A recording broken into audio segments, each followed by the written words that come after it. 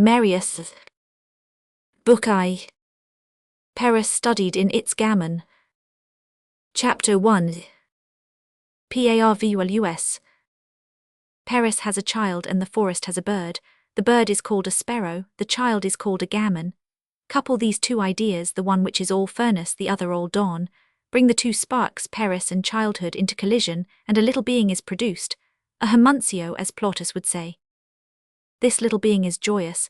He does not eat every day, and he goes to the theatre every night if he thinks proper. He has no shirt on his body, no shoes on his feet, and no covering on his head.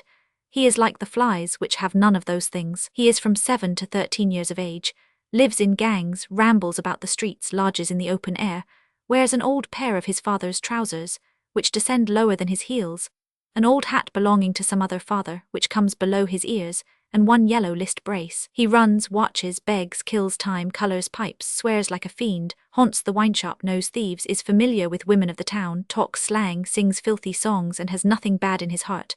For he has in his soul a pearl innocence, and pearls are not dissolved by mud. So long as the man is a child, God desires that he should be innocent. If we were to ask the enormous city, "What is this creature?" it would reply, "It is my little one." Chapter 2. The gammon's characteristics. The gammon of Paris is the dwarf of the giantess. Let us not exaggerate. This cherub of the gutter has sometimes a shirt, but in that case has only one. He has shoes at times, but then they have no soles. He has at times a home and likes it, for he finds his mother there, but he prefers the street because he finds liberty there. He has games of his own and his own tricks, of which hatred of the respectable class constitutes the basis, and he has metaphors of his own. Thus, to be dead, he calls eating dandelions by the root. He has trades of his own, fetching hackney coaches, letting down steps, imposing tolls from one side of the street to the other in heavy showers, which he calls making ponts des arts, and shouting out speeches made by the authorities in favour of the French people. He has also a currency of his own, composed of all the little pieces of copper that can be picked up in the streets. This curious money, which takes the name of loques, has an unvarying and well-established value in this childish Bohemia. Lastly, he has a fauna of his own, which he studiously observes in every hole and corner: the ladybird, the death's-head moth, the daddy-long-legs, and the devil, a black insect which threatens by writhing its tail, and which is armed with 2 horns. He has his fabulous monster, which has scales on its belly and is not a lizard, and spots on its back but is not a frog. It lives in holes in old lime kilns and dried-up wells. It is black, hairy, slimy, and crawls about at one moment slowly, at another quickly. It utters no sound, but looks so terrible that no one has ever seen it. This monster he calls Le Soured, and looking for it under stones is a pleasure of a formidable nature.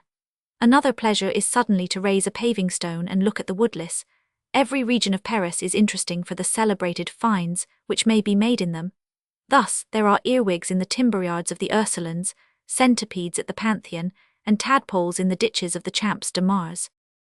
As for witticisms, this child is as full of them as Talleyrand, but though no less cynical, he is more honest. He is gifted with an unforeseen joviality and startles the shopkeeper by his mad laugh. His range extends from genteel comedy to farce. A funeral passes, and among the persons following is a physician. "Hillo!" shouts a gammon, "when did the doctors begin to carry home their own work?" Another is in a crowd. A serious man adorned with spectacles and watch seals turns indignantly. "You scoundrel, what do you mean by taking my wife's waist?" "I, sir, search me." Chapter 3. He is agreeable. At night, thanks to a few halfpence which he always contrives to procure, the homuncio enters a theatre. On crossing this magical threshold he becomes transfigured. He was a gammon, and he becomes the titi. Theatres are like overturned vessels, which have their hold in the air, and the titis congregate in the hold. The titi is to the gammon as the butterfly to the chrysalis, the same being, but now flying and hovering. It is sufficient for him to be present, with his radiant happiness, his power of enthusiasm and delight, and the clapping of his hands, which resembles the flapping of wings, and the narrow, fetid, obscure, dirty, unhealthy, hideous, abominable hold is at once called paradise. Give a being what is useless and deprive him of what is necessary, and you will have the gammon. He possesses some literary intuition, and his tastes, we confess it with all proper regret, are not classical. He is by nature but little of an academician.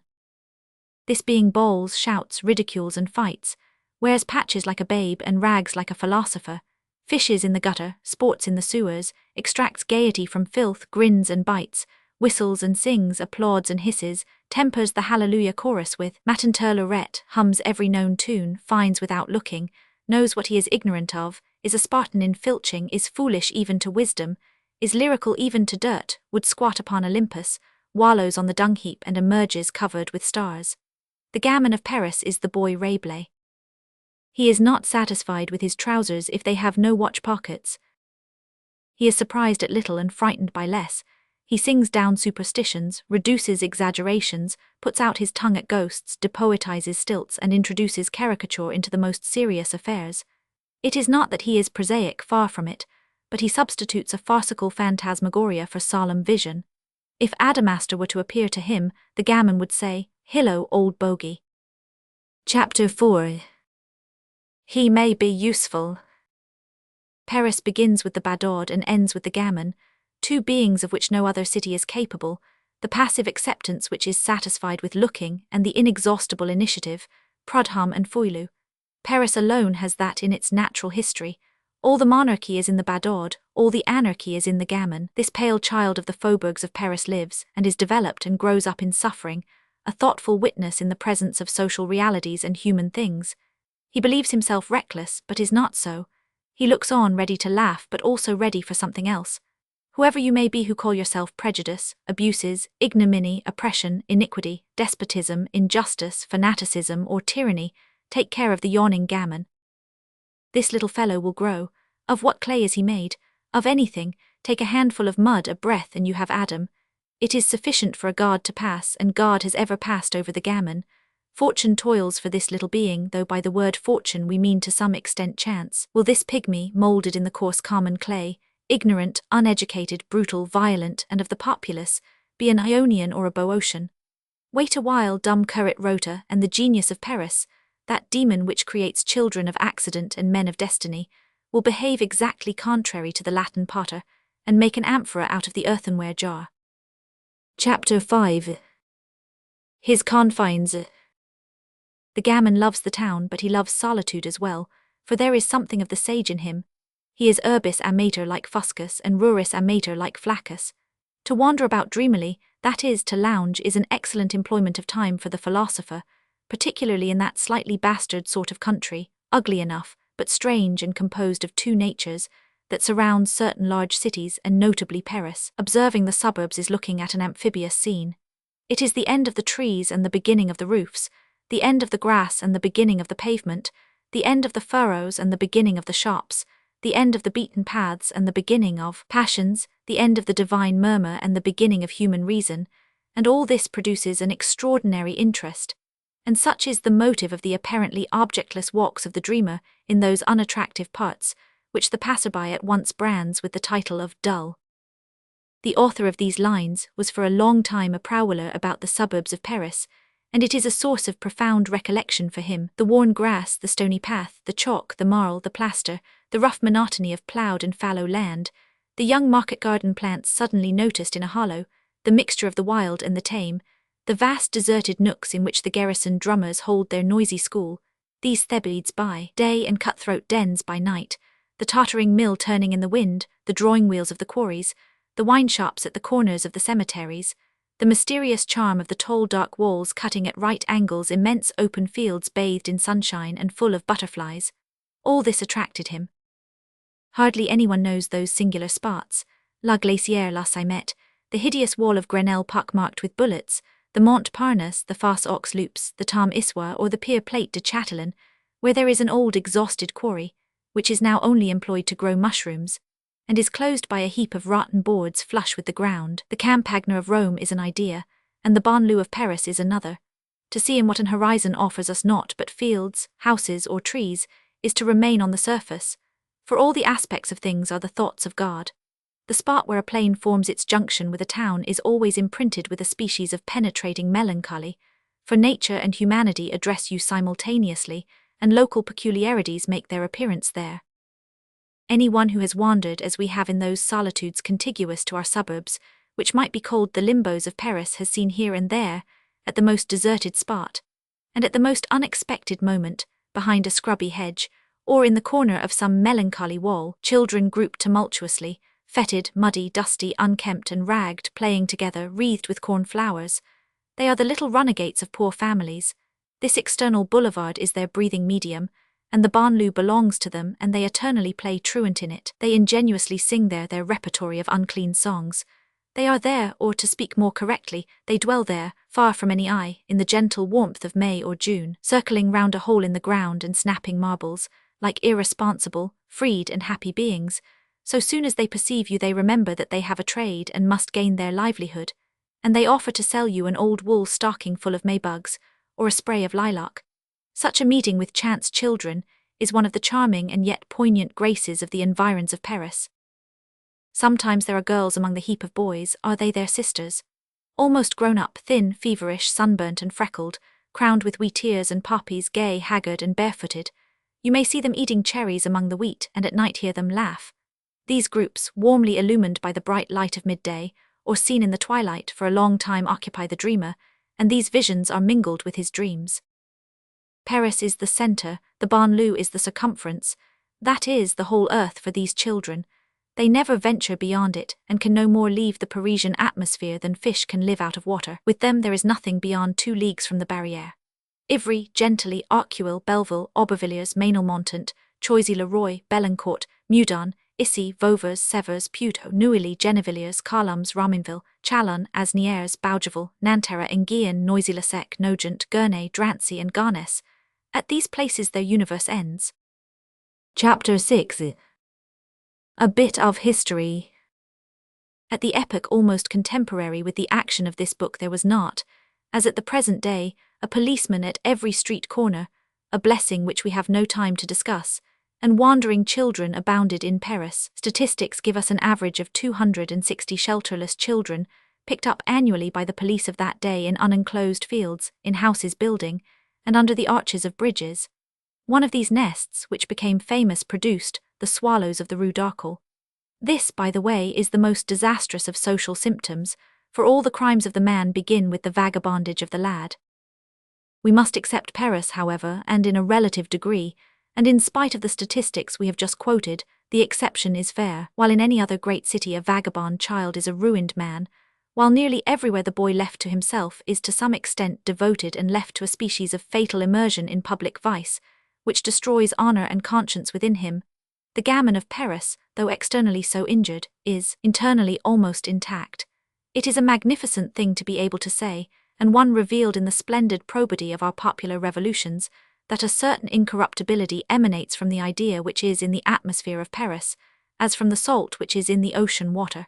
Breathing Paris preserves the soul.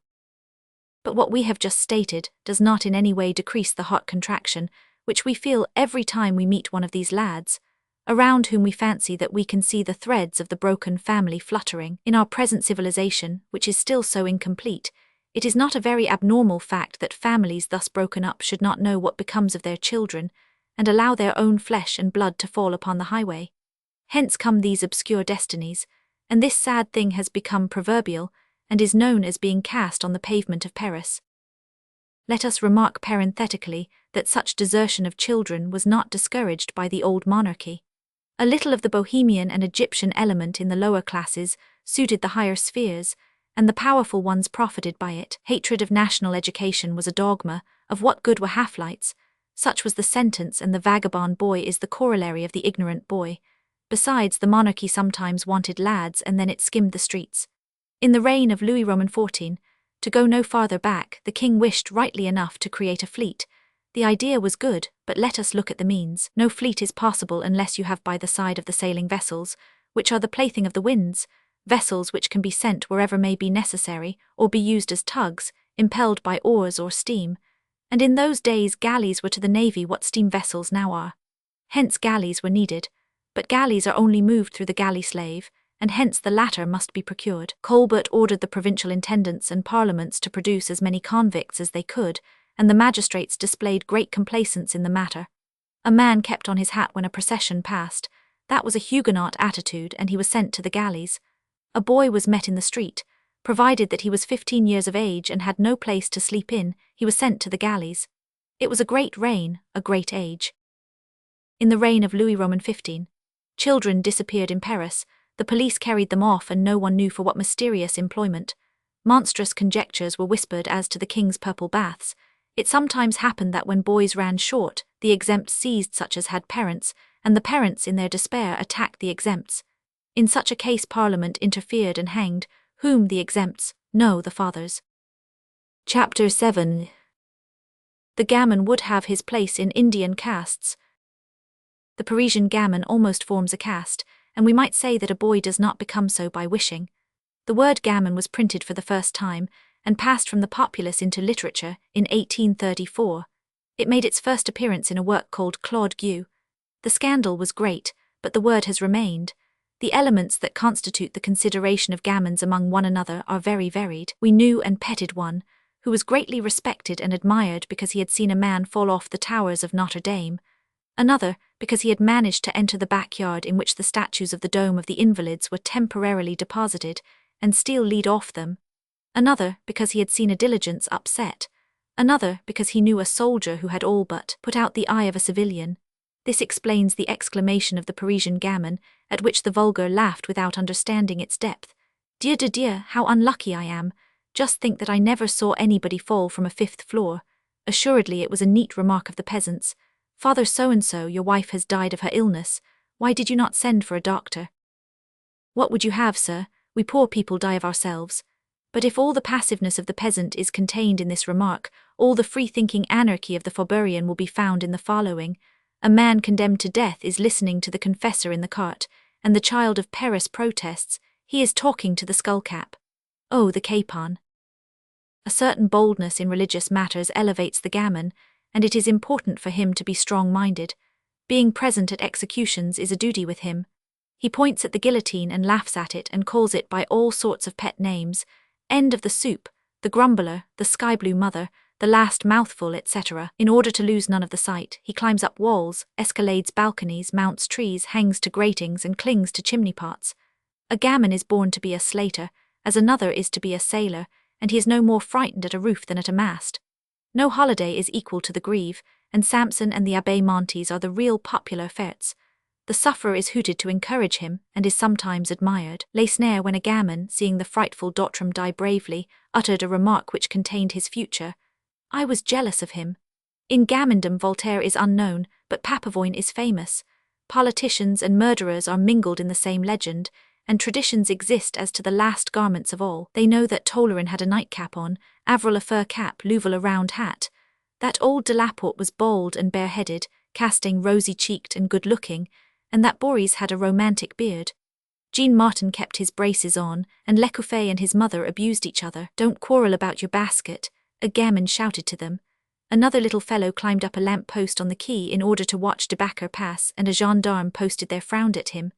Let me climb up 1,000 sous le gendarme, and to soften the man in authority he added, I shall not fall. What do I care whether you fall or not? The gendarme replied. Among the gamins a memorable accident is highly esteemed, and a lad attains the summit of consideration if he give himself a deep cut to the bone. The fist is no small element of success, and one of the things which a gamin is very fond of saying is, I am precious strong. To be left-handed renders you enviable, while squinting is held in great esteem. Chapter 8. A charming anecdote of the last king. In summer he is metamorphosed into a frog, and from afternoon to nightfall, before the Austerlitz and Jena bridges, from the top of coal rafts and washerwomen's boats, dives into the Seine, with all possible infractions of the laws of decency and of the police. Still the police are on the watch, and hence results a highly dramatic situation, which once gave rise to a paternal and memorable cry. This cry, which became celebrated about 1830, is a strategic warning from gamin to gamin. It can be scanned like a verse of Homer, with a notation almost as indescribable as the Eleusiniac song of the Panathen Ah, in which the ancient Ivohé may be traced. Oh, titi ohé, here's the sergeant, pack up your traps and be off through the sewer. Sometimes this gadfly, that is the name he gives himself, can read, sometimes he can write and draw after a fashion. He does not hesitate to acquire, by some mysterious mutual instruction, all the talents which may be useful to the public cause. Fro to 1830 he imitated the cry of a turkey. Fro to 1848 he drew a pair upon the walls. One summer evening, Louis Philippe, returning home on foot, saw a very little scamp struggling to raise himself high enough to draw with charcoal a gigantic pear on the pillar of the Neuilly gates. And the king, with that kindness which he inherited from Henry IV, helped the gamin to finish the pear and gave him a louis, saying, "The pear is on that too." The gamin likes a commotion, and any violent condition pleases him. He execrates the curés. One day in the Rue de l'Université, one of these young scamps put his finger to his nose in front of the driveway of number 69. "Why are you doing that at that gate?" a passerby asked him. The lad answered, "A curé lives there." The papal nuncio, in fact, resided there. Still, however great the gamin's Voltairianism may be, if the opportunity is offered him of being a chorister, he may possibly accept, and in that case assists civilly at Mass. There are two things of which he is the Tantalus, and which he constantly desires without ever being able to attain them: to overthrow the government and have his trousers receipted. The gamin in a perfect state is acquainted with all the police of Paris, and when he meets one, can always give a name to his face. He numbers them on his fingers, studies their names, and has his special notes about each. He reads the minds of the police like an open book, and will say curiously and without hesitating, "So-and-so is a traitor, so-and-so is very wicked, so-and-so is great, so-and-so is ridiculous." The italicized words have all a peculiar meaning in his mouth.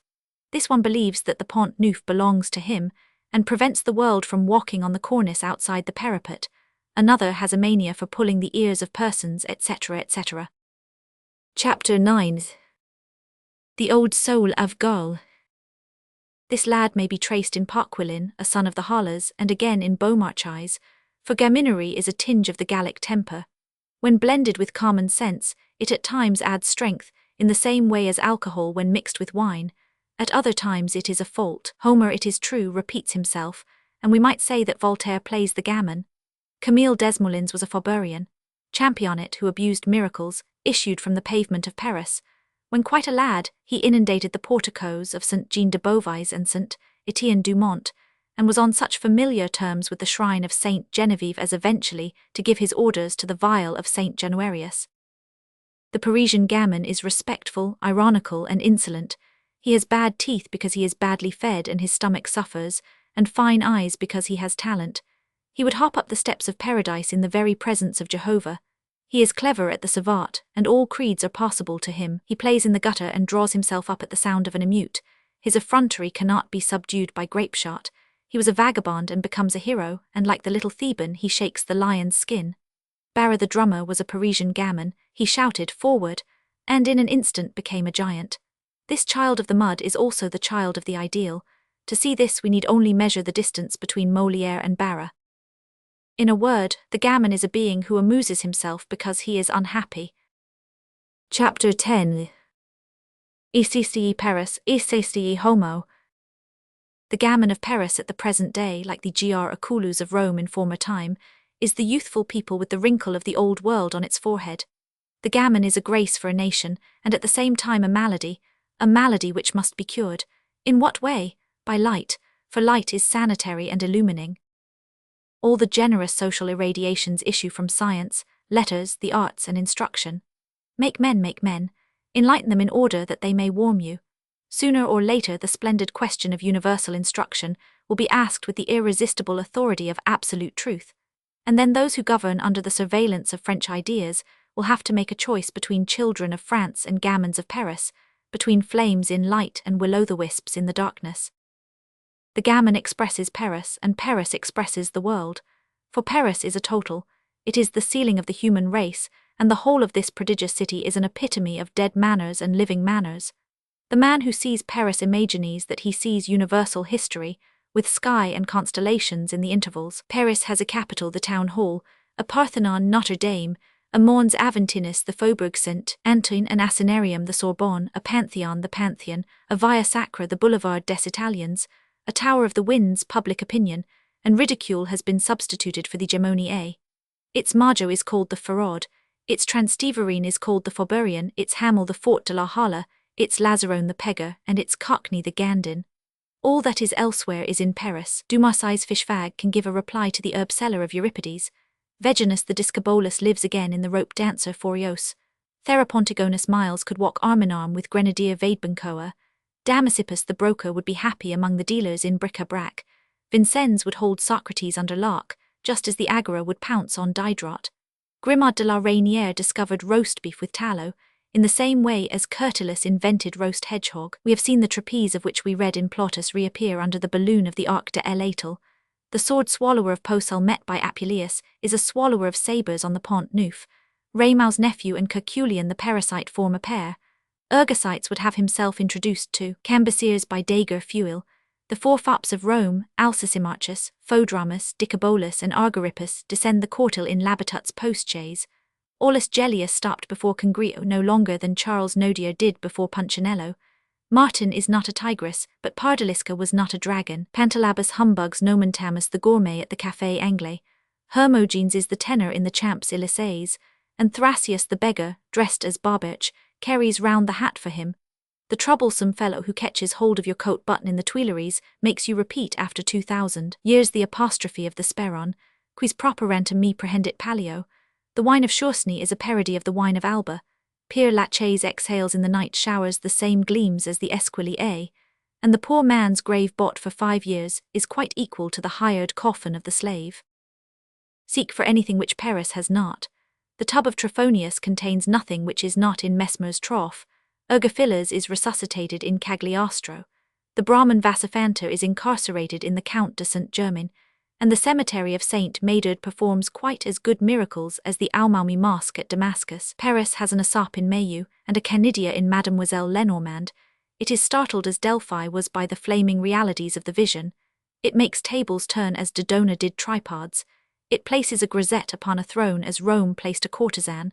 And after all, if Louis XV is worse than Claudius, Madame du Barry is better than Messalina. Paris combines in an extraordinary type what has lived and what we have elbowed.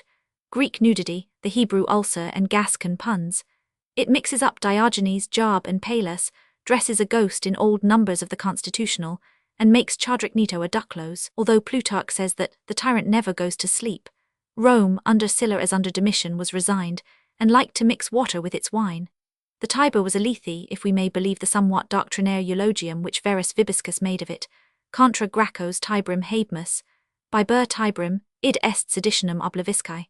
Paris drinks 1,000,000 quarts of water a day, but that does not prevent it from beating the tattoo and ringing the alarm bell when the opportunity offers. With this exception, Paris is good-natured, it accepts everything royally. It is not difficult in the matter of its Venus. Its Callipyge is a Hottentot. Provided that it laughs, it forgives. Ugliness amuses it, deformity does it good, and vice distracts it. If you are droll, you may be a scoundrel. Even hypocrisy, that supreme cynicism, does not revolt it. It is so literary that it does not hold its nose on passing Basil, and is no more scandalized by Tartuffe's prayer than Horace was terrified by the hiccup of Priapus. No feature of the human face is wanting in the profile of Paris. The Mabel ball is not the polyhymnian dance of the Janiculum, but the wardrobe dealer has her eyes fixed on the lorette there, exactly as the Procuress Staphyla watched the Virgin Planesium. The Barrière des Combats is not a Colosseum, but people are as ferocious there as if CSR were looking on. The Syrian hostess has more grace than Mother Saged, but if Virgil frequented the Roman wine shop, David of Angers, Balzac and Charlotte have seated themselves in Parisian pot-houses. Paris reigns, geniuses flash in it and red tails prosper. Adonis passes through it in his 12-wheeled car of thunder and lightning, and Silenus makes his entrance on his beryl. For Silenus read Rampano. Paris is the synonym of cosmos. Paris is Athens, Rome, Sybaris, Jerusalem and Pantin. All civilizations are found there abridged, but so are all barbarisms. Paris would be very sorry not to have a guillotine. A little of the place de Grève is useful, for what would this eternal festival be without that seasoning? The laws have wisely provided for that, and thanks to them, the knife drains drops of blood upon this Mardi Gras. Chapter 11. The Reign of Ridicule. There are no limits to Paris, and no other city has held this sway, which at times derides those whom it holds in subjection. To please you, O Athenians, Alexander exclaimed, Paris makes more than the law, for it sets the fashion, and it makes more than fashion, for it produces routine. Paris may be stupid if it think proper. At times it indulges in that luxury, and then the universe is stupid with it. But Paris soon wakes up, rubs its eyes, says, how stupid I am, and laughs in the face of the human race. What a marvel such a city is! How strange it is to find this grandeur and this buffoonery side by side, to see how all this majesty is not deranged by this parody, and the same mouth today blowing the trumpet of the last judgment, and tomorrow a penny whistle. Paris has a sovereign gaiety, but the gaiety is lightning, and its farce holds a scepter. Its hurricane at times issues from a furnace. Its explosions, its days, its masterpieces, its prodigies, its epics, go to the end of the world, and so do its cock and bull tales. Its laugh is the crater of a volcano which bespatters the world, and its jokes are sparks of fire. It imposes upon nations its caricatures as well as its ideal, and the loftiest monuments of human civilization accept its ironies and lend their eternity to its jokes. It is superb. It has a prodigious July 14 which delivers the globe. Its night of August 4 dissolves in 3 hours 1,000 years of feudalism. It makes with its logic the muscle of the unanimous will. It multiplies itself in every form of sublimity. It fills with its luster Washington, Kosciuszko, Bolivar, Bezaris, Riego, Bem, Manin, Lopez, John Brown, and Garibaldi. It is found wherever the future bursts into a flash: at Boston in 1779, at the Isle of Leon in 1820, at Pesth in 1848, at Palermo in 1860. It whispers the powerful watchword, liberty, in the ear of the American abolitionists assembled at Harper's Ferry, and in that of the patriots of Ancona assembled in the darkness before the Ghazi Inn. On the seashore, it creates Canaris, it creates Quiroga, it creates Pisacane, it radiates grandeur upon the earth. It was by going whither its blast impelled him that Byron died at Missolonghi, and Mazet at Barcelona. It is a tribune under the feet of Mirabeau, and a crater under those of Robespierre. Its books, plays, art, science, literature, and philosophy are the manuals of the human race. It has Pascal, Regnier, Corneille, Descartes, and Jean-Jacques, Voltaire for any moment, Molière for all ages. It makes the universal mouth speak its language. It constructs in every mind the idea of progress. The liberating dogmas which it fuses are well-tried friends for generations, and it is with the mind of its thinkers and its poets that all the heroes of all nations have been formed since 1789. Still, this does not prevent it from playing the gammon, and the enormous genius which is called Paris, while transfiguring the world with its light, draws Baugenier's nose with charcoal on the whale of the Temple of Theseus, and writes Cradeville Voleur upon the pyramids. Paris constantly shows its teeth, and when it is not scolding it is laughing, such is Paris. The smoke from its chimneys constitutes the ideas of the universe. It is a pile of mud and stones if you like, but it is, before all, a moral being. It is more than grand, it is immense, and why? Because it dares. Daring is the price paid for progress. All sublime contests are more or less the rewards of boldness. For the revolution to take place, it was not enough that Montesquieu should foresee it, Diderot preach it, Beaumarchais announce it, Condorcet calculate it, a Rowett prepare it, and Rousseau premeditate it. It was necessary that Danton should dare it. The cry audace is a fiat lux. In order that the human race may progress, it must have proved lessons of courage permanently before it. Rashness dazzles history and is one of the great brightnesses of man.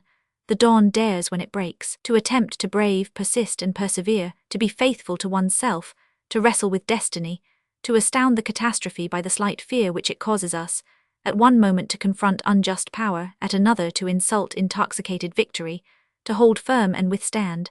Such is the example which people need, and which electrifies them. The same formidable flash goes from the torch of Prometheus to the short clay pipe of Cambron.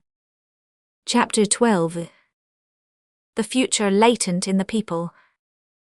As for the Parisian people, even when full grown, it is always the gammon. Depicting the lad is depicting the city, and that is the reason why we have studied the eagle in the sparrow. The Parisian race, we say again, is found most truly in the faubourg. There it is pure-blooded, there we find the real physiognomy, there the people work and suffer, and toil and suffering are the two faces of the man. There are there immense numbers of strange beings, among whom may be found the wildest types, from the porter of La Rapée to the quarryman of Montfaucon. Fox urbis, Cicero exclaims.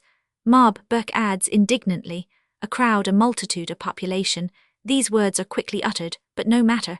What do I care that they go about barefoot? They cannot read, all the worse. Will you abandon them on that account? Will you convert their distress into a curse? Cannot light penetrate these masses? Let us revert to that cry of light and insist upon it, light, light. Who knows whether this opaqueness may not become transparent? For are not revolutions themselves transfigurations? Come, philosophers, teach, enlighten, illumine, think aloud, speak loudly, run joyfully into the sunshine, fraternize with the public places, announce the glad tidings, spread alphabets around, proclaim the right, sing the Marseillaise, sow enthusiasm, and pluck green branches from the oaks. Make a whirlwind of the idea. This crowd may be sublimated, so let us learn how to make use of that vast conflagration of principles and virtues, which crackles and bursts into a flame at certain hours. These bare feet, these naked arms, these rags, this ignorance, this abjectness, this darkness may be employed for the conquest of the ideal. Look through the people, and you will perceive the truth. The vile sand which you trample underfoot, when cast into the furnace and melted, will become splendid crystal, and by its aid Galileo and Newton discover planets. Chapter 13. Chapter 51, Ttle Gavroche. 8 or 9 years after the events recorded in the second portion of this story, there might be noticed on the Boulevard du Temple, and in the regions of the Château d'Eau, a boy of about 11 or 12 years of age, who would have tolerably well realized the ideal of a gamin as sketched above, had he not had, with the smile of his age on his lips, a heart absolutely gloomy and void. This child was dressed in a man's trousers, but he had not got them from his father, and a woman's jacket, which did not come from his mother. Some persons had clothed him in rags out of charity, yet he had a father and a mother, but his father did not think of him, and his mother did not love him. He was one of those children worthy of pity before all, who have father and mother and are orphans. This child was never so comfortable anywhere as in the street, for the paving stones were less hard to him than his mother's heart. His parents had kicked him out into life, and he had simply tried his wings. He was a noisy, pale, active, sharp, impudent lad, with a cunning and sickly look. He came and went, sang, played at hopscotch, searched the gutters, pilfered a little but gaily like cats and sparrows, laughed when he was called a scamp, and felt angry when called a thief. He had no bed, no bread, no fire, no love, but he was happy because he was free. When these poor beings are men, the mill of social order nearly always crushes them, but so long as they are children they escape because they are small. The slightest hole saves them. Still, abandoned as this child was, it happened every 2 or 3 months that he said, "Well, I'll go and see Mama." Then he quitted the boulevard, the circus, the Porte Saint-Martin, went along the quay, crossed the bridge, reached the Salpêtrière, and arrived where? Exactly at that double number 5052 which the reader knows, the Maison Gorbeau.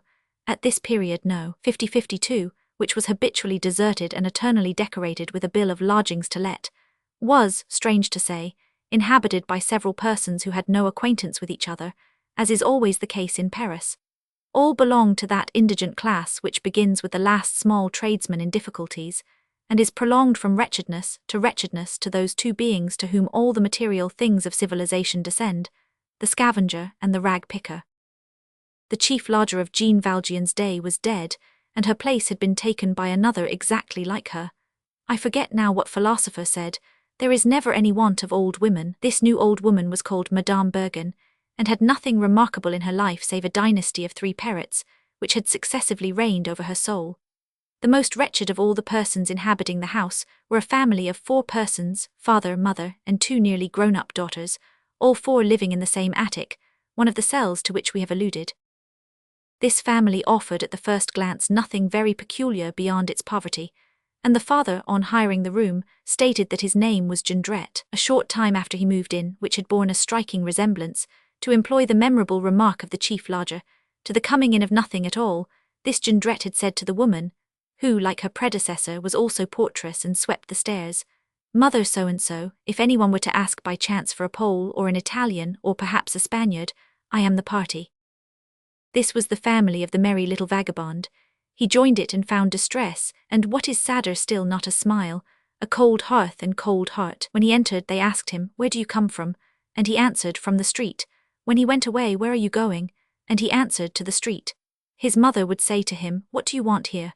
The boy lived in this absence of affection like the pale grass which grows in cellars.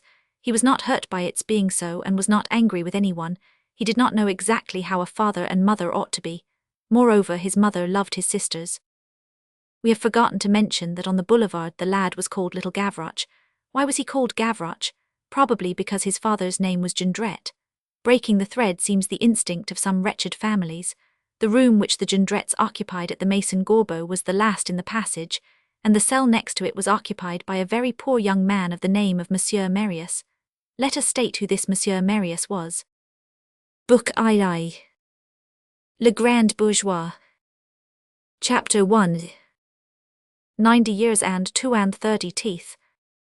There are still a few persons residing in the Rue Boucherat, Rue de Normandie and Rue de Saintonge, who can remember a gentleman of the name of M. Gillenormand, and speak kindly about him. This good man was old when they were young. This profile has not entirely disappeared, with those who look sadly at the vague congregation of shadows called the past, from the labyrinth of streets near the Temple, which in the reign of Louis XIV. received the names of all the provinces of France, exactly in the same way as in our time the names of all the capitals of Europe have been given to the streets in the new Tivoli quarter, a progression, by the by, in which progress is visible.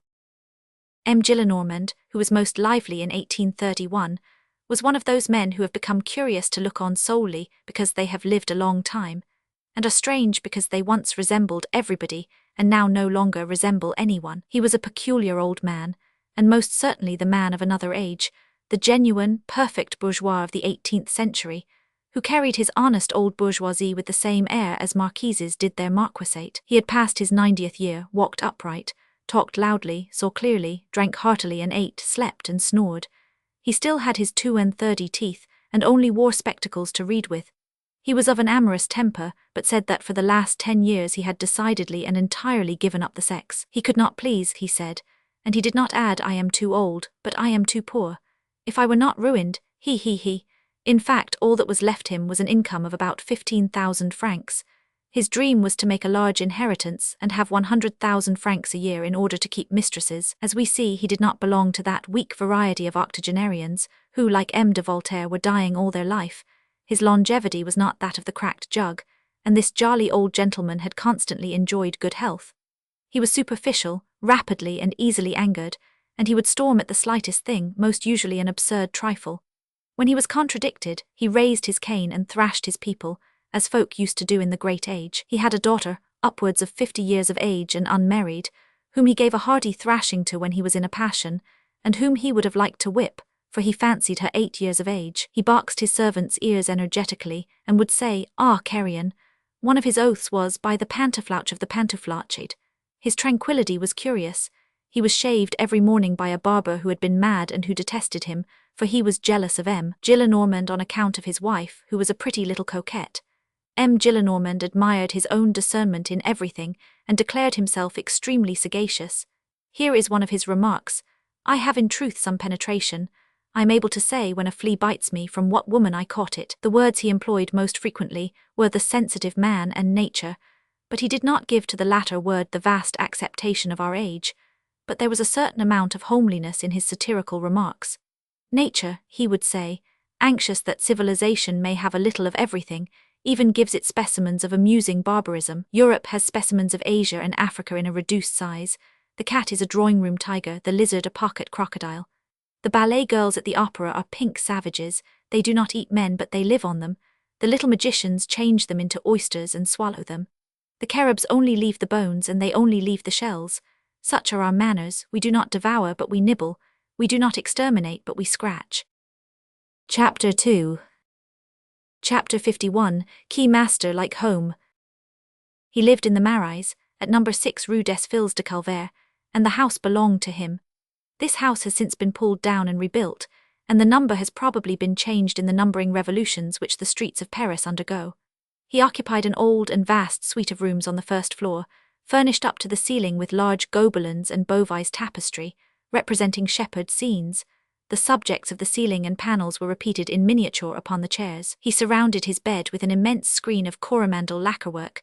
Long curtains hung from the windows, and made very splendid, large, broken folds. The garden immediately under the windows was reached by a flight of 12 or 15 steps running from one of them, which the old gentleman went up and down very nimbly. In addition to a library adjoining his bedroom, he had a boudoir which he was very fond of, a gallant withdrawing room hung with a magnificent fleur-de-lis tapestry, made in the galleys of Louis XIV, which M. de Vivonne had ordered of his convicts for his mistress. M. Gillenormand inherited this from a stern maternal great-aunt, who died at the age of 100. He had had 2 wives.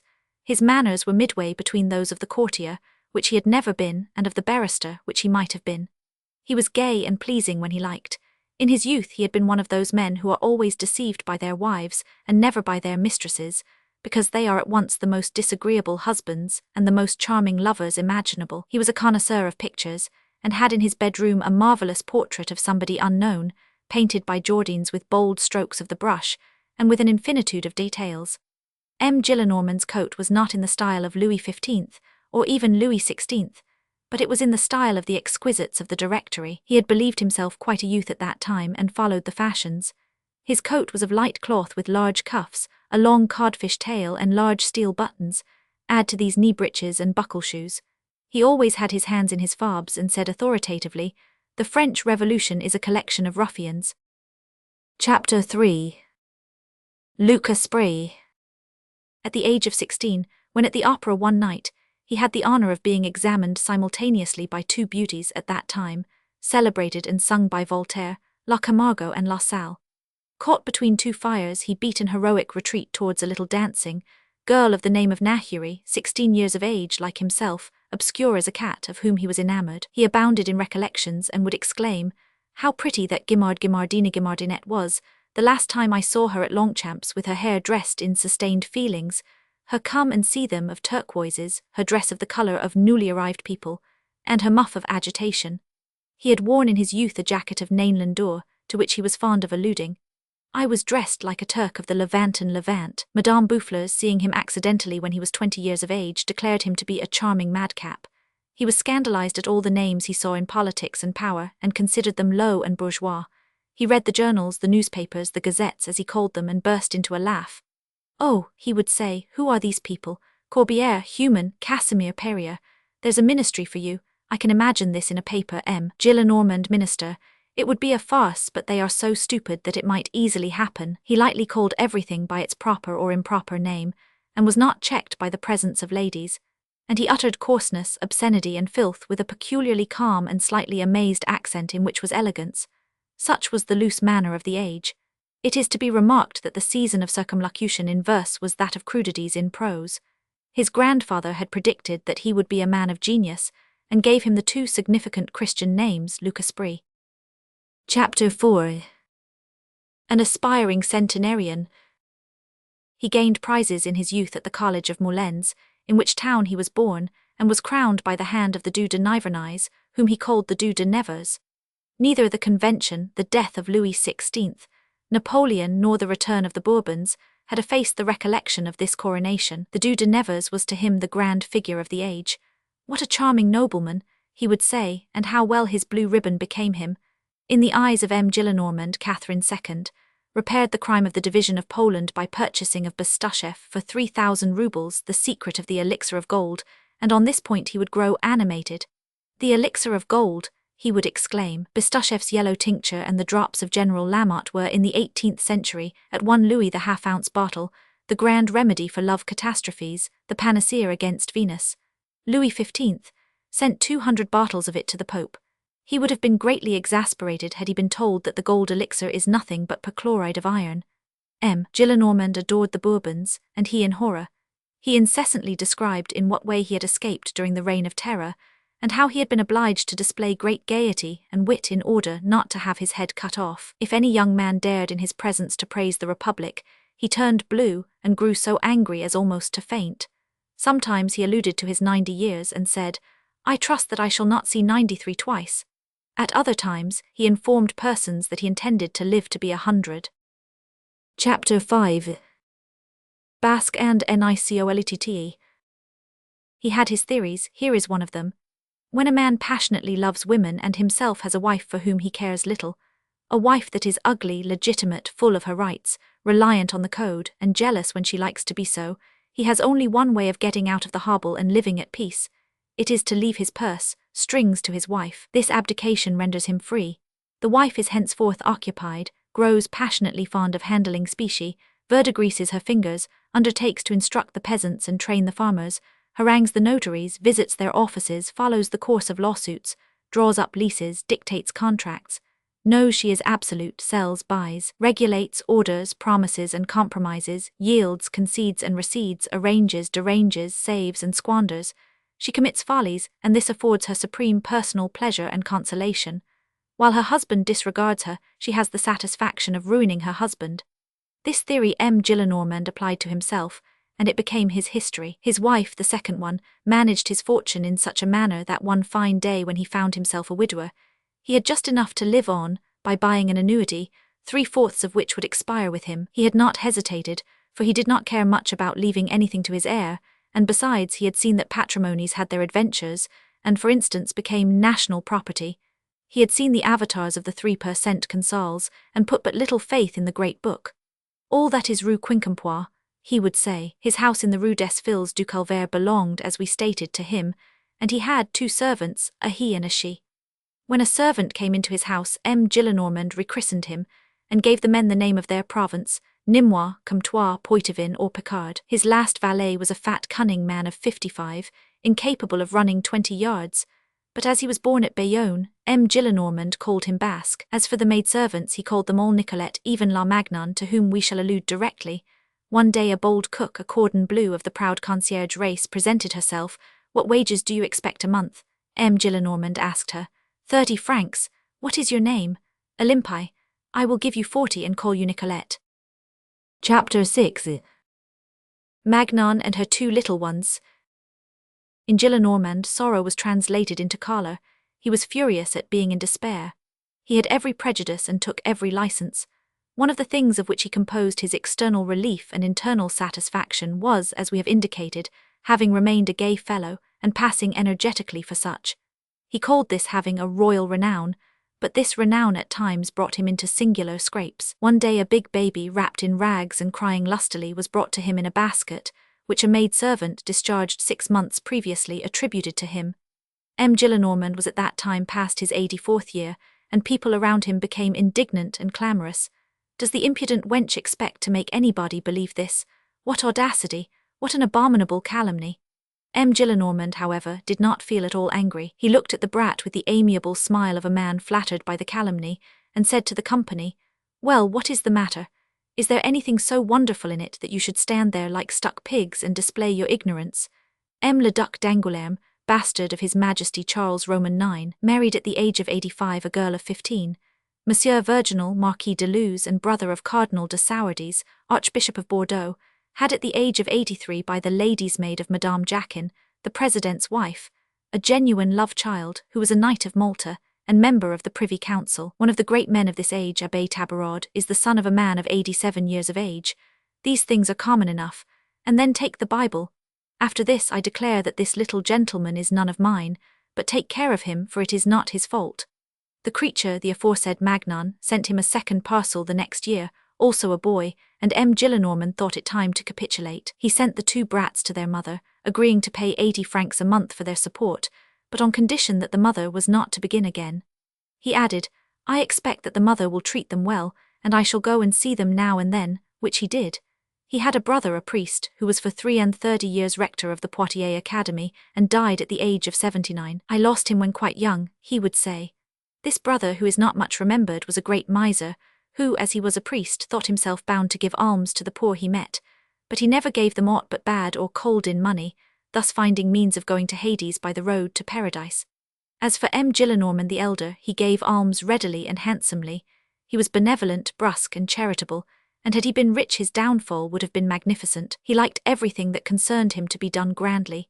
Even when he was swindled one day, having been plundered in the matter of an inheritance by a man of business in a clumsy and obvious manner, he made the solemn remark, "Sir, that was done very awkwardly, and I feel ashamed of such clumsiness. Everything has degenerated in this age, even the swindlers. Morbleu, a man of my stamp ought not to be robbed in that way.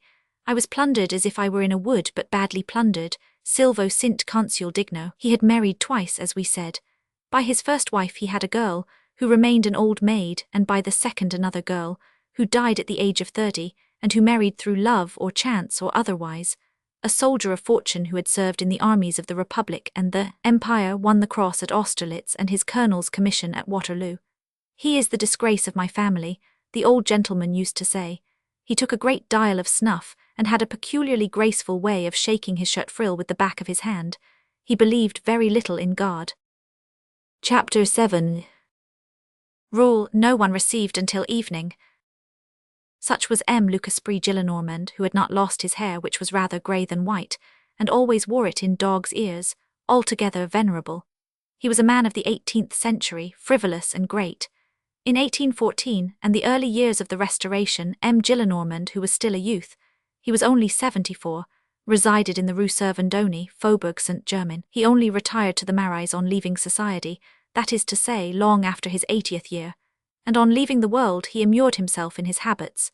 The chief one, and in that he was invariable, was to keep his door closed by day and receive nobody, no matter the nature of his business, till night. He dined at 5 and then his door was thrown open. It was the fashion of his century and he did not like to give it up. Day is low, he would say, and only deserves closed shutters. People of fashion light up their wit when the zenith illumines its stars, and he barricaded himself against everybody, even had it been the king. Such was old-time elegance. Chapter 8. Two do not make a pair. As for M. Gillenormand's 2 daughters, they were born at an interval of 10 years.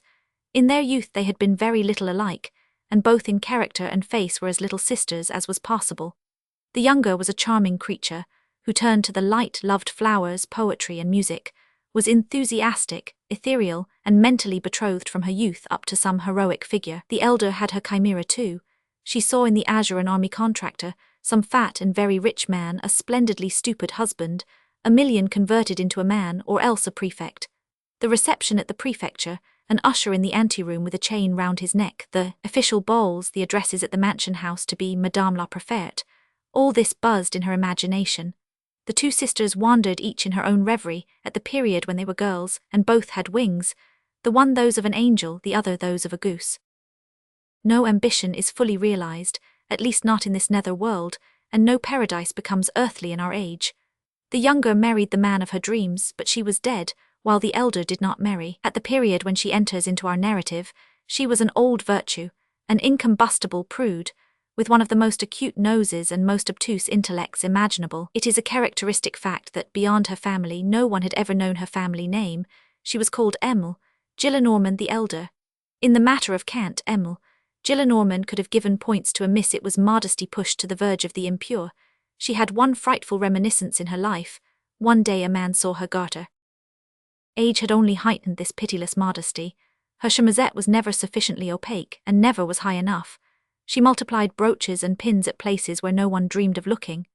The peculiarity of prudery is to station the more sentries the less the fortress is menaced. Still, let who will explain these old mysteries of innocence, she allowed herself to be kissed without displeasure by an officer in the Lancers, who was her grand-nephew, and Theodule by name. In spite of this favoured Lancer, however, the ticket of prude, which we have set upon her, suited her exactly. Emil, Gillenormand's was a species of twilight soul, and prudery is a semi-virtue and a semi-vice. She added to prudery the congenial lining of bigotry. She belonged to the sisterhood of the Virgin, wore a white veil on certain saints' days, muttered special orisons, revered the holy blood, venerated the Sacred Heart, remained for hours in contemplation before a Rococo Jesuit altar in a closed chapel, and allowed her soul to soar among the little marble clouds and through the large beams of gilt wood. She had a chapel friend, an old maid like herself of the name of Emil, Vaubois, absolutely imbecile and by whose side Emil, Gillenormand had the pleasure of being an eagle. Beyond Agnus Dei's and Ave Maria's Emil, Vaubois knew nothing except the different ways of making preserves. Perfect of her kind, she was the ermine of stupidity without a single spot of intelligence. We must add that Emil, Gillenormand rather gained than lost by growing old. She had never been wicked, which is a relative goodness, and then years abrade angles and time had softened her. She had an obscure melancholy, of which she did not herself possess the secret, and about her entire person there was the stupor of a finished life which has not begun. She kept house for her father. Such families, consisting of an old man and an old maid, are not rare, and have the ever-touching appearance of 2 weaknesses supporting each other.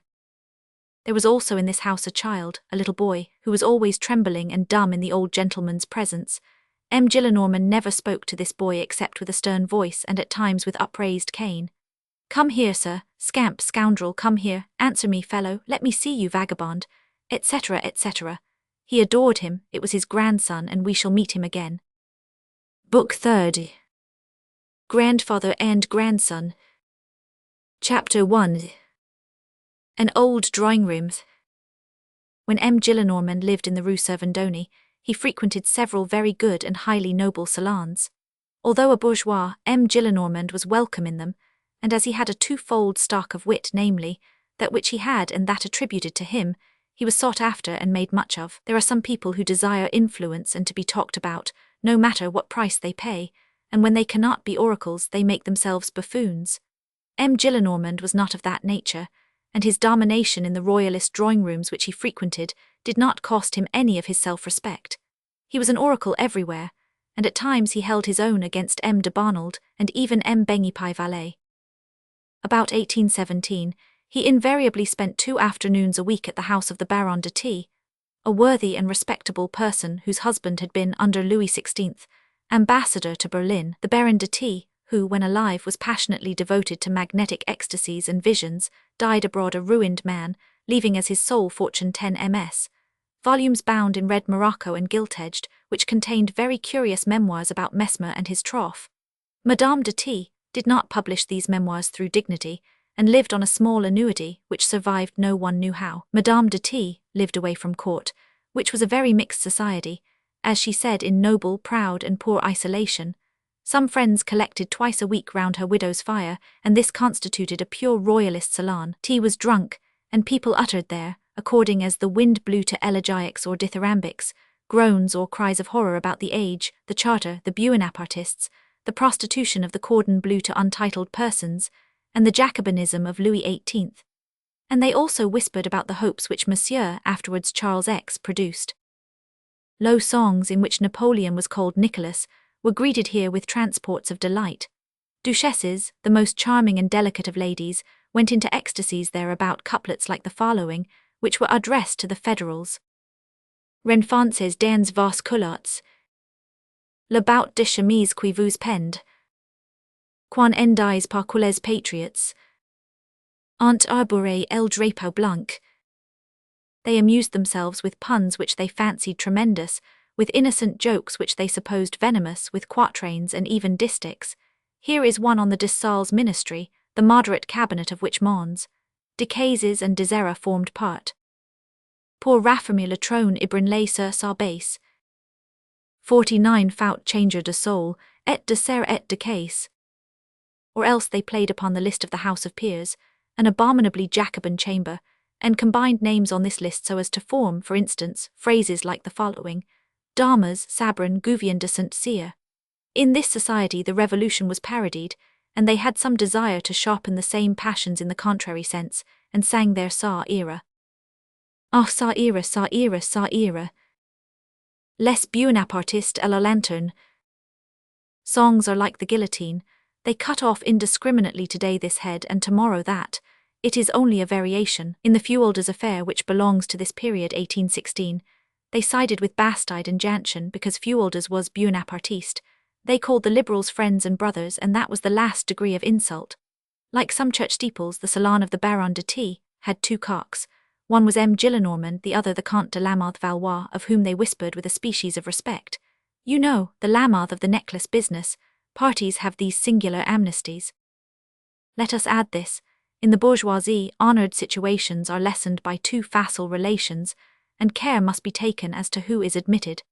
In the same way as there is a loss of caloric in the vicinity of cold persons, there is a diminution of respect on the approach of despised persons. The old high society held itself above this law, as above all others.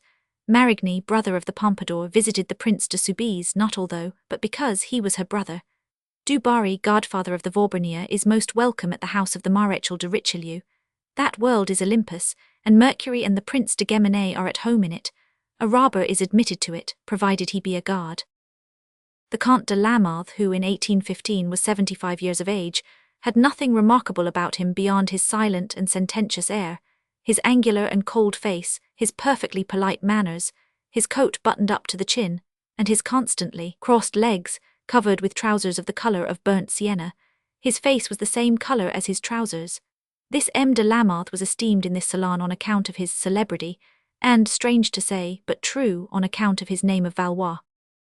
As for M. Gillenormand, the respect felt for him was of perfectly good alloy. He was an authority. In spite of his levity, he had a certain imposing, worthy, honest and haughty manner, which did not at all injure his gaiety, and his great age added to it. A man is not a century with impunity, and years eventually form a venerable fence around a head. He made remarks, too, which had all the sparkle of the old regime. Thus, when the King of Prussia, after restoring Louis XVIII, paid him a visit under the name of the Comte de Ruppin, he was received by the descendant of Louis XIV, Somewhat as if he were Marquis de Brandenburg, and with the most delicate impertinence, M. Gillenormand approved of it. All kings who are not King of France, he said, are provincial kings. One day the following question was asked and answer given in his presence: what has been done about the editor of the Courrier Français? He is to be changed. There's a sea too much, M. Gillenormand dryly observed. At an anniversary Te Deum for the return of the Bourbons, on seeing M. de Talleyrand pass, he said, "There's His Excellency the Devil."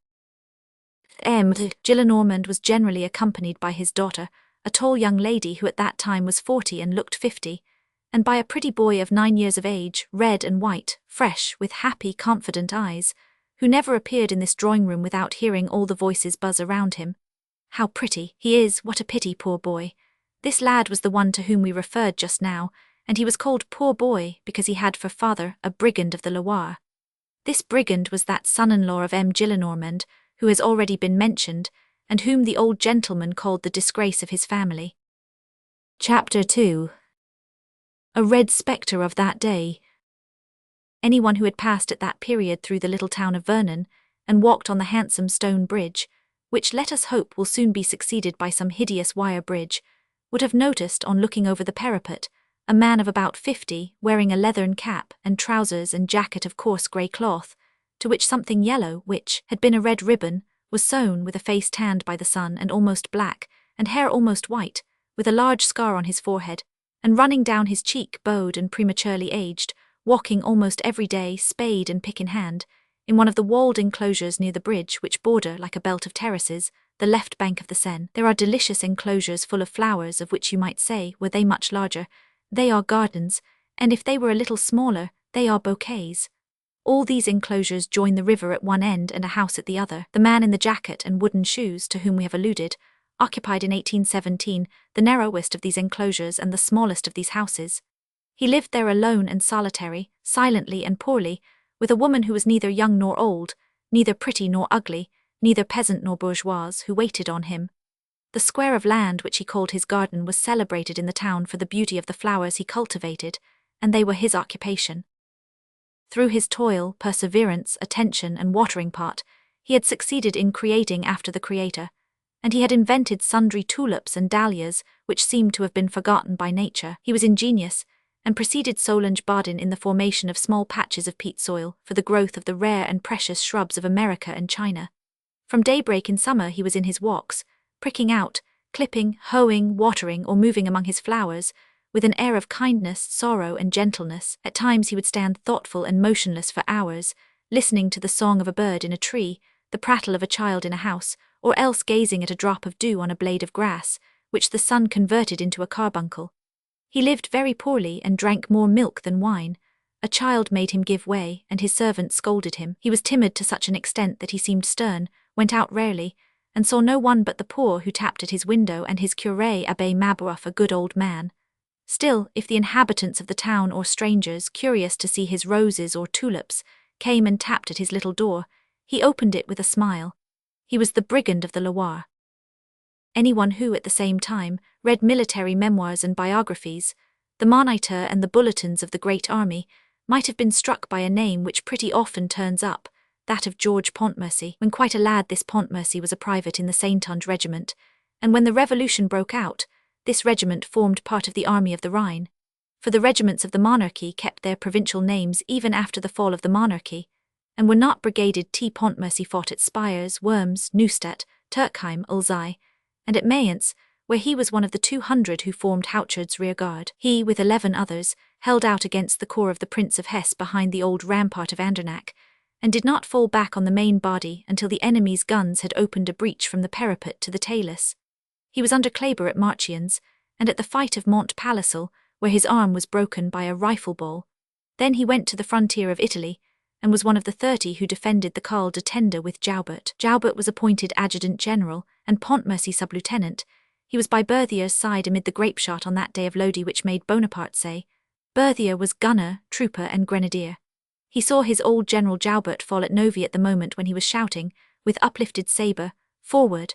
Having embarked with his company on board a cutter which sailed from Genoa to some little port of the coast, he fell into a wasp's nest of 7 or 8 English sail. The Genoese commandant wished to throw his guns into the sea, hide the soldiers in the hold, and pass like a merchant vessel. But Pontmercy had the tricolour flag hoisted at the peak, and proudly passed under the guns of the British frigates. 20 leagues farther on, his audacity increasing, he attacked and captured a large English transport conveying troops to Sicily, and so laden with men and horses that the vessel's deck was almost flush with the sea. In 1805 he belonged to Malher's division, which took Gunsberg from the Archduke Ferdinand, and at Wettingen he caught in his arms, amid a shower of bullets, Colonel Maupelit, who was mortally wounded at the head of the 9th Dragoons. He distinguished himself at Austerlitz in that admirable march in columns of companies performed under the enemy's fire, and when the Russian Imperial Horse Guards destroyed one of the battalions of the 4th Line Infantry, Pontmercy was among those who took their revenge and drove back these guards. For this the Emperor gave him the cross. Pontmercy saw in turn Wurmser made prisoner at Mantua, Malers at Alessandria and Mack at Ulm, and he belonged to the 8th Corps of the Grand Army which Mortier commanded, and which took Hamburg. Then he joined the 55th Regiment of the Line, which was the old regiment of Flanders.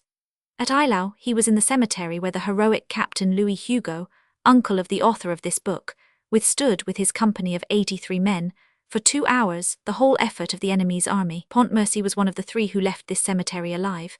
He was at Friedland. Then he saw Moscow, the Beresinne, Lutzen, Botzen, Dresden, Wacher, Leipzig, and the defiles of Gelnhausen. Then at Montmirail, Châteautieri, Crayon, the banks of the Marne, the banks of the Aisne, and the formidable position of Laon. At Arnay-le-Duc as captain, he sabred 10 Cossacks and saved not his general but his corporal. He was cut to pieces on this occasion, and 27 splinters were taken out of his left arm alone. 8 days before the capitulation of Paris, he exchanged with a comrade and entered the cavalry, for he had what was called under the old regime a double hand. That is to say, an equal aptitude in handling as private, a sabre or musket as officer, a squadron or a company. From this aptitude, improved by military education, special arms sprang, for instance, the dragoons, who are at once cavalry and infantry.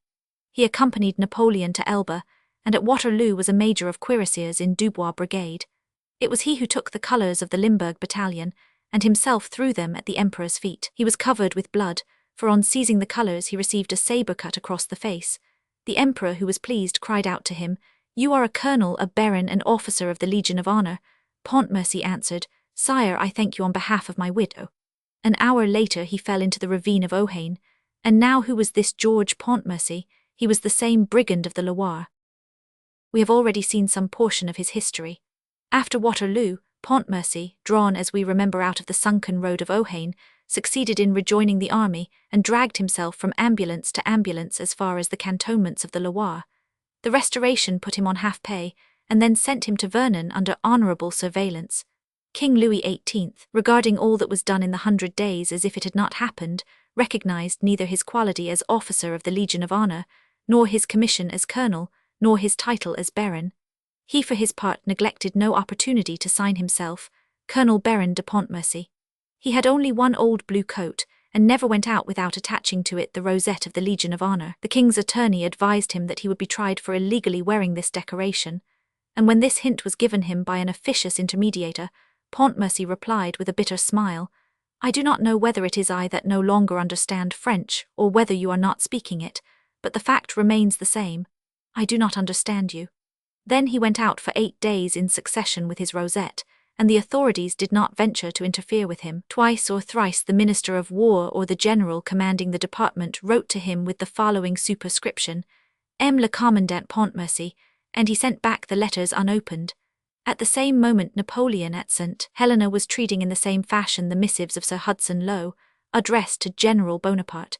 If we may be forgiven the remark, Pontmercy finished by having the same saliva in his mouth as the Emperor. There were also at Rome Carthaginian prisoners who refused to salute Flaminius, and had a little of Hannibal's soul in them. One morning he met the king's attorney in a street of Vernon, went up to him and said, "Monsieur le Procureur du Roi, am I allowed to wear my scar?" He had nothing but his scanty half-pay as major, and he had taken the smallest house in Vernon where he lived alone, in what way we have just seen. Under the Empire and between 2 wars he found time to marry Emile, Gillenormand. The old bourgeois, who was indignant in his heart, concluded with a sigh and saying, "The greatest families are forced into it." In 1815 Madame Pontmercy, a most admirable woman in every respect and worthy of her husband, died, leaving a child. This child would have been the colonel's delight in his solitude, but the grandfather imperiously claimed him, declaring that if he were not given up to him he would disinherit him. The father yielded for the sake of the little one, and unable to love his son, he took to loving flowers. He had, however, given up everything, and did not join the opposition or conspire. He shared his thoughts between the innocent things he did and the great things he had done, and he spent his time in hoping for a carnation or calling to mind Austerlitz. Gillenormand kept up no relations with his son-in-law. The colonel was to him a bandit, and he was for the colonel an ass. Gillenormand never spoke about the colonel, except at times to make mocking allusions to his barony. It was expressly stipulated that Pontmercy should never attempt to see his son or speak to him, under penalty of having him thrown on his hands disinherited. To the Gillenormands, Pontmercy was a plague patient, and they intended to bring up the child after their fashion. The colonel perhaps did wrong in accepting these terms, but he endured them in the belief that he was acting rightly and only sacrificing himself. The inheritance of the grandfather was a small matter, but that of Emile Gillenormand the elder was considerable, for this aunt was very rich on her mother's side, and her sister's son was her natural heir.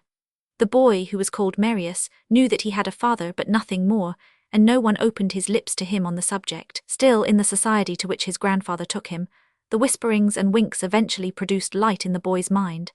He understood something at last, and as he naturally accepted, by a species of infiltration and slow penetration, the ideas and opinions which were, so to speak, his breathing medium, he gradually came to think of his father only with shame. While he was thus growing up in this way, the colonel every 2 or 3 months came furtively to Paris, like a convict who is breaking his ban, and posted himself at St. Sulpice at the hour when Aunt Gillenormand took Marius to mass, trembling lest the aunt should turn round. Concealed behind a pillar, motionless and scarce daring to breathe, he looked at this boy. The scarred warrior was frightened at this old maid. From this very circumstance emanated his friendship with the Abbé Mabeuf, curé of Vernon. This worthy priest had a brother, churchwarden of St. Sulpice, who had several times noticed this man contemplating his child, and the scar on his cheek, and the heavy tear in his eye. This man, who looked so thoroughly a man and who wept like a child, struck the churchwarden, and this face adhered to his memory. One day when he went to Vernon to see his brother, he met on the bridge Colonel Pontmercy, and recognized his man of St. Sulpice. The churchwarden told the affair to the curé, and both made some excuse to pay a visit to the colonel. This visit led to others, and the colonel, though at first very close, eventually opened his heart, and the curé and the churchwarden learned the whole story, and how Pontmercy sacrificed his own happiness to the future of his child. The result was that the curé felt a veneration and tenderness for him, and the colonel on his side took the curé into his affection. By the way, when both are equally sincere and good, no men amalgamate more easily than an old priest and an old soldier, for they are the same men at the bottom. One devotes himself to his country down here, the other to his country up there. That is the sole difference. Twice a year on January 1st and St. George's Day, Marius wrote his father letters dictated by his aunt, and which looked as if copied from a handbook, for that was all Gillenormand tolerated, and the father sent very affectionate replies, which the grandfather thrust into his pocket without reading. Chapter 3. Requisant. The salon of Madame de T was all that Marius Pontmercy knew of the world, and it was the sole opening by which he could look out into life.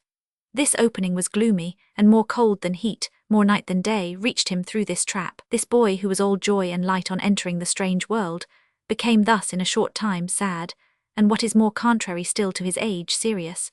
Surrounded by all these imposing and singular persons, he looked about him with serious astonishment, and all contributed to augment his stupor. There were in Madame de T.'s drawing-room old, noble, and very venerable ladies, who called themselves Mathone, Levis pronounced Levi, and Cambis pronounced Cambyse. These ancient faces and these biblical names were mingled in the boy's mind with his Old Testament, which he learned by heart, and when they were all present, seated in a circle round an expiring fire, scarce illumined by a green-shaded lamp, with their severe faces, their grey or white hair, their long dresses of another age, in which only mournful colours could be seen, and uttering at lengthened intervals words at once majestic and stern, little Marius regarded them with wandering eyes, and fancied that he saw not women but patriarchs and magi, not real beings but ghosts. With these ghosts were mingled several priests, habitués of this old salon, and a few gentlemen, the Marquis de Sasse, secretary to Madame de Berry, the Vicomte de Val, who published odes under the pseudonym of Charles Antoine, the Prince de Beauf, who though still young had a grey head and a pretty, clever wife, whose dress of scarlet velvet with gold embroidery, cut very low in the neck, startled this gloom, the Marquis de 100D, the Frenchman who was most acquainted with graduated politeness, the Comte d'Am, a gentleman with a benevolent chin, and the Chevalier de Port de Guy, the pillar of the library of the Louvre called the King's Cabinet. M. de Port de Guy, bald and rather aging than old, used to tell how in 1793, when he was 16 years of age, he was placed in the hulks as refractory, and chained to an octogenarian, the Bishop of Mirepoix, also a refractory, but as priest, while he was so as soldier. It was at Toulon, and their duty was to go at night to collect on the scaffold the heads and bodies of persons guillotined during the day. They carried these dripping trunks on their backs, and their red jackets had behind the nape of the neck a crust of blood, which was dry in the morning and moist at night. These tragical narratives abounded in the salon of Madame de T, and through cursing Marat they came to applaud Trestaillon. A few deputies of the intriuvable sort played their rubber of whist there. For instance, M. Thibaud du Challard, M. Lemarchant de Garmecourt, and the celebrated jester of the right division, M. Cornet d'Incourt, the bailiff of Ferret, with his knee breeches and thin legs, at times passed through this room, when proceeding to M. de Tolérans. He had been a companion of the Comte d'Artois, and acting in the opposite way to Aristotle reclining on Campaspe, he had made the Guimard crawl on all fours, and thus displayed to ages a philosopher avenged by a bailiff. The prisoner did not utter a word, and after a pause Thénardier continued, "It is simple enough, as you see, and there will be no harm unless you like to make harm. I have told you all about it, and warned you that you might know." He stopped, but the prisoner did not interrupt the silence, and Thénardier added, "So soon as my wife has returned and said to me, 'The lark is under way, we will release you, and you can sleep at home if you like. You see that we have no ill intentions.'" Frightful images passed across the mind of Marius. What, they were not going to bring the girl here? One of the monsters was going to carry her off in the darkness. Where? Oh, if it were she, and it was plain that it was she. Marius felt the beating of his heart stop. What should he do? Fire the pistol and deliver all these villains into the hands of justice? But the hideous man with the poleaxe could not be the less out of reach with the girl, and Marius thought of Thénardier's words, whose sanguinary meaning he could read. "If you have me arrested, my pal will settle the lark." Now he felt himself checked, not only by the colonel's will, but by his love and the peril of her whom he loved. The frightful situation, which had already lasted above an hour, changed its aspect at every moment, and Marius had the strength to review in turn all the most frightful conjectures, while seeking a hope and finding none. The tumult of his thoughts contrasted with the lugubrious silence of the den. In the midst of this silence, the sound of the staircase door being opened and shut became audible. The prisoner gave a start in his bonds. "Here's my wife," said Thénardier. He had scarce finished speaking when Mother Thénardier rushed into the room, red, out of breath, and with flashing eyes, and shouted as she struck her thighs with her two big hands, "A false address!" The brigand who had accompanied her appeared behind, and took up his poleaxe again. "A false address," Thénardier repeated, and she went on, "No Monsieur Urbain Fabre known at number 17 Rue Saint-Dominique. They never heard of him." She stopped to snort, and then continued, "Monsieur Thénardier, that old cove has made a fool of you, for you are too good-hearted, I keep on telling you. I would have cut his throat to begin with, and if he had sulked I would have boiled him alive. That would have made him speak and tell us where his daughter is, and where he keeps his money. That is how I should have managed the affair. People are right when they say that men are more stupid than women. Nobody at number 17, it is a large gateway. No Monsieur Fabre at number 17, and we went at a gallop with a fee for the driver and all. I spoke to the porter and his wife, who is a fine, tall woman, and they did not know anybody of the name." Marius breathed again, for she, Ursule, or the lark, he no longer knew her name, was saved. While the exasperated woman was vociferating, Thénardier sat down at the table. He remained for some minutes without saying a word, balancing his right leg and looking at the heating dish with an air of savage reverie. At last he said to the prisoner slowly, and with a peculiarly ferocious accent, "A false address, why, what did you expect?" To gain time, the prisoner thundered, and at the same moment he shook off his bonds, which were cut through. The prisoner was only fastened to the bed by one leg. Ere the 7 men had time to look about them and rush forward, he had stretched out his hand toward the fireplace, and the Thénardiers and the brigands, driven back by surprise to the end of the room, saw him almost free, and in a formidable attitude, waving round his head the red-hot chisel, from which a sinister glare shot. In the judicial inquiry that followed this affair, it was stated that a large sou, cut and worked in a peculiar manner, was found in the garret when the police made their descent upon it.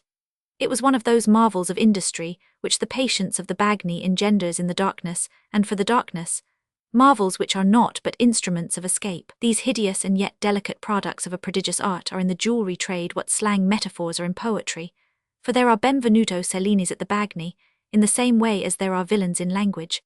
The wretch who aspires to deliverance finds means without tools, or at the most with an old knife to saw a sun in two, hollow out the two parts without injuring the dies, and form a thread in the edge of the sun, so that the sun may be reproduced. It screws and unscrews at pleasure and is a box, and in this box a watch spring saw is concealed which if well managed will cut through fetters and iron bars. It is believed that the unhappy convict possesses only a sun, but not at all, he possesses liberty. It was a sun of this nature which was found by the police under the bed near the window, and a small saw of blue steel, which could be easily concealed in the sou, was also discovered. It is probable that at the moment when the bandit searched the prisoner he had the double sou about him, and hid it in his palm, and his right hand being at liberty afterwards, he unscrewed it, and employed the saw to cut the ropes. This would explain the slight noise and the almost imperceptible movements which Marius had noticed. As, however, he was unable to stoop down for fear of betraying himself, he had not cut the cord on his left leg.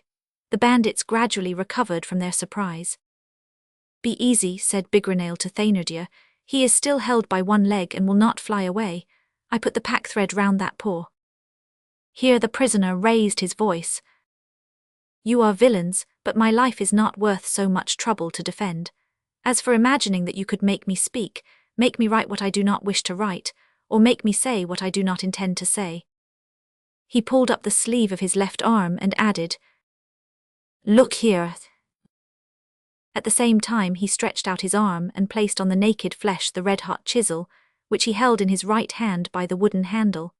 Then could be heard the frizzling of the burnt flesh, and the smell peculiar to torture rooms spread through the garret. Marius tottered in horror and the brigands themselves shuddered, but the face of the strange old man was scarce contracted, and while the red-hot steel was burying itself in the smoking wound, he, impassive and almost august, fixed on Thénardier his beautiful glance in which there was no hatred, and in which suffering disappeared in a serene majesty.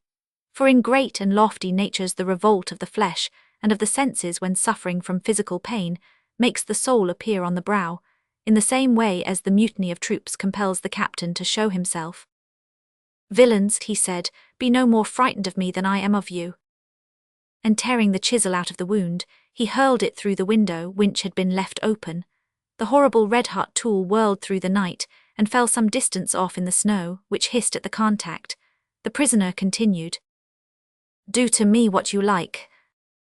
"He was defenceless." "Seize him," said Thénardier. Two of the brigands laid their hands on his shoulders, and the masked man with the ventriloquist voice stood in front of him, ready to dash out his brains with a blow of the key at the slightest movement on his part. At the same time Marius heard below him, but so close that he could not see the speakers, the following remarks exchanged in a low voice. "There is only one thing to be done. Cut his throat." "Exactly."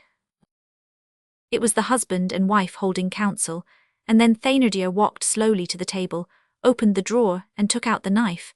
Marius clutched the handle of the pistol in a state of extraordinary perplexity. For above an hour he had heard two voices in his conscience, one telling him to respect his father's will, while the other cried to him to succor the prisoner. These two voices continued their struggle uninterruptedly, and caused him an agony. He had vaguely hoped up to this moment to find some mode of reconciling these two duties, but nothing possible had occurred to him. Still the peril pressed. The last moment of delay was past, for Thénardier, knife in hand, was reflecting a few paces from the prisoner. Marius looked wildly around him, which is the last mechanical resource of despair. All at once he started. At his feet on his table a bright moonbeam lit up and seemed to point out to him a sheet of paper. On this sheet he read this line, written in large letters that very morning by the elder of Thénardier's daughters: "Here are the slops." An idea, a flash, crossed Marius's mind. This was the solution of the frightful problem that tortured him, sparing the assassin and saving the victim. He knelt down on the chest of drawers, stretched forth his arm, seized the paper, softly detached a lump of plaster from the partition, wrapped it up in the paper, and threw it through the hole into the middle of the den. It was high time, for Thénardier had overcome his last fears or his last scruples, and was going toward the prisoner. "There's something falling," his wife cried. "What is it?" her husband asked. The woman had bounded forward, and picked up the lump of plaster wrapped in paper, which she handed to her husband. "How did it get here?" Thénardier asked. "Why, hang it," his wife asked, "how do you expect that it did? Through the window, of course." "I saw it pass," said Bigrenaille. Thénardier rapidly unfolded the paper, and held it close to the candle. Éponine's handwriting, the devil! He made a signal to his wife, who hurried up to him, and showed her the line written on the paper, then added in a hollow voice, "Quick, the ladder, we must leave the bacon in the trap and bolt." Without cutting the man's throat, the Megara asked, "We haven't the time." "Which way?" Bigrenaille remarked. "By the window," Thénardier replied. "As Éponine threw the stone through the window, that's a proof that the house is not beset on that side." The mask with the ventriloquist voice laid his key on the ground, raised his arms in the air, and opened and shut his hands thrice rapidly, without saying a word. This was like the signal for clearing for action aboard ship. The brigands who held the prisoner let him go, and in a twinkling the rope ladder was dropped out of window and securely fastened to the sill by the 2 iron hooks. The prisoner paid no attention to what was going on around him. He seemed to be thinking or praying. So soon as the ladder was fixed, Thénardier cried, "The lady first!" And he dashed at the window, but as he was stepping out, Bigrenaille roughly seized him by the collar. "No, no, my old joker, after us," he said. "After us," the bandits yelled. "You are children," said Thénardier. "We are losing time and the police are at our heels." "Very well then," said one of the bandits. "Let us draw lots as to who shall go first." Thénardier exclaimed, "Are you mad? Are you drunk? Why, what a set of humbugs! Lose time, I suppose, draw lots, eh? With a wet finger, a short straw, write our names and put them in a cap." "Would you like my hat?" a voice said at the door. All turned. It was Javert, who held his hat in his hand and offered it smilingly. Chapter 21. Always begin by arresting the victims. Javert posted his men at nightfall, and ambushed himself behind the trees of the Rue de la Barrière des Gobelins, which joins number 5052 on the other side of the boulevard. He had begun by opening his pocket. In order to thrust into it the 2 girls ordered to watch the approaches to the den, but he had only nailed Azelma. As for Éponine, she was not at her post. She had disappeared and he had not been able to seize her. Then Javert took up his post and listened for the appointed signal. The departure and return of the hackney coach greatly perplexed him. At length he grew impatient, and feeling sure that there was a nest there, and of being in luck's way, and having recognized several of the bandits who went in, he resolved to enter without waiting for the pistol shot. It will be remembered that he had Marius's latchkey. He arrived just in time. The startled bandits dashed at the weapons, which they had thrown into corners at the moment of their attempted escape. And in less than a second, these 7 men, formidable to look at, were grouped in a posture of defense, one with his poleaxe, another with his key, a third with his life-preserver, the others with crowbar, shears and hammer, and Thénardier with his knife in his fist. The woman picked up an enormous paving stone which lay in the angle of the room and served her daughter as a footstool. Javert restored his hat to his head, and walked into the room with folded arms, his cane hanging from his wrist, and his sword in his scabbard. "Halt," he shouted. "You will not leave by the window but by the door, which is not so unhealthy. You are 7 and we are 15, so do not let us quarrel like water-carriers, but behave like gentlemen." Bigrenaille drew a pistol from under his blouse, and placed it in Thénardier's hand as he whispered, "It is Javert, and I dare not fire at that man, dare you?" "I should think so," Thénardier answered. "Well, fire." Thénardier took the pistol and aimed at Javert. The inspector, who was only 3 paces from him, looked at him fixedly, and contented himself with saying, "Don't fire, for the pistol won't go off." Thénardier pulled the trigger. There was a flash in the pan. "Did I not tell you so?" Javert remarked. Bigrenaille threw his life-preserver at Javert's feet. "You are the emperor of the devils, and I surrender." And you, Javert asked the other bandits. They answered, we too. Javert remarked calmly. That is all right, I begged you to behave like gentlemen. I only ask one thing, Bigrenaille remarked, that my tobacco may en't be stopped while I'm in solitary confinement.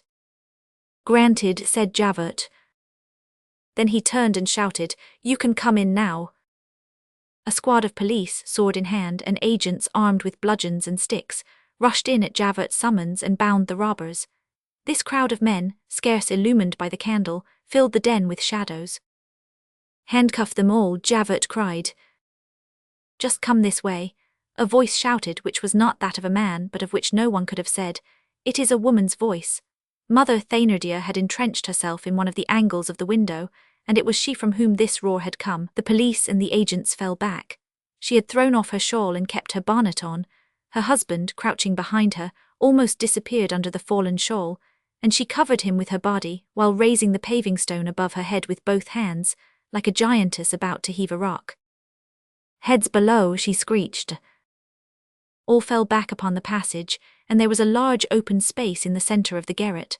The hag took a glance at the bandits, who had suffered themselves to be bound, and muttered in a hoarse and guttural voice, the cowards. Javert smiled, and walked into the open space which the woman guarded with her eyes. Don't come nearer, she shrieked, or I'll smash you, be off.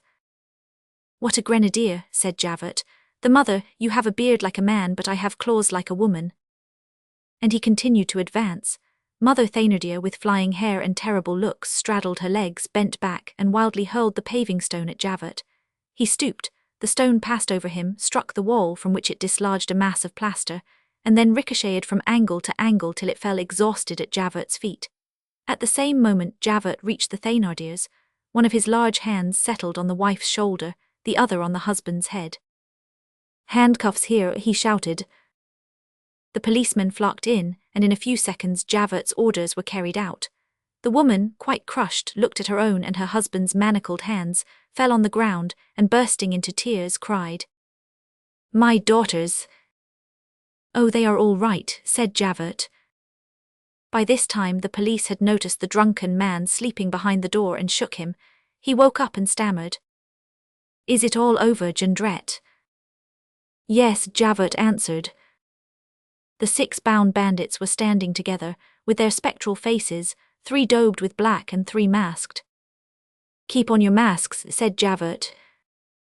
And passing them in review like a Frederick II, at a Potsdam parade he said to the 3 sweeps, Good day, Bigrenaille, good day, Brujon, good day, Dieu Milliards. Then turning to the 3 masks he said to the man with the poleaxe, Good day, Guillemer, and to the man with the cudgel, Good day, Babbitt, and to the ventriloquist, Here's luck, Claquessus. At this moment he noticed the prisoner, who had not said a word since the arrival of the police, and held his head down. Untie the gentleman, said Javert, and let no one leave the room. After saying this he sat down in a lordly way at the table, on which the candle and the inkstand were still standing, took a stamped paper from his pocket, and began writing his report. When he had written a few lines, which are always the same formula, he raised his eyes. Bring the gentleman here whom these gentlemen had tied up. The agents look around. Well, Javert asked, where is he? The prisoner of the bandits, M. Leblanc, M. Urbain Faber, the father of Ursule or the Lark, had disappeared. The door was guarded, but the window was not. So soon as he found himself released, and while Javert was writing, he took advantage of the trouble, the tumult, the crowd, the darkness, and the moment when attention was not fixed upon him, to rush to the window. An agent ran up and looked out. He could see nobody, but the rope ladder was still trembling. The devil, said Javert between his teeth, he must have been the best of the lot. Chapter 22. The Little Child Who Cried in Volume 2nd. On the day after that in which these events occurred in the house on the Boulevard de l'Hôpital, a lad, who apparently came from the bridge of Austerlitz, was trudging along the right-hand walk in the direction of the Barrière de Fontainebleau. At about nightfall, this boy was pale, thin, dressed in rags, wearing canvas trousers in the month of February, and singing at the top of his lungs. At the corner of the Rue du Petit Banquier, an old woman was stooping down and fumbling in a pile of rubbish by the lamplight. The lad ran against her as he passed, and fell back with the exclamation, My eye, why I took that for an enormous dog. He uttered the word enormous the second time with a sonorous twang which might be expressed by capitals. An enormous dog. The old woman drew herself up furiously. You young devil, she growled, if I had not been stooping I know where my foot would have been now. The lad was already some distance off. Kiss, he said, after all I may not have been mistaken. The old woman, choked with indignation, drew herself up to her full height, and the street lantern fully lit up her livid face, which was hollowed by angles and wrinkles, and crow's feet connecting the corners of the mouth. The body was lost in the darkness, and her head alone could be seen. She looked like a mask of decrepitude lit up by a flash darting through the night. The lad looked at her. Madame, he said, yours is not the style of beauty which would suit me. He went his way and began singing again. Le roi coup de sabot. S'en allait à la chasse. À la chasse aux corbeaux. At the end of these 3 lines he broke off. He had reached number 5052, and finding the gate closed, he began giving it re-echoing and heroic kicks, which indicated rather the shoes of the man which he wore than the feet of the boy which he had. By this time, the same old woman whom he had met at the corner of the Rue du Petit Banquier ran up after him, uttering shouts, and making the most extraordinary gestures. What's the matter, O Lord to God, the gate is being broken down and the house broken into. The kicks continued and the old woman puffed. Is that the way houses are treated at present? All at once she stopped, for she had recognized the gamin. Why, it is that Satan. Hillo, it's the old woman, said the boy. Good evening, my dear Bergenmuch, I have come to see my ancestors. The old woman answered with a composite grimace, an admirable improvisation of hatred deriving advantage from decrepitude and ugliness, which was unfortunately lost in the darkness. There's nobody here, scamp. Nonsense, the boy said, where's father? At La Force. Hillo and mother. At Saint Lazare. Very fine, and my sisters? At the Madeleinettes. The lad scratched the back of his ear, looked at Mame Bougon and said, Ah. Then he turned on his heels, and a moment later the old woman, who was standing in the gateway, heard him singing in his clear young voice, as he went off under the elms which were quivering in the winter breeze. Le roi coup de sabot. S'en allait à la chasse. À la chasse aux corbeaux. Montez sur des chasses. Quand on passait dessous. On lui payait du sous. End of part 3. As for the priests, there was the Abbé Halma, the same to whom M. Larrows, his fellow contributor on La Fouder, said, Stuff, who is not 50 years of age, a few hobbledehoys perhaps. Then came the Abbé Letourneur, preacher to the king, the Abbé Freycinus, who at that time was neither bishop, count, minister, nor peer, and who wore a soutane from which buttons were absent, and the Abbé Caravenant, curé of St. Germain-des-Prés. To them must be added the papal nuncio, at that date Monsignor Mackay, Archbishop of Nizabai, afterwards cardinal and remarkable for his long pensive nose, and another Monsignor whose titles ran as follow: Abbate Palmery, domestic prelate, one of the 7 prothonotaries sharing in the Holy See, canon of the glorious Liberian Basilica, and advocate of the saints, postulator dei santi, an office relating to matters of canonization, and meaning very nearly referendary to the Department of Paradise. Finally, 2 cardinals, M. de la Luzerne and M. de Cl.T. The Cardinal de Luzerne was an author, and was destined to have the honor a few years later of signing articles in the Conservatoire side by side with Chateaubriand. M. de Cl.T. was Archbishop of Toulouse, and frequently spent the summer in Paris with his nephew the Marquis de T., who had been Minister of the Navy and of War. The Cardinal de Cl.T. was a merry little old gentleman, who displayed his red stockings under his tucked-up cassock. His specialty was hating the encyclopedia and playing madly at billiards, and persons who on summer evenings passed along the Rue 1000, where M. de Cl.T. then resided, stopped to listen to the sound of the bowls and the sharp voice of the cardinal crying to his conclavist Monseigneur Carteret, bishop in partibus of Carist, Mark me a kerem, abbé. The Cardinal de Cl.T. had been introduced to Madame de T. by his most intimate friend M. de Roquelaure, ex-bishop of Senlis and one of the 40. M. de Roquelaure was remarkable for his great height and his assiduity at the academy. Through the glass door of the room adjoining the library, in which the French Academy at that time met, curious persons could contemplate every Thursday the ex-bishop of Senlis, usually standing with hair freshly powdered in violet stockings, and turning his back to the door, apparently to display his little collar the better. All these ecclesiastics, although mostly courtiers as much as churchmen, added to the gravity of the salon, to which 5 peers of France, the Marquis de Vib, the Marquis de Tal, the Marquis d'Herbe, the Vicomte d'Am, and the Duc de Val, imparted the lordly tone. This Duc de Val, though Prince de Mon, that is to say, a foreign sovereign prince, had so lofty an idea of France and the peerage that he looked at everything through them. It was he who said, "The cardinals are the French peers of Rome, and the lords are the French peers of England." Still, as in the present age the revolution must be everywhere, this feudal salon was ruled, as we have seen, by M. Gillenormand, a bourgeois. It was the essence and quintessence of white Parisian society, and reputations, even royalist ones, were kept in quarantine there, for there is always anarchy in reputation. Had Chateaubriand come in, he would have produced the effect of Pierre Duchesne. Some converts, however, entered this orthodox society through a spirit of toleration. Thus the Comte Bugue was admitted for the purpose of correction. The noble salons of the present day in no way resemble the one which I am describing, for the royalists of today, let us say it in their praise, are demagogues. At Madame de T, the society was superior, and the taste exquisite and haughty beneath a grand bloom of politeness.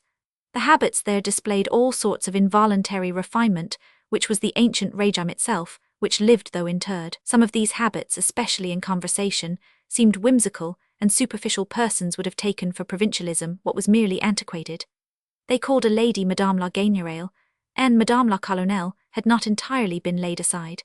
The charming Madame de Léon, doubtless remembering the Duchesses de Longueville and de Chevreuse, preferred that appellation to her title of princess, and the Marquise de Créquy was also called Madame la Colonelle. It was this small high society which invented at the Tuileries the refinement of always speaking of the king in the third person, and never saying, "Your Majesty," as that qualification had been sullied by the usurper. Facts and men were judged there, and the age was ridiculed, which saved the trouble of comprehending it. They assisted one another in amazement, and communicated mutually the amount of enlightenment they possessed. Methusalem instructed Epimenides, the deaf put the blind straight. The time which had elapsed since Coblentz was declared not to have passed, and in the same way as Louis Roman XVIII was de gratia in the 25th year of his reign, the émigrés were de jure in the 25th year of their adolescence. Everything harmonized there. No one was too lively, the speech was like a breath, and the newspapers, in accordance with the salon, seemed a papyrus. The liveries in the anteroom were old, and these personages who had completely passed away were served by footmen of the same character. All this had the air of having lived a long time and obstinately struggling against the tomb. To conserve, conservation, conservative represented nearly their entire dictionary, and to be in good odor was the point. There were really aromatics in the opinions of these venerable groups, and their ideas smelt of vervain. It was a mummy world in which the masters were embalmed and the servants stuffed. A worthy old marchioness, ruined by the emigration, who had only one woman servant left, continued to say, "My people." What did they do in Madame de T? Salon? They were ultra. This remark, though what it represent has possibly not disappeared, has no meaning at the present day, so let us explain it to be ultra is going beyond. It is attacking the scepter in the name of the throne and the mitre in the name of the altar. It is mismanaging the affair you have in hand. It is kicking over the traces. It is disputing with the executioner about the degree of roasting which heretics should undergo. It is reproaching the idol for its want of idolatry. It is insulting through excess of respect. It is finding in the Pope insufficient papism, in the king too little royalty, and too much light in the night. It is being dissatisfied with alabaster, snow, the swan, and the lily on behalf of whiteness. It is being a partisan of things to such a pitch that you become their enemy. It is being so strong for that you become against. The ultra spirit specially characterizes the first phase of the Restoration. Nothing in history ever resembled that quarter of an hour which begins in 1814 and terminates in 1820, with the accession of M. de Villèle, the practical man of the right. These 6 years were an extraordinary moment, at once noisy and silent and gloomy, enlightened as it were by a beam of dawn, and covered at the same time by the darkness of the great catastrophe which still filled the horizon, and was slowly sinking into the past. There was in this light, and this shadow an old society and a new society, buffoon and melancholy, juvenile and senile, and rubbing its eyes, for nothing is so like a reawaking as a return. There were groups that regarded France angrily, and which France regarded ironically. The streets full of honest old marquis owls returned and returning, ci-devants, stupefied by everything, brave and noble gentlemen smiling at being in France and also weeping at it, ravished at seeing their country again, and in despair at not finding their monarchy, the nobility of the Crusades spitting on the nobility of the empire, that is to say, of the sword, historic races that had lost all feeling of history, the sons of the companions of Charlemagne disdaining the companions of Napoleon. The swords, as we have said, hurled insults at one another. The sword of Fontenoy was ridiculous and only a bar of rusty iron. The sword of Marengo was odious and only a sabre. The olden times misunderstood yesterday, and no one had a feeling of what is great or what is ridiculous. Someone was found to call Bonaparte Scapin. This world no longer exists, and nothing connected with it, let us repeat, remains at the present day. When we draw out of it some figure haphazard and try to bring it to bear again mentally, it seems to us as strange as the antediluvian world, and in fact it was also swallowed up by a deluge and disappeared under 2 revolutions. What waves ideas are! How quickly do they cover whatever they have a mission to destroy and bury, and how promptly do they produce unknown depths. Such was the physiognomy of the salon in those distant and candid days when M. Martinville had more wit than Voltaire. These salons had a literature and politics of their own, people in them believed in Fievé, and M. Agier laid down the law there. M. Culnett, the publisher and bookseller of the Quai Malaquais, was commented on, and Napoleon was fully the ogre of Corsica there. At a later date the introduction into history of M. le Marquis de Buonaparte, Lieutenant General of the armies of the King, was a concession to the spirit of the age. These salons did not long remain pure, and in 1818 a few doctrinaires, a very alarming tinge, began to culminate in them. In matters of which the ultras were very proud, the doctrinaires were somewhat ashamed. They had wit, they had silence, their political dogma was properly starched with hauteur, and they must succeed. They carried white neckcloths and buttoned coats to an excessive length, though it was useful. The fault or misfortune of the doctrinaire party was in creating old youth. They assumed the posture of sages, and dreamed of grafting a temperate power upon the absolute and excessive principle. They opposed, and at times with rare sense, demolishing liberalism by conservative liberalism, and they might be heard saying, "Have mercy on royalism, for it has rendered more than one service. It brought back traditions, worship, religion, and respect. It is faithful, true, chivalrous, loving, and devoted, and has blended, though reluctantly, the secular grandeurs of the monarchy with the new grandeurs of the nation. It is wrong in not understanding the revolution, the empire, glory, liberty, young ideas, young generations, and the age, but do we not sometimes act quite as wrongly against it? The revolution of which we are the heirs ought to be on good terms with everything. Attacking the royalists is the contrary of liberalism. What a fault and what blindness! Revolutionary France fails in its respect to historic France, that is to say, to its mother, to itself. After September 5th, the nobility of the monarchy were treated like the nobility of the empire after July 8th. They were unjust to the eagle, and we are unjust to the fleur-de-lis. There must be, then, always something to proscribe. Is it very useful to ungild the crown of Louis XIV, and scratch off the escutcheon of Henry IV? We sneer at M. de Vaublanc, who effaced the N's from the bridge of Jena, but he only did what we are doing. Bouvines belongs to us as much as Marengo, and the fleur-de-lis are ours like the N's. They constitute our patrimony, then why should we diminish it? The country must be no more denied in the past than in the present. Why should we not have a grudge with the whole of history? Why should we not love the whole of France? It was thus that the doctrinaires criticized and protected the royalists, who were dissatisfied at being criticized and furious at being protected. The ultras marked the first epoch of the revolution, and the congregation characterized the second. Skill succeeded impetuosity. Let us close our sketch at this point. In the course of his narrative, the author of this book found on his road this curious moment of contemporary history, and thought himself bound to take a passing glance at it, and retrace some of the singular features of this society, which is unknown at the present day. But he has done so rapidly, and without any bitter or derisive idea, for affectionate and respectful reminiscences, connected with his mother, attach him to this past. Moreover, let him add, this little world had a grandeur of its own, and though we may smile at it, we cannot despise or hate it. It was the France of other days. Marius Pontmercy, like most children, received some sort of education. When he left the hands of Aunt Gillenormand, his grandfather entrusted him to a worthy professor of the finest classical innocence. This young mind, just expanding, passed from a prude to a pedant. Marius spent some years at college and then entered the law school. He was royalist, fanatic, and austere. He loved but little his grandfather, whose gaiety and cynicism ruffled him, and he was gloomy as regarded his father. In other respects, he was an ardent yet cold, noble, generous, proud, religious, and exalted youth, worthy almost to harshness and fierce almost to savageness. Chapter 4. The End of the Brigand. The conclusion of Marius's classical studies coincided with M. Gillenormand's retirement from society. The old gentleman bade farewell to the Faubourg Saint-Germain and Madame de T.'s drawing-room, and proceeded to establish himself in the Marais at his house in the Rue des Filles du Calvaire. His servants were, in addition to the porter, that Nicolette who succeeded Magnan, and that wheezing, short-winded Basque to whom we have already alluded. In 1827, Marius attained his 17th year. On coming home one evening, he saw his grandfather holding a letter in his hand. "Marius," said M. Gillenormand, "you will start tomorrow for Vernon." "What for?" Marius asked. "To see your father." Marius trembled, for he had thought of everything excepting this, that he might one day be obliged to see his father. Nothing could be more unexpected, more surprising, and, let us add, more disagreeable for him. It was estrangement forced into approximation, and it was not an annoyance so much as a drudgery. Marius, in addition to his motives of political antipathy, was convinced that his father, the trooper, as M. Gillenormand called him in his good-tempered days, did not love him. That was evident, as he had abandoned him thus and left him to others.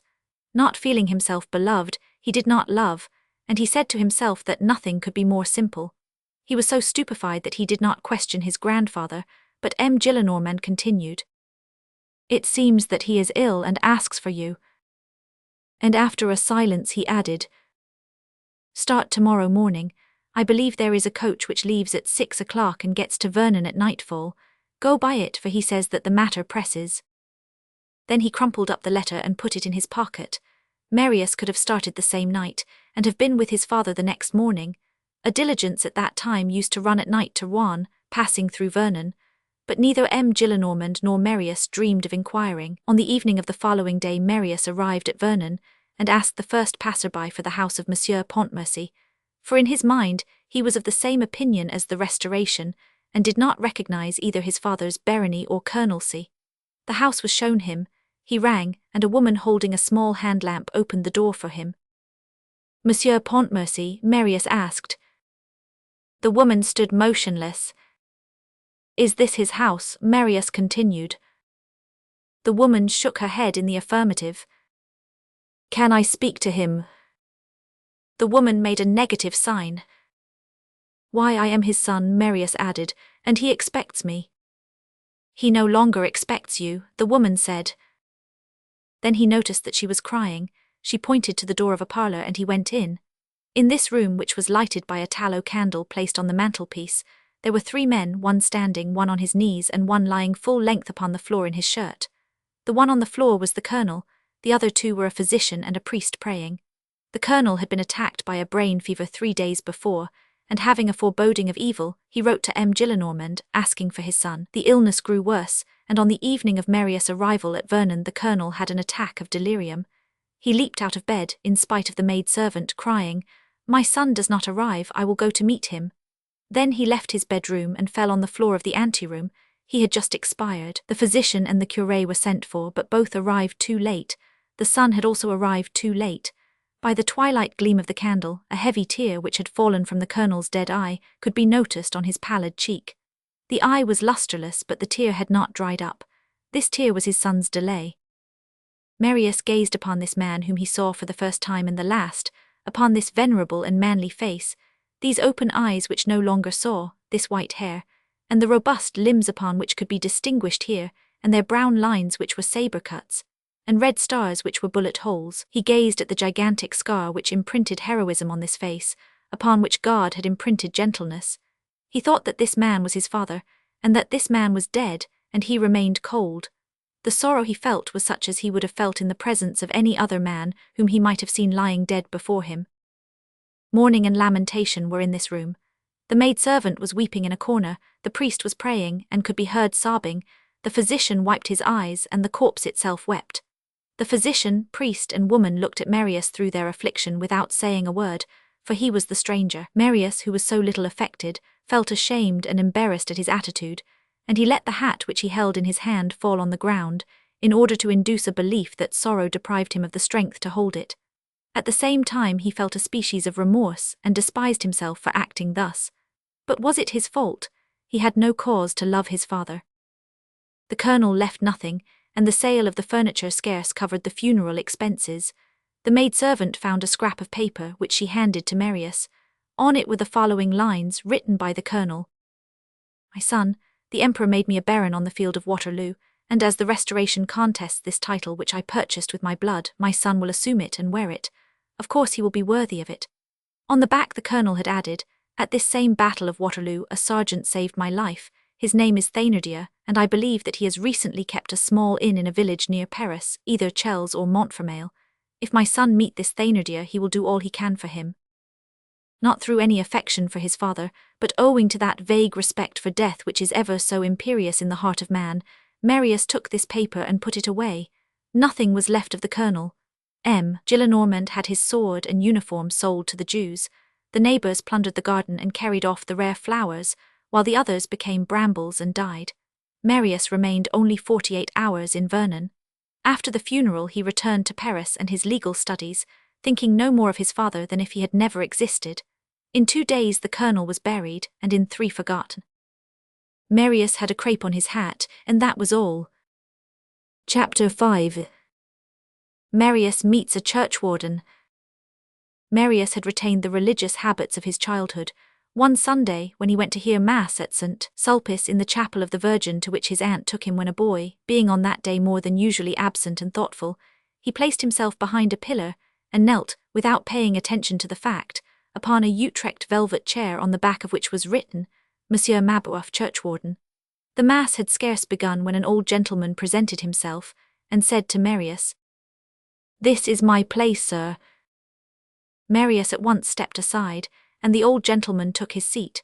When Mass was ended, Marius stood pensively for a few moments, till the old gentleman came up to him and said, "I ask your pardon, sir, for having disturbed you just now, and for troubling you afresh at this moment, but you must have considered me ill-bred, and so I wish to explain the matter to you."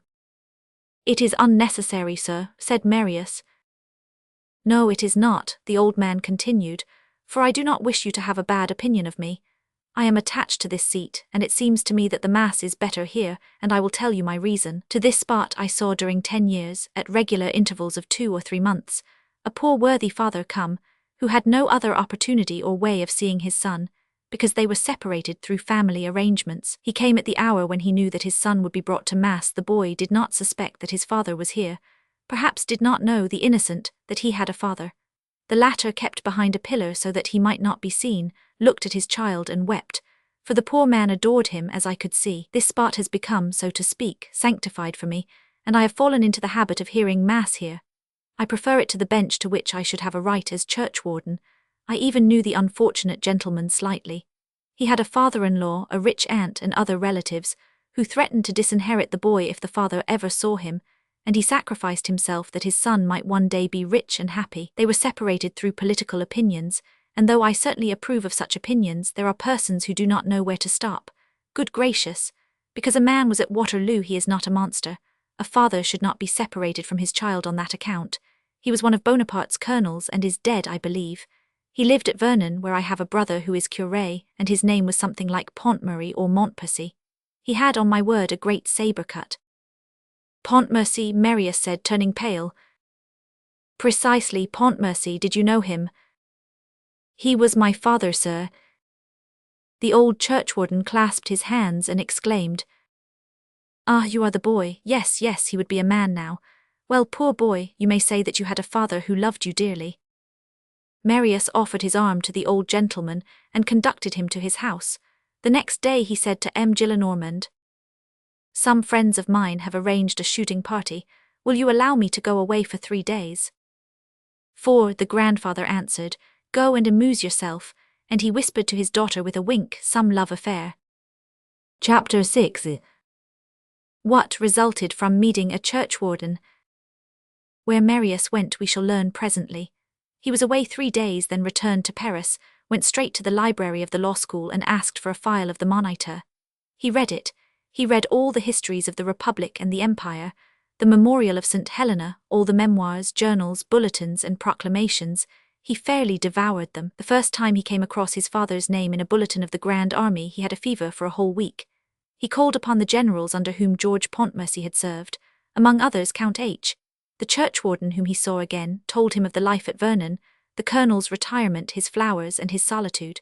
Marius had at last a perfect knowledge of this rare, sublime, and gentle man, this species of lion-lamb who had been his father. While occupied with this study, which filled all his moments as well as all his thoughts, he scarce ever saw the Gillenormands. He appeared at meals, but when sought for after them he could not be found. His aunt sulked, but old Gillenormand smiled. Stuff, stuff, it is the right age. At times the old man would add, confound it, I thought that it was an affair of gallantry, but it seems that it is a passion. It was a passion in truth, for Marius was beginning to adore his father. At the same time an extraordinary change took place in his ideas, and the phases of this change were numerous and successive. As this is the history of many minds in our day, we deem it useful to follow these phases step by step, and indicate them all. The history he had just read startled him, and the first effect was bedazzlement. The Republic, the Empire, had hitherto been to him but monstrous words. The Republic a guillotine in the twilight, the Empire a sabre in the night. He had looked into it, and where he had only expected to find a chaos of darkness he had seen, with a species of extraordinary surprise, mingled with fear and delight, stars flashing, Mirabeau, Vergniaud, St. Just, Robespierre, Camille Desmoulins and Danton, and a sunrise Napoleon. He knew not where he was, and he recoiled, blinded by the brilliancy. Gradually, when the first surprise had worn off, he accustomed himself to this radiance. He regarded the deed without dizziness, and examined persons without terror. The Revolution and the Empire stood out in luminous perspective before his visionary eyeballs. He saw each of these two groups of events and facts contained in two enormous facts: the Revolution in the sovereignty of civic right restored to the masses, the Empire in the sovereignty of the French idea imposed on Europe. He saw the great figure of the people emerge from the Revolution, the great figure of France from the Empire, and he declared to himself on his conscience that all this was good. What his bedazzlement neglected in this first appreciation, which was far too synthetical, we do not think it necessary to indicate here. We are describing the state of a mind advancing, and all progress is not made in one march. This said once for all, as to what precedes and what is to follow, we will continue. He then perceived that up to this moment he had no more understood his country than he had his father. He had known neither the one nor the other, and he had spread a species of voluntary night over his eyes. He now saw, and on one side he admired, on the other he adored. He was full of regret and remorse, and he thought with despair that he could only tell to a tomb all that he had in his mind. Oh, if his father were alive, if he had him still, if God in his compassion and his goodness had allowed this father to be still alive, how he would have flown, how he would have cried to his father, "Father, here I am, it is I have the same heart as you, I am your son." How he would have kissed his white head, bathed his hair with his tears, gazed at his scar, pressed his hand, adored his clothes, and embraced his feet. Oh, why did this father die so soon, before justice had been done him, before he had known his son's love? Marius had a constant sob in his heart, which said at every moment, alas. At the same time he became more truly serious, more truly grave, more sure of his faith and his thoughts. At each instant beams of light arrived to complete his reason, and a species of internal growth went on within him. He felt a natural aggrandizement produced by the two things so new to him, his father and his country. As a door can be easily opened when we hold the key, he explained to himself what he had hated, and understood what he had abhorred. Henceforth he saw clearly the providential, divine, and human meaning, the great things which he had been taught to detest, and the great men whom he had been instructed to curse. When he thought of his previous opinions, which were but of yesterday, and which yet seemed to him so old, he felt indignant and smiled. From the rehabilitation of his father he had naturally passed to that of Napoleon, but the latter, we must say, was not effected without labour. From childhood he had been imbued with the judgments of the party of 1814 about Bonaparte. Now all the prejudices of the Restoration, all its interests and all its instincts, tended to disfigure Napoleon, and it execrated him, even more than Robespierre.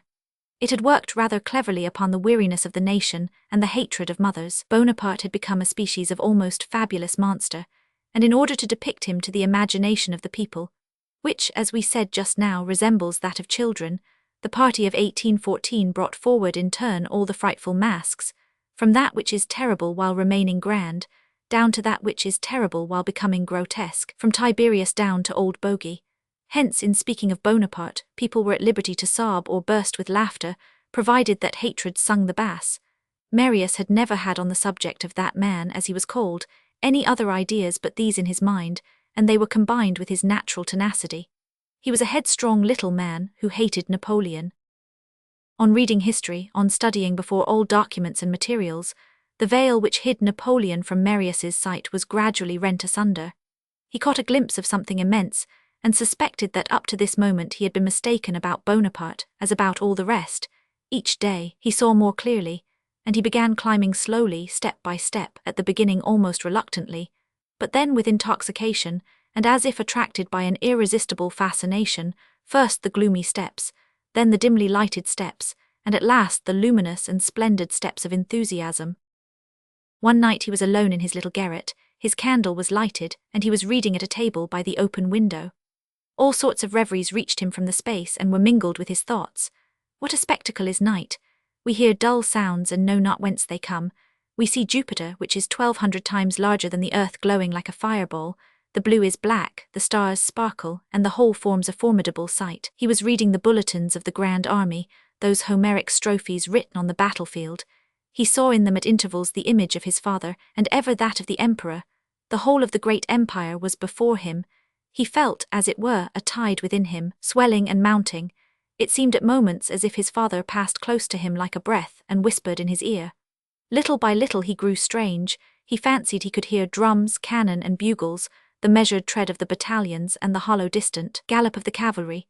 From time to time, his eyes were raised and surveyed the colossal constellations flashing in the profundities, and then they fell again upon the book, and he saw in that other colossal things stirring confusedly. His heart was contracted, he was transported, trembling and gasping, and all alone, without knowing what was within him or what he obeyed, he rose, stretched his arms out of the window, looked fixedly at the shadow, the silence, the dark infinitude, the eternal immensity, and shouted, "Long live the Emperor!" From this moment it was all over. The ogre of Corsica, the usurper, the tyrant, the monster who was the lover of his own sisters, the actor who took lessons of Talma, the prisoner of Jaffa, the tiger Buonaparte, all this faded away and made room in his mind for a radiance in which the pale marble phantom of Caesar stood out serenely at an inaccessible height. The emperor had never been to his father more than the beloved captain whom a man admires, and for whom he devotes himself, but to Marius he was far more. He was the predestined constructor of the French group, which succeeded the Roman group in the dominion of the universe. He was the prodigious architect of an earthquake, the successor of Charlemagne, Louis XI, Henry IV, Richelieu, Louis XIV, and the Committee of Public Safety. He had doubtless his spots, his faults, and even his crimes, that is to say, he was a man, but he was august in his faults, brilliant in his spots, and powerful in his crime. He was the predestined man who compelled all nations to say, "The great nation." He was even more. He was the very incarnation of France, conquering Europe by the sword he held, and the world by the lustre which he emitted. Marius saw in Bonaparte the dazzling spectre which will ever stand on the frontier and guard the future. He was a despot, but a dictator, a despot resulting from a republic and completing a revolution. Napoleon became for him the man-people, as the saviour is the man-god. As we see, after the fashion of all new converts to a religion, his conversion intoxicated him, and he dashed into faith and went too far. His nature was so. Once upon an incline, it was impossible to check himself. Fanaticism for the sword seized upon him, and complicated in his mind the enthusiasm for the idea. He did not perceive that he admired force as well as genius, that is to say, filled up the two shrines of his idolatry, on one side that which is divine, on the other that which is brutal. He also deceived himself on several other points, though in a different way. He admitted everything. There is a way of encountering error by going to meet the truth, and by a sort of violent good faith, which accepts everything unconditionally. Upon the new path he had entered, while judging the wrongs of the ancient regime and measuring the glory of Napoleon, he neglected attenuating circumstances. However this might be, a prodigious step was made. Where he had once seen the downfall of monarchy, he now saw the accession of France. The points of his moral compass were changed, and what had once been sunset was now sunrise, and all these revolutions took place in turns, without his family suspecting it. When in this mysterious labour, he had entirely lost his old Bourbonic and ultra skin, when he had pulled off the aristocrat, the Jacobite, and the royalist, when he was a perfect revolutionist, profoundly democratic and almost republican, he went to an engraver's and ordered 100 cards with the address Baron Marius Pontmercy. This was but the logical consequence of the change which had taken place in him, a change in which everything gravitated round his father. Still, as he knew nobody and could not show his cards at any porter's lodge, he put them in his pocket. By another natural consequence, in proportion as he drew nearer to his father, his memory, and the things for which the colonel had fought during 25 years, he drew away from his grandfather. As we said, M. Gillenormand's humour had not suited him for a long time past, and there already existed between them all the dissonances produced by the contact of a grave young man with a frivolous old man. The gaiety of Guerrant offends and exasperates the melancholy of Werther. So long as the same political opinions and ideas had been common to them, Marius met his grandfather upon them as on a bridge. But when the bridge fell, there was a great gulf between them, and then, before all else, Marius had indescribable attacks of revolt when he reflected that it was M. Gillenormand who, through stupid motives, pitilessly tore him from the colonel, thus depriving father of son, and son of father. Through his reverence for his father, Marius had almost grown to have an aversion for his grandfather. Nothing of this, however, was revealed in his demeanour. He merely became colder than before, laconic at meals and rarely at home. When his aunt scolded him for it, he was very gentle, and alleged as excuse his studies, examinations, conferences, etc. The grandfather, however, still adhered to his infallible diagnostic. He is in love, I know the symptoms. Marius was absent every now and then. Where can he go? The aunt asked. In one of his trips, which were always very short, he went to Montfermeil in order to obey his father's intimation, and sought for the ex-sergeant of Waterloo, Thénardier, the landlord. Thénardier had failed, the public house was shut up, and no one knew what had become of him. In making this search, Marius remained away for 4 days. He is decidedly getting out of order, said the grandfather. They also fancied they could notice that he wore under his shirt something fastened round his neck by a black ribbon. Chapter 7. Some petticoat. We have alluded to a lancer. He was a great-grand-nephew of M. Gillenormand's, on the father's side, who led a garrison life, far away from the domestic hearth. Lieutenant Théodule Gillenormand fulfilled all the conditions required for a man to be a pretty officer. He had a young lady's waist, a victorious way of clanking his sabre, and turned-up moustaches. He came very rarely to Paris, so rarely that Marius had never seen him, and the two cousins only knew each other by name.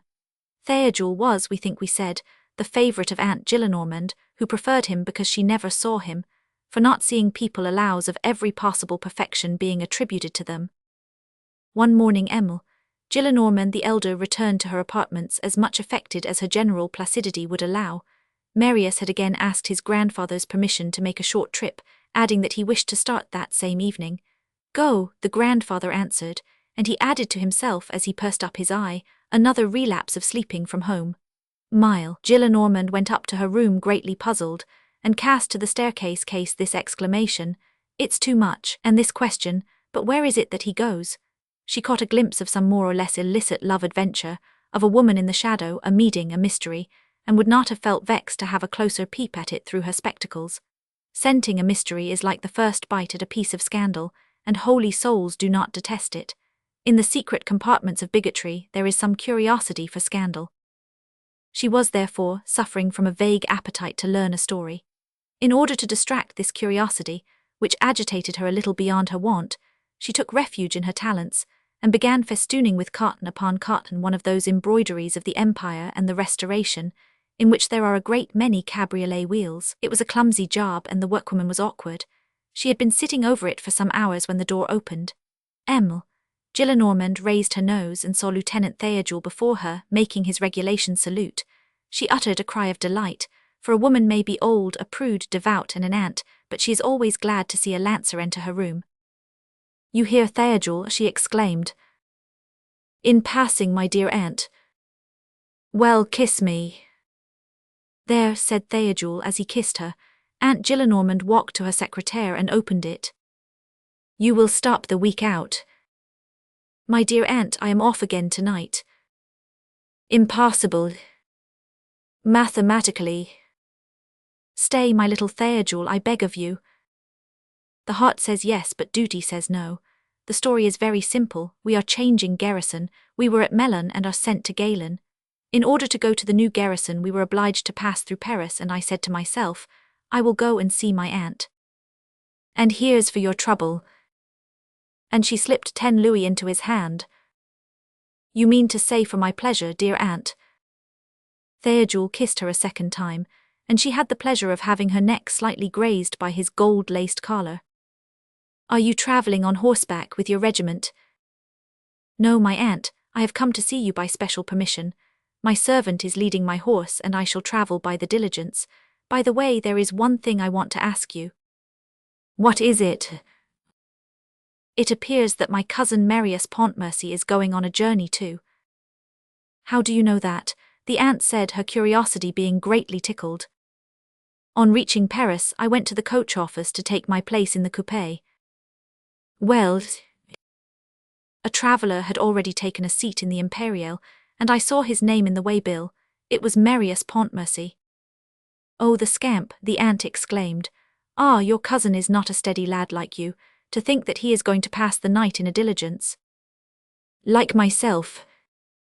You do it through duty, but he does it through disorder. The deuce, said Theodule. Here an event occurred to Emil. Gillenormand the elder, she had an idea. If she had been a man she would have struck her forehead. She addressed Theodule. You are aware that your cousin does not know you. I have seen him, but he never deigned to notice me. Where is the diligence going to? To Andley's. Is Marius going there? Unless he stops on the road like myself. I get out at Vernon to take the Galen coach. I know nothing about Marius's route. Marius, what an odious name. What an idea it was to call him that. Well, your name at least is Theodule. I would rather it was Alfred, the officer said. Listen, Theodule, Marius absents himself from the house. He goes about the country. He sleeps out. We should like to know the meaning of all this. Theodule replied, with the calmness of a bronze man, some petticoat. And with that inward chuckle which evidences a certainty, he added, a girl.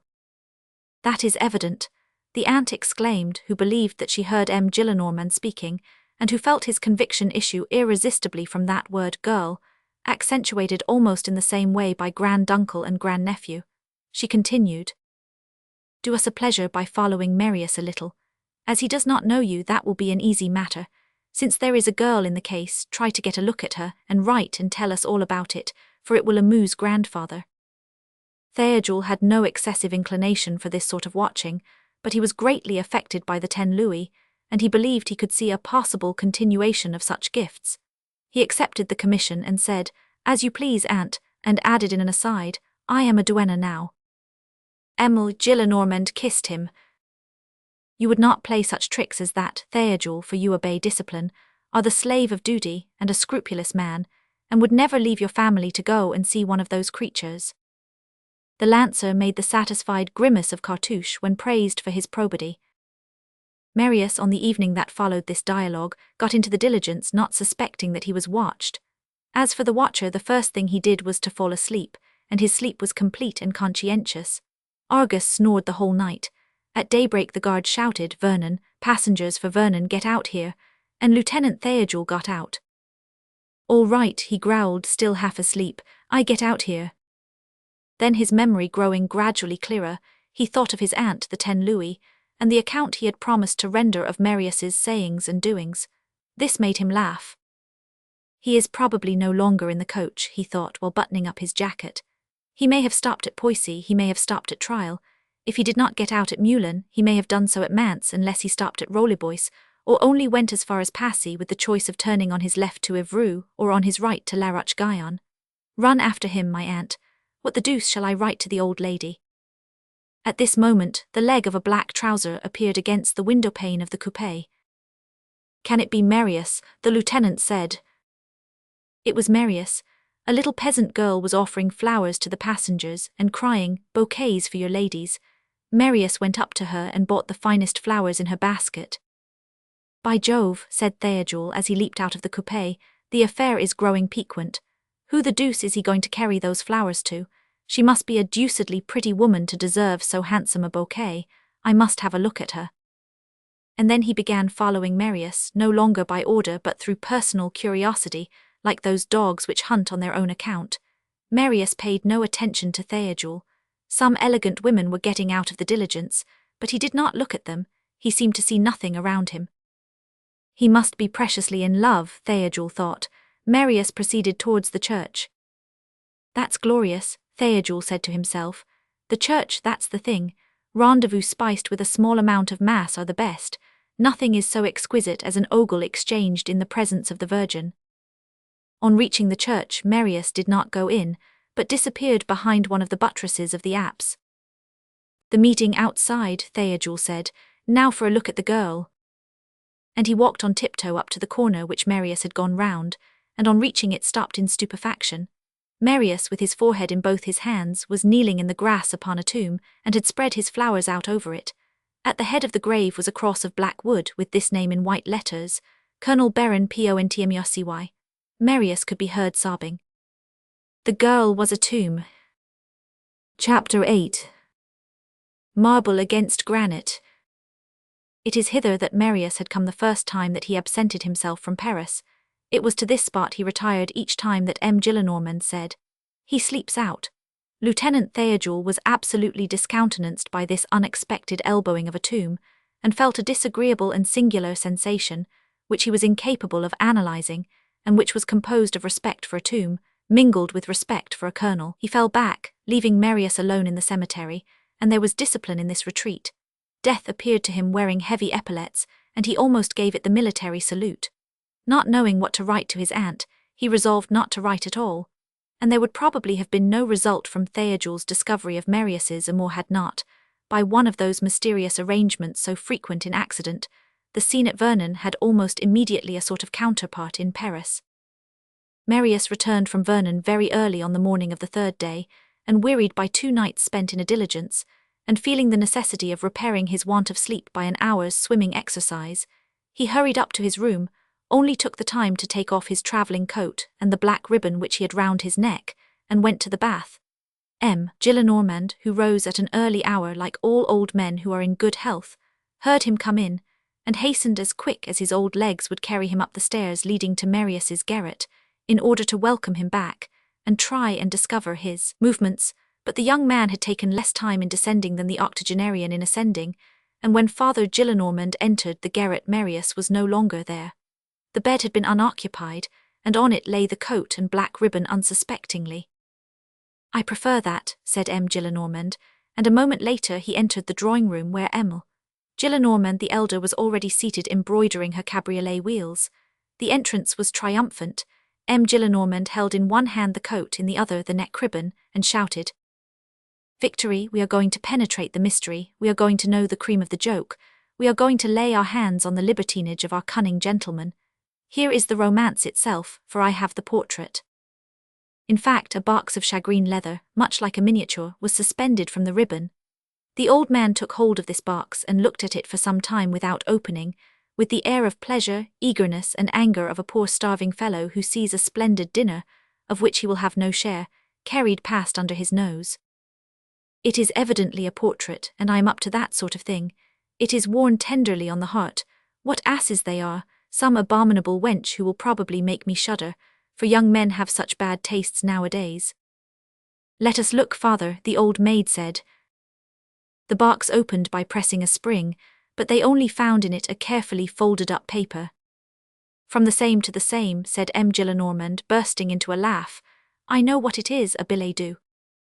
"Indeed, let us read it," said the aunt, and she put on her spectacles. They unfolded the paper and read as follows. "For my son, the Emperor made me a baron on the field of Waterloo, and as the Restoration contests this title which I purchased with my blood, my son will assume it and wear it. Of course he will be worthy of it." What the father and daughter felt it is not possible to describe, but they were chilled as if by the breath of a death's head. They did not exchange a syllable. M. Gillenormand merely said in a low voice, and as if speaking to himself, "It is that trooper's handwriting." The aunt examined the slip of paper, turned it about in all directions, and then placed it again in the box. At the same instant a small square packet wrapped up in blue paper fell from a pocket of the greatcoat. Gillenormand picked it up and opened the blue paper. It contained Marius's 100 cards, and she passed one to Gillenormand, who read, Baron Marius Pontmercy. The old man rang, and Nicolette came in. Gillenormand took the ribbon, the box, and the coat, threw them on the ground in the middle of the room, and said, "Remove that rubbish." A long hour passed in the deepest silence. The old man and the old maid were sitting back to back and thinking, probably both of the same things. At the end of this hour, Gillenormand said, "Very pretty." A few minutes after, Marius came in. Even before he crossed the threshold, he perceived his grandfather holding one of his cards in his hand. On seeing Marius, he exclaimed, with his air of bourgeois and grimacing superiority, which had something crushing about it, "Stay, stay, stay, stay, stay, you are a baron at present, I must congratulate you. What does this mean?" Marius blushed slightly and answered, "It means that I am my father's son." Gillenormand left off laughing and said harshly, "I am your father." "My father," Marius continued with downcast eyes and a stern air, "was an humble and heroic man, who gloriously served the Republic of France, who was great in the greatest history which men have ever made, who lived for a quarter of a century in a bivouac, by day under a shower of grapeshot and bullets, and at night in snow, mud, wind, and rain. He was a man who took 2 flags, received 20 wounds, died in forgetfulness and abandonment, and who had never committed but one fault, that of loving too dearly 2 ungrateful beings, his country and myself." This was more than Gillenormand could bear. At the word republic he had risen, or more correctly, sprung up. Each of the words that Marius had just uttered had produced on the old gentleman's face the same effect as the blast of a forge bellows upon a burning log. From gloomy he became red, from red purple, and from purple flaming. "Marius," he shouted, "you abominable boy, I know not who your father was and do not wish to know. I know nothing about it, but what I do know is that there never were any but scoundrels among all those people. They were all rogues, assassins, redcaps, robbers. I say all, I know nobody, I say all. Do you understand me, Marius? You must know that you are as much a baron as my slipper is. They were all bandits who served Robespierre. They were all brigands who served Bonaparte.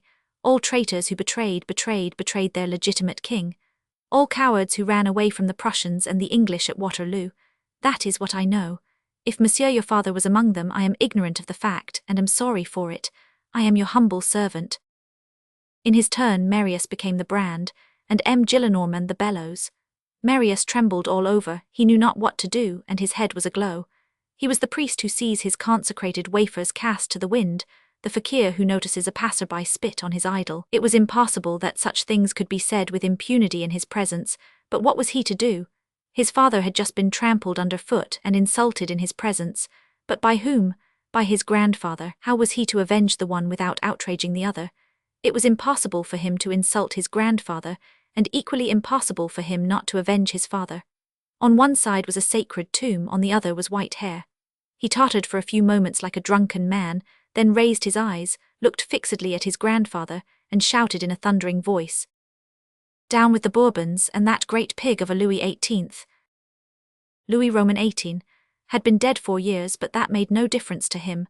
The old man, who had been scarlet, suddenly became whiter than his hair.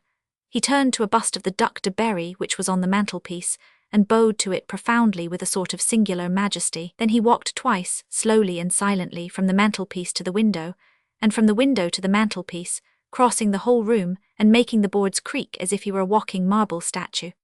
The second time he leaned over his daughter, who was looking at the disturbance with the stupor of an old sheep, and said to her with a smile which was almost calm, "A baron like this gentleman and a bourgeois like myself can no longer remain beneath the same roof."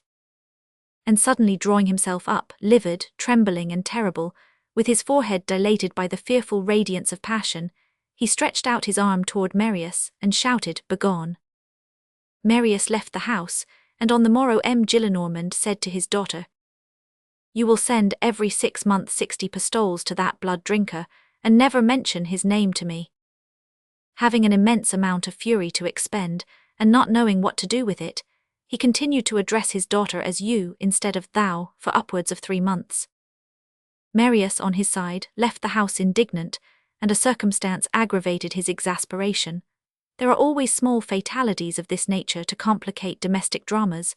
The anger is augmented, although the wrongs are not in reality increased. In hurriedly conveying by the grandfather's order Marius's rubbish to his bedroom, Nicolette, without noticing the fact, let fall, probably on the attic stairs, which were dark, the black shagreen case in which was the paper written by the colonel. As neither could be found, Marius felt convinced that Monsieur Gillenormand, he never called him otherwise from that date, had thrown his father's will into the fire. He knew by heart the few lines written by the colonel, and consequently nothing was lost. But the paper, the writing, this sacred relic, all this was his heart. What had been done with it? Marius went away without saying where he was going and without knowing, with 30 francs, his watch and some clothes in a carpet-bag. He jumped into a cabriolet, engaged it by the hour, and proceeded at random towards the Pays Latin. What would become of Marius? Book IV. The Friends of the ABC. Chapter 1. A group that nearly became historical.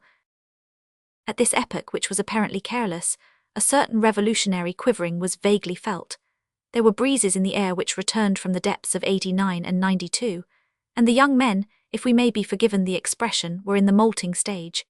Men became transformed, almost without suspecting it, by the mere movement of time, for the hand which moves round the clock face also moves in the mind. Each took the forward step he had to take. The royalists became liberals, and the liberals democrats. It was like a rising tide complicated by 1,000 ebbs, and it is the peculiarity of ebbs to cause things to mingle. Hence came very singular combinations of ideas, and men adored liberty and Napoleon at the same time. We are writing history here, and such were the mirages of that period. Opinions passed through phases, and Voltairean royalism, a strange variety, had a no less strange pendant in Bonapartist liberalism. Other groups of minds were more serious. At one spot principles were sounded, and at another men clung to their rights.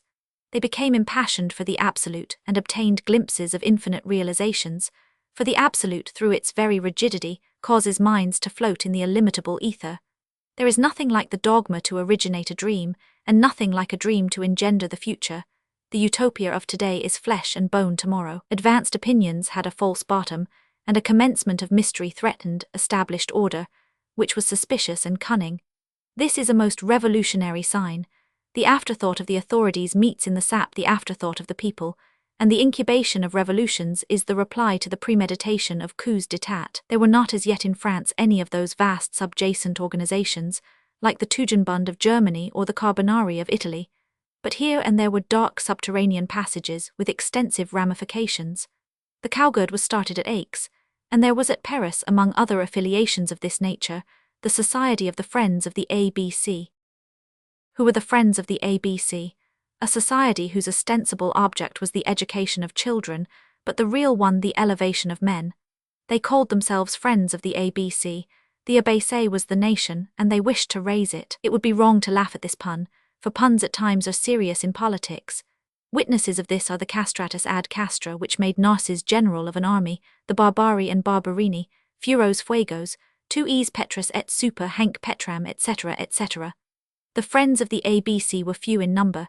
It was a secret society in a state of embryo, and we might almost call it a coterie if coteries produced heroes. They assembled at 2 places in Paris, at a cabaret called Corinth near the Halles, to which we shall revert hereafter, and near the Pantheon in a small café on the place St. Michel, known as the Café Musain and now demolished. The first of these meeting places was contiguous to the workmen, and the second to the students. The ordinary discussions of the Friends of the ABC were held in a back room of the Café Musain. This room, some distance from the coffee room with which it communicated by a very long passage, had 2 windows and an issue by a secret staircase into the little Rue des Grays.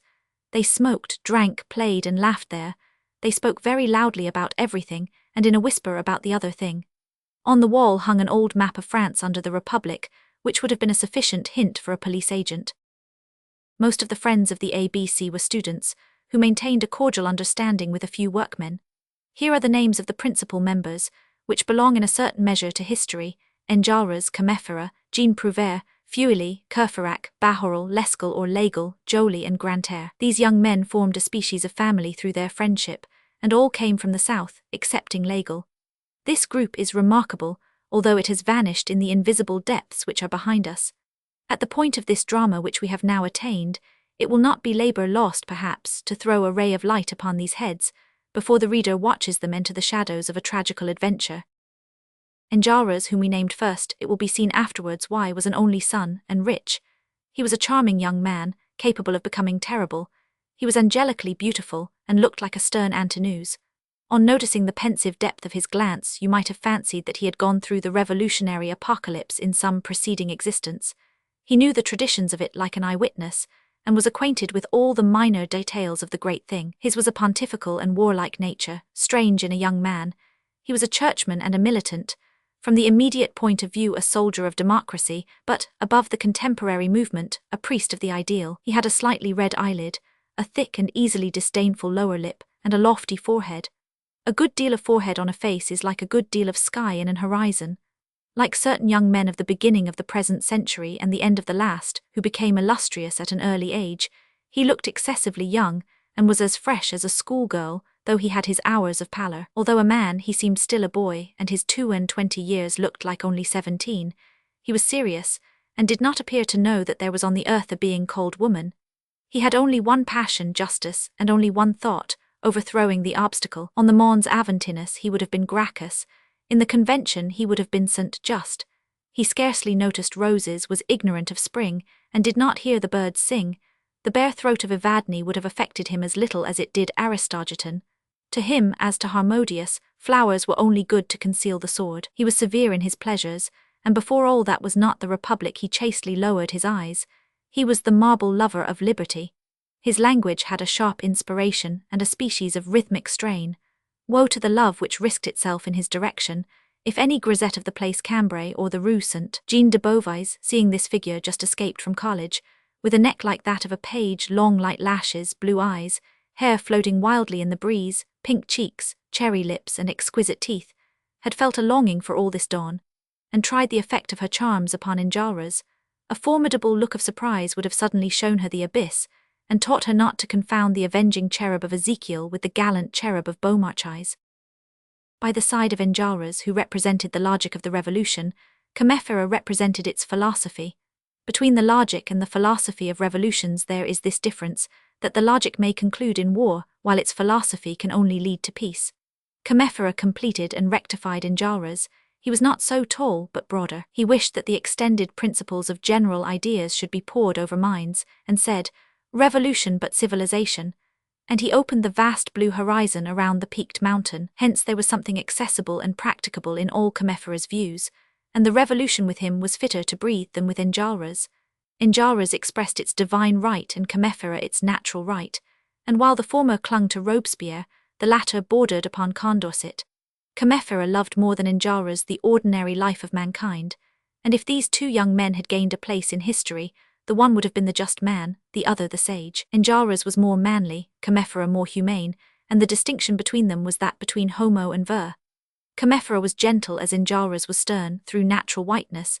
He loved the word citizen but preferred man and would willingly have said hombre like the Spaniards.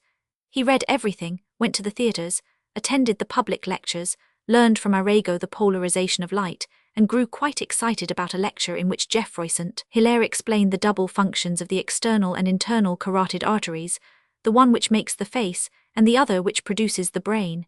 He was conversant with and followed science step by step, confronted St. Simon with Fourier, deciphered hieroglyphics, broke pebbles which he found, drew from memory a Bomyx butterfly, pointed out the errors in French in the dictionary of the Academy, studied Puységur and Deleuze, affirmed nothing, not even miracles, denied nothing, not even ghosts, turned over the file of the Moniteur and reflected.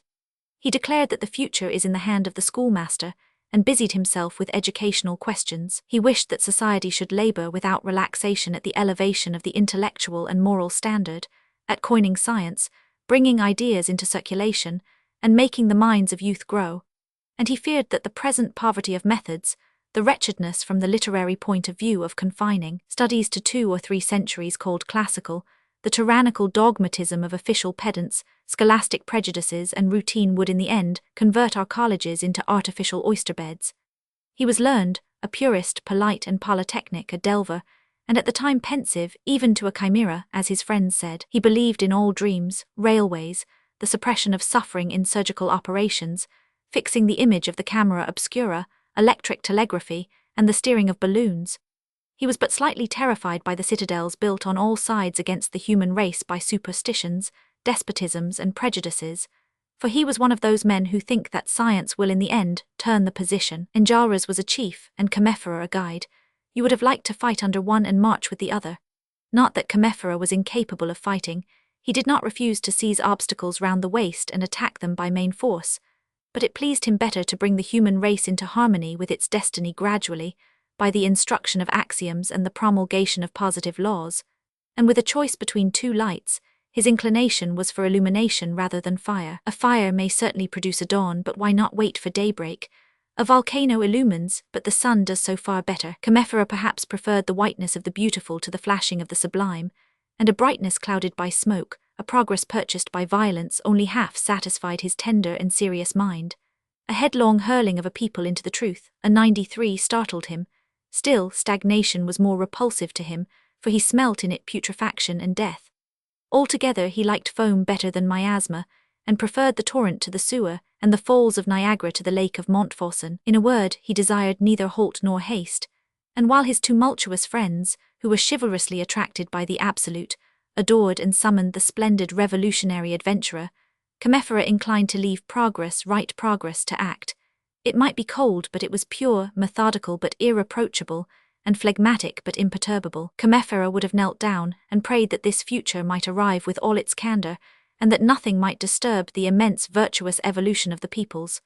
The good must be innocent, he repeated incessantly, and in truth, if the grandeur of the revolution is to look fixedly at the dazzling ideal, and fly toward it through the lightning, with blood and fire in the claws, the beauty of progress is to be unspotted.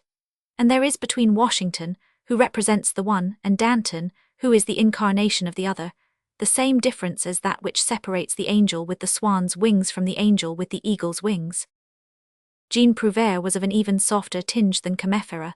He was called Jehan, through that little momentary fantasy, which was blended with the powerful and profound movement from which issued the study of the Middle Ages, so essential. Jean Prouvaire was in love, cultivated a pot of flowers, played the flute, wrote verses, loved the people, pitied women, wept over children, confounded in the same confidence the future and God, and blamed the revolution for having caused a royal head to fall, that of André Chénier. He had a voice which was habitually delicate, and suddenly became masculine.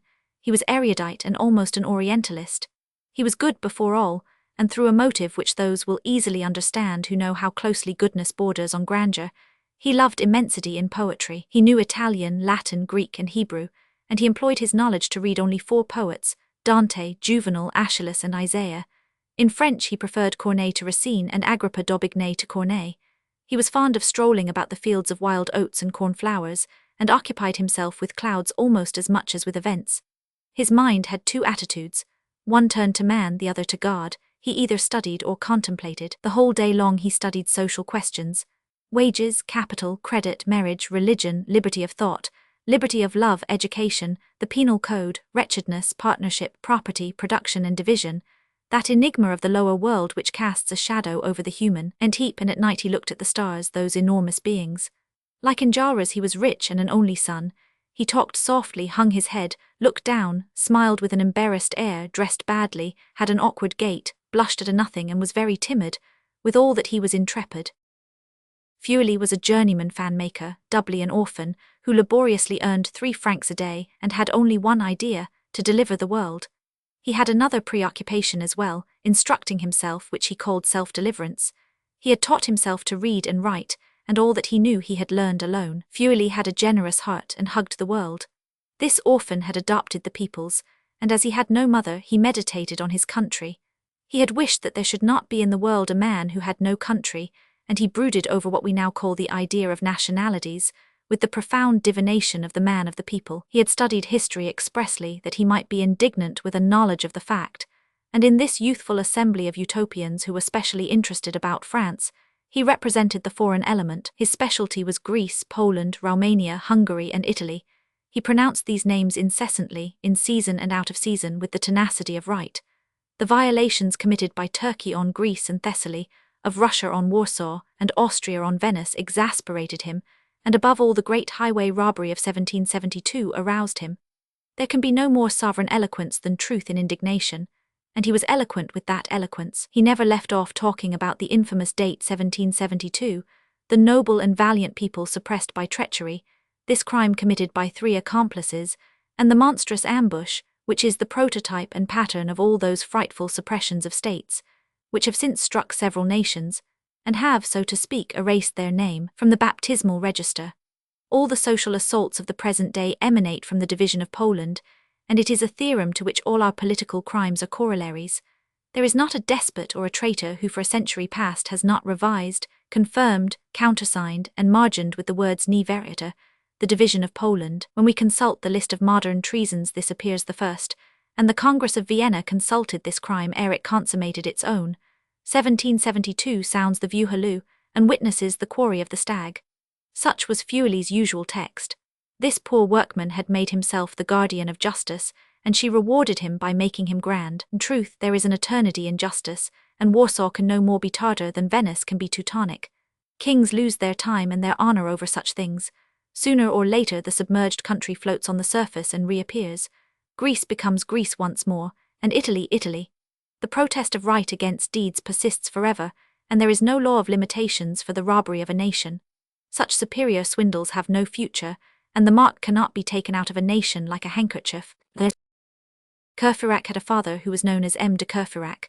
One of the incorrect ideas of the bourgeoisie of the Restoration in the matter of the aristocracy and the nobility was a belief in the particle. The particle, as we know, has no meaning, but the bourgeois of the time of the Minerve esteemed this poor de so highly that persons thought themselves obliged to abdicate it. M. de Chauvelin called himself M. Chauvelin, M. de Caumartin, M. Caumartin, M. de Constant de Rebecque, Benjamin Constant, and M. de Lafayette, M. Lafayette. Courfeyrac was unwilling to remain behindhand and called himself Courfeyrac quite short. As concerns this gentleman, we might almost stop here and content ourselves with saying as to the rest, in Courfeyrac you see Tholomyès. Courfeyrac, in fact, had those sallies of youth which might be called a mental beauté du diable. At a later date this expires like the prettiness of the kitten, and all this grace produces upon 2 feet the bourgeois, and on 4 paws the tomcat. The generations which pass through the schools, and the successive levies of youth, transmit this species of wit from one to the other, and pass it from hand to hand, quasi-cursors, nearly always the same. So that, as we have said, the first comer who had listened to Courfeyrac in 1828 might have fancied he was hearing Tholomyès in 1817. The only thing was that Courfeyrac was an honest fellow, and beneath an apparent external similitude, the difference between Tholomyès and himself was great, and the latent man who existed within them was quite different in the former from what it was in the latter. In Tholomyès there was an attorney, and in Courfeyrac a paladin. Enjolras was the chief, Commiphera the guide, and Courfeyrac the centre. The others gave more light, but he produced more heat, and he had in truth all the qualities of a centre in the shape of roundness and radiation. Bahorel had been mixed up in the sanguinary tumult of June, 1822, on the occasion of the burial of young Lallemande. Bahorel was a being of good temper and bad company, brave and a spendthrift, prodigal and generous, chattering and eloquent, bold and insolent, and the very best clay for the devil's moulding imaginable. He displayed daring waistcoats and scarlet opinions. He was a turbulent on a grand scale, that is to say, that he liked nothing so much as a quarrel unless it were an emeute, and nothing so much as an emeute except a revolution. He was ever ready to break a pane of glass, tear up the paving stones, and demolish a government in order to see the effect. He was a student in his 11th year. He sniffed at the law but did not practice it, and he had taken as his motto, never a lawyer, and as his coat of arms a night table surmounted by a square cap. Whenever he passed in front of the law school, which rarely happened to him, he buttoned up his frock coat and took hygienic precautions. He said of the school gate, "What a fierce old man," and of the Dean M. de Vincourt, "What a monument." He found in his lectures a subject for coarse songs, and in his professors an occasion for laughter. He spent in doing nothing a very considerable allowance, something like 3,000 francs. His parents were peasants in whom he had inculcated a respect for their son. He used to say of them, "They are peasants and not townspeople, that is why they are so intelligent." Bahorel, as a capricious man, visited several cafés, and while the others had habits he had none. He strolled about. To err is human, to stroll is Parisian. Altogether, he had a penetrating mind, and thought more than people fancied. He served as the connecting link between the friends of the ABC and other groups which were still unformed, but which were to be constituted at a later date. There was in this assembly of young men a bald-headed member, the Marquis d'Avaray, whom Louis XVIII made a duke because he helped him to get into a hired cab on the day when he emigrated, used to tell how, when the king landed in 1814 at Calais upon his return to France, a man handed him a petition. "What do you want?" the king said. "A postmastership, sire." "What is your name?" 50 Aigle. The king frowned but looked at the signature of the petition and read the name thus written, Lesgle. This, anything but Bonapartist orthography, touched the king and he began smiling. "Sire," the man with the petition went on, "my ancestor was a whipper-in of the name of Lesgules, and my name came from that. I called myself Lesgules, by contraction Lesgle, and by corruption 50 Aigle." This remark caused the king to smile still more, and at a later date he gave the man the post office at Meaux, purposely or through a mistake. The bold mentor of the group was son of this Lesgle or Legal, and signed himself Legal of Meaux. His comrades, to shorten this, called him Bossuet. Bossuet was a merry fellow who was unlucky, and his specialty was to succeed in nothing. Per contra, he laughed at everything. At the age of 25 he was bald. His father left him a house and a field, but the son knew nothing so pressing as to lose them both in a swindling speculation, and nothing was left him. He had learning and sense but miscarried. He failed in everything, and everything cozened him. Whatever he built up broke down under him.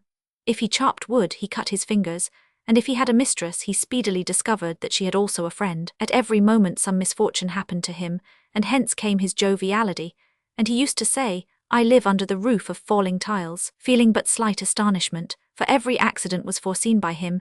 He accepted ill luck serenely, and smiled at the pinpricks of destiny like a man who is listening to a good joke. He was poor, but his wallet of good temper was inexhaustible. He speedily reached his last halfpenny, but never his last laugh. When adversity entered his room, he bowed to his old acquaintance cordially. He tickled catastrophes in the ribs, and was so familiar with fatality as to call it by a nickname. These persecutions of fate had rendered him inventive, and he was full of resources. He had no money, but contrived to make an unbridled outlay whenever he thought proper. One night he went so far as to devour 100 francs in a supper with a girl, which inspired him in the middle of the orgy with the memorable remark, "Fil de St. Louis, pull off my boots." Bossuet was advancing slowly to the legal profession, and studied law much after the fashion of Bahorel. Bossuet had but little domicile, at times none at all, and he lived first with one and then with the other, but most frequently with Joly. Joly was a student of medicine, of 2 years younger standing than Bossuet, and was the young imaginary sick man. What he had gained by his medical studies was to be more a patient than a doctor, for at the age of 23 he fancied himself a valetudinarian, and spent his life in looking at his tongue in a mirror. He declared that a man becomes magnetized like a needle, and in his room he placed his bed with the head to the south and the feet to the north, so that at night the circulation of his blood might not be impeded by the great magnetic current of the globe. In storms he felt his pulse, but for all that was the gayest of all. All these incoherences, youth, mania, dyspepsia, and fun, lived comfortably together, and the result was an eccentric and agreeable being, whom his comrades, lavish of liquid consonants, called jollily. Joly was accustomed to touch his nose with the end of his cane, which is the sign of a sagacious mind. All these young men, who differed so greatly, and of whom, after all, we must speak seriously, had the same religion, progress. They were all the direct sons of the French Revolution, and the lightest among them became serious when pronouncing the date of 89. Their fathers in the flesh were, or had been, feuillants, royalists, or doctrinaires, but that was of little consequence. This pell-mell anterior to themselves, who were young, did not concern them, and the pure blood of principles flowed in their veins. They attached themselves, without any intermediate tinge, to incorruptible right and absolute duty. Confederates and initiated, they secretly sketched the ideal. Amid all these impassioned hearts and convinced minds there was a skeptic. How did he get there? Through juxtaposition. The name of this skeptic was Grantaire, and he usually wrote it after the manner of a rebus, R, grand R, i.e. Grantaire. Grantaire was a man who carefully avoided believing in anything. He was, however, one of these students who had learned the most during a Parisian residence. He knew that the best coffee was at Lemblier's, and the best billiard table at the Café Voltaire, that excellent cakes and agreeable girls could be found at the Hermitage on the Boulevard du Maine, spatchcocks at Mother Sacquet's, excellent matelots at the Barrière de la Canette, and a peculiar white wine at the Barrière du Combat. Besides all this, he was a mighty drinker. He was abominably ugly, and Irma Boissy, the prettiest boot-stitcher of that day, in her indignation at his ugliness, passed the verdict: Grantaire is impassable. But Grantaire's fatuity was not disconcerted by this. He looked tenderly and fixedly at every woman, and assumed an expression of "if I only liked," and he tried to make his companions believe that he was in general request with the sex. All such words as rights of the people, rights of man, the social contract, the French Revolution, republic, democracy, humanity, civilization, progress, had as good as no meaning with Grantaire, and he smiled at them. Skepticism, that curse of the intellect, had not left him one whole idea in his mind. He lived in irony, and his axiom was, "There is only one thing certain, my full glass." He ridiculed every act of devotion in every party, the brother as much as the father, young Robespierre as heartily as Loiserols. They made great progress by dying, he would exclaim, and would say of the crucifix, "There is a gallows," which was successful. Idler, gambler, libertine, and often intoxicated, he annoyed these young democrats by incessantly singing J. Amons les fils et J. Amons le bon vin, to the tune of Long Live Henry IV. This skeptic, however, had a fanaticism. It was neither an idea, a dogma, an act, nor a sense. It was a man, Enjolras. Grantaire admired, loved, and revered Enjolras. Whom did this anarchical doubter cling to in this phalanx of absolute minds? To the most absolute. In what way did Enjolras subjugate him? By ideas? No, but by character. This is a frequently observed phenomenon, and a skeptic who clings to a believer is as simple as the law of complementary colors. What we do not possess attracts us. No one loves daylight like the blind man, the dwarf adores the drum major, and the frog has its eyes constantly fixed on heaven to see the bird fly. Grantaire, in whom doubt grovelled, liked to see faith soaring in Enjolras, and he felt the want of him without clearly understanding it, or even dreaming of explaining the fact to himself. This chaste, healthy, firm, upright, harsh, and candid nature charmed him, and he instinctively admired his opposite. His soft, yielding, dislocated, sickly, and shapeless ideas attached themselves to Enjolras as to a spinal column, and his mental vertebra supported itself by this firmness. Grantaire, by the side of Enjolras, became somebody again, and he was, moreover, himself composed of two apparently irreconcilable elements. He was ironical and cordial. His mind could do without belief, but his heart could not do without friendship. This is a profound contradiction, for an affection is a conviction, but his nature was so. There are some men apparently born to be the reverse of the coin, and their names are Pollux, Patroclus, Nissus, Eudamidas, Ephestion, and Pechmager. They only live on the condition of being backed by another man. Their name is a continuation, and is never written except preceded by the conjunction, and their existence is not their own, but is the other side of a destiny which is not theirs. Grantaire was one of these men. We might almost say that affinities commence with the letters of the alphabet, and in the series O and P are almost inseparable. You may, as you please, say O and P, or Orestes and Pylades. Grantaire, a true satellite of Enjolras, dwelt in this circle of young men. He lived there, he solely enjoyed himself there, and he followed them everywhere. His delight was to see their shadows coming and going through the fumes of wine, and he was tolerated for his pleasant humour. Enjolras, as a believer, disdained this skeptic, and as a sober man loathed this drunkard, but he granted him a little haughty pity. Grantaire was an unaccepted Pylades, constantly repulsed by Enjolras, harshly rejected, and yet returning, he used to say of him, "What a splendid statue." Chapter 2. Bossuet's funeral oration, Onblondau. On a certain afternoon, which, as we shall see, has some coincidence with the events recorded above, L'Aigle de Meaux was sensually leaning against the doorpost of the Café Musain. He looked like a caryatid out for a holiday, and having nothing to carry but his reverie. Leaning on one's shoulder is a mode of lying down upright which is not disliked by dreamers.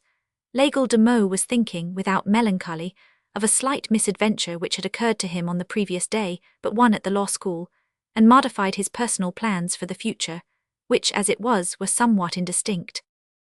Reverie does not prevent a cabriolet from passing, or a dreamer from noticing the cabriolet.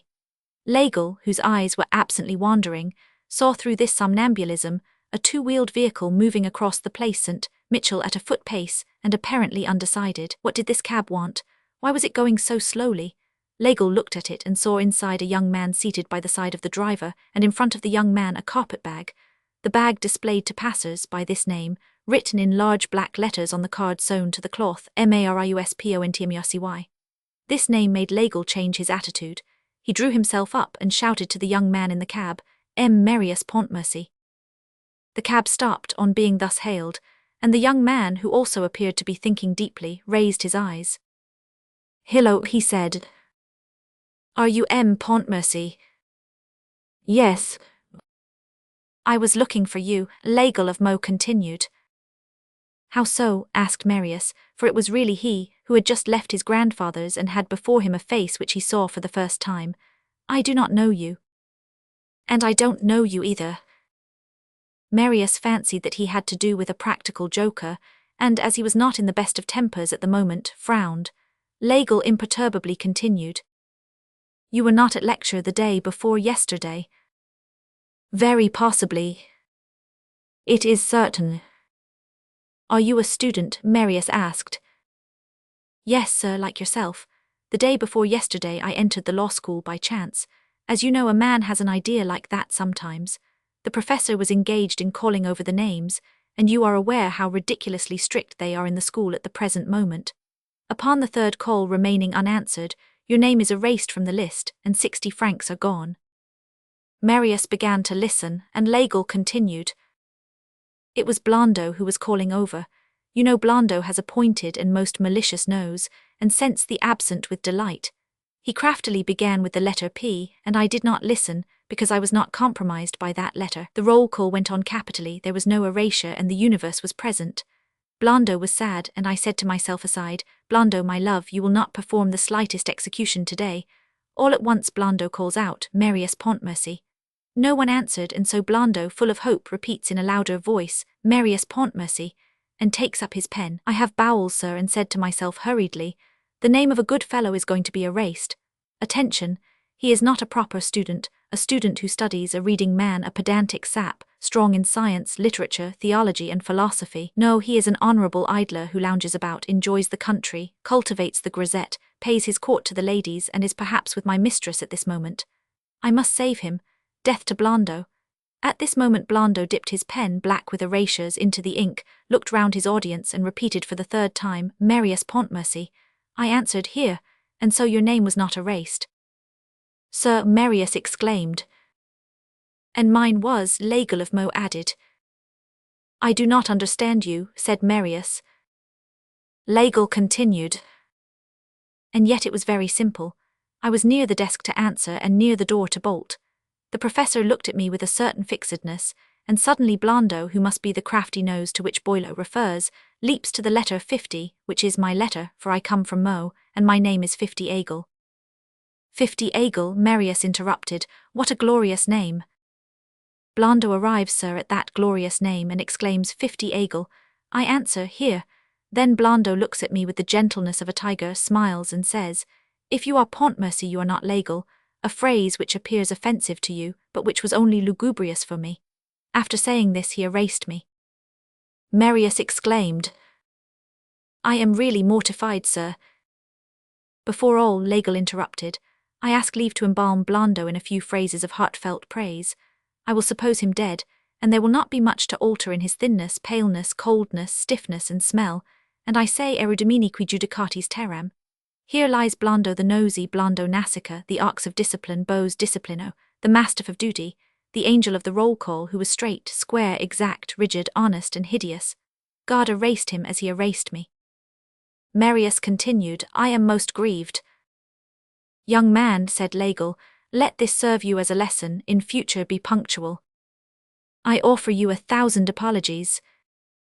And do not run the risk of getting your neighbour erased. I am in despair." Legal burst into a laugh. "And I am enchanted.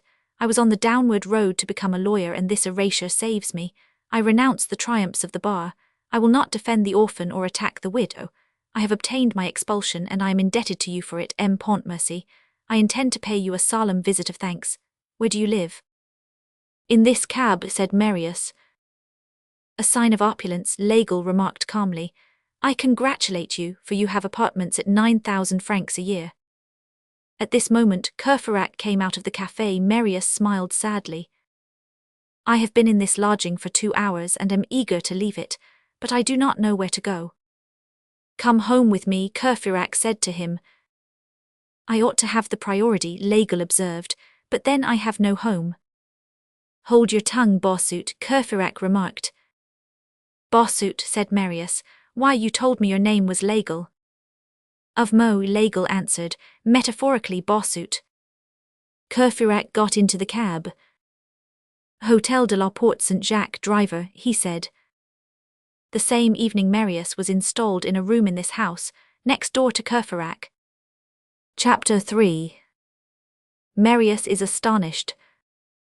In a few days Marius was a friend of Courfeyrac, for youth is the season of prompt weldings and rapid cicatrizations. Marius by the side of Courfeyrac breathed freely, a great novelty for him. Courfeyrac asked him no questions, and did not even think of doing so, for at that age faces tell everything at once and words are unnecessary. There are some young men of whose countenances you may say that they gossip.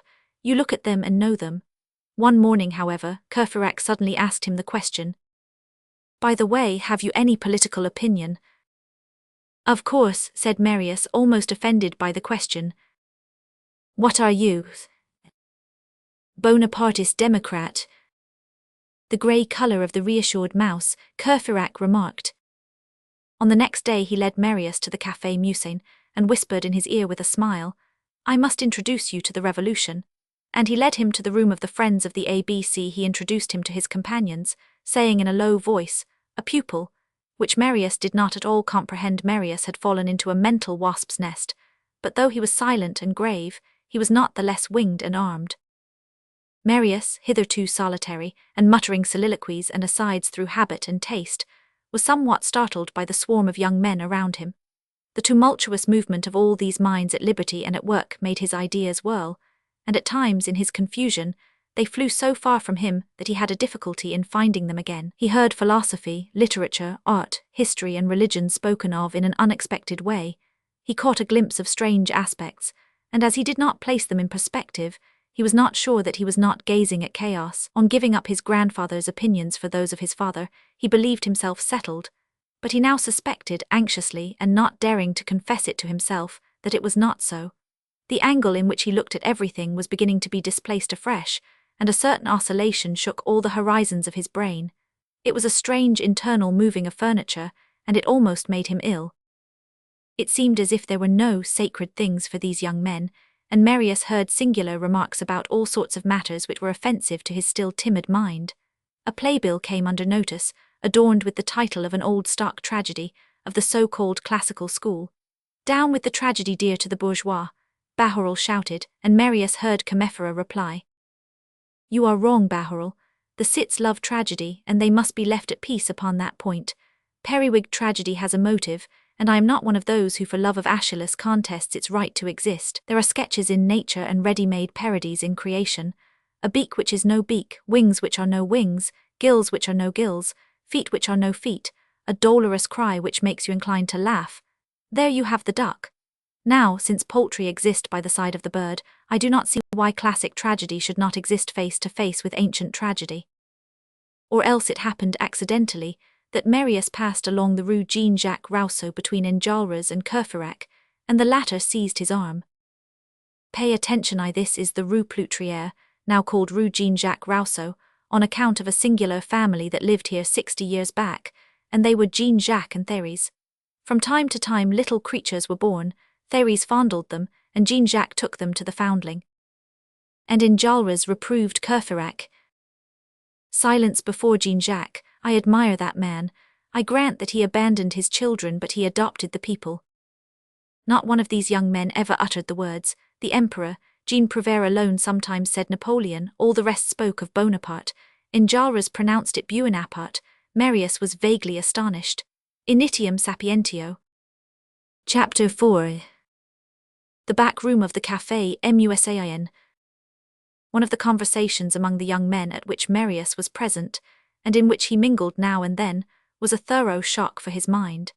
It came off in the back room of the Café Musain, and nearly all the friends of the ABC were collected on that occasion, and the chandelier was solemnly lighted. They talked about one thing and another, without passion and with noise, and with the exception of Enjolras and Marius, who were silent, each harangued somewhat haphazard. Conversations among chums at times display these peaceful tumults. It was a game and a jumble as much as a conversation. Words were thrown and caught up, and students were talking in all the four corners. No female was admitted into this back room, excepting Louison, the washer-up of caps, who crossed it from time to go from the wash-house to the laboratory. Grantaire, who was perfectly tipsy, was deafening the corner he had seized upon, by shouting things, reasonable and unreasonable, in a thundering voice. I am thirsty, mortals. I have dreamed that the ton of Heidelberg had a fit of apoplexy, and that I was one of the dozen leeches applied to it. I want to drink, for I desire to forget life. Life is a hideous invention of somebody whom I am unacquainted with.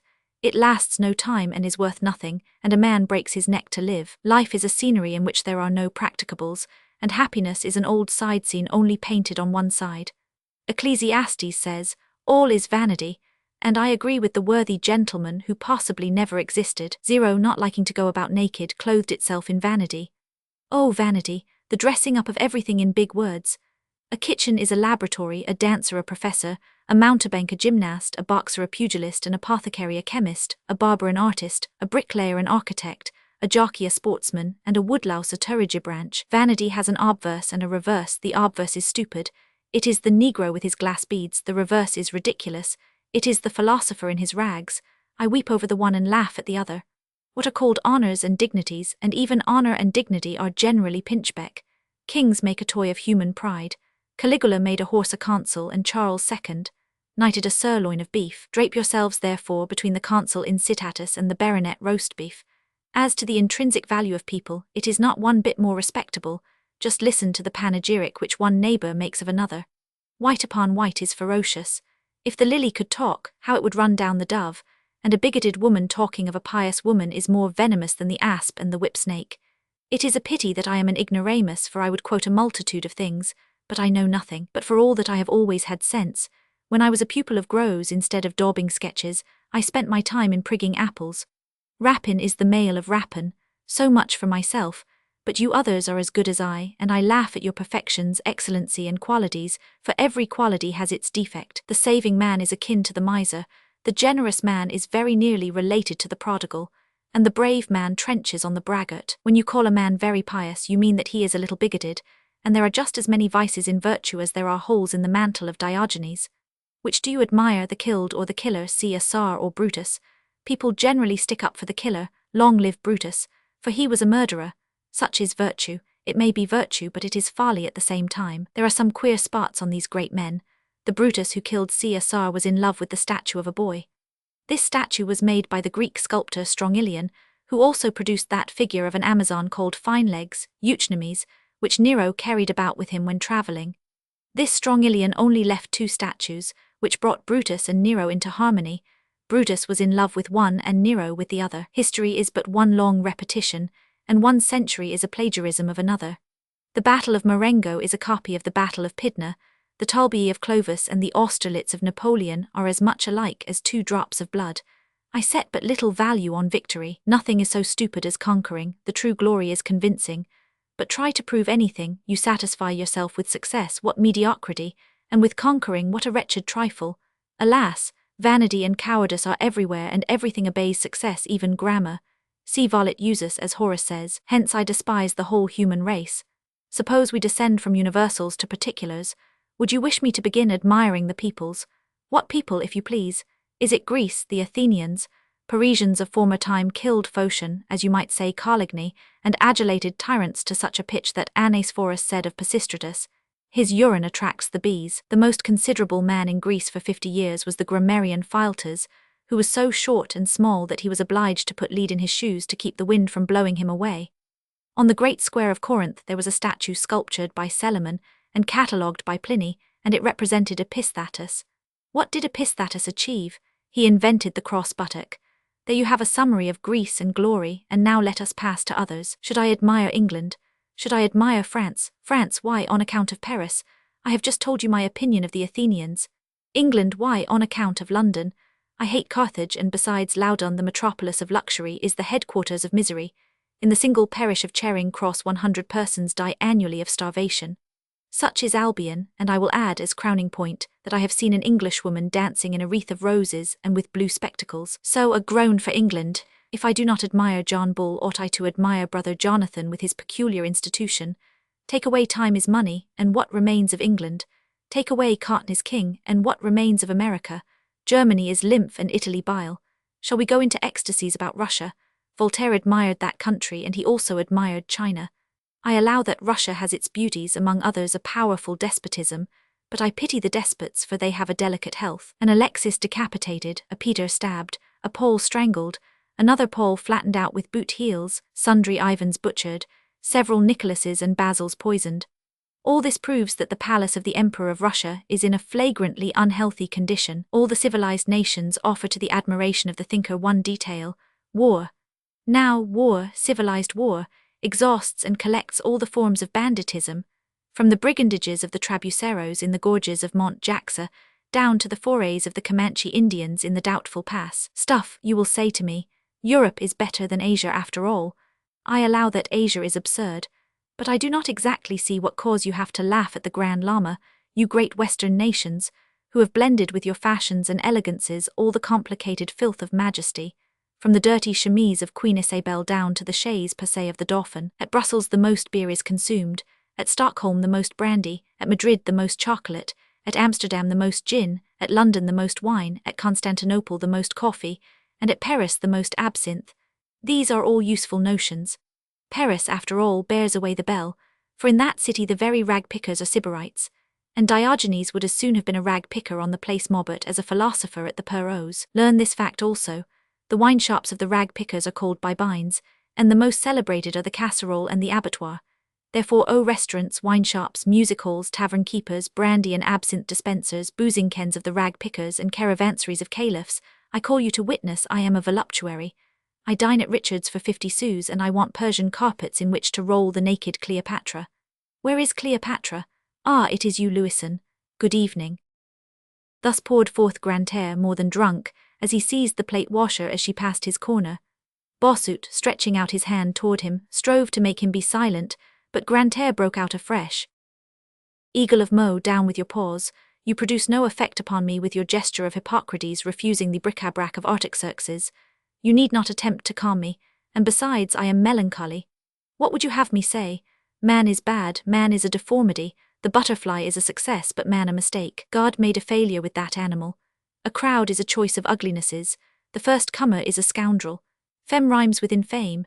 Yes, I have the spleen, complicated with melancholy, homesickness and a dash of hypochondria, and I fret, I rage, I yawn, I weary myself, I bore myself, and I find it horribly dull. Silence, Big R, Bossuet remarked again, who was discussing a legal point with some chums, and was sunk to his waist in a sentence of judicial slang, of which the following is the end. For my part, although I am scarce an authority, and at the most an amateur lawyer, I assert this, that according to the terms of the customs of Normandy, upon the Michaelmas day, and in every year an equivalent must be paid to the lord of the manor, by all and singular, both by landowners and tenants, and that for every freehold long lease mortgage. Echo, plaintive nymph, Grantaire hummed dose to Grantaire at an almost silent table. A quire of paper, an inkstand, and a pen between two small glasses announced that a farce was being sketched out. This great affair was discussed in a low voice, and the heads of the workers almost touched. Let us begin with the names, for when you have the names you have the plot. That is true, dictate and I will write. Monsieur Doraman. An annuitant. Of course, his daughter Celestine. Tyne, who next? Colonel Sainville. Sainville is worn out, say Valsin.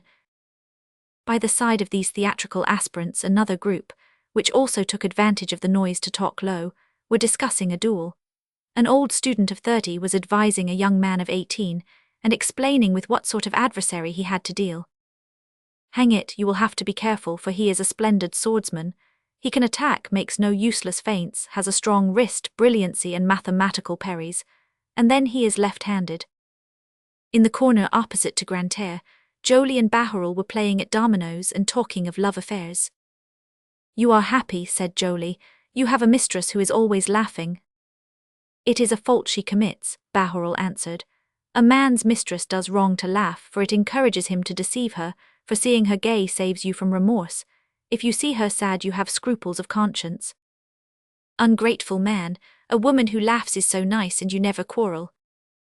That results from the treaty we made. On forming our little holy alliance we gave each other a frontier which we never stepped beyond. Hence comes peace. Peace is digesting happiness. And you, jollily, how does your quarrel stand with Mamselle? You know whom I mean. Oh, she still sulks with a cruel patience. And yet you are a lover of most touching thinness. Alas! In your place I would leave her. It's easy to say that. And to do, is not her name Musicetta? Yes, my dear Bahorel, she is a superb girl, very literary, with little hands and feet, dresses with taste, is white and plump, and has eyes like a gypsy fortune-teller. I am wild about her. My dear boy, you must please her, be fashionable and make your knees effective, buy fine trousers of Staub. At how much? Cried Grantaire. In the third corner a poetical discussion was going on, and pagan mythology was quarrelling with Christian mythology. The point was Olympus, whose defence Jean Prouvaire undertook through his romantic nature. Jean Prouvaire was only timid when in repose. Once excited, he broke out into a species of gaiety, accentuated his enthusiasm, and he was at once laughing and lyrical. Let us not insult the gods, he said, for perhaps they have not all departed, and Jupiter does not produce the effect of a dead man upon me. The gods are dreams, you say. Well, even in nature such as it is at the present day, and after the flight of these dreams, we find again all the old pagan myths. A mountain with the profile of a citadel, like the Vignemale for instance, is still for me the head-dress of Cybele. It has not yet been proved to me that Pan does not come at night to whistle in the hollow trunks of the willows, while stopping their holes with his fingers in turn, and I have ever believed that he had some connection with the cascade of Pisavash. In the last corner politics were being discussed, and the conceded charter was abused. Commiphera supported it feebly, while Courfeyrac attacked it energetically. There was on the table an unlucky copy of the chart Tauquet. Courfeyrac had seized it and was shaking it, mixing with his argument the rustling of this sheet of paper. In the first place, I do not want kings. Even from the economic point of view alone, I do not want them, for a king is a parasite and there are no gratis monarchs. Listen to this: kings are an expensive luxury. On the death of Francis I, the public debt of France was 30,000 livres. On the death of Louis XIV, it was 2,600,000,000, at 28 livres the mark, which in 1740 was equivalent, according to Desmarets, to 4,500,000,000, and at the present day would be equal to 12 milliards. In the second place, no offence to Commiphera, a conceded charter is a bad expedient of civilization, for saving the transaction, softening the passage, deadening the shock, making the nation pass insensibly from monarchy to democracy by the practice of constitutional fictions. All these are detestable fictions. No, no, let us never give the people a false light, and principles pine and grow pale in your constitutional cellar. No bastardizing, no compromise, no concession from a king to people. In all these concessions there is an Article 14th, and by the side of the hand that gives is the claw that takes back again. I distinctly refuse your charter, for a charter is a mask and there is falsehood behind it. A people that accepts a charter abdicates, and right is only right when entire. No charter then, I say. It was winter time, and 2 logs were crackling on the hearth. This was tempting, and Courfeyrac did not resist. He crumpled up the poor chart Tauquet and threw it in the fire. The paper blazed, and Commiphera philosophically watched the masterpiece of Louis Roman XVIII, burning, contenting himself with saying, "The charter metamorphosed into flame."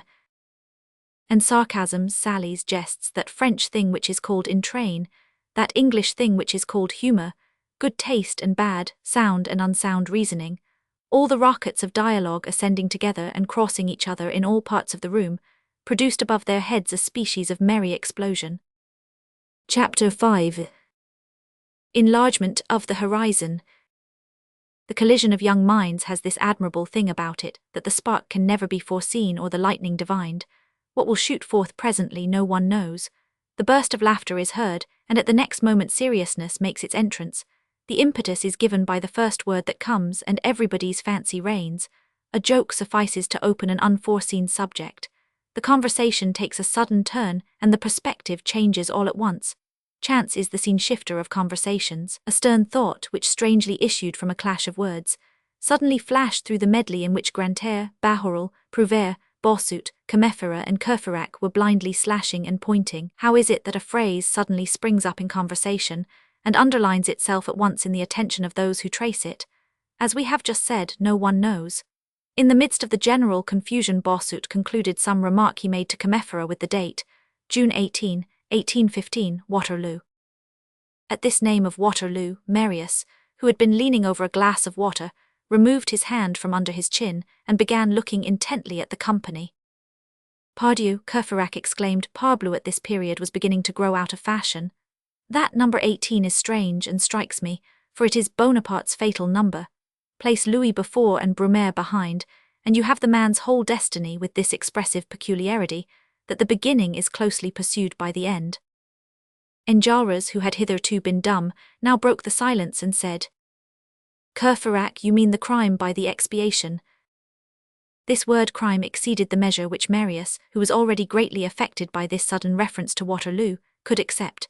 He rose, walked slowly to the map of France hanging on the wall, on the bottom of which could be seen an island in a separate compartment. He placed his finger on this and said, Corsica, a small island which made France very great. This was the breath of frozen air. All broke off, for they felt that something was about to begin. Bahorel, who was assuming a victorious attitude in answering Bossuet, gave it up in order to listen, and Enjolras, whose blue eye was fixed on no one and seemed to be examining space, answered without looking at Marius. France requires no Corsica to be great. France is great because she is France quia nomina leo. Marius felt no desire to give way. He turned to Enjolras, and his voice had a strange vibration, produced by his internal emotion. Heaven forbid that I should diminish France, but it is not diminishing her to amalgamate Napoleon with her. Come, let us talk. I am a newcomer among you, but I confess that you astonish me. Where are we? Who are we? Who are you? Who am I? Let us come to an understanding about the emperor.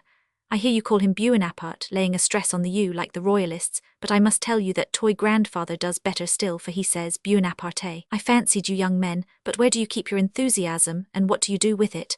Whom do you admire if it is not the emperor, and what more do you want?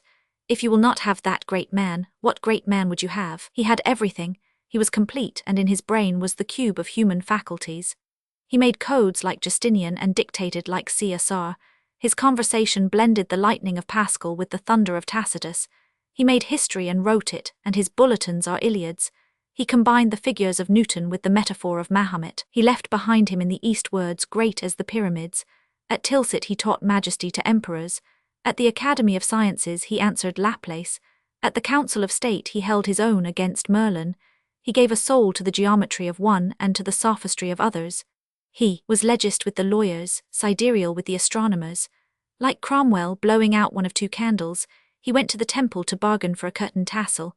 He saw everything, knew everything, but that did not prevent him from laughing heartily by the cradle of his newborn son, and all at once startled Europe listened. Armies set out, parks of artillery rolled along, bridges of boats were thrown over rivers, clouds of cavalry galloped in the hurricane, and shouts, bugles, and the crashing of thrones could be heard all around. The frontiers of kingdoms oscillated on the map. The sound of a superhuman sword being drawn from its scabbard could be heard, and he was seen, standing erect on the horizon with a gleam in his hand, and a splendor in his eyes, opening in the thunder his two wings, the Grand Army and the Old Guard. He was the archangel of war. All were silent, and Enjolras hung his head. Silence always produces to some extent the effect of acquiescence, or a species of setting the back against the wall. Marius, almost without drawing breath, continued with increased enthusiasm. Let us be just, my friends.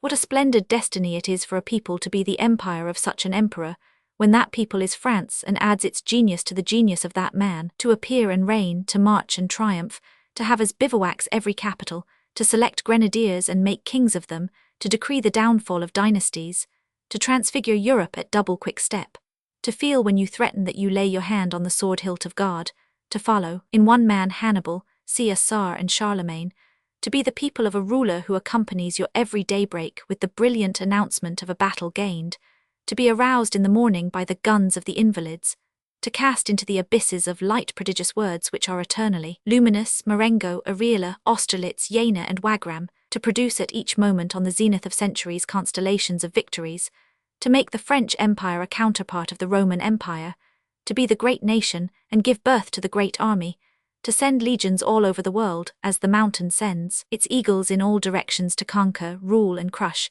to be in Europe a people gilded by glory, to sound a titanic flourish of trumpets through history, to conquer the world twice by conquest and by amazement, all this is sublime, and what is there greater?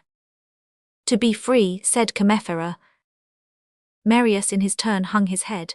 This simple and cold remark had traversed his epical effusion like a steel blade, and he felt it fainting away within him. When he raised his eyes, Commiphera was no longer present. Probably satisfied with his reply to the apotheosis, he had left the room, and all excepting Enjolras had followed him. Enjolras, alone with Marius, was looking at him gravely. Marius, however, having slightly collected his ideas, did not confess himself defeated, and he was in all probability about to begin afresh upon Enjolras, when he suddenly heard someone singing on the staircase. It was Commiphera, and this is what he sung. Si César m'avait donné la gloire et la guerre, et qu'il me fallut quitter 50 amours de ma mère. G. Durais and Grand César reprends ton sceptre et ton char. J. A. mia ma mère au circumflex gare. J. A. mia ma mère. The tender and solemn accent with which Commiphera sang this verse imparted to it a species of strange grandeur. Marius, with his eye pensively fixed on the ceiling, repeated almost mechanically, "My mother." At this moment he felt Enjolras' hand on his shoulder. "Citizen," he said to him, "my mother is the Republic." Chapter 6. Resangusta. This evening left a sad obscurity and a profound shock in the mind of Marius, and he felt what the earth probably feels when it is opened by the ploughshare that the grain may be deposited. It only feels the wound, and the joy of giving birth does not arrive till later. Marius was gloomy. He had only just made himself a faith, and must he reject it again? He declared to himself that he would not. He resolved not to doubt, and began doubting involuntarily. To stand between two religions, one of which you have not yet lost, and the other which you have not yet entered, is unendurable, and twilight only pleases bat-like souls. Marius had an open eyeball and wanted true light, and the semi-luster of doubt hurt him. Whatever might be his desire to remain where he was and cling to it, he was invincibly constrained to continue, to advance, to think, to go farther. Whither would this lead him?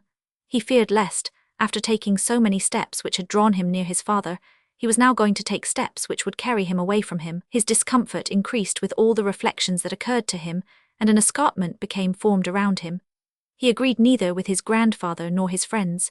He was rash for the one and backward for the others, and he found himself doubly isolated, on the side of old age and on the side of youth. He left off going to the Café Musain. In the troubled state of his conscience, he did not think at all of certain serious sides of existence, but the realities of life will not allow themselves to be forgotten, and so they suddenly came to jog his memory. One morning the landlord came into Marius's room, and said to him, "Monsieur Courfeyrac recommended you." "Yes, but I want my money." "Ask Courfeyrac to come and speak to me," said Marius. When Courfeyrac arrived, the landlord left them, and Marius told his friend what he had not dreamed of telling him yet, that he was, so to speak, alone in the world and had no relations. "What will become of you?" said Courfeyrac. "I do not know," Marius answered. "What do you intend doing?" "I do not know." "Have you any money?" 15 francs.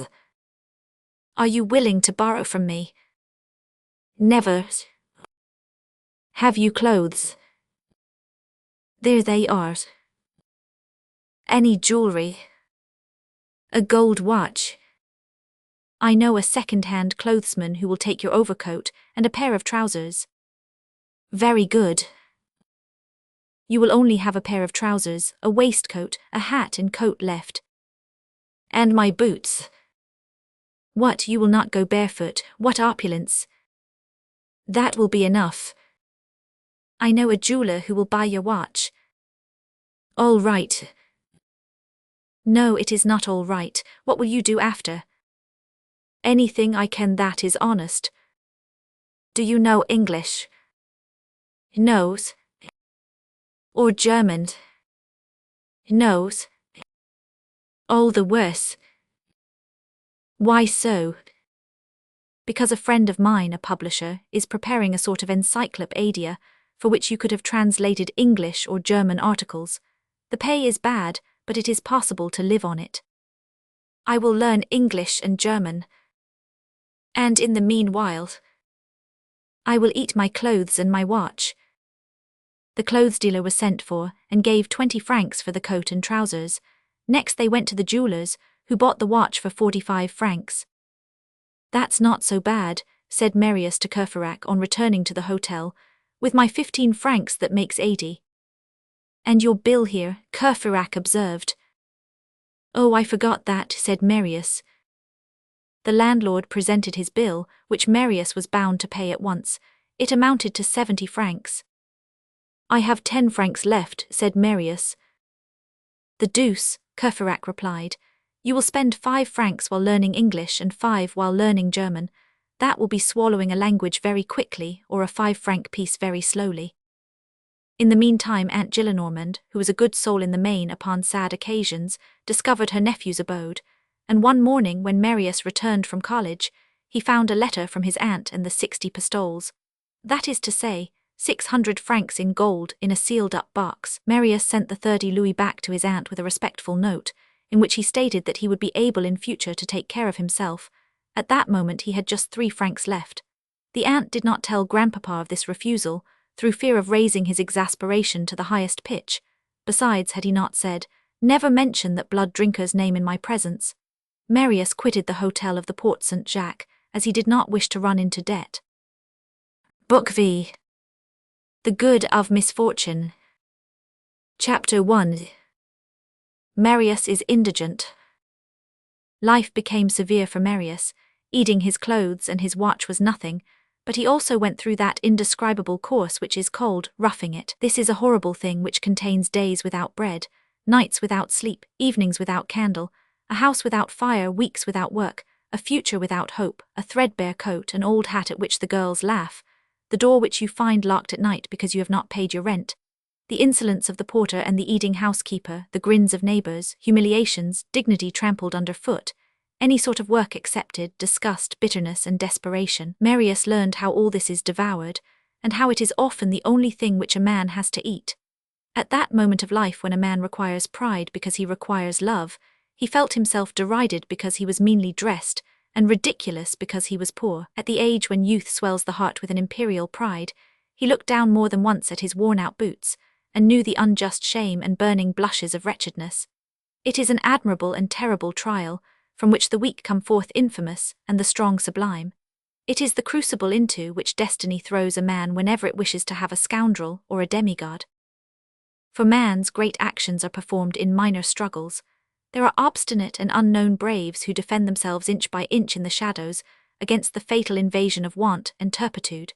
They are noble and mysterious triumphs which no eye sees, no renown rewards, and no flourish of trumpets salutes. Life, misfortune, isolation, abandonment, and poverty are battlefields which have their heroes, obscure heroes who are at times greater than illustrious heroes. Firm and exceptional natures are thus created. Misery, which is nearly always a stepmother, is at times a mother. Want brings forth the power of soul and mind.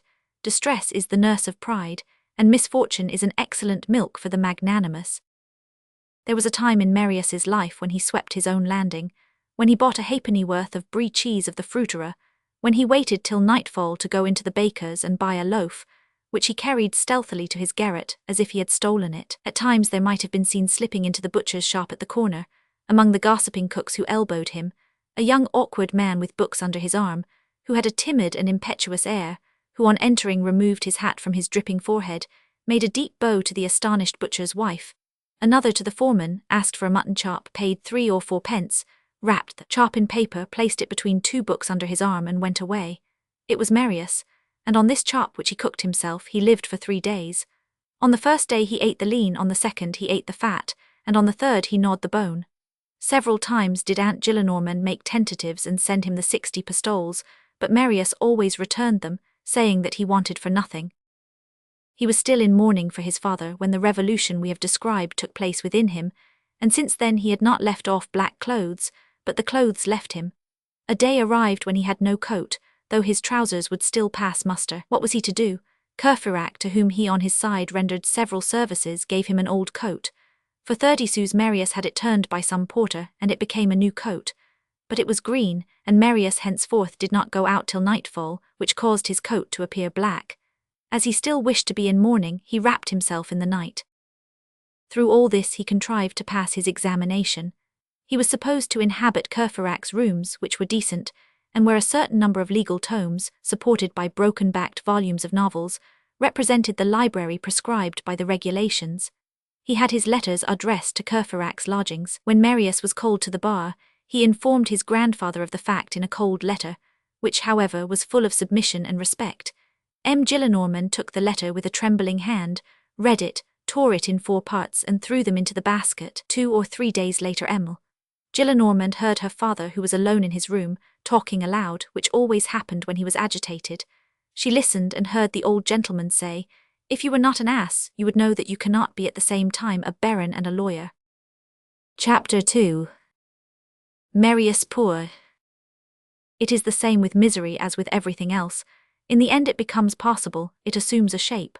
A man vegetates, that is to say, is developed in a certain poor way, which is, however, sufficient for life. This is the sort of existence which Marius Pontmercy had secured. He had got out of the narrowest part, and the defile had grown slightly wider before him. By labour, courage, perseverance, and his will, he contrived to earn about 700 francs a year by his work. He had taught himself English and German, and thanks to Courfeyrac, who introduced him to his friend the publisher, he filled the modest post of hack in his office. He wrote prospectuses, translated newspapers, annotated editions, compiled biographies, and 1 year with another his net receipts were 700 francs. He lived upon them. How? Not badly, as we shall show.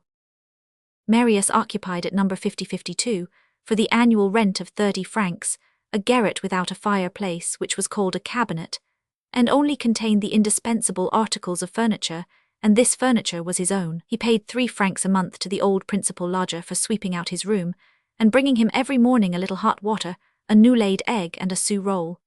On this roll and egg he breakfasted, and the outlay varied from 2 to 4 sous, according as eggs were dear or cheap. At 6 in the evening he went to the line Saint-Jacques to dine at Rousseau's, exactly opposite Basset's, the print shop at the corner of the Rue des Mathurins. He did not eat soup, but he ordered a plate of meat for 6 sous, half a plate of vegetables for 3 sous, and dessert 3 sous. For 3 sous he had as much bread as he liked, and for wine he drank water. On paying at the bar where Madame Rousseau, at that period a fat and good-looking dame, was majestically enthroned, he gave a sou for the waiter, and Madame Rousseau gave him a smile. Then he went away. For 16 sous he had a smile and a dinner. This Rousseau restaurant, where so few bottles and so many water jugs were emptied, was rather a sedative than a restorer. It no longer exists, but the master used to have a wonderful nickname. He was called Rousseau the Aquatic. Thus, with breakfast 4 sous, dinner 16, his food cost him 365 francs a year. Add 30 francs for rent and the 36 francs for the old woman, and a few minor expenses, and for 450 francs Marius was boarded, lodged, and served. His clothes cost him 100 francs, his linen 50, his washing 50, but the whole did not exceed 650 francs. He had 50 left and was rich. At times he would lend 10 francs to a friend, and Courfeyrac once actually borrowed 60 francs of him. As for heating, as Marius had no chimney, he simplified it. Marius always had 2 complete suits, one old for everyday wear and the other new for occasions, and both were black. He had but 3 shirts, one on, one in the drawer, and one at the wash, and he renewed them as they became worn out. As they were usually torn, he had a fashion of buttoning up his coat to the chin. It had taken Marius years to reach this flourishing condition, rude and difficult years, in which he underwent great struggles, but he had not failed to himself a single day. As regarded want, he had suffered everything, and he had done everything except run into debt. He gave himself the credit of never having owed a farthing to anyone, for to him debt was the beginning of slavery. He said to himself that a creditor is worse than a master, for a master only holds your person, while a creditor holds your dignity and may insult it. Sooner than borrow he did not eat, and he had known many days of fasting, knowing that unless a man is careful, reduction of fortune may lead to baseness of soul. He jealously watched over his pride. Many a remark or action which, under other circumstances, he would have regarded as deference, now seemed to him platitudes, and he refrained from them. He ventured nothing, as he did not wish to fall back. He had on his face a stern blush, and he was timid almost to rudeness. In all his trials he felt encouraged, and to some extent supported by a secret force within him, for the soul helps the body and at times raises it, and is the only bird that upholds its cage.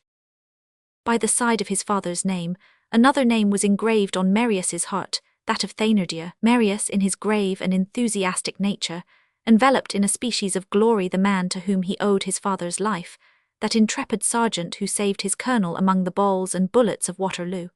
He never separated the memory of this roan from that of his father, and he associated them in his veneration. It was a species of shrine with two steps, the high altar for the colonel, the low one for Thénardier. What doubled the tenderness of his gratitude was the thought of the misfortune into which he knew that Thénardier had fallen and was swallowed up. Marius had learned at Montfermeil the ruin and bankruptcy of the unfortunate landlord, and since then had made extraordinary efforts to find his trail and try to reach him in the frightful abyss of misery through which Thénardier had disappeared. Marius went everywhere. He visited Chelles, Bondy, Gournay, Nogent, and Lagny, and obstinately continued his search for 3 years, spending in these explorations the little money he saved. No one was able to give him the slightest information of Thénardier, and it was supposed he had gone to a foreign country. His creditors had sought him too, with less love, but quite as much perseverance as Marius, and had been unable to lay hands on him. Marius accused and felt angry with himself for not succeeding in his search. It was the only debt the colonel left him, and he felt bound in honor to pay it. What? He thought, when my father lay dying on the battlefield, Thénardier contrived to find him in the midst of the smoke and grape shot, and carried him off on his shoulders, although he owed him nothing. While I, who owe so much to Thénardier, am unable to come up with him in the shadow where he is dying of want, and in my turn bring him back, from death to life. Oh, I will find him. In fact, Marius would have given one of his arms to find Thénardier, and his last drop of blood to save him from want, and his sweetest and most magnificent dream was to see Thénardier, do him some service and say to him, "You do not know me, but I know you. I am here, dispose of me as you please." Chapter 3. Marius grows. At this period Marius was 20 years of age, and he had left his grandfather's house for 3. They remained on the same terms without attempting a reconciliation or trying to meet. What good would it have been to meet, to come into collision again? Which of them would have got the better? Marius was the bronze vessel, but Father Gillenormand was the iron pot. We are bound to say that Marius was mistaken as to his grandfather's heart. He imagined that M. Gillenormand had never loved him, and that this sharp, harsh, laughing old gentleman who cursed, shouted, stormed, and raised his cane, only felt for him at the most that light and severe affection of the Géronts in the play. Marius was mistaken. There are fathers who do not love their children, but there is not a grandfather who does not adore his grandson. In his heart, as we said, M. Gillenormand idolized Marius. He idolized him, it is true, after his fashion, with an accompaniment of abuse and even of blows, but when the lad had disappeared he felt a black gap in his heart. He insisted upon his name not being mentioned, but regretted that he was so strictly obeyed. At the outset he hoped that this Buonapartist, this Jacobin, this terrorist, this Septembrist would return, but weeks passed, months passed, years passed, and to the great despair of M. Gillenormand the blood drinker did not reappear. I could not do otherwise, though, than turn him out, the grandfather said, and asked himself, if it were to be done again, would I do it? His pride at once answered yes, but his old head, which he silently shook, sorrowfully answered no. He had his hours of depression, for he missed Marius, and old men require affection as much as they do the sun to warm them. However strong he might naturally be, the absence of Marius had changed something in him. For no consideration in the world would he have taken a step towards the little scamp, but he suffered. He lived in greater retirement than ever at the Marais. He was still gay and violent as of yore, but his gaiety had a convulsive harshness, as if it contained grief and passion, and his violence generally terminated with a sort of gentle and sombre depression. He would say to himself at times, "Oh, if he were to come back, what a hearty box of the ears I would give him." As for the aunt, she thought too little to love much.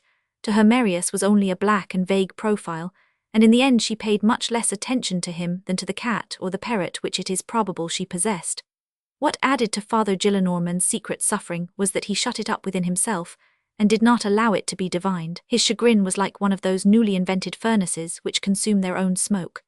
At times it happened that officious friends would speak to him about Marius, and ask, "How is your grandson, and what is he doing?" The old bourgeois would answer, with a sigh if he were sad, or with a flip to his frill if he wished to appear gay, "Monsieur le Baron Pontmercy practices law in some corner." While the old gentleman regretted, Marius applauded himself. As is the case with all good hearts, misfortune had freed him from bitterness. He thought of M. Gillenormand gently, but he was resolved never to accept anything from a man who had been unjust to his father. This was the mitigated translation of his first indignation. Moreover, he was glad that he had suffered, and was still suffering, for he did so for his father. The hardness of his life satisfied and pleased him, and he said to himself with a sort of joy that it was the least he could do, and that it was an expiation, that, were it not so, he would have been punished more hereafter for his impious indifference toward his father, and such a father, that it would not have been just for his father to have all the suffering and he none. And besides, what were his toil and want when compared with the colonel's heroic life? Lastly, that his only way of approaching his father and resembling him was to be valiant against indigence, as he had been brave against the enemy, and that this was doubtless what the colonel meant by the words, "He will be worthy of it," words which Marius continued to bear, not on his chest, as the colonel's letter had disappeared, but in his heart. And then again, on the day when his grandfather turned him out, he was only a boy, while now he was a man and felt he was so. Misery, we lay a stress on the fact, had been kind to him, for poverty in youth, when it succeeds, has the magnificent result of turning the whole will to effort and the whole soul to aspiration. Poverty at once lays bare material life and renders it hideous, and hence come indescribable soarings toward the ideal life. The rich young man has 1,000 brilliant and coarse amusements, races, shooting, dogs, tobacco, gambling, good dinners, and so on, which are occupations of the lower part of the mind at the expense of the higher and more delicate part. The poor young man has to work for his bread, and when he has eaten, he has only reverie left him. He goes to the free spectacles which God gives. He looks at the sky, space, the stars, the flowers, the children, the humanity in which he is suffering, and the creation in which he radiates. He looks so much at humanity that he sees the soul, and so much at creation that he sees God. He dreams and feels himself great. He dreams again and feels himself tender. From the egotism of the man who suffers, he passes to the compassion of the man who contemplates, and an admirable feeling is aroused in him, forgetfulness of self and pity for all. On thinking of the numberless enjoyments which nature offers, gives, and lavishes on open minds, and refuses to closed minds, he, the millionaire of intellect, learns to pity the millionaire of money. Hatred departs from his heart in proportion as brightness enters his mind. Moreover, was he unhappy? No, for the wretchedness of a young man is never wretched. Take the first lad who passes, however poor he may be, with his health, his strength, his quick step, his sparkling eyes, his blood circulating warmly, his black hair, his ruddy cheeks, his coral lips, his white teeth, and his pure breath, and he will ever be an object of envy to an old emperor. And then each morning he goes to earn his livelihood, and while his hands earn bread, his spine gains pride and his brain ideas. When his work is ended, he returns to ineffable ecstasy, to contemplation and joy. He lives with his feet in affliction, in obstacles, on the pavement, in the brambles, or at times in the mud. But his head is in the light, he is firm, serene, gentle, peaceful, attentive, serious, satisfied with a little and benevolent. And he blesses God for having given him two riches which rich men often want, labor which makes him free, and thought that renders him worthy. This is what went on in Marius, and, truth to tell, he inclined almost too much to the side of contemplation. From the day when he felt tolerably certain of a livelihood, he stopped there, thinking it good to be poor, and taking from labor hours which he gave to thought. That is to say, he spent entire days now and then in dreaming, plunged like a visionary into the silent delights of ecstasy. He had thus arranged the problem of his life: to toil as little as possible at the material task in order to work as much as possible on the impalpable task. In other words, to devote a few hours to real life and throw the rest into infinity. He did not perceive, as he fancied that he wanted for nothing, that contemplation, thus understood, ended by becoming one of the forms of indolence, that he had contented himself with subduing the absolute necessities of life, and that he was resting too soon. It was evident that for such a generous and energetic nature as his, this could only be a transitional state, and that at the first collision with the inevitable complications of destiny Marius would wake up. In the meanwhile, though he was called a barrister, and whatever Father Gillenormand might think, he did not practice. Reverie had turned him away from pleading. It was a bore to flatter attorneys, attend regularly at the palace and seek for briefs. And why should he do so? He saw no reason to change his means of existence. His obscure task was certain, he had but little labor over it, and, as we have explained, he considered his income satisfactory. One of the publishers for whom he worked, M. Majimal, I think, offered to take him into his house, lodge him comfortably, find him regular work, and pay him 1,500 francs a year. To be comfortably lodged and have 1,500 francs a year, doubtless agreeable things, but then to resign his liberty to be a hired servant, a sort of literary clerk. In the opinion of Marius, if he accepted, his position would become better and worse. He would gain comfort and lose dignity. He would exchange a complete and fine misfortune for an ugly and ridiculous constraint. It would be something like a blind man who became one-eyed. So he declined the offer. Marius lived in solitude. Through the inclination he had to remain outside everything, and also through the commotion he had undergone, he held aloof from the society presided over by Enjolras. They remained excellent friends, and ready to help each other when the opportunity offered, but nothing more. Marius had two friends, one, young Courfeyrac, the other, old M. Mabeuf, and he inclined to the latter. In the first place, he owed to him the revolution which had taken place in him, and his knowledge and love of his father. He operated on me for the cataract, he would say.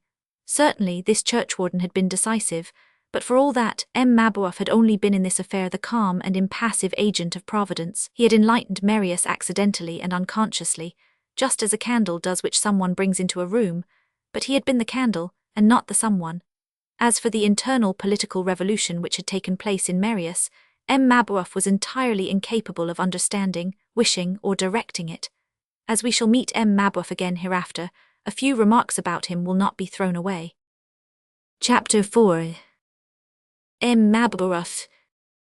On the day when M. Mabeuf said to Marius, "I certainly approve of political opinions," he expressed the real state of his mind. All political opinions were a matter of indifference to him, and he approved of them all without distinction, that they might leave him at peace, just as the Greeks called the Furies, the lovely, the kind, the exquisite, the Eumenides. M. Mabeuf's political opinion was to love plants passionately and books even more. He possessed, like everybody else, his termination in ist, without which no one could have lived at that day. But he was neither royalist, Bonapartist, Chartist, or Leonist, nor anarchist. He was a botanist. He did not understand how men could come to hate each other for trifles like the Charter, democracy, legitimacy, monarchy, the Republic, etc., when there were in the world all sorts of mosses, grasses, and plants which they could look at, and piles of folios, and even 32 mots, whose pages they could turn over. He was very careful not to be useless. His having books did not prevent him reading them, and being a botanist did not prevent him being a gardener. When he knew Colonel Pontmercy, there was this sympathy between them, that the colonel did for flowers what he did for fruits. M. Mabeuf had succeeded in producing pears as sweet as those of St. Germain. It is one of those combinations from which sprang, as it seems, the autumn Mirabelle plum, which is still celebrated, and no less perfumed than the summer one. He attended mass more through gentleness than devotion, and because, while he loved men's faces but hated their noise, he found them at church congregated and silent, and feeling that he must hold some position in the state, he selected that of churchwarden. He had never succeeded in loving any woman so much as a tulip bulb, or any man so much as an Elzevir. He had long passed his 60th year when someone asked him one day, "How is it that you never married?" "I forgot it," he said, when he happened to say, "And to whom does it not happen?" "Oh, if I were rich!" It was not when ogling a pretty girl like Father Gillenormand, but when contemplating a quarto. He lived alone with an old housekeeper. He was rather gouty, and when he slept, his old chalk-stoned fingers formed an arch in the folds of the sheets. He had written and published a flora of the environs of Cauteretz, with coloured plates, a work of some merit, of which he possessed the plates, and sold it himself. People rang at his door in the Rue Mézières 2 or 3 times a day to buy a copy. He made a profit of about 2,000 francs a year by the book, and that was nearly his whole fortune. Although poor, he had contrived by patience and privations, and with time, to form a valuable collection of all sorts of rare examples. He never went out without a book under his arm, and frequently returned with 2. The sole ornaments of his 4 rooms on the ground floor, which with a small garden formed his lodging, were herbals and engravings by old masters. The sight of a musket or a sabre froze him, and in his life he had never walked up to a cannon, not even at the Invalides. He had a tolerable stomach, a brother a curé, very white hair, no teeth left in his mouth or in his mind, a tremor all over him, a Picard accent, a childish laugh, and the air of an old sheep. With all, he had no other friend among the living than an old bookseller at the Porte Saint-Jacques of the name of Royal, and the dream of his life was to naturalize indigo in France.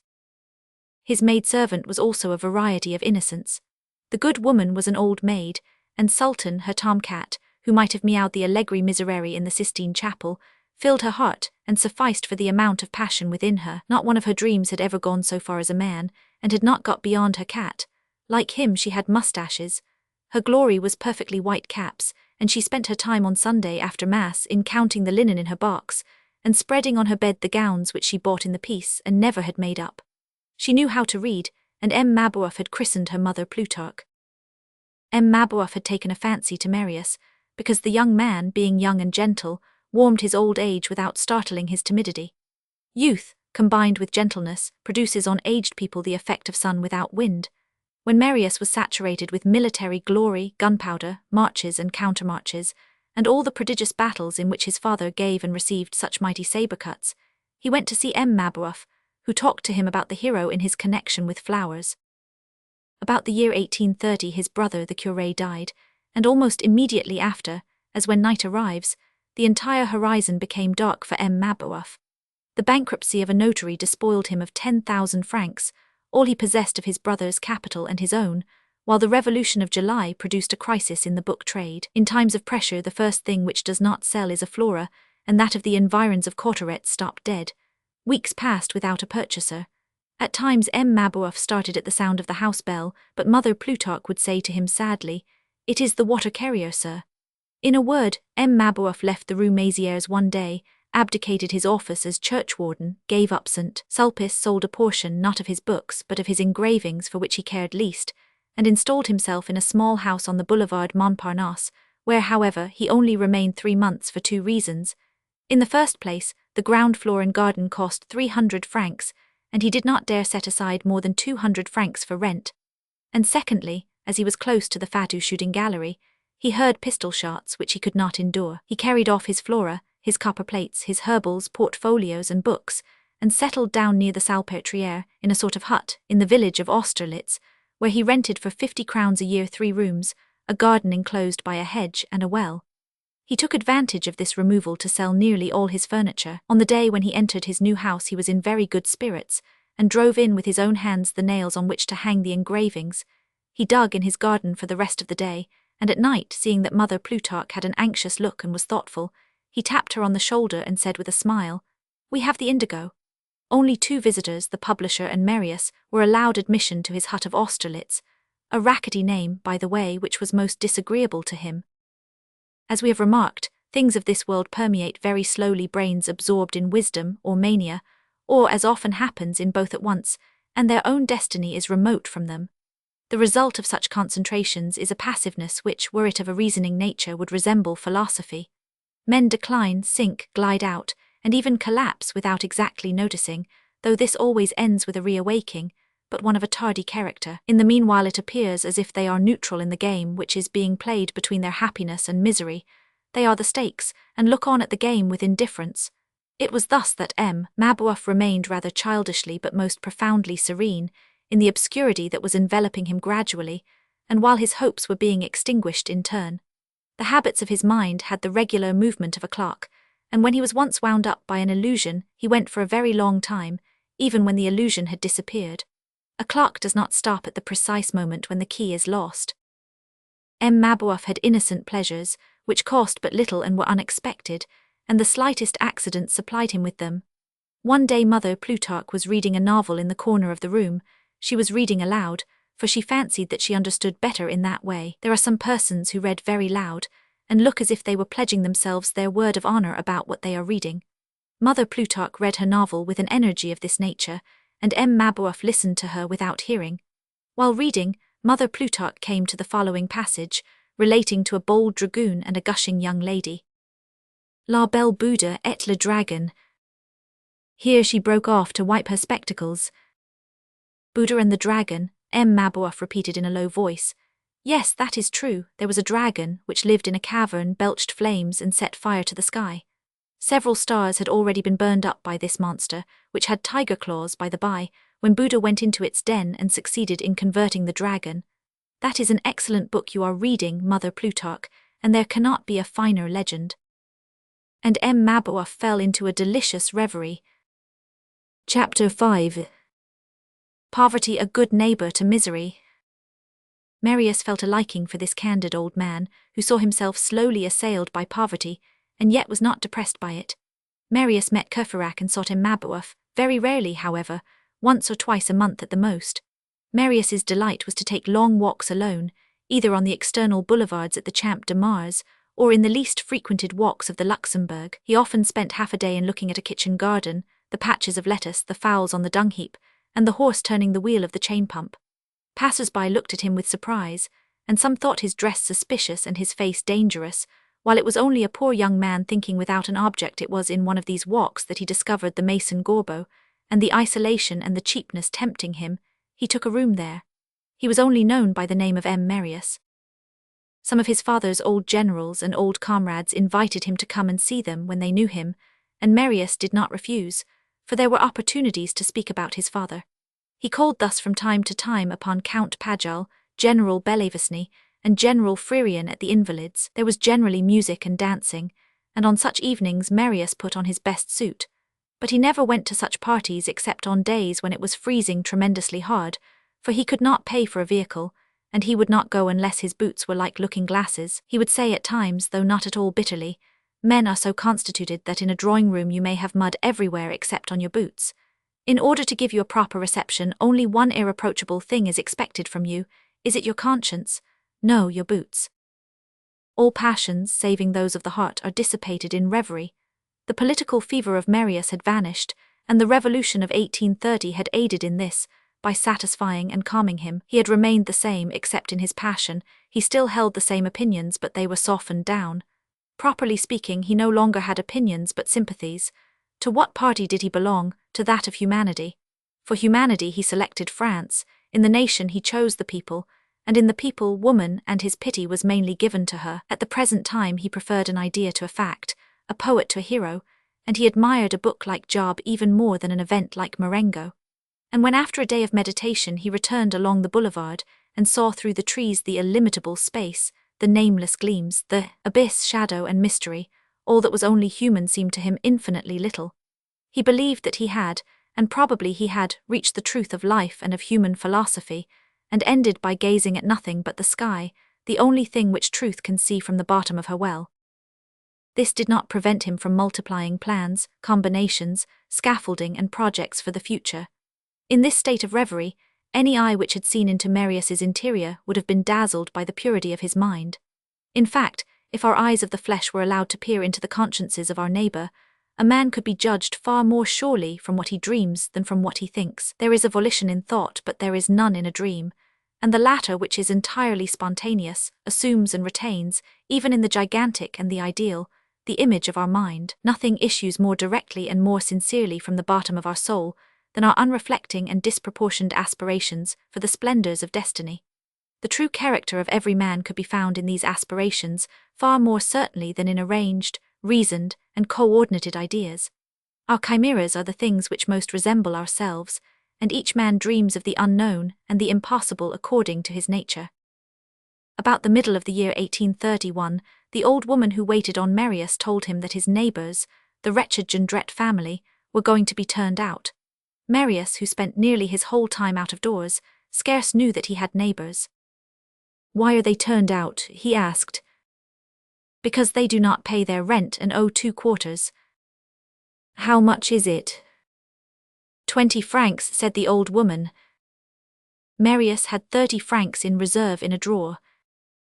"Here are 25 francs, he said to the woman. "Pay the rent of the poor people, give them 5 francs and do not tell them where the money comes from." Chapter 6. The Substitute. Accident decreed that the regiment to which Théodule belonged should be quartered in Paris. This was an opportunity for Aunt Gillenormand to have a second idea. Her first one had been to set Théodule watching Marius, and she now plotted to make him succeed him. In the event of the grandfather feeling a vague want for a youthful face in the house, for such rays of dawn are sometimes sweet to ruins, it was expedient to find another Marius. Well, she thought, it is only a simple erratum, such as I notice in books, for Marius read Théodule. A grandnephew is much the same as a grandson after all, and in default of a barrister you can take a lancer. One morning, when M. Gillenormand was going to read something like the quotidian, his daughter came in and said in her softest voice, for the interests of her favourite were at stake, "Papa, Théodule is coming this morning to pay his respects to you." "Who's Théodule?" "Your grandnephew." "Ah," said the old gentleman. Then he began reading, thought no more of the grandnephew, who was only some Théodule, and soon became angry, which nearly always happened when he read. The paper he held, a royalist one we need hardly say, announced for the morrow, without any amenity, one of the daily events of Paris at the time, that the pupils of the schools of law and medicine would assemble in the Place du Panthéon to deliberate. The affair was one of the questions of the moment, the artillery of the National Guard, and a conflict between the war minister and the citizen militia, on the subject of guns parked in the courtyard of the Louvre. The students were going to deliberate on this, and it did not require much more to render M. Gillenormand furious. He thought of Marius, who was a student, and who would probably go, like the others, to deliberate at midday in the Place du Panthéon. While he was making these painful reflections, Lieutenant Théodule came in, dressed in mufti, which was clever and was discreetly introduced by Emile. Gillenormand, the lancer, had reasoned thus: the old druid has not sunk all his money in annuities, and so it is worth the while to disguise one's self as a Pekin now and then. Emile, Gillenormand said aloud to her father. Théodule, your grand-nephew, and in a whisper to the lieutenant, assent to everything. And she retired. The lieutenant, but little accustomed to such venerable meetings, stammered with some timidity, "Good morning, uncle," and made a bow which was composed of the involuntary and mechanical military salute, blended with a bourgeois greeting.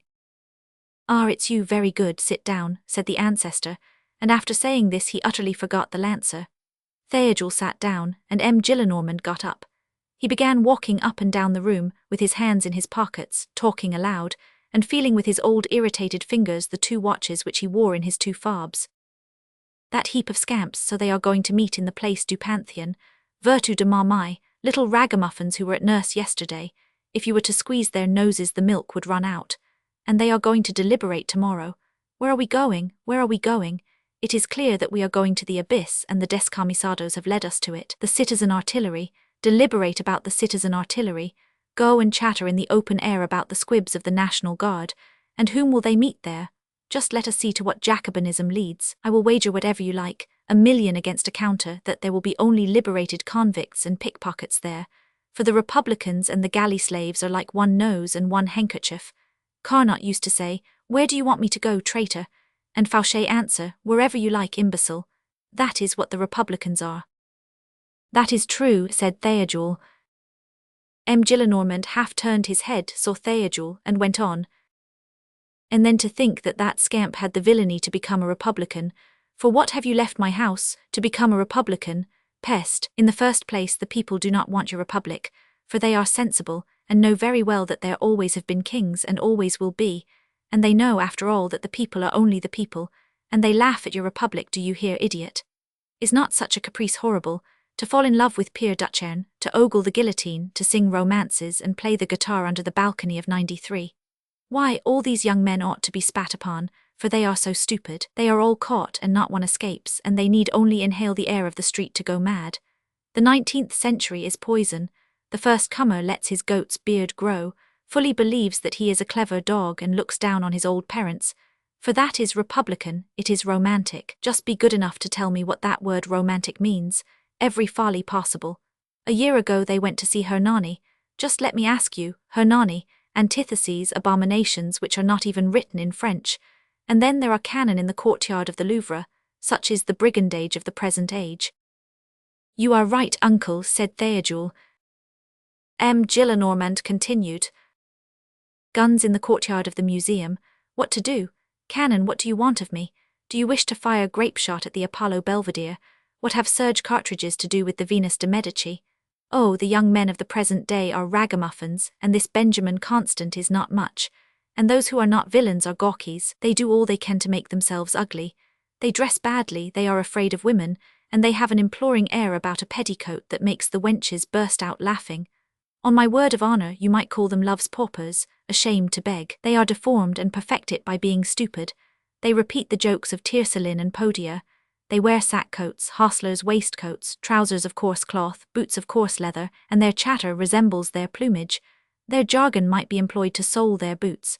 And all these silly lads have political opinions, and it ought to be strictly prohibited. They manufacture systems, they remodel society, they demolish the monarchy, upset all laws, put the garret in the place of the cellar, and my porter in the place of the king. They upset Europe from one end to the other, build up the world again, and their amours consist in looking sheepishly at the legs of the washerwomen as they get into their carts. Ah, Marius, ah, scoundrel, to go and vociferate in the public square, to discuss, debate, and form measures, they call them measures. Great gods, Why, disorder is decreasing and becoming silly. I have seen chaos and I now see a puddle. Scholars deliberating about the National Guard. Why, that could not be seen among the Ojibways or the Cadidakes. The savages who go about naked, with their noddles dressed like a racket-bat, and with a club in their paw, are not such brutes as these bachelors, tuppenny-halfpenny brats, who dare to decree and order, deliberate and argue. Why, it is the end of the world. It is evidently the end of this wretched globe. It wanted a final shove, and France has given it. Deliberate, my scamps. These things will happen so long as they go to read the papers under the arcades of the Odeon. It costs them a son, and their common sense, and their intelligence, and their heart, and their soul, and their mind. They leave that place, and then bolt from their family. All the newspapers are poison, even the Drapeau Blanc, and Martinville was a Jacobin at heart. Ah, just heaven, you can boast of having rendered your grandfather desperate. That is quite plain, said Théodule, and taking advantage of the moment during which M. Gillenormand was recovering breath, the lancer added magisterially, there ought to be no other paper but the Moniteur, and no other book but the Army List. M. Gillenormand went on, it is just like their C.A.s, a regicide who became a senator, for they always end with that. They scar themselves with citizen familiarity, that they may be called in the long run Monsieur le Comte. Monsieur le Comte with a vengeance, slaughterers of September, the philosopher C.A.s. I do myself the justice of saying that I never cared any more for the philosophy of all these philosophers than I did for the spectacles of the grimacers at Tivoli. One day I saw the senators pass along the Quai Malaquais, in violet velvet cloaks studded with bees and wearing Henry IV hats. They were hideous and looked like the apes of the tiger's court. Citizens, I declare to you that your progress is a madness, that your humanity is a dream, that your revolution is a crime, that your republic is a monster, that your young virgin France emerges from a brothel, and I sustain it against you all. No matter whether you are journalists, social economists, lawyers and greater connoisseurs of liberty, equality and fraternity than the cutthroat of the guillotine, I tell you this plainly, my good fellows. Parbleu, the lieutenant cried, that is admirably true. M. Gillenormand interrupted a gesture which he had begun, turned round, gazed intently at Théodule the lancer between the eyes and said to him, you are an ass. Book VI. The Conjunction of Two Stars. Chapter 1. Nicknames and Surnames. Marius at this period was a handsome young man of middle height, with very black hair, a lofty and intelligent forehead, open and impassioned nostrils, a sincere and calm air, and something haughty, pensive, and innocent was spread over his whole face. His profile, in which all the lines were rounded without ceasing to be firm, had that Germanic gentleness which entered France through Alsace and Lorraine, and that absence of angles which renders it so easy to recognize the Sicambri among the Romans, and distinguishes the Leonine from the Aquiline race. He had reached the season of life when the mind of men is composed of depth and simplicity in nearly equal proportions. A serious situation being given, he had all that was necessary to be stupid, but with one more turn of the screw, he could be sublime. His manner was reserved, cold, polite, and unexpansive, but as his mouth was beautiful, his lips bright vermilion, and his teeth the whitest in the world, his smile corrected any severity in his countenance. At certain moments this chaste forehead and voluptuous smile offered a strange contrast. He had a small eye and a noble glance. In the period of his greatest need, he remarked that people turned to look at him when he passed, and he hurried away or hid himself, with death in his soul. He thought that they were looking at his shabby clothes and laughing at them, but the fact is, they were looking at his face and thinking about it. This silent misunderstanding between himself and pretty passers-by had rendered him savage, and he did not select one from the simple reason that he fled from all. He lived thus indefinitely. Stupidity, said Courfeyrac, who also added, do not aspire to be venerable, and take one bit of advice, my dear fellow. Do not read so many books and look at the wenches a little more, for they have some good about them. Oh, Marius, you will grow brutalized if you go on shunning women and blushing. On other occasions, Courfeyrac, when I met him, would say, good morning, Abbé. When Courfeyrac had made any remark of this nature, Marius for a whole week would shun women, young and old more than ever, and Courfeyrac in the bargain. There were, however, in the whole immense creation, 2 women whom Marius did not shun, or to whom he paid no attention. To tell the truth, he would have been greatly surprised had anyone told him that they were women.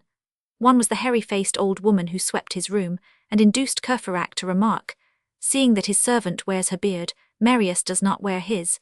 The other was a young girl whom he saw very frequently and did not look at. For more than a year Marius had noticed in a deserted walk of the Luxembourg, the one which is bordered by the parapet de la Pépinière, a man and a very young lady nearly always seated side by side at the most solitary end of the walk, near the Rue de l'Ouest. Whenever that chance, which mingles with the promenades of people whose eye is turned inwards, led Marius to this walk, and that was nearly daily, he met this couple again. The man seemed to be about 60 years of age. He appeared sad and serious, and the whole of his person presented the robust and fatigued appearance of military men who have retired from service.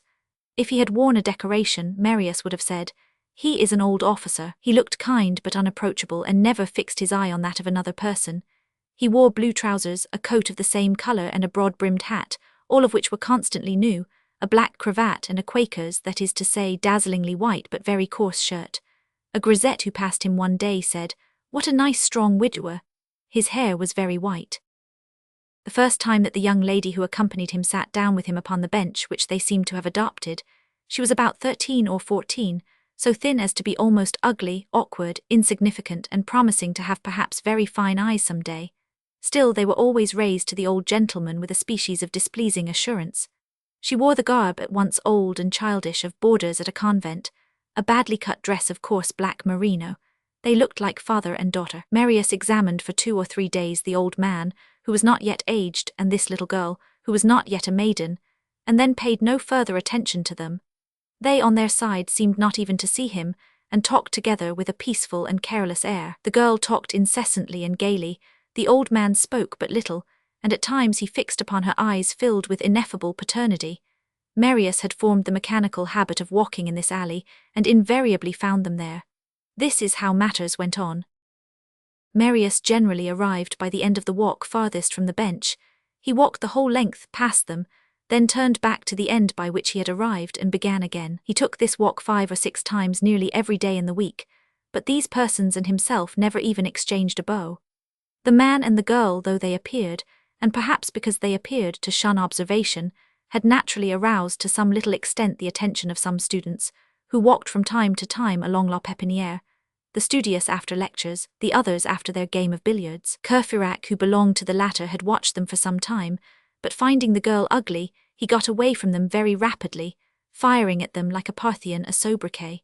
Being solely struck by the dress of the girl and the old man's hair, he christened the former Emile Lanois and the father Monsieur Leblanc, so that as no one knew them otherwise, this name adhered to them in the absence of a better one. The students said, "Ah, M. Leblanc is at his bench," and Marius, like the rest, found it convenient to call this strange gentleman M. Leblanc. We will follow their example. Marius saw them nearly daily at the same hour during a year. He considered the man agreeable, but the girl rather insipid. Chapter 2.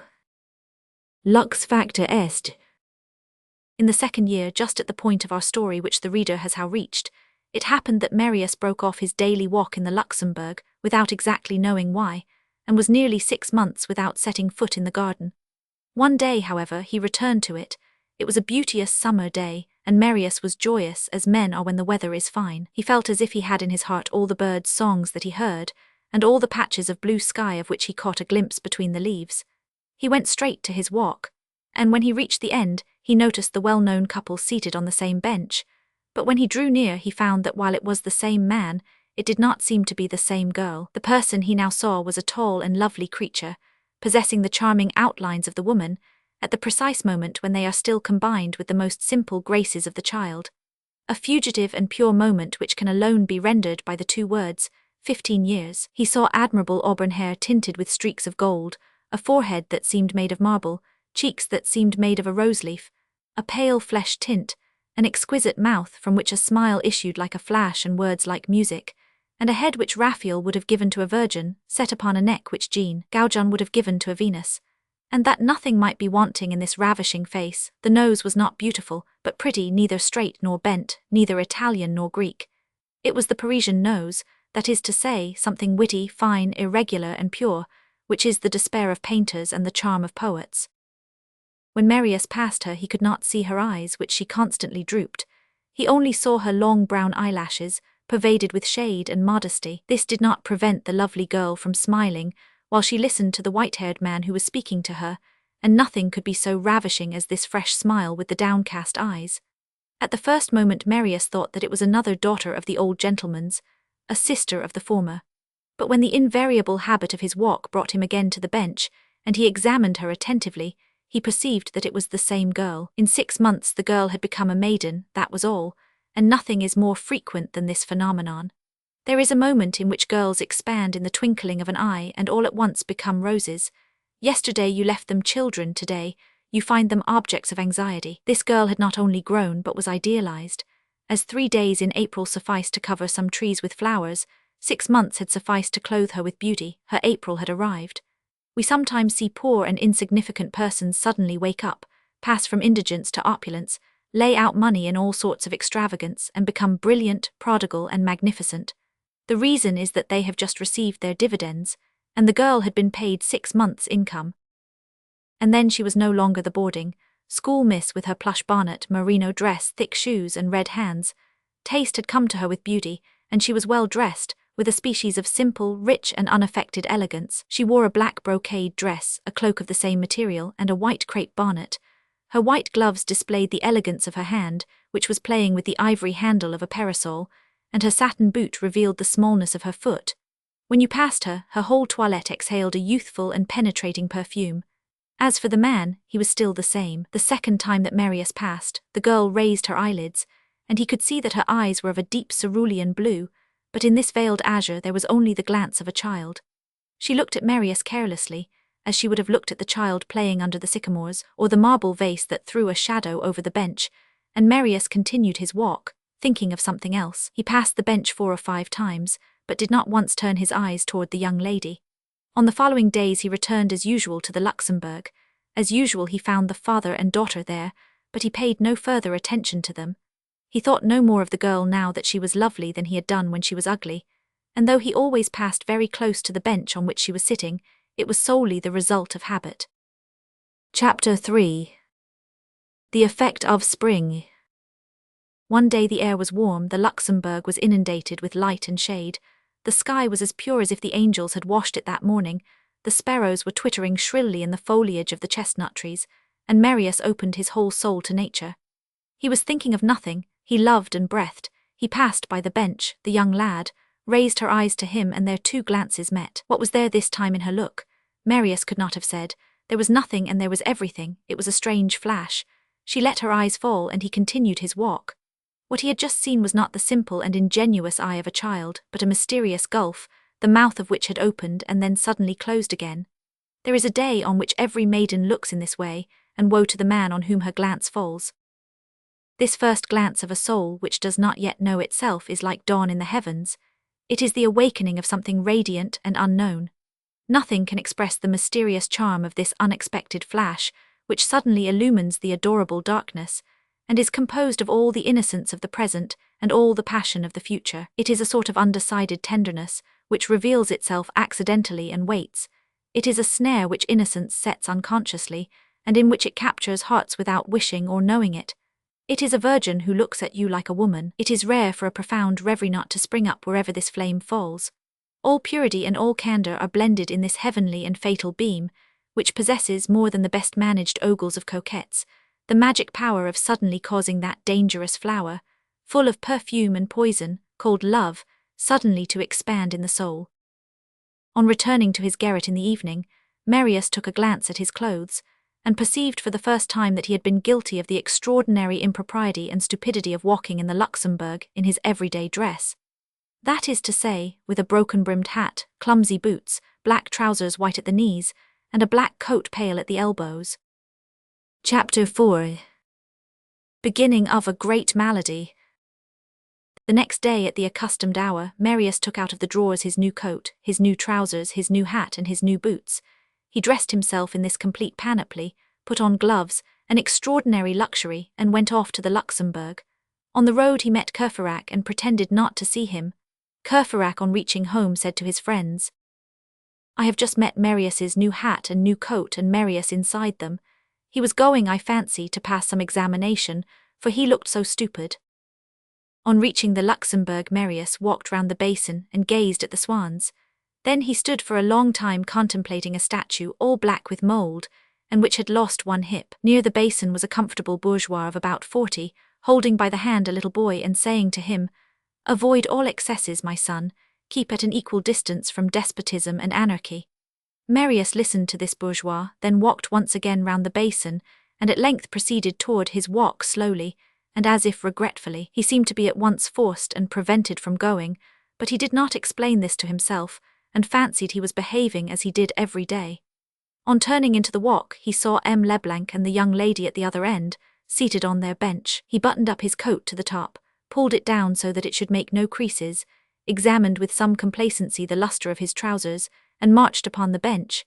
There was a tack in this march, and assuredly a desire for conquest, and hence I say that he marched upon this bench, as I would say Hannibal marched on Rome. Still, all his movements were mechanical, and he had not in any way altered the habitual preoccupation of his mind and labours. He was thinking at this moment that the Manuel de Baccalaureate was a stupid book, and that it must have been edited by wondrous ignoramuses, who analysed as masterpieces of the human mind 3 tragedies of Racine, and only 1 comedy of Molière. He had a shrill whistling in his ear, and while approaching the bench he pulled down his coat, and his eyes were fixed on the maiden. He fancied that she filled the whole end of the walk with a vague blue light. As he drew nearer, his pace gradually decreased. On coming within a certain distance of the bench, though still some distance from the end of the walk, he stopped, and did not know how it was that he turned back. The young lady was scarce able to notice him, and see how well he looked in his new suit. Still he held himself very erect, for fear anyone behind might be looking at him. He reached the opposite end, then returned, and this time approached a little nearer to the bench. He even got within the distance of 3 trees, but then he felt an impossibility of going farther and hesitated. He fancied he could see the young lady's face turned toward him. However, he made a masculine, violent effort, subdued his hesitation, and continued to advance. A few moments after he passed in front of the bench, upright and firm, but red up to the ears, and not daring to take a glance either to the right or left, and with his hand thrust into his coat like a statesman. At the moment when he passed under the guns of the fort, he felt his heart beat violently. She was dressed as on the previous day, and he heard an ineffable voice which must be her voice. She was talking quietly, and was very beautiful. He felt it, though he did not attempt to look at her. And yet, he thought, she could not fail to have esteem and consideration for me if she knew that I am the real author of the dissertation on Marcos Obregon de la Ronda, which M. François de Neufchâteau appropriated at the beginning of his edition of Gil Bias. He passed the bench, went to the end of the walk which was close by, then turned and again passed the young lady. This time he was very pale, and his feelings were most disagreeable. He went away from the bench and the maiden, and while turning his back he fancied that she was looking at him, and this made him totter. He did not again attempt to pass the bench. He stopped at about the middle of the walk and then sat down, a most unusual thing for him, taking side glances, and thinking in the innermost depths of his mind that after all it was difficult for a person whose white bonnet and black dress he admired to be absolutely insensible to his showy trousers and new coat. At the end of a quarter of an hour he rose, as if about to walk toward this bench which was surrounded by a glory, but he remained motionless. For the first time in 15 months he said to himself that the gentleman who sat there daily with his daughter must have noticed him, and probably considered his assiduity strange. For the first time, too, he felt it was rather irreverent to designate this stranger, even in his own thoughts, by the nickname of M. Leblanc. He remained thus for some minutes with hanging head, making sketches in the sand with the stick he held in his hand. Then he suddenly turned in the direction opposed to the bench and went home. That day he forgot to go to dinner. He noticed the fact at 8 in the evening, and as it was too late to go to the Rue Saint-Jacques, he ate a lump of bread. He did not go to bed till he had brushed and carefully folded up his coat. Beginning of a great malady. Chapter 5. Mame Bougon is thunderstruck. The next day Mame Bougon. It was thus that Courfeyrac called the old portress, principal lodger and charwoman of number 5052, though her real name was Madame Bergen, as we have stated. But that scamp of a Courfeyrac respected nothing. Mame Bougon, to her stupefaction, noticed that Marius again went out in his best coat. He returned to the Luxembourg, but did not go beyond his halfway bench. He sat down there as on the previous day, regarding from a distance and seeing distinctly the white bonnet, the black dress, and above all the blue radiance. He did not move or return home till the gates of the Luxembourg were closed. He did not see M. Leblanc and his daughter go away, and hence concluded that they left the garden by the gate in the Rue de l'Ouest. Some weeks after, when reflecting on the subject, he could never remember where he dined that day. On the next day the third Mame Bougon received another thunderstroke. Marius went out in his new coat. 3 days running, she exclaimed. She tried to follow him, but Marius walked quickly and with immense strides. It was a hippopotamus attempting to overtake a chamois. She lost him out of sight in 2 minutes and went back panting, 3 parts choked by her asthma and furious. What sense is there, she growled, in putting on one's best coat every day and making people run like that? Marius had gone to the Luxembourg, where M. Leblanc and the young lady were already. Marius approached as near to them as he could, while pretending to read his book, though still a long distance off, and then sat down on his bench, where he spent 4 hours in watching the sparrows, which he fancied were ridiculing him, hopping about in the walk. A fortnight passed in this way. Marius no longer went to the Luxembourg to walk, but always to sit down at the same spot without knowing why. Arriving, he did not stir.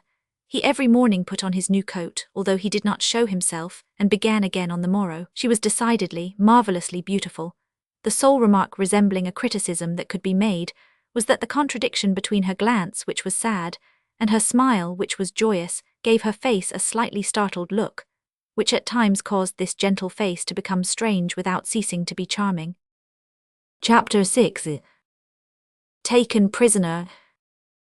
On one of the last days of the second week, Marius was as usual seated on his bench, holding in his hand an open book in which he had not turned a page for several months, when he suddenly started. An event was occurring at the end of the walk. M. Leblanc and his daughter had left their bench. The girl was holding her father's arm, and both were proceeding slowly toward the middle of the walk where Marius was. He shut his book, then opened it again and tried to read, but he trembled, and the glory came straight toward him. Oh, heaven, he thought, I shall not have the time to assume an attitude. The white-haired man and the girl, however, advanced. It seemed to him as if this lasted an age, and it was only a second. What do they want here? He asked himself. What, she is going to pass here, her feet will tread this sand, this walk, 2 paces from me. He was quite upset. He would have liked to be very handsome and have the cross. He heard the soft, measured sound of their footsteps approaching him, and he imagined that M. Leblanc glanced at him irritably. Is this gentleman going to speak to me? He thought. He hung his head, and when he raised it again they were close to him. The girl passed, and in passing looked at him intently with a thoughtful gentleness which made Marius shudder from head to foot. It seemed to him as if she reproached him for keeping away from her so long and was saying, I have come instead. Marius was dazzled by these eyeballs full of beams and abysses. He felt that his brain was on fire. She had come toward him, what joy! And then she had looked at him. She appeared to him lovelier than she had ever been. Lovely with a beauty at once feminine and angelic, a perfect beauty, which would have made Petrarch sing and Dante kneel. He felt as if he were floating in the blue sky, but at the same time he was horribly annoyed because he had dust on his boots, and he felt sure that she had looked at his boots too. He looked after her till she disappeared, and then walked about the garden like a maniac. He probably at times laughed to himself and talked aloud. He was so pensive near the nursery maids that each of them fancied him in love with her. He quitted the Luxembourg, hoping to meet her again in the street. He met Courfeyrac under the arcades of the Pantheon and said to him, Come and dine with me. They went to Rousseau's and spent 6 francs. Marius ate like an ogre and gave 6 sous to the waiter. After dinner he said to Courfeyrac, Have you read the papers? What a fine speech Audrey de Peyreval made. He was distractedly in love. He then said to Courfeyrac, Let us go to the theatre, I'll pay. They went to the Porte Saint Martin to see Frederick in the Auberge des Adrettes, and Marius was mightily amused. At the same time he became more virtuous than ever. On leaving the theatre he refused to look at the garter of a dressmaker who was striding across a gutter, and Courfeyrac happening to say, I should like to place that woman in my collection, he almost felt horrified. Courfeyrac invited him to breakfast next morning at the Café Voltaire. He went there and ate even more than on the previous day. He was thoughtful and very gay, and seemed to take every opportunity to laugh noisily. A party of students collected round the table and spoke of the absurdities paid for by the state, which are produced from the pulpit of the Sorbonne, and then the conversation turned to the faults and gaps in dictionaries. Marius interrupted the discussion by exclaiming, And yet it is very agreeable to have the cross. That is funny, Courfeyrac whispered to Jean Prouvaire. No, it is serious, the other answered. It was in truth serious. Marius had reached that startling and charming hour which commences great passions. A look had effected all this. When the mine is loaded, when the fire is ready, nothing is more simple, and a glance is a spark. It was all over. Marius loved a woman, and his destiny was entering the unknown. The glance of a woman resembles certain wheels which are apparently gentle but are formidable. You daily pass by their side with impunity and without suspecting anything, and the moment arrives when you even forget that the thing is there. You come, you go, you dream, you speak, you laugh, and all in a minute you feel yourself caught, and it is all over with you. The wheel holds you, the glance has caught you.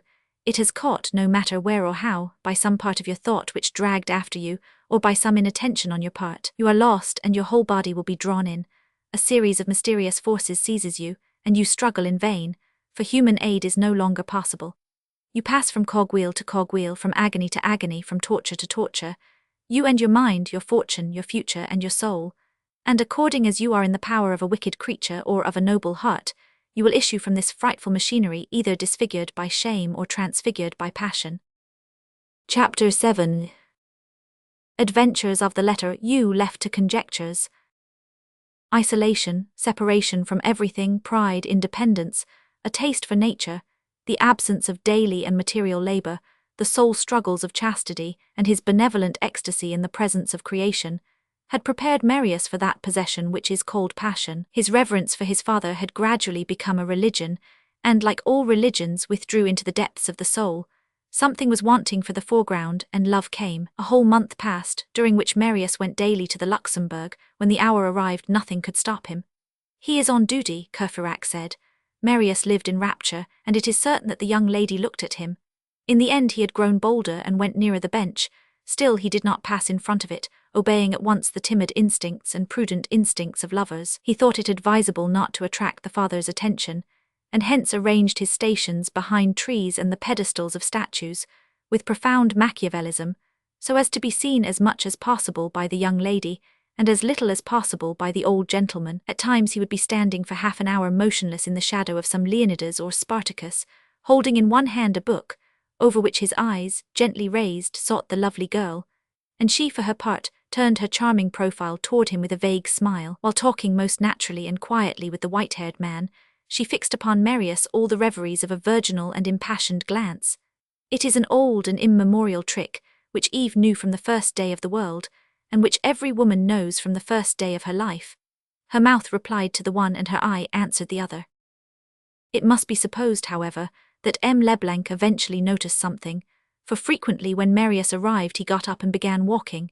He left their accustomed seat, and adopted at the other end of the walk the bench close to the gladiator, as if to see whether Marius would follow them. Marius did not understand it and committed this fault. The father began to become unpunctual, and no longer brought his daughter every day.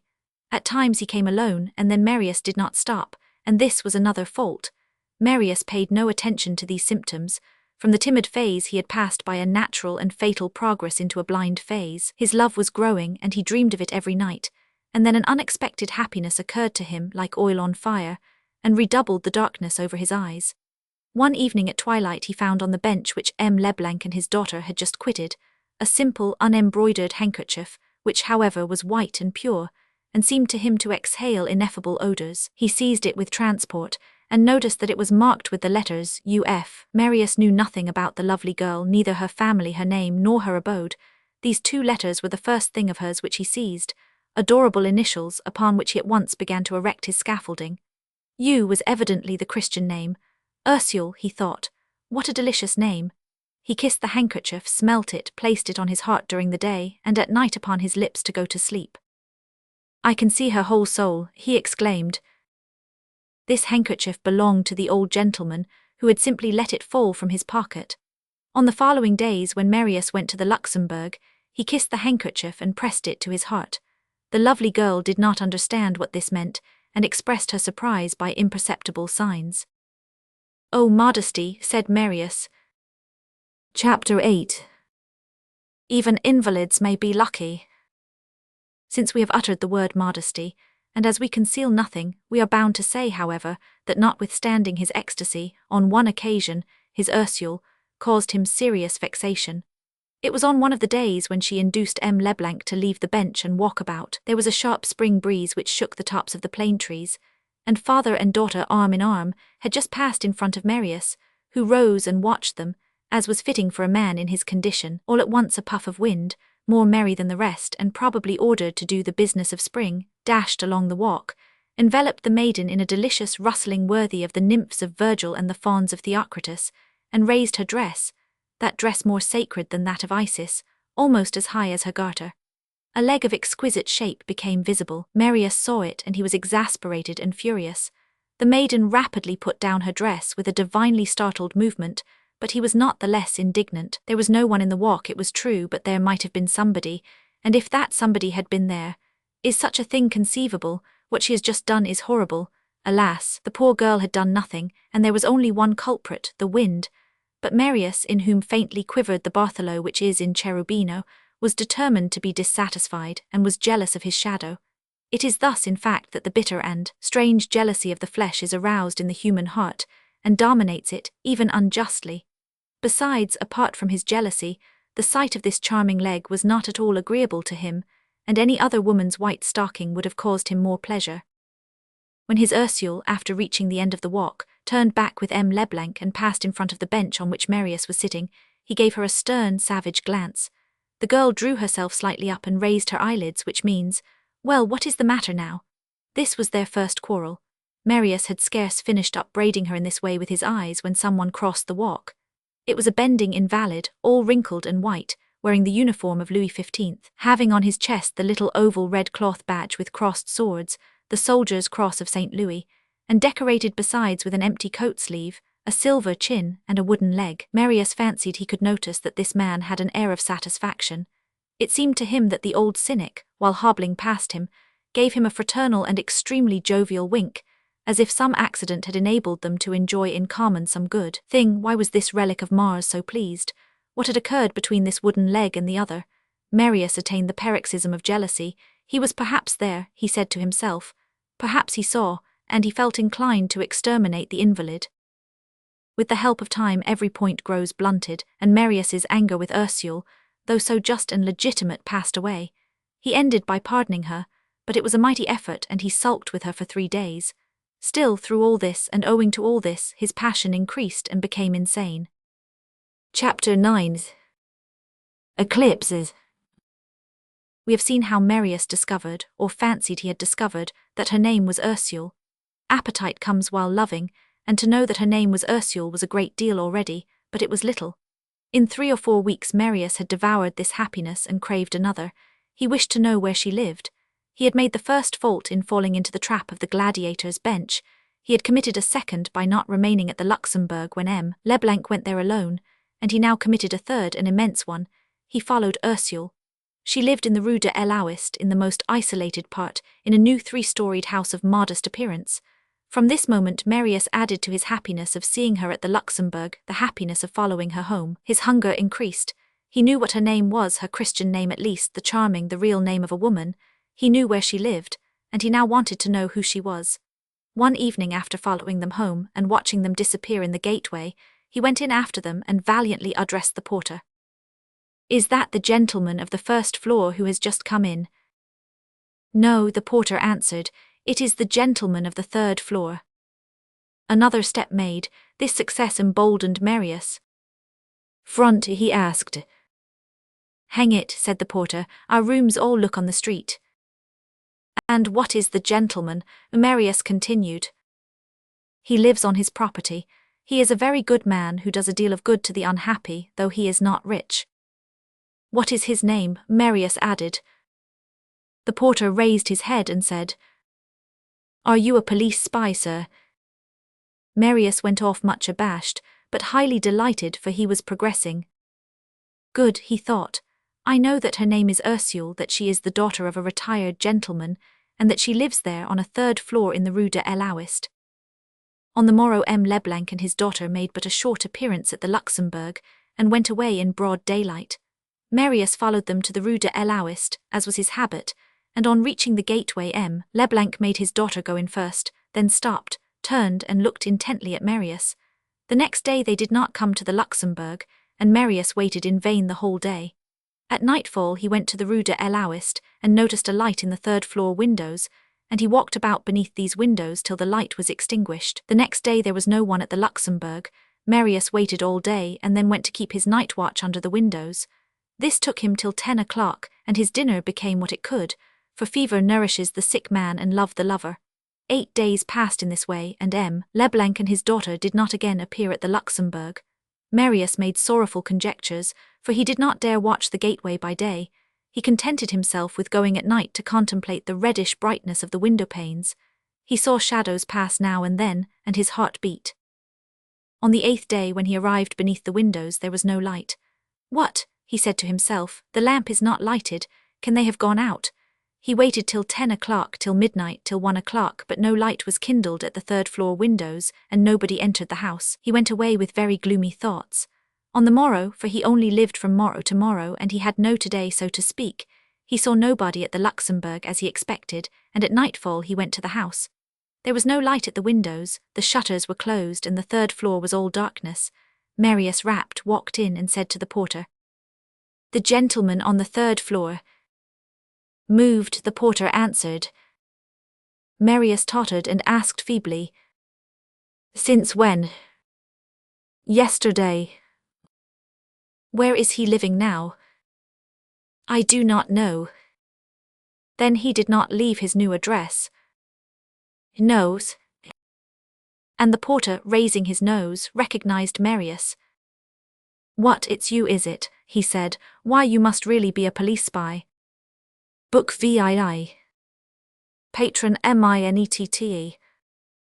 Chapter 1. Chapter 1001, Ness and Minors. Human societies have ever what is called in theatres un troisième dessous, and the social soil is everywhere undermined, here for good and there for evil. These works are upon one another. There are upper minds and lower minds, and there is a top and bottom in this obscure subsoil, which at times gives way beneath the weight of civilization, and which our indifference and carelessness trample underfoot. The encyclopedia was in the last century an almost open mine, and the darkness, that gloomy brooder of primitive Christianity, only awaited an occasion to explode beneath the CSRs and inundate the human race with light. For in the sacred darkness there is latent light, and the volcanoes are full of a shadow which is capable of flashing, and all lava begins by being night.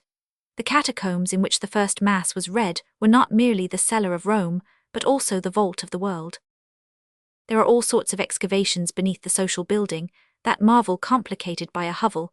There is the religious mine, the philosophically mine, the political mine, the social economic mine, and the revolutionary mine. One man picks with the idea, another with figure, another with augur, and they call to and answer each other from the catacombs. Utopias move in subterranean passages and ramify in all directions. They meet there at times and fraternize. Jean-Jacques lends his pick to Diogenes, who lends him his lantern in turn. At times, though, they fight, and Calvin clutches Socinus by the hair, but nothing arrests or interrupts the tension of all their energies toward the object, and the vast simultaneous energy, which comes and goes, ascends, descends, and reascends in the obscurity, and which slowly substitutes top for bottom and inside for out. It is an immense and unknown ant-heap. Society hardly suspects this excavation, which leaves no traces on its surface and yet changes its insides, and there are as many different works and varying extractions as there are subterranean tears. What issues from all these deep excavations? The future. The deeper we go, the more mysterious the minds become. To a certain point which the social philosopher is able to recognize, the labor is good. Beyond that point it is doubtful and mixed, and lower still it becomes terrible. At a certain depth the excavations can no longer be endured by the spirit of civilization, and man's limit of breathing is past. A commencement of monsters becomes possible. The descending ladder is strange, and each rung corresponds with a stage upon which philosophy can land, and meet one of these minors, who are sometimes divine, at others deformed. Below John Huss there is Luther, below Luther Descartes, below Descartes Voltaire, below Voltaire Condorcet, below Condorcet Robespierre, below Robespierre Marat, and below Marat Babeuf, and so it goes on. Lower still we notice confusedly, at the limit which separates the indistinct from the invisible, other gloomy men, who perhaps do not yet exist. Those of yesterday are spectres, those of the morrow grubs. The mental eye can only distinguish them obscurely, and the embryonic labor of the future is one of the visions of the philosopher. A world in limbo at the fetus stage. What an extraordinary sketch! St. Simon Owen and Founder are also there in the side passages. Assuredly, although a divine and invisible chain connects together without their cognizance all these subterranean miners, who nearly always fancy themselves isolated but are not so, their labors vary greatly, and the light of the one contrasts with the dazzle of the other. Some are celestial and others tragical. Still, however great the contrast may be, all these laborers, from the highest to the most nocturnal, from the wisest down to the maddest, have a similitude in their disinterestedness. They leave themselves on one side, omit themselves, do not think of themselves, and see something different from themselves. They have a glance, and that glance seeks the absolute. The first has heaven in his eyes, and the last, however enigmatical he may be, has beneath its eyebrow the pale brightness of infinity. Venerate every man, no matter what he may be doing, any man who has the sign, a starry eyeball. The dark eyeball is the other sign, and with it evil begins. Before the man who has this look, think and tremble. Social order has its black minors. There is a point where profundity is burial, and where light is extinguished. Below all these mines which we have indicated, below all these galleries, below all this immense subterranean arterial system of progress and utopia, far deeper in the ground, below Marat, below Babeuf, much, much lower, there is the last passage, which has no connection with the upper drifts. It is a formidable spot, and what we termed the Troisième des Sous. It is the grave of darkness and the cave of the blind in Ferry, and communicates with the abysses. Chapter 2. The bottom. Here disinterestedness fades away, and the dream is vaguely sketched. Every one for himself. The eyeless eye yells, seeks, gropes, and groans. The social Ugolino is in this gulf. The ferocious shadows which prowl about this grave, almost brutes, almost phantoms, do not trouble themselves about human progress. They are ignorant of ideas and language, and thus they care for naught beyond individual gratification. They are almost unconscious, and there is within them a species of frightful obliteration. They have two mothers, both stepmothers, ignorance and wretchedness. They have for their guide want, and for all power of satisfaction appetite. They are brutally voracious, that is to say, ferocious, not after the fashion of the tyrant, but that of the tiger. From suffering these grubs pass to crime. It is a fetal affiliation, a ghastly propagation, the logic of darkness. What crawls in the lowest passage is no longer the stifled demand of the absolute, but the protest of matter. Man becomes a dragon then. His starting point is to be hungry and thirsty, and his terminus is to be Satan. Le snare issued from this cave.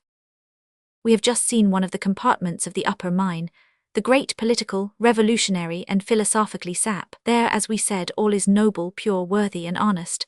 Men may be mistaken in it, and are mistaken, but the error must be revered, because it implies so much heroism, and the work performed there has a name, progress.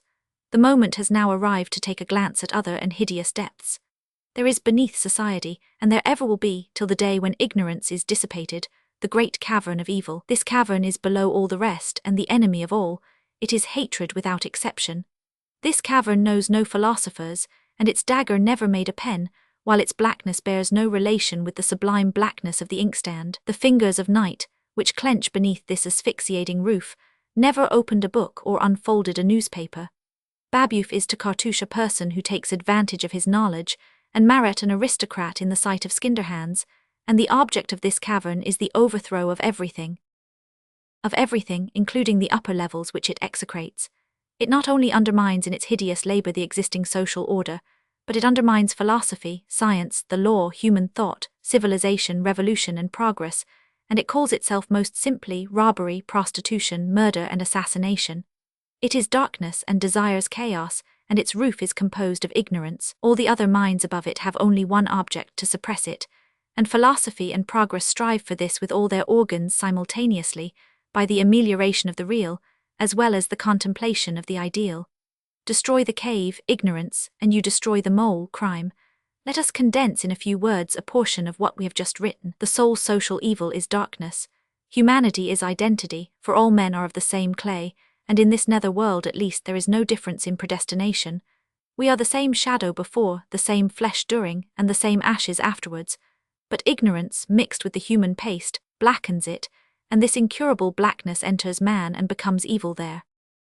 Chapter 3. BABTGUULEMER, CLAQUSOUS and Montparnasse. A quartet of bandits, Babet, Guillemer, Claquessus, and Montparnasse, governed, fro to 1835, the lowest depths of Paris. Guillemer was a Hercules out of place, and his den was the Archie-Marian sewer. He was 6 feet high, had lungs of marble, muscles of bronze, the respiration of a cavern, the bust of a colossus, and a bird's skull. You fancied you saw the Farnese Hercules, attired in ticking trousers and a cotton velvet jacket. Guillemer, built in this mould, might have subdued monsters, but he had found it shorter to be one. A low forehead, wide temples, under 40 years of age, but with crow's feet, rough short hair and a bushy beard.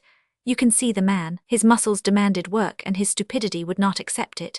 He was a great slothful strength and an assassin through nonchalance. People believed him to be a Creole, and he had probably laid his hands upon Marshal Brune when massacred, as he was a porter at Avignon in 1815. From that stage he had become a bandit. Babbitt's transparency contrasted with the meat of Guillemin. He was thin and learned, transparent but impenetrable. You might see the light through his bones but not through his eyes. He called himself a chemist, had been a clown with Barberch and a harlequin with Bobino, and had played in the vaudeville at St. Mihiel. He was a man of intentions and a fine speaker, who underlined his smiles and placed his gestures between inverted commas. His trade was to sell in the open-air plaster busts and portraits of the chief of the state, and, in addition, he pulled teeth out. He had shown phenomena at fairs and possessed a booth with a trumpet and the following show board. Babbitt, dentist and member of the academies, performs physical experiments on metals and metalloids, extirpates teeth and undertakes stumps given up by the profession. Terms: 1 tooth 1 franc 50 centimes, 2 teeth 2 francs, 3 teeth 2 francs 50 centimes. Take advantage of the opportunity. The last sentence meant have as many teeth pulled out as possible. He was married and had children, but did not know what had become of wife or children. He had lost them, just as another man loses his handkerchief. Babbitt was a high exception in the obscure world to which he belonged, for he read the newspapers. One day, at the time when he still had his family with him in his caravan, he read in the Monitor that a woman had just been delivered of a child with a calf's snout, and exclaimed, "There's a fortune! My wife would not have the sense to produce me a child like that." Since then he had given up everything to undertake Paris. The expression is his own. What was Claquessus? He was night, and never showed himself till the sky was bedaubed with blackness. In the evening he emerged from a hole to which he returned before daybreak. Where was this hole? No one knew. In the greatest darkness, and when alone with his accomplices, he turned his back when he spoke to them. Was his name Claquessus? No, he said, my name is not at all. If a candle were brought in he put on a mask, and he was a ventriloquist into the bargain, and Babbitt used to say, Claquessus is a night bird with two voices. Claquessus was vague, wandering, and terrible. No one was sure that he had a name, for Claquessus was a nickname. No one was sure that he had a voice, for his stomach spoke more frequently than his mouth, and no one was sure that he had a face, as nothing had ever been seen but his mask. He disappeared like a ghost, and when he appeared he seemed to issue from the ground. Montparnasse was a sorry sight. He was a lad not yet 20, with a pretty face, lips that resembled cherries, beautiful black hair, and the brightness of spring in his eyes. He had every vice and aspired to every crime, and the digestion of evil gave him an appetite for worse. He was the gamin turned pickpocket, and the pickpocket had become a garroter. He was genteel, effeminate, graceful, robust, soft, and ferocious. The left-hand brim of his hat was turned up to make room for the tuft of hair, in the style of 1829. He lived by robbery committed with violence, and his coat was cut in the latest fashion, though worn at the seams.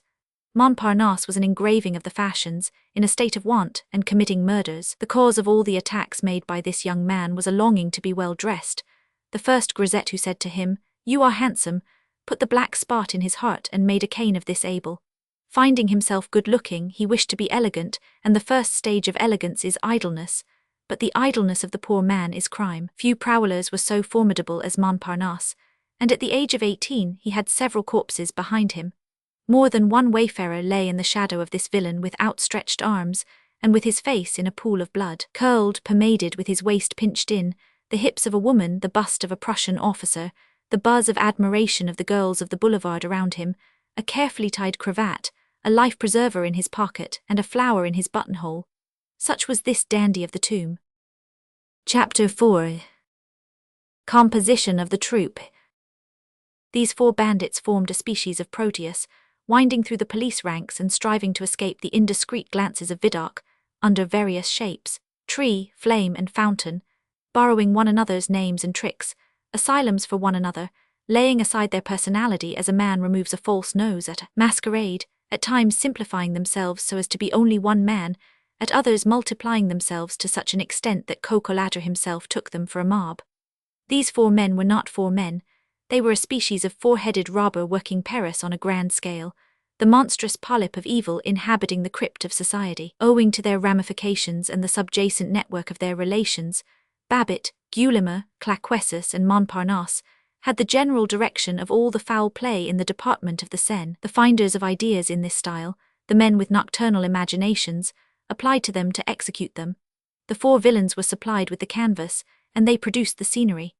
They were always in a position to supply a proportionate and proper staff for every robbery which was sufficiently lucrative and required a stout arm. If a crime were in want of persons to carry it out, they sublet the accomplices, and they always had a band of actors at the service of all the tragedies of the caverns. They generally met at nightfall, the hour when they awoke, on the steps that border the Salpêtrière. There they conferred, and as they had the 12 dark hours before them, they settled their employment. Patron Minette was the name given in the subterranean lurking places to the association of these 4 men. In the old and fantastic popular language which is daily dying out, Patron Minette signifies the morning, just as between dog and wolf signifies night. This appellation was probably derived from the hour when their work finished, for dawn is the moment for spectres to fade away and for bandits to part. These 4 men were known by this title. When the president of the assizes visited Lacenaire in prison, he questioned him about a crime which the murderer denied. "Who committed it?" the president asked, and Lacenaire gave this answer, which was enigmatical for the magistrate but clear for the police. "It is, perhaps, Patron Minette." The plot of a play may be at times divined from the list of names, and a party of bandits may perhaps be appreciated in the same way. Here are the names to which the principal members of Patron Minette answered, exactly as they survive in special memoirs. Pancho Cold Spring, alias Bigrenail Brujon, there was a dynasty of Brujons about whom we may still say a word. Boulatruelle, the road mender of whom we have caught a glimpse. Laview, Finister, Homer Hagu a Negro, Tuesday night make haste. Fauntleroy alias Flower Girl, Glorious a liberated convict, Stop the coach alias Monsieur Dupont, the Southern Esplanade, Pausagrive, Carmagnolet, Croydnears alias Bizarro, Layseater, Feet in the Air, Half-Farthing alias 2 Milliards, etc., etc. These names have faces, and express not merely beings but species. Each of these names responds to a variety of the poisonous fungi which grow beneath human civilization. These beings, very careful about showing their faces, were not of those whom we may see passing by day, for at that period, weary of their night wanderings, they went to sleep in the lime kilns, the deserted quarries of Montmartre or Montrouge, or even in the snow. They ran to earth. What has become of these men? They still exist and have ever existed. Horace alludes to them in his Ambubarum Collegia, Pharmacopolo, Mendici, Mimo, and so as long as society is what it is they will be what they are. Under the obscure vault of their cellar they are even born again from the social leakage. They return as spectres but ever identical. The only difference is that they no longer bear the same names and are no longer in the same skins. Though the individuals are extirpated, the tribe exists. They have always the same qualities, and from vagrant to prowler, the race ever remains pure. They guess purses in pockets and scent watches in fobs, and gold and silver have a peculiar smell for them. There are simple cits of whom we might say that they have a robbable look, and these men patiently follow these cits. When a foreigner or a countryman passes, they quiver like the spider in its web. These men, when we catch a glimpse of them upon a deserted boulevard at midnight, are frightful. They do not seem to be men but forms made of living fog. We might say that they are habitually a portion of the darkness, that they are not distinct, that they have no other soul but shadow, and that they have become detached from night momentarily, and in order to live a monstrous life for a few moments. What is required to make these phantoms vanish? Light, floods of light. Not a single bat can resist the dawn. Light up the lower strata of society. Book VIII. The Evil Poet. Chapter 1. Marius, looking for a girl's bonnet, meets a man's cap. Summer passed away, then autumn and winter arrived. Neither M. Leblanc nor the young lady had set foot again in the Luxembourg, while Marius had but one thought, that of seeing again this sweet and adorable face. He sought it everywhere, but found nothing. He was no longer Marius, the enthusiastic dreamer, the resolute, ardent and firm man, the bold challenger of destiny, the brain that built up future upon future, the young mind encumbered with plans, projects, pride, ideas and resolves. He was a lost dog. He fell into a dark sorrow, and it was all over with him. Work was repulsive, walking fatigued him, and solitude wearied him. Mighty nature, once so full of forms, brightness, voices, counsel, perspectives, horizons and instruction, was now a vacuum before him, and he felt as if everything had disappeared. He still thought, for he could not do otherwise, but no longer took pleasure in his thoughts. To all that they incessantly proposed to him in whispers, he answered in the shadow, What use is it? He made himself 100 reproaches. Why did I follow her? I was so happy merely in seeing her. She looked at me and was not that immense. She looked as if she loved me and was not that everything. I wanted to have what? There is nothing beyond that, and I was absurd. It is my fault, etc., etc. Courfeyrac, to whom he confided nothing, as was his nature, but who guessed pretty nearly all, for that was his nature too, had begun by congratulating him on being in love, and made sundry bad jokes about it. Then, on seeing Marius in this melancholy state, he ended by saying to him, I see that you have simply been a fool. Come to the Chaumière. Once putting confidence in a splendid September sun, Marius allowed himself to be taken to the ball of Sceaux by Courfeyrac, Bossuet and Grantaire, hoping, what a dream, that he might find her there. Of course he did not see the lady whom he sought. And yet this is the place where all the lost women can be found, Grantaire growled aside. Marius left his friends at the ball, and returned afoot, alone, tired, feverish, with eyes troubled and sad, in the night, stunned with noise and dust by the many vehicles full of singing beings who were returning from the holiday, and who passed him. He was discouraged, and in order to relieve his aching head, inhaled the sharp smell of the walnut trees on the roadside. He began living again more than ever in solitude, crushed, giving way to his internal agony, walking up and down like a wolf caught in a trap, everywhere seeking the absent one, and brutalized by love. Another time he had a meeting which produced a strange effect upon him. In the little streets adjoining the Boulevard des Invalides, he passed a man dressed like a workman, and wearing a deep-peaked cap, under which white locks peered out. Marius was struck by the beauty of this white hair, and looked at the man who was walking slowly, and as if absorbed in painful meditation. Strange to say, he fancied that he could recognize M. Leblanc. It was the same hair, the same profile, as far as the peak allowed him to see, and the same gait, though somewhat more melancholy. But why this workman's clothing? What was the meaning of this disguise? Marius was greatly surprised, and when he came to himself again his first impulse was to follow this man, for he might perhaps hold the clue which he had so long been seeking. At any rate he must have a close look at the man and clear up the enigma, but he hit on this idea too late, for the man was no longer there. He had turned into some side street, and Marius was unable to find him again. This meeting troubled him for some days and then faded away. After all, he said to himself, it is probably only a resemblance. Chapter 2. Marius finds something. Marius still lived at the Gorbeau house, but he paid no attention to his fellow lodgers. At this period, in truth, there were no other tenants in the house but himself and those Jondrettes whose rent he had once paid, without ever having spoken to father, mother, or daughters. The other lodgers had removed, were dead, or turned out for not paying their rent. On one day of this winter the sun had shown itself a little during the afternoon, but it was Feb. 2, that old Candlemas day whose treacherous sun, the precursor of a 6 weeks' frost, inspired Matthew Linsberg with these 2 lines, which have justly become classical. Quil luois oil quil lucerne. 50 hours renter en sa cavern. Marius had just left his cavern, for night was falling. It was the hour to go and dine, for he had been obliged to revert to that practice, such is the infirmity of ideal passions. He had just crossed the threshold of his door, which Mame Baugon was sweeping at this very moment, while uttering the memorable soliloquy. What is there cheap at present? Everything is dear. There is only trouble which is cheap, and it may be had for nothing. Marius slowly walked along the boulevard, in the direction of the Rue Saint-Jacques. He walked thoughtfully with hanging head. All at once he felt himself elbowed in the fog. He turned and saw 2 girls in rags, one tall and thin, the other not quite so tall, who passed hurriedly, panting, frightened, and as if running away. They were coming toward him and ran against him as they passed. Marius noticed in the twilight their livid faces, uncovered heads, dishevelled hair, their ragged petticoats and bare feet. While running they talked together, and the elder said, "The slops came and nearly caught me." And the other answered, "I saw them, and so I bolted.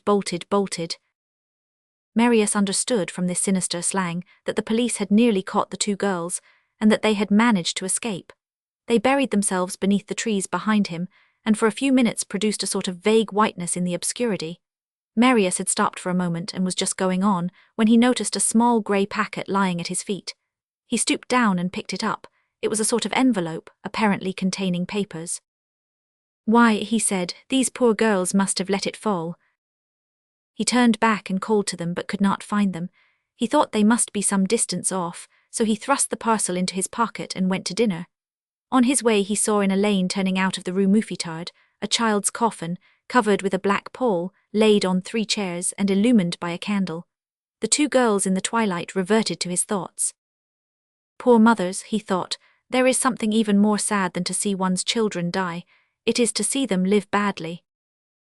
Then these shadows, which varied his melancholy, left his thoughts, and he fell back into his usual reflections.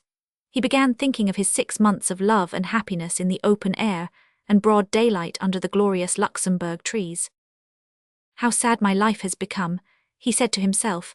Girls constantly appear to me, but formerly they were angels and now they are ghouls. Chapter 3. 4 letters. At night, as he undressed to go to bed, his hand felt in his coat pocket the parcel which he had picked up in the boulevard and forgotten. He thought that it would be as well to open it, as the packet might contain the girl's address, if it belonged to them, or in any case the necessary information to restore it to the person to whom it belonged. He opened the envelope, which was not sealed, and contained 4 letters also unsealed. The addresses were on all 4, and they exhaled a frightful perfume of tobacco. The first letter was addressed to Madame la Marquise de Grucheret, on the square opposite the Chamber of Deputies. Marius said to himself that he would probably find the information he wanted, and as the letter was not sealed, he could read it without impropriety. It was drawn up as follows. Madame la Marquise, the virtue of clemency and piety is that which unites society most closely. Move your Christian feelings, and deign a glance of compassion at this unfortunate Spaniard, and victim to his loyalty and attachment to the sacred cause of legitimacy, who shed his blood, devoted the whole of his fortune to defend this cause, and is now in the greatest misery. He does not doubt that you, honoured lady, will grant some assistance to preserve an existence entirely painful for a soldier of honour and education, who is covered with wounds, and he reckons beforehand on the humanity which animates you, and the interest which your ladyship takes in so unhappy a nation. Their prayer will not be in vain, and his gratitude will retain her charming memory. With the most respectful feelings, I have the honour to be Madame Don Alvares, Spanish captain of cavalry, a royalist refugee in France who is travelling for his country and who wants the means to continue his journey. No address was attached to the signature, but Marius hoped to find it in the second letter, of which the superscription was, to Madame la Comtesse de Montfernet, Rue Cosette, No. 9. This is what Marius read. Madame la Comtesse, it is our unhappy mother of a family of 6 children, of which the youngest is only 8 months old. I ill since my last confinement, deserted by my husband, and hoeing no resource in the world, living in the most frightful indigence. Trusting in your ladyship, she has the honour to be Madame with profound respect. Femme Balizard. Marius passed to the 3rd letter, which was, like the preceding, a petition, and he read in it. Monsiurpabourgot, a lector, wholesale dealer in caps, Rue St. Denis at the corner of the Rue aux Fers. I venture to address this letter to you, to ask you to grant me the prettiest favour of your sympathies, and to interest you in a literary man who has just sent a drama to the Théâtre Français. The subject is historical, and the scene takes place in Auvergne in the time of the Empire. The style, I believe, is natural, laconic, and may possess some merit. There are couplets for singing at 4 places. The comic, the serious, and the unexpected elements are blended in it with a variety of characters, and a tinge of romance is lightly spread through the whole plot, which moves mysteriously, and the finale takes place amid several brilliant tableaus. My principal desire is to satisfy the desire which progressively animates society, that is to say, fashion, that capricious and vague whirligig which changes with nearly every wind. In spite of these qualities, I have reason to fear that jealousy and the selfishness of privileged authors may obtain my exclusion from the stage, for I am not unaware of the vexation which is caused to newcomers. Monsieur Pabourgot, your just reputation as the enlightened protector of literary men emboldens me to send to you my daughter, who will explain to you our indigent situation, wanting for bread and fire in this winter season, to tell you that I wish you to accept the homage which I desire to make to you of my drama, and all those that may succeed it, is to prove to you how much I desire the honour of sheltering myself under your aegis, and adorning my writings with your name. If you deign to honour me with the most modest offering, I will at once set to work writing a copy of verses, by which to pay you my debt of gratitude. These verses, which I will try to render as perfect as possible, will be sent to you before they are inserted in the beginning of the drama and produced on the stage. My most respectful homage to Monsieur and Madame Pabergiot, GNFLOT, man of letters. P.S. If it was only 40 sous, I apologize for sending my daughter and not paying my respects personally, but sad reasons of dress do not allow me, alas, to go out. Marius then opened the last letter, which was addressed to the benevolent gentleman of the Church of St. Jacques du Haut Pas, and it contained the following few lines. Benevolent man, if you will deign to accompany my daughter, you will witness a miserable calamity, and I will show you my certificates. At the sight of these documents, your generous soul will be moved by a feeling of sensitive benevolence, for true philosophers always experience lively emotions. Allow, compassionate man, that a man must experience the most cruel want, and that it is very painful to obtain any relief, by having it attested by the authorities, as if a man were not at liberty to suffer and die of inanition, while waiting till our misery is relieved. Fate is too cruel to some and too lavish or protecting for others. I await your presents or your offering if you deign to make one, and I beg you to believe in the grateful feelings with which I have the honor of being, really magnanimous, sir, your very humble and most obedient servant, PFABANTOU, dramatic artist. After reading these 4 letters, Marius did not find himself much more advanced than before. In the first place, not one of the writers gave his address, and next they appeared to come from 4 different individuals, Don Alvarez, Madame Balizard, the poet Genflot, and the dramatic artist Fabantou. But these letters offered this peculiarity, that they were all in the same handwriting. What could be concluded from this save that they came from the same person? Moreover, and this rendered the conjecture even more probable, the paper, which was coarse and yellow, was the same for all 4, the tobacco smell was the same, and though an attempt had evidently been made to vary the handwriting, the same orthographical mistakes were reproduced with the most profound tranquillity, and Genflot, the man of letters, was no more exempt from them than the Spanish captain. To strive and divine this mystery was time thrown away, and if he had not picked it up, it would have looked like a mystification. Marius was too sad to take kindly even a jest of accident, and lend himself to a game which the street pavement appeared desirous to play with him. He felt as if he were playing at blind man's buff among these 4 letters, and they were mocking him. Nothing, besides, indicated that these letters belonged to the girls whom Marius had met in the boulevard. After all, they were papers evidently of no value. Marius returned them to the envelope, threw the lot into a corner, and went to bed. At about 7 in the morning he had got up and breakfasted, and was trying to set to work, when there came a gentle tap at the door. As he possessed nothing, he never took out his key, except very rarely when he had a pressing job to finish. As a rule, even when out, he left the key in the lock. You will be robbed, said Mame Bougon. Of what? Marius asked. It is a fact, however, that one day a pair of old boots were stolen, to the great triumph of Mame Bougon. There was a second knock, quite as gentle as the first. Come in, said Marius. The door opened. What is the matter, Mame Bougon? Marius continued, without taking his eyes off the books and manuscripts on his table. A voice which was not Mame Bougon's replied, I beg your pardon, sir. It was a hollow, cracked, choking voice, the voice of an old man, rendered hoarse by dram drinking and exposure to the cold. Marius turned sharply and noticed a girl. Chapter 4. A rose in wretchedness. A very young girl was standing in the half-open door. The skylight, through which light entered, was exactly opposite the door, and threw upon this face a sallow gleam. She was a pale, wretched, fleshless creature, and had only a chemise and a petticoat upon her shivering and frozen nudity. For waist-belt she had a piece of string, for head-dress another. Pointed shoulders emerged from her chemise. She was of a yellow lymphatic pallor, cadaverous collar bones, hands red, mouth half-open and degraded with few teeth. The eye was sunken and hollow, and she had the outline of an abortive girl and the look of a corrupted old woman, or 50 years blended with 15. She was one of those beings who are at once weak and horrible, and who make those shudder whom they do not cause to weep. Marius had risen, and was gazing with a species of stupor at this being, who almost resembled the shadows that traverse dreams.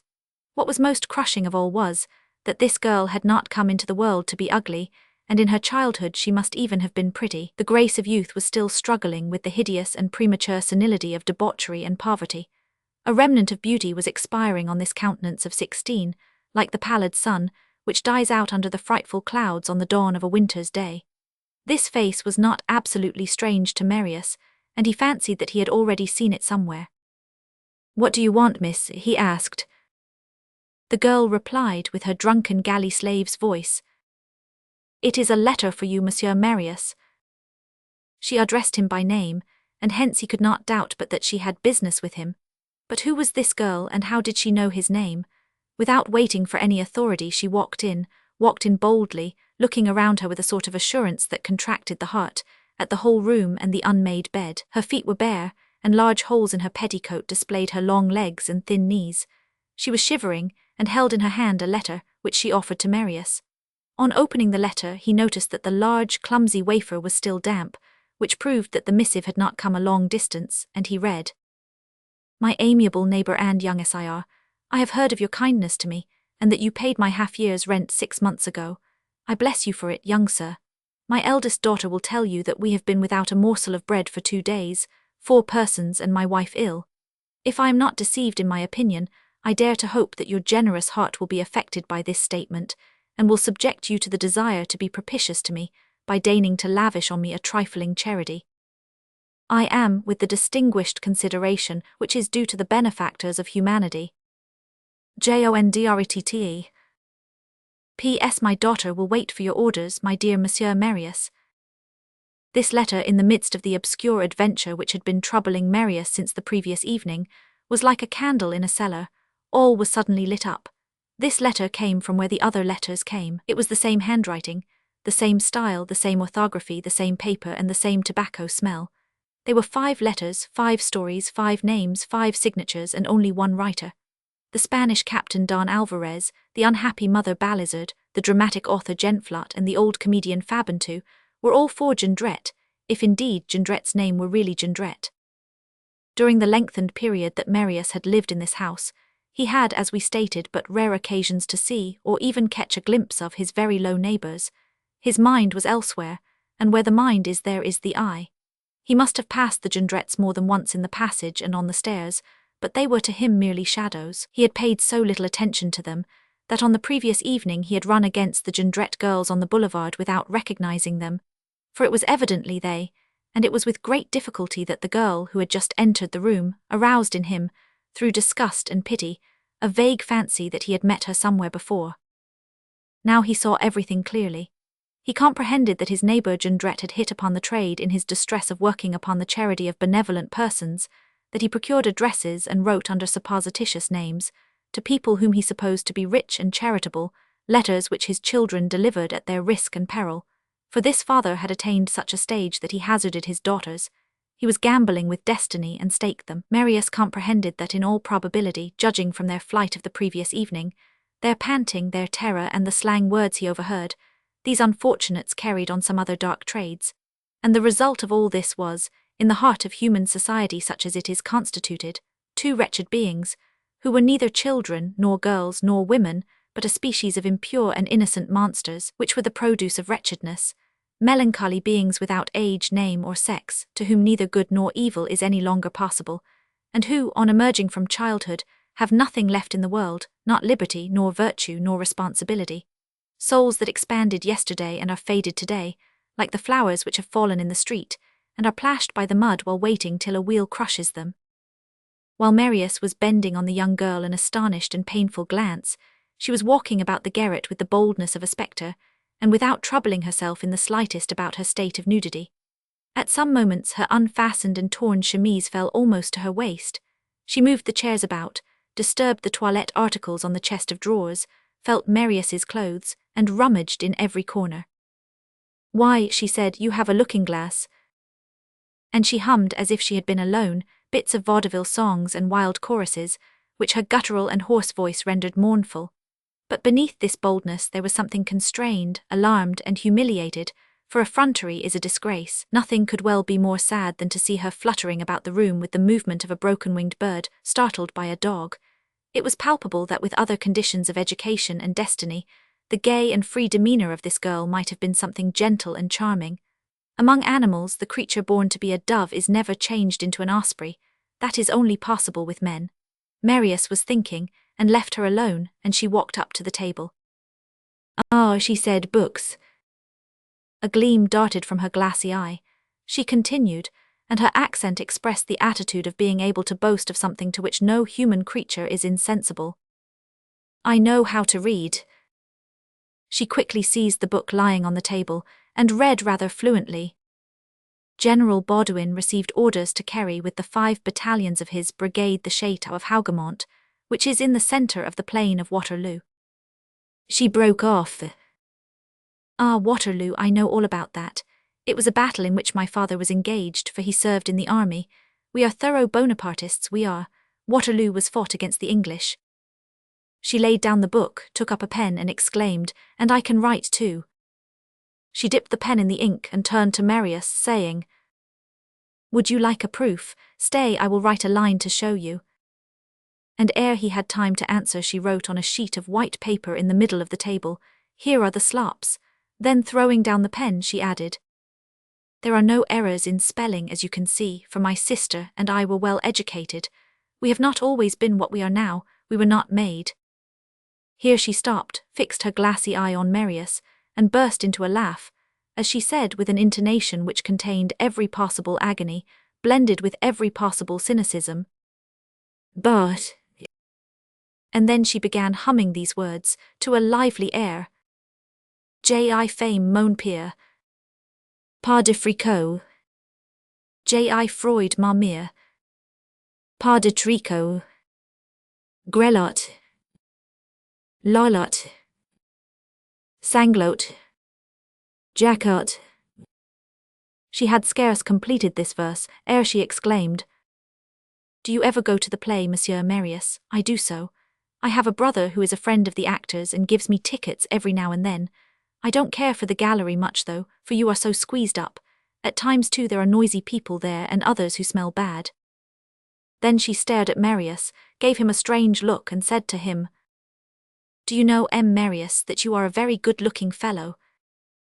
And at the same moment the same thought occurred to both, which made her smile and him blush. She walked up to him and laid a hand upon his shoulder. "You don't pay any attention to me, but I know you, Marius. I meet you here on the staircase, and then I see you go into the house of the one called Father Mabeuf, who lives over at Austerlitz, sometimes when I go that way. Your curly hair becomes you very well." Her voice tried to be very soft, and only succeeded in being very low. A part of her words was lost in the passage from the larynx to the lips, as on a pianoforte some keys of which are broken. Marius had gently recoiled. "I have a packet," he said with his cold gravity, "which I believe belongs to you. Allow me to deliver it to you." And he handed her the envelope which contained the 4 letters. She clapped her hands and said, "We looked for it everywhere." Then she quickly seized the parcel and undid the envelope while saying, "Lord of Lords, how my sister and I did look for it. And so you found it on the boulevard, did you not? It must have been there. You see, it was dropped while we were running, and it was my brat of a sister who was such an ass. When we got home we could not find it, and as we did not wish to be beaten, which is unnecessary, which is entirely unnecessary, which is absolutely unnecessary, we said at home that we had delivered the letters, and that the answer was nix, and here are the poor letters. Well, and how did you know that they were mine? Yes, by the writing. So then it was you that we ran against last night. We could not see anything, and I said to my sister, 'Is it a gentleman?' And she answered, 'Yes, I think it is a gentleman.'" While saying this, she had unfolded the petition addressed to the benevolent gentleman of the Church of St. Jacques du Haut Pas. "Hillo," she said, "this is the one for the old swell who goes to Mass. Why, 'tis just the hour, and I will carry it to him. He will perhaps give us something for breakfast." Then she burst into a laugh and added, "Do you know what it will be if we breakfast today? We shall have our breakfast of the day before yesterday, our dinner of the day before yesterday, our breakfast of yesterday, our dinner of yesterday, all at once this morning. Well, hang it all, if you are not satisfied, rot dogs." This reminded Marius of what the hapless girl had come to get from him. He fumbled in his waistcoat but found nothing. The girl went on, and seemed speaking as if no longer conscious of the presence of Marius. "Sometimes I go out at night. Sometimes I do not come home. Before we came here last winter we lived under the arches of the bridges and kept close together not to be frozen. My little sister cried, 'How sad the water is.' When I thought of drowning myself I said, 'No, it is too cold. I go about all alone when I like and sleep at times in ditches. Do you know, at night when I walk along the boulevard, I see trees like forks, I see black houses as tall as the towers of Notre Dame. I fancy that the white walls are the river, and I say to myself, why, there is water. The stars are like illumination lamps, and you might say that they smoke, and the wind puts them out. I feel stunned, as if my hair was lashing my ears. However the night may be, I hear barrel organs and spinning machinery, but what do I know? I fancy that stones are being thrown at me, and I run away unconsciously, for all turns round me. When you have not eaten it is funny. And she gazed at him with haggard eyes. After feeling in the depths of all his pockets, Marius succeeded in getting together 5 francs 16 sous. It was at this moment all that he possessed in the world. Here is my today's dinner, he thought, and tomorrow will take care of itself.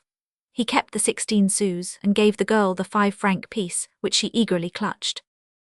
Good, she said, there is sunshine. And as if the sunshine had the property of melting in her brain avalanches of slang, she went on. 5 francs a shiner, a monarch in this crib, that's stunning. Well, you ray a nice kid and I do the humble to you. 2 days drink and a bully feed, a feast we ray well fixed. Hurrah, pals. She pulled her chemise up over her shoulders, gave Marius a deep courtesy and a familiar wave of the hand, and walked toward the door saying, Good day, sir, but no matter, I'll go and find my old swell. As she passed, she noticed on the drawers an old crust of dry bread mouldering in the dust. She caught it up and bit into it savagely, grumbling. It is good, it is hard, it breaks my teeth. Then she left the room. Chapter 5. A Providential Peephole. Marius had lived for the past 5 years in poverty, want, and even distress, but he now saw that he had never known what real misery was, and he had just witnessed it. It was the phantom which bad just passed before him. For in truth, he who has only seen man's misery has seen nothing, he must see woman's misery, while he who has seen woman's misery has seen nothing, for he must see the misery of the child. When man has reached the last extremity, he has also reached the limit of his resources, and then, woe to the defenseless beings that surround him. Work, wages, bread, fire, courage, and food will all fail him at once. The light of day seems extinguished outside, the moral light is extinguished within him. In these shadows man comes across the weakness of the wife and the child, and violently bends them to ignominy. In such a case every horror is possible, and despair is surrounded by thin partitions which all open upon vice and crime. Health, youth, honor, the sacred and retiring delicacy of the still innocent flesh, the hot virginity and modesty, that epidermis of the soul, are foully clutched by this groping hand, which seeks resources, finds opprobrium and puts up with it. Fathers, mothers, brothers, sisters, men, women, and girls adhere and are aggregated almost like a mineral formation in this misty promiscuity of sexes, relations, ages, infamies, and innocencies. Leaning against each other, they crouch in a species of den of destiny and look at each other lamentably. Oh, the unfortunates! How pale they are! How cold they are! It seems as if they belong to a planet much farther from the sun than our own. This girl was to Marius a sort of emissary from the darkness, and she revealed to him a hideous side of night. Marius almost reproached himself for the preoccupations of reverie and passion which up to this day had prevented him from taking a glance at his neighbors. To have paid their rent was a mechanical impulse, which anyone might have had, but he, Marius, ought to have done better. What only a wall separated himself from these abandoned creatures, who lived groping in night, beyond the pale of other living beings. He elbowed them. He was to some extent the last link of the human race which they could touch. He heard them living or rather dying by his side, and he paid no attention to them. Every moment of the day he heard them, through the wall, coming, going, and talking, and he did not listen. And in their words were groans, and he did not hear them. His thoughts were elsewhere, engaged with dreams, impossible sunbeams, loves in the air, and follies. And yet human creatures, his brethren in Christ, his brethren in the people, were slowly dying by his side, dying unnecessarily. He even formed part of their misfortune, and he aggravated it. For if they had had another neighbor, a neighbor more attentive, less chimerical, an ordinary and charitable man, their indigence would evidently have been noticed, their signals of distress perceived, and they might perhaps have been picked up and saved long before. They doubtless seemed very depraved, very corrupt, very vile, and indeed very odious, but persons who fall without being degraded are rare. Besides, there is a stage where the unfortunate and the infamous are mingled and confounded in one word, a fatal word, les misérables, and with whom lies the fault? And then again, should not the charity be the greater the deeper the fall is? while reading himself this lecture, for there were occasions on which Marius was his own pedagogue, and reproached himself more than he deserved. He looked at the wall which separated him from the Jondrettes, as if his pitying glance could pass through the partition and warm the unhappy beings. The wall was a thin coating of plaster supported by laths and beams, and which, as we have stated, allowed the murmurs of words and voices to be distinctly heard. A man must be a dreamer like Marius not to have noticed the fact before. No paper was hung on either side of the wall, and its clumsy construction was plainly visible. Almost unconsciously Marius examined this partition, for at times reverie examines, scrutinizes, and observes much as thought does. All at once he rose, for he had just noticed near the ceiling a triangular hole produced by the gap between 3 laths. The plaster which once covered this hole had fallen off, and by getting on his chest of drawers he could see through this aperture into the room of the Jondrettes. Commiseration has and should have its curiosity, and it is permissible to regard misfortune traitorously when we wish to relieve it. Let me see, thought Marius, what these people are like and what state they are in. He clambered on the drawers, put his eye to the hole and looked. Chapter 6. The wild beast man in his lair. Cities, like forests, have their dens, in which everything that is most wicked and formidable conceals itself. The only difference is that what hides itself thus in cities is ferocious, unclean, and little, that is to say, ugly. What conceals itself in the forests is ferocious, savage, and grand, that is to say, beautiful. Den for den, those of the beasts are preferable to those of men, and caverns are better than hiding places. What Marius saw was a low den. Marius was poor and his room was indigent, but in the same way as his poverty was noble his room was clean. The garret into which he was now looking was abject, dirty, fetid, infectious, dark, and sordid. The furniture only consisted of a straw-bottomed chair, a rickety table, some old broken glass, and in the corners 2 indescribable beds. The only light came through a skylight with 4 panes of glass and festooned with spiderwebs. Through this came just sufficient light for the face of a man to seem the face of a spectre. The walls had a leprous look, and were covered with gashes and scars, like a face disfigured by some horrible disease, and a dim moisture oozed from them. Obscene designs, clumsily drawn in charcoal, could be distinguished on them. The room which Marius occupied had a broken brick flooring, but in this one people walked on the old plaster of the hovel, grown black under the feet. Upon this uneven flooring in which the dust was, so to speak, encrusted, and which bade but one virginity, that of the broom, were capriciously grouped constellations of old shoes, boots, and frightful rags. This room, however, had a chimney, and for this reason was let at 40 francs a year. There was something of everything in this fireplace. A chafing dish, a pot, some broken planks, rags hanging from nails, a bird cage, ashes, and even a little fire, for 2 logs were smoking there sadly. A thing which augmented the horror of this garret was the fact of its being large. It had angles, nooks, black holes under the roof, bays, and promontories. Hence came frightful inscrutable corners, in which it seemed as if spiders large as a fist, woodlice as large as a foot, and possibly some human monsters must lurk. One of the beds was near the door, the other near the window, but the ends of both ran down to the mantelpiece and faced Marius.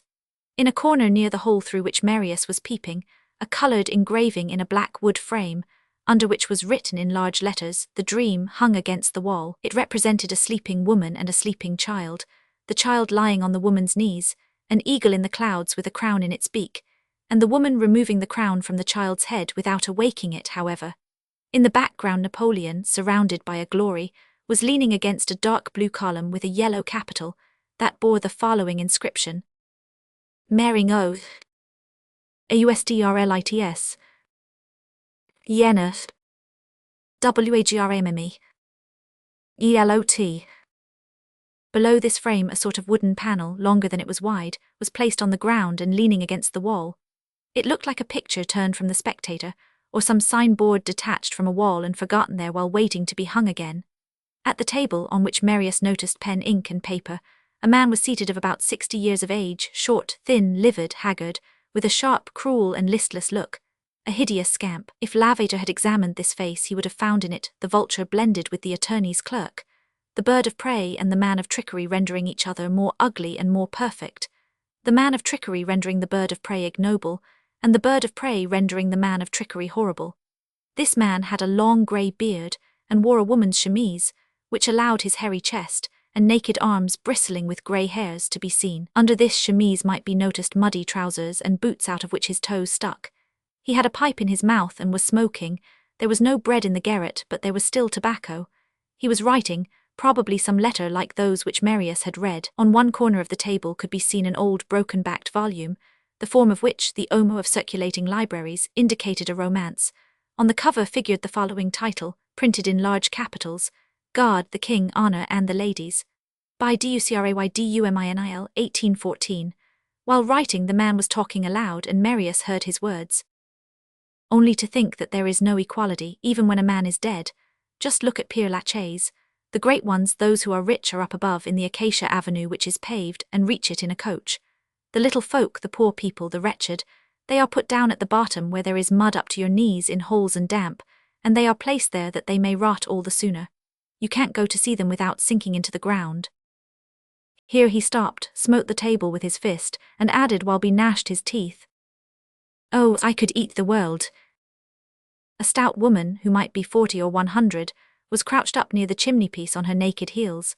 She too was only dressed in a chemise and a cotton petticoat, pieced with patches of old cloth, and an apron of coarse canvas concealed one half of the petticoat. Though this woman was sitting all of a heap, you could see that she was very tall, and a species of giantess by her husband's side. She had frightful hair of a reddish auburn beginning to turn grey, which she thrust back every now and then with the enormous strong hands with flat nails. By her side on the ground was lying an open volume, of the same form as the other, probably part of the same romance. On one of the beds Marius caught a glimpse of a long, ghastly young girl, sitting up almost naked, and with hanging feet, who did not seem to hear, see, or live. She was doubtless the younger sister of the one who had come to him. She appeared to be 11 or 12 years of age, but on examining her attentively it could be seen that she was at least 14. It was the girl who said on the boulevard the previous night, "I bolted, bolted, bolted." She was of that sickly class who keep down for a long time and then shoot up quickly and suddenly. It is indigence which produces these human plants, and these creatures have neither infancy nor adolescence. At 15 they seem 12, and at 16 they appear 20. Today it is a little girl, tomorrow a woman. We might almost say that they stride through life in order to reach the end more rapidly. At this moment, however, she had the look of a child. In this lodging there was not the slightest sign of work. Not a loom, a spinning wheel, or a single tool, but in one corner were some iron implements of dubious appearance. It was that dull indolence which follows despair and precedes death. Marius gazed for some time at this mournful interior, which was more terrifying than the interior of a tomb, for the human soul could be seen stirring in it, and life palpitating. The garret, the cellar, the hole in which some indigent people crawl in the lowest part of the social edifice, is not exactly the sepulchre, but it is the antechamber to it. But like those rich men who display their greatest magnificence at the entrance to their palace, it seems that death, which is close at hand, places all its greatest wretchedness in this vestibule. The man was silent, the woman did not speak, and the girl did not seem to breathe. The pen could be heard moving across the paper. The man growled without ceasing to write, "Scoundrels, scoundrels, all are scoundrels." The variation upon Solomon's exclamation drew a sigh from the wife. "Calm yourself, my love," she said. "Do not hurt yourself, darling. You are too good to write to all those people, dear husband." In misery bodies draw more closely together, as in cold weather, but hearts are estranged. This woman, to all appearance, must have loved this man with the amount of love within her, but probably this had been extinguished in the daily and mutual reproaches of the frightful distress that pressed upon the whole family, and she now had only the ashes of affection for her husband within her. Still, caressing appellations, as frequently happens, had survived. She called him darling, pet, husband with her lips, but her heart was silent. The man continued to write. Chapter 7.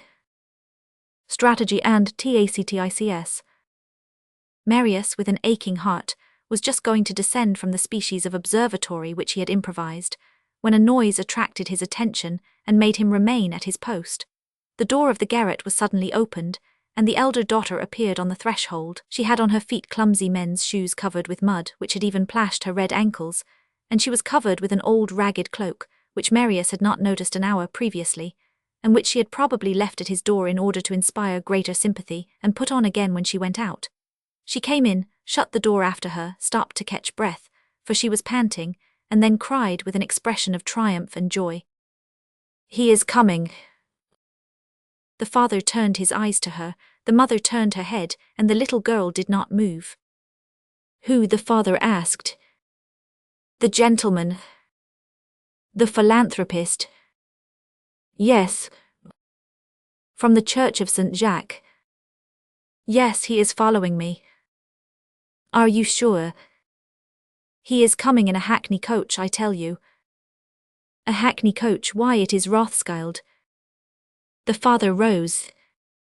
Why are you sure? If he is coming in a coach, how is it that you got here before him? Did you give him the address, and are you certain you told him the last door on the right in the passage? I only hope he will not make a mistake. Did you find him at church? Did he read my letter, and what did he say to you? Ta, ta, ta, said the girl. How you gallop, my good man. I went into the church, he was at his usual place. I made a courtesy and handed him the letter. He read it and said to me, Where do you live, my child? I said, I will show you the way, sir. He said, No, give me your address, for my daughter has some purchases to make. I will take a hackney coach and be at your abode as soon as you. I gave him the address, and when I mentioned the house he seemed surprised, and hesitated for a moment, but then said, No matter, I will go. When Mass was over I saw him leave the church and get into a coach with his daughter, and I carefully told him the last door on the right at the end of the passage. And what tells you that he will come?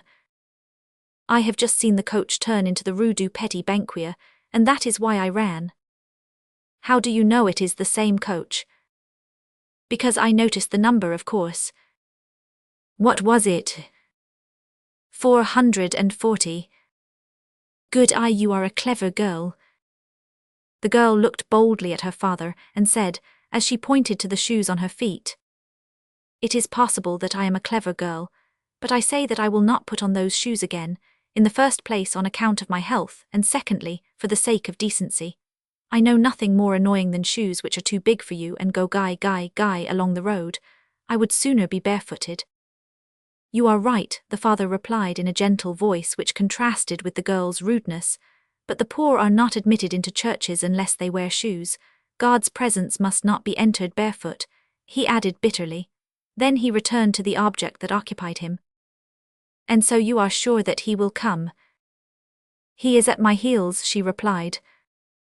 The man drew himself up, and there was a species of illumination on his face. Wife, he cried, you hear, here is the philanthropist, put out the fire.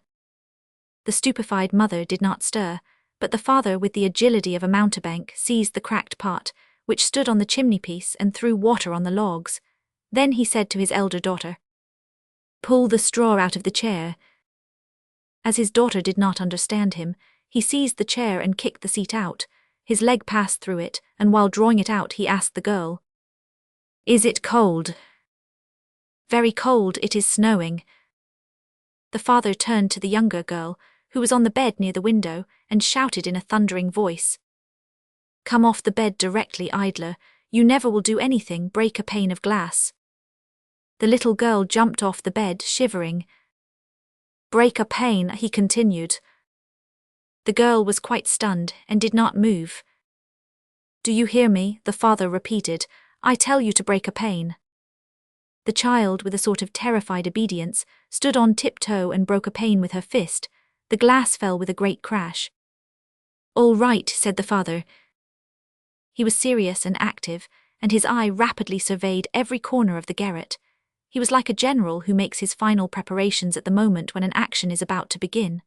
The mother, who had not yet said a word, rose and asked in a slow, dull voice, the words seeming to issue as if frozen. Darling, what do you intend to do? Go to bed, the man replied. The tone admitted of no deliberation. The mother obeyed, and threw herself heavily on one of the beds. A sobbing was now audible in a corner. What is that? The father cried. The younger girl, without leaving the gloom in which she was crouching, showed her bleeding hand. In breaking the glass she had cut herself. She had crawled close to her mother's bed, and was now crying silently. It was the mother's turn to draw herself up and cry. You see what nonsensical acts you commit. She has cut herself in breaking the window. All the better, said the man. I expected it. How all the better? The woman continued. Silence, the father replied. I suppress the liberty of the press. Then, tearing the chemise which he wore, he made a bandage, with which he quickly wrapped up the girl's bleeding hand. This done, his eye settled on the torn shirt with satisfaction. And the shirt too, he said, all this looks well. An icy blast blew through the pane and entered the room. The external fog penetrated it, and dilated like a white wadding pulled open by invisible fingers. The snow could be seen falling through the broken pane, and the cold promised by the Candlemas sun had really arrived. The father took a look around him, as if to make sure that he had forgotten nothing. Then he fetched an old shovel and strewed the ashes over the wet logs so as to conceal them entirely. Then getting up and leaning against the chimney-piece, he said, "Now we can receive the philanthropist." Chapter 8. A sunbeam in the garret. The elder girl walked up to her father and laid her hand in his. "Just feel how cold I am," she said. "Stuff," the father answered, "I am much colder than that." The mother cried impetuously, "You always have everything more than others, even evil." "Off with you," said the man. The mother, looked at by him in a certain way, held her tongue, and there was a momentary silence in the den. The elder girl was carelessly removing the mud from the edge of her cloak, and her younger sister continued to sob. The mother had taken her head between her hands and covered it with kisses while whispering, "Pray do not go on so, my treasure. It will be nothing, so don't cry, or you will vex your father." "No," the father cried, "on the contrary, sob away, for that does good." Then he turned to the elder girl. "Why, he is not coming. Suppose he were not to come, I should have broken my pane, put out my fire, unseated my chair, and torn my shirt all for nothing." "And hurt the little one," the mother murmured. "Do you know," the father continued, "that it is infernally cold in this devil's own garret? Suppose the man did not come. But no, he is keeping us waiting, and says to himself, 'Well, they will wait my pleasure, they are sent into the world for that.' Oh, how I hate the rich, and with what joy, jubilation, enthusiasm, and satisfaction would I strangle them all. All the rich, I say, those pretended charitable men who play the devout, attend mass, keep in with the priests and believe themselves above us, and who come to humiliate us and bring us clothes. How they talk! They bring us old rubbish not worth 4 sous and bread. But it is not that I want, you pack of scoundrels, but money. Ah, money, never, because they say that we would go and drink and that we are drunkards and idlers. And they, what are they, pray, and what have they been in their time? Thieves, for they could not have grown rich without that. Oh, society ought to be taken by the 4 corners of a tablecloth and the whole lot thrown into the air. All would be broken, very possibly, but at any rate no one would have anything, and that would be so much gained. But what is your humbug of a benevolent gentleman about? Will he come? Perhaps the ass has forgotten the address. I will bet that the old brute." At this moment there was a gentle tap at the door. The man rushed forward and opened it, while exclaiming with deep bows and smiles of adoration, "Come in, sir, deign to enter, my respected benefactor, as well as your charming daughter." A man of middle age and a young lady stood in the doorway. Marius had not left his post, and what he felt at this moment is beyond the human tongue. It was she, and anyone who has loved knows the radiant meaning conveyed in the 3 letters that form the word she. It was certainly she, though Marius could hardly distinguish her through the luminous vapour which had suddenly spread over his eyes. It was the gentle creature he had lost, the star which had gleamed on him for 6 months. It was the forehead, the mouth, the lovely mouth which had produced night by departing. The eclipse was over, and she now reappeared in this darkness, in this attic, in this filthy den, in this horror. Marius trembled. What, it was she? The palpitation of his heart affected his sight, and he felt ready to burst into tears. What? He saw her again after seeking her so long. It seemed to him as if he had lost his soul and had just found it again. She was still the same, though perhaps a little paler. Her delicate face was framed in a violet velvet bonnet, and her waist was hidden by a black satin pelisse. A glimpse of her little foot in a silk boot could be caught under her long dress. She was accompanied by M. Leblanc, and she walked into the room and placed a rather large parcel on the table. The elder girl had withdrawn behind the door, and looked with a jealous eye at the velvet bonnet, the satin pelisse, and the charming, happy face. Chapter 9. Jondrette almost cries. The garret was so dark that persons who came into it felt much as if they were going into a cellar.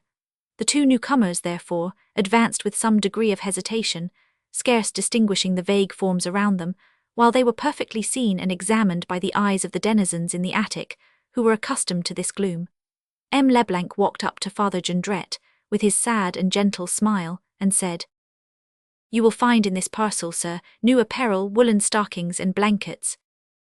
"Our angelic benefactor overwhelms us," Jondrette said, bowing to the ground. Then, bending down to the ear of his elder daughter, he added in a hurried whisper, while the two visitors were examining this lamentable interior. Did I not say so? Clothes but no money, they are all alike. By the way, how was the letter to the old ass signed? Faben too. The actor, all right. It was lucky that Jondrette asked this, for at the same moment M. Leblanc turned to him and said with the air of a person who is trying to remember the name, I see that you are much to be pitied, monsieur. Fabantou, Jondrette quickly added. Monsieur Fabantou, yes, that is it, I remember. An actor, sir, who has been successful in his time. Here Jondrette evidently believed the moment arrived to trap his philanthropist, and he shouted in a voice which had some of the bombast of the country showman and the humility of the professional beggar, a pupil of Talma, sir. I am a pupil of Talma. Fortune smiled upon me formerly, but now, alas, the turn of misfortune has arrived. You see, my benefactor, we have no bread, no fire, my poor children have no fire, my sole chair without a seat, a pane of glass broken in such weather as this, my wife in bed ill. Poor woman, said M. Leblanc. My child hurt, Jondrette added. The child, distracted by the arrival of the strangers, was staring at the young lady, and ceased sobbing. Cry, I tell you, roar, Jondrette whispered to her. At the same time he squeezed her bad hand. All this was done with the talent of a conjurer. The little one uttered piercing cries, and the adorable girl whom Marius called in his heart his Ursule, eagerly went up to her. Poor dear child, she said. You see, respected young lady, Jondrette continued, her hand is bleeding. It is the result of an accident which happened to her while working at a factory to earn 6 sous a day. It is possible that her arm will have to be cut off. Really, the old gentleman said in alarm. The little girl, taking this remark seriously, began sobbing again her loudest. Alas, yes, my benefactor, the father answered. For some minutes past Jondrette had been looking at the philanthropist in a peculiar way, and while speaking seemed to be scrutinizing him attentively, as if trying to collect his remembrances. All at once, profiting by a moment during which the newcomers were questioning the little girl about her injured hand, he passed close to his wife, who was tying in her bed with a surprised and stupid air, and said to her in a hurried whisper, Look at that man.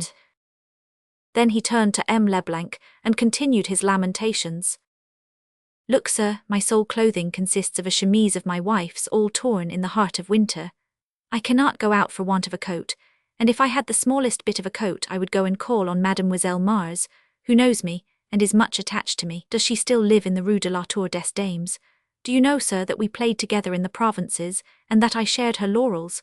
Célimene would come to my help, sir, and Elmire give alms to Belisarius, but no, nothing, and not a halfpenny piece in the house. My wife ill, not a son, my daughter dangerously injured, not a son. My wife suffers from shortness of breath, it comes from her age, and then the nervous system is mixed up in it. She requires assistance, and so does my daughter.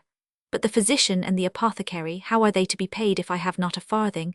I would kneel down before a penny, sir. You see to what the arts are reduced, and do you know, my charming young lady, and you my generous protector, who exhale virtue and goodness, and who perfume the church where my poor child sees you daily when she goes to say her prayers. For I am bringing up my daughters religiously, sir, and did not wish them to turn to the stage. Ah, the jades, let me see them trip. I do not jest, sir, I give them lectures on honor, morality, and virtue. Just ask them, they must go straight, for they have a father. They are not wretched girls who begin by having no family and finish by marrying the public. Such a girl is Miss Nobody, and becomes Madame I all the world. There must be nothing of that sort in the Fabantou family. I intend to educate them virtuously, and they must be respectable and honest and believe in God. Confound it. Well, sir, worthy sir, do you know what will happen tomorrow?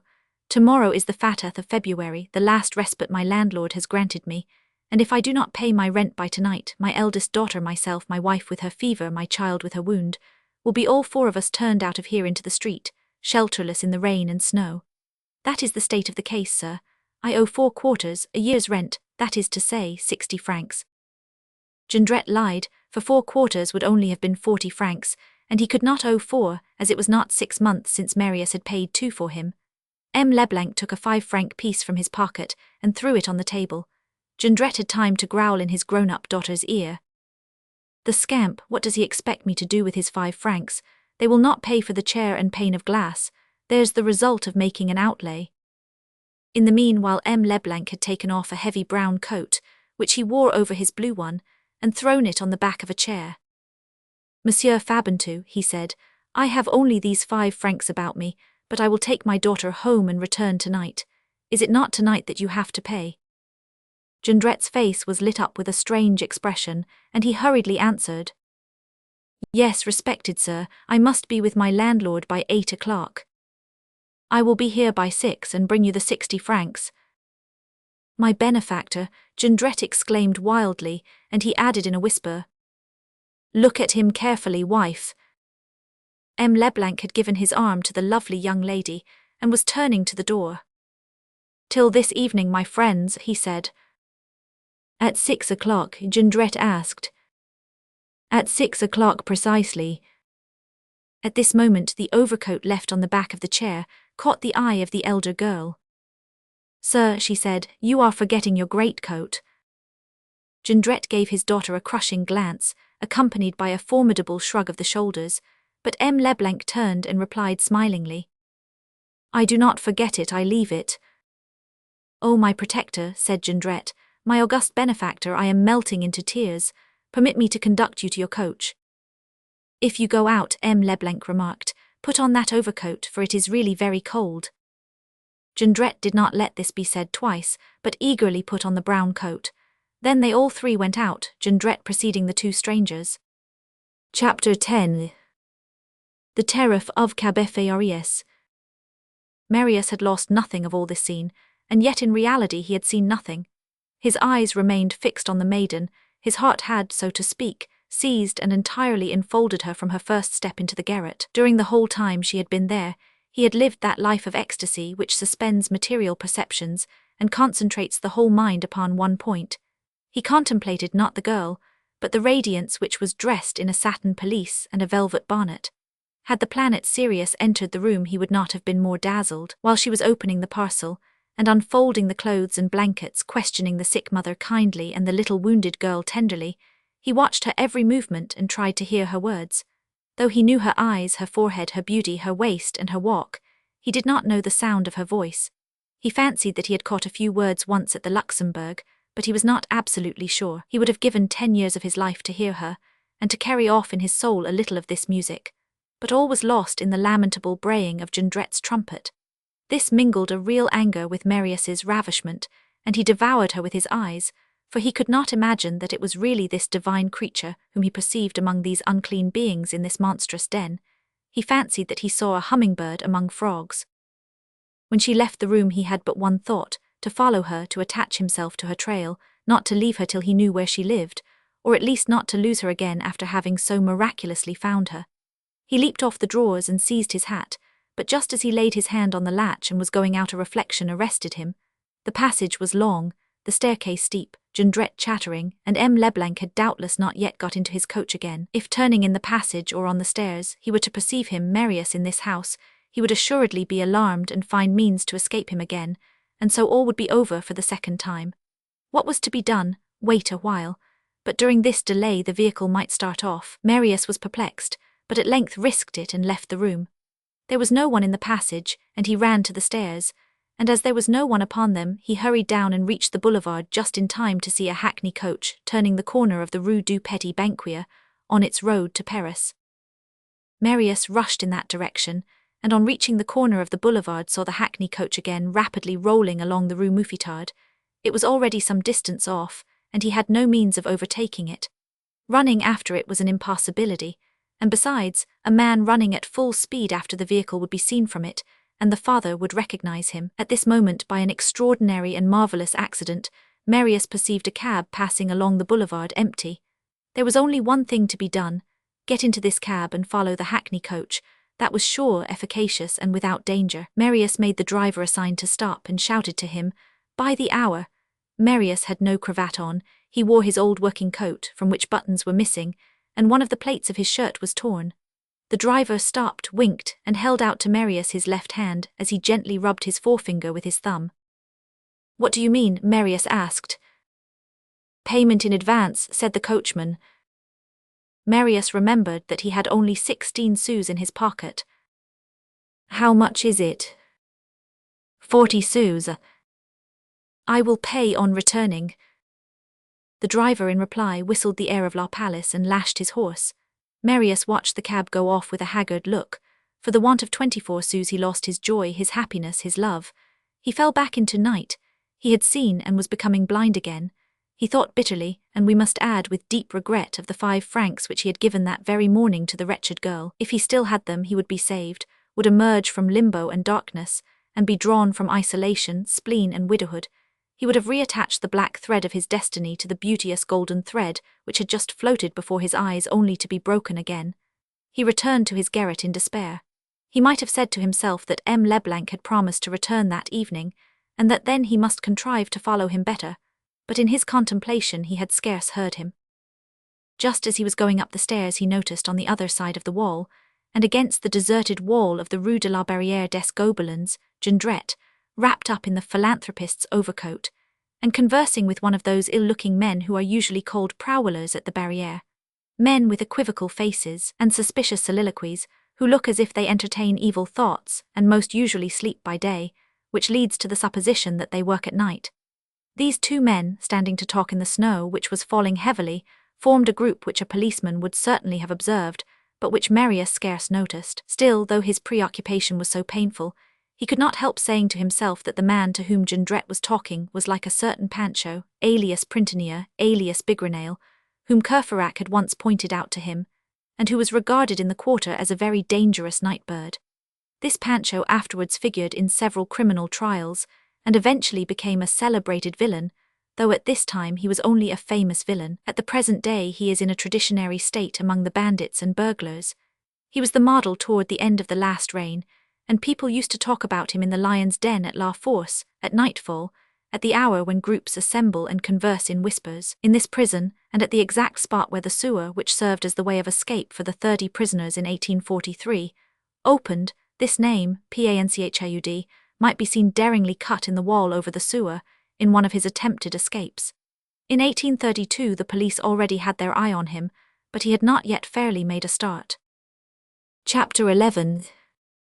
Wretchedness offers help to sorrow. Marius ascended the stairs slowly, and at the moment when he was going to enter his cell he perceived behind him, in the passage, the elder of Jondrette's girls following him. This girl was odious in his sight, for it was she who had his 5 francs, but it was too late to ask them back from her, for both the hackney coach and the cab were now far away. Besides, she would not return them to him. As for questioning her about the abode of the persons who had been here just now, that was useless, and it was plain that she did not know, for the letter signed Fabantou was addressed to the benevolent gentleman of the Church of St. Jacques du Haut Pas. Marius went into his room and threw the door to after him, but it did not close. He turned and saw a hand in the aperture. "Who's that?" he asked. "It was the girl." "Oh, it's you," Marius continued almost harshly. "Always you. What do you want of me?" She seemed thoughtful and made no answer, and she no longer had her boldness of the morning. She did not come in but stood in the dark passage, where Marius perceived her through the half-open door. "Well, answer," said Marius. "What do you want of me?" She raised her dull eye, in which a sort of lustre seemed to be vaguely illumined, and said, "Monsieur Marius, you look sad. What is the matter with you?" "Nothing." "Yes, there is." "Leave me alone." Marius pushed the door again, but she still held it. "Stay," she said. "You are wrong. Though you are not rich, you were kind this morning and be so again now. You gave me food and now tell me what is the matter with you. It is easy to see that you are in sorrow, and I do not wish you to be so. What can I do to prevent it, and can I be of any service to you? Employ me. I do not ask for your secrets, and you need not tell them to me, but I may be of use to you. Surely I can help you as I help my father. When there are any letters to deliver, or any address to be found by following people, or asking from door to door, I am employed. Well, you can tell me what is the matter with you, and I will go and speak to persons. Now and then it is sufficient for someone to speak to persons in order to find out things, and all is arranged. Employ me." An idea crossed Marius's mind, for no branch is despised when we feel ourselves falling. He walked up to the girl. "Listen to me," he said. "You brought an old gentleman and his daughter here." "Yes." "Do you know their address?" "No." "Find it for me."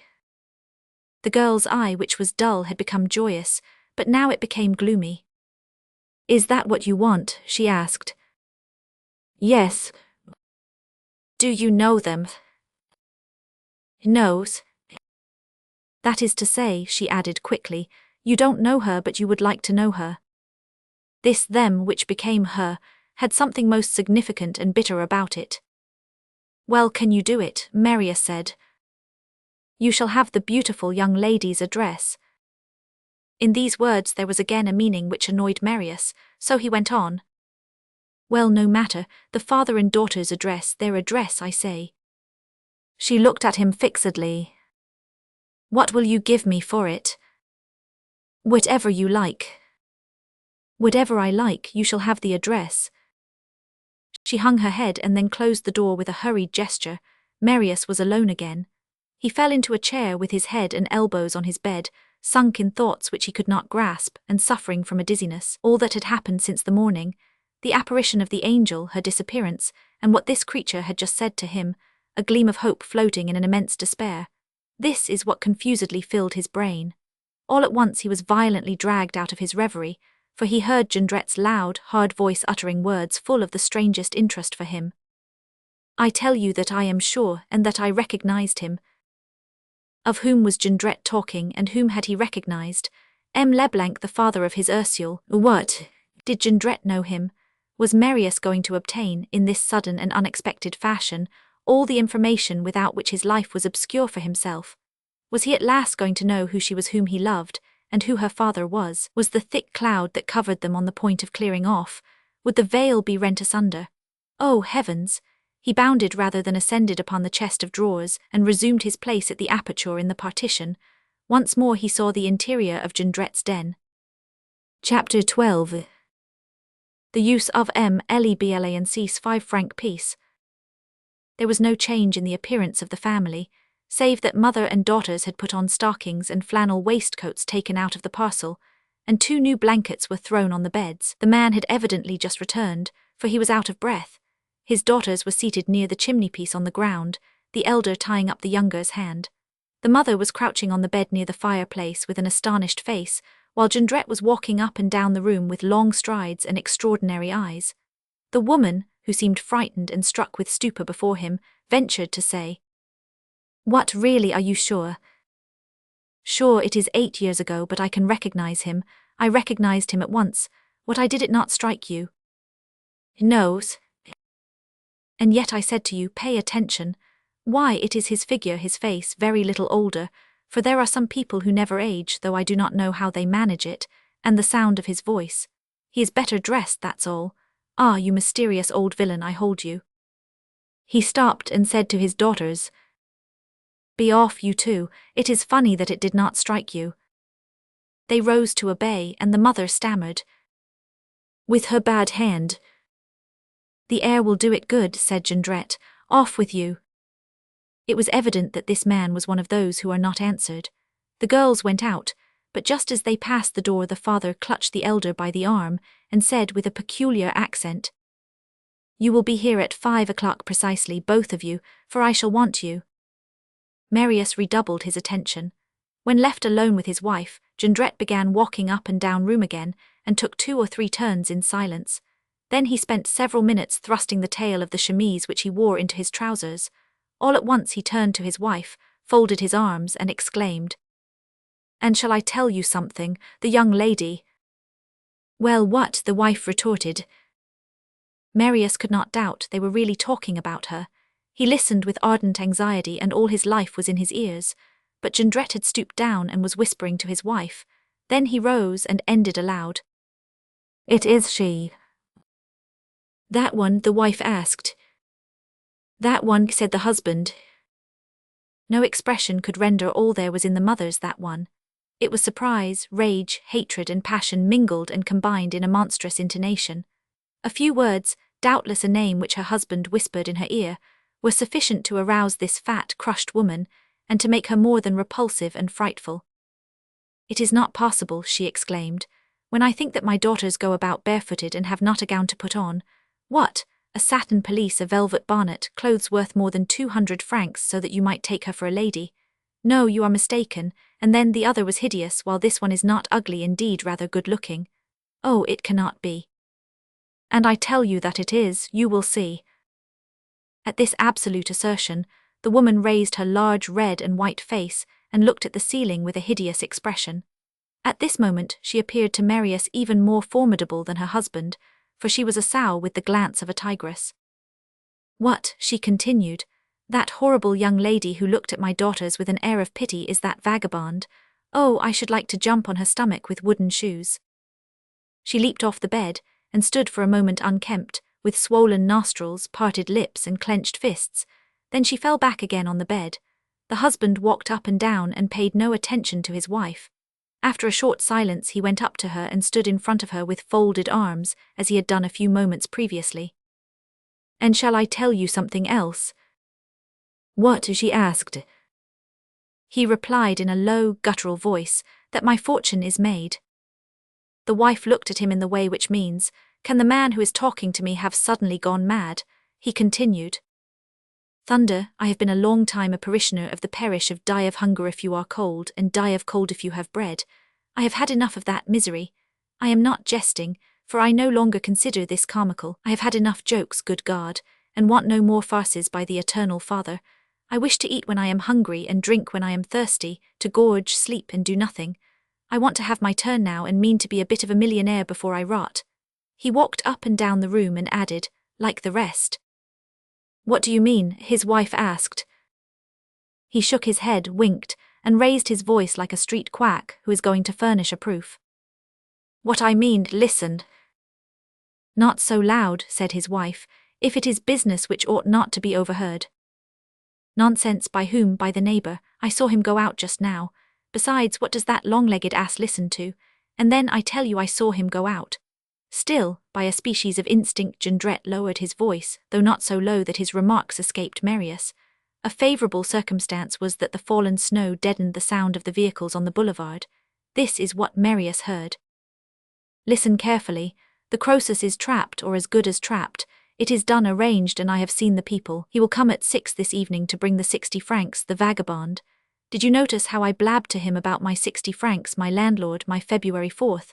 Why, it is not a quarter-day, the ass. Well, he will come at 6 o'clock, and at that hour the neighbour has gone to dinner, and Mother Bergen is washing up dishes in town, so there will be no one in the house. The neighbour never comes in before 11 o'clock. The little ones will be on the watch. You will help us, and he will make a sacrifice." "And suppose he does not?" the wife asked. Jondrette made a sinister gesture and said, "We will do it for him." And he burst into a laugh. It was the first time that Marius saw him laugh, and this laugh was cold and gentle and produced a shudder. Jondrette opened a cupboard near the fireplace and took out an old cap, which he put on his head after brushing it with his cuff. "Now," he said, "I am going out, for I have some more people to see, good men. I shall be away as short a time as possible, for it is a famous affair, and do you keep house?" And he stood thoughtfully with his hands in his trousers pockets, and suddenly exclaimed, "Do you know that it is very lucky he did not recognize me, for if he had done so he would not have returned, and would have slipped from us. It was my beard that saved us, my romantic beard, my pretty little beard." And he laughed again. He went to the window. The snow was still falling and striping the grey sky. "What filthy weather," he said. Then he buttoned up his greatcoat. "The skin is too big, but no matter," he added. "It was devilish lucky that the old villain left it for me, for had he not I could not have gone out, and the whole affair would have been spoiled. On what slight accidents things depend." And pulling his cap over his eyes, he went out, but had only gone a short distance when the door opened again, and his sharp, intelligent face reappeared in the aperture. "I forgot," he said, "you will get a chafing dish of charcoal ready." And he threw into his wife's apron the 5-franc piece, which the philanthropist left him. "How many bushels of charcoal?" the wife asked. "2 at least." "That will cost 30 sous, and with the rest I will buy some grub." "Hang it, no." "Why? Don't spend the 5 bowls." "Why not?" "Because I have something to buy too." "What?" "Something." "How much do you want?" Where is the nearest ironmonger's? In the Rue Mouffetard. Ah yes, at the corner of a street, I remember the shop. But tell me how much you want for what you have to buy. From 50 sous to 3 francs. There won't be much left for dinner. Don't bother about eating today, there is something better to do. That's enough, my jewel. Jondrette closed the door again, and then Marius heard his steps as he went along the passage and down the stairs. It struck one at this moment from St. Médard's. Chapter 13. Plot and counterplot. Marius, dreamer though he was, possessed, as we have said, a firm and energetic nature. His habits of solitary contemplation, by developing compassion and sympathy within him, had perhaps diminished the power of being irritated, but left intact the power of becoming indignant. He had the benevolence of a Brahmin and the sternness of a judge, and while he pitied a toad, he crushed a viper. At present he had a nest of vipers before him, and he said, I must set my foot upon these villains. Not one of the enigmas which he hoped to see cleared up was solved. On the contrary, they had become more dense, and he had learned no more about the pretty girl of the Luxembourg and the man whom he called M. Leblanc, save that Jondrette knew them. Through the dark words which had been uttered, he only saw one thing distinctly, that a snare was preparing. An obscure but terrible snare. That they both ran an imminent danger, she probably and the father certainly, and that he must save them and foil the hideous combinations of the Jondrettes by destroying their spider's web. He watched the woman for a moment. She had taken an old sheet-iron furnace from the corner and was rummaging among the scraps of old iron. He got off the chest of drawers as gently as he could, and careful not to make any noise. In his terror at what was preparing and the horror with which the Jondrettes filled him, he felt a species of joy at the idea that it might perhaps be in his power to render such a service to her whom he loved. But what was he to do? Should he warn the menaced persons? Where was he to find them? For he did not know their address. They had reappeared to him momentarily, and then plunged again into the immense profundities of Paris. Should he wait for M. Leblanc at the gate at the moment when he arrived that evening and warn him of the snare? But Jondrette and his comrades would see him on the watch.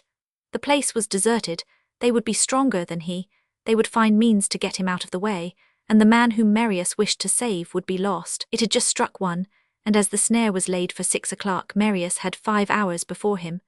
There was only one thing to be done. He put on his best coat, tied a handkerchief round his neck, took his hat and went out, making no more noise than if he were walking barefoot on moss. Besides, the woman was still rummaging the old iron. Once outside the house, he turned into the Rue du Petit Banquier. About the middle of the street he found himself near a very low wall, which it was possible to bestride in some places, and which surrounded unoccupied ground.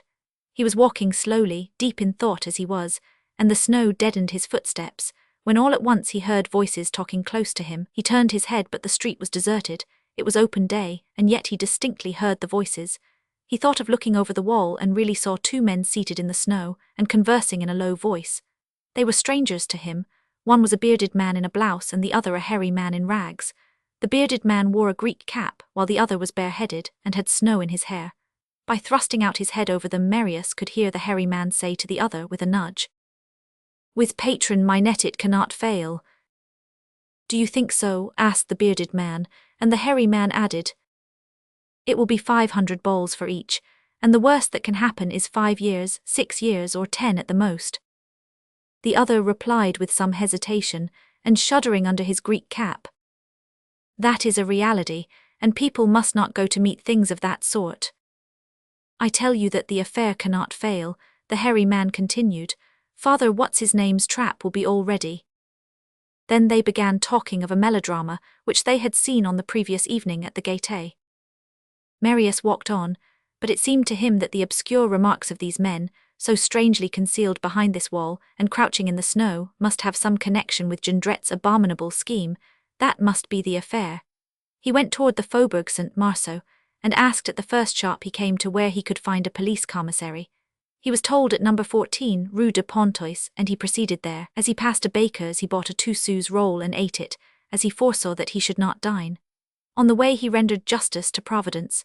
He thought that if he had not given the 5 francs in the morning to the girl, he should have followed M. Leblanc's hackney coach and consequently known nothing. There would in that case have been no obstacle to Jondrette's ambuscade, and M. Leblanc would have been lost, and doubtless his daughter with him. Chapter 14. A police agent gives a lawyer too, knock immediately. On reaching number 14, Rue de Pontoise, he went up to the first floor and asked for the commissary. He is not in at present, said a clerk, but there is an inspector to represent him. Will you speak to him? Is your business pressing? Yes, said Marius. The clerk led him to the commissary's office. A very tall man was leaning here against the fender of a stove, and holding up with both hands the skirts of a mighty coat with 3 capes. He had a square face, thin and firm lips, thick greyish whiskers, and a look of turning your pockets inside out. Of this look you might have said, not that it penetrated but that it searched. This man did not appear much less ferocious or formidable than Jondrette, for sometimes it is just as dangerous to meet the dog as the wolf. What do you want? He asked Marius without adding, sir. The police commissary. He is absent, but I represent him. It is a very secret affair. Then speak. And very urgent. In that case, speak quick. This man, who was calm and quick, was at once terrifying and reassuring. He inspired both fear and confidence. Marius told him of his adventure, that a person whom he only knew by sight was to be drawn that very evening into a trap, that he, Marius Pontmercy, lawyer, residing in the next room to the den, had heard the whole plot through the partition, that the scoundrel's name who invented the snare was Jondrette, that he would have accomplices, probably prowlers at the barricades, among others one Pancho, alias Printanier, alias Bigrenail, that Jondrette's daughters would be on the watch, that there were no means of warning the threatened man, as not even his name was known, and that, lastly, all this would come off at 6 in the evening, at the most deserted spot on the Boulevard de l'Hôpital, in the house number 5052. At this number the inspector raised his head and said coldly, "It must be in the room at the end of the passage." "Exactly," Marius replied, and added, "Do you know the house?"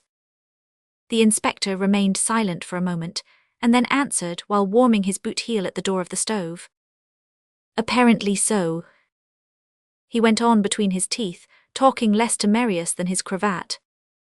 "Patron Minette must be mixed up in this." This remark struck Marius. "Patron Minette," he said. "Yes, I heard that name mentioned."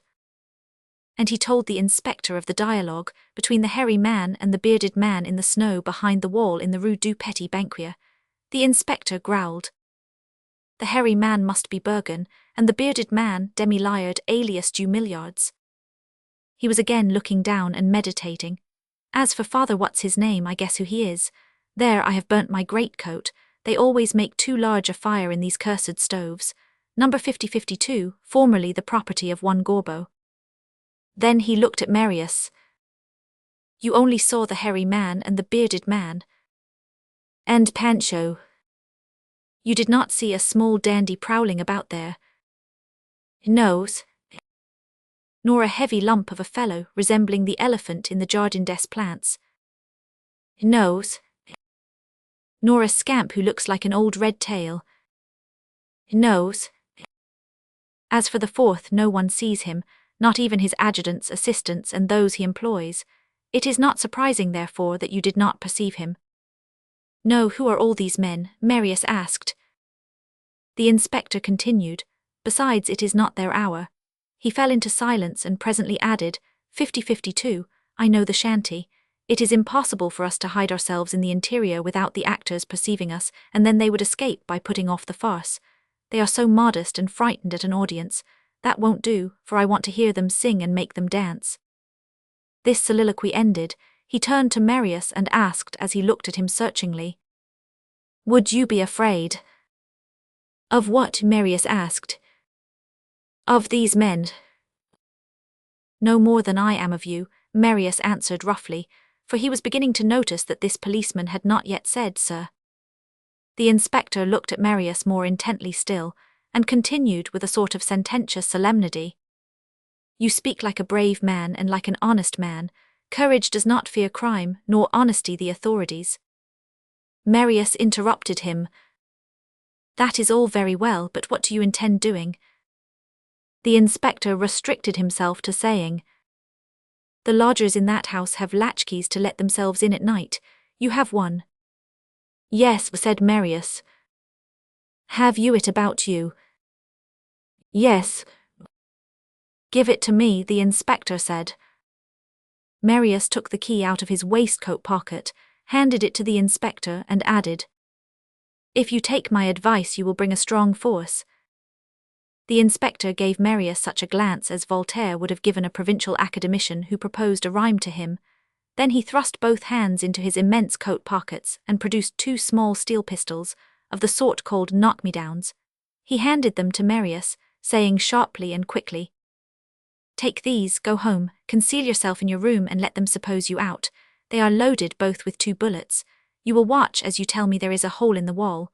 People will arrive, let them go on a little. When you fancy the matter ripe and you think it time to stop it, you will fire a pistol, but not too soon. The rest concerns me. A shot in the air, in the ceiling, I don't care where, but mind, not too soon. Wait till the commencement of the execution. You are a lawyer and know what that means. Marius took the pistols and placed them in a side pocket of his coat. They bulge that way and attract attention, said the inspector. Put them in your trousers pockets. Marius did so. And now, the inspector continued, there is not a moment for anyone to lose. What o'clock is it? 2:30, you said 7. 6 o'clock, Marius corrected.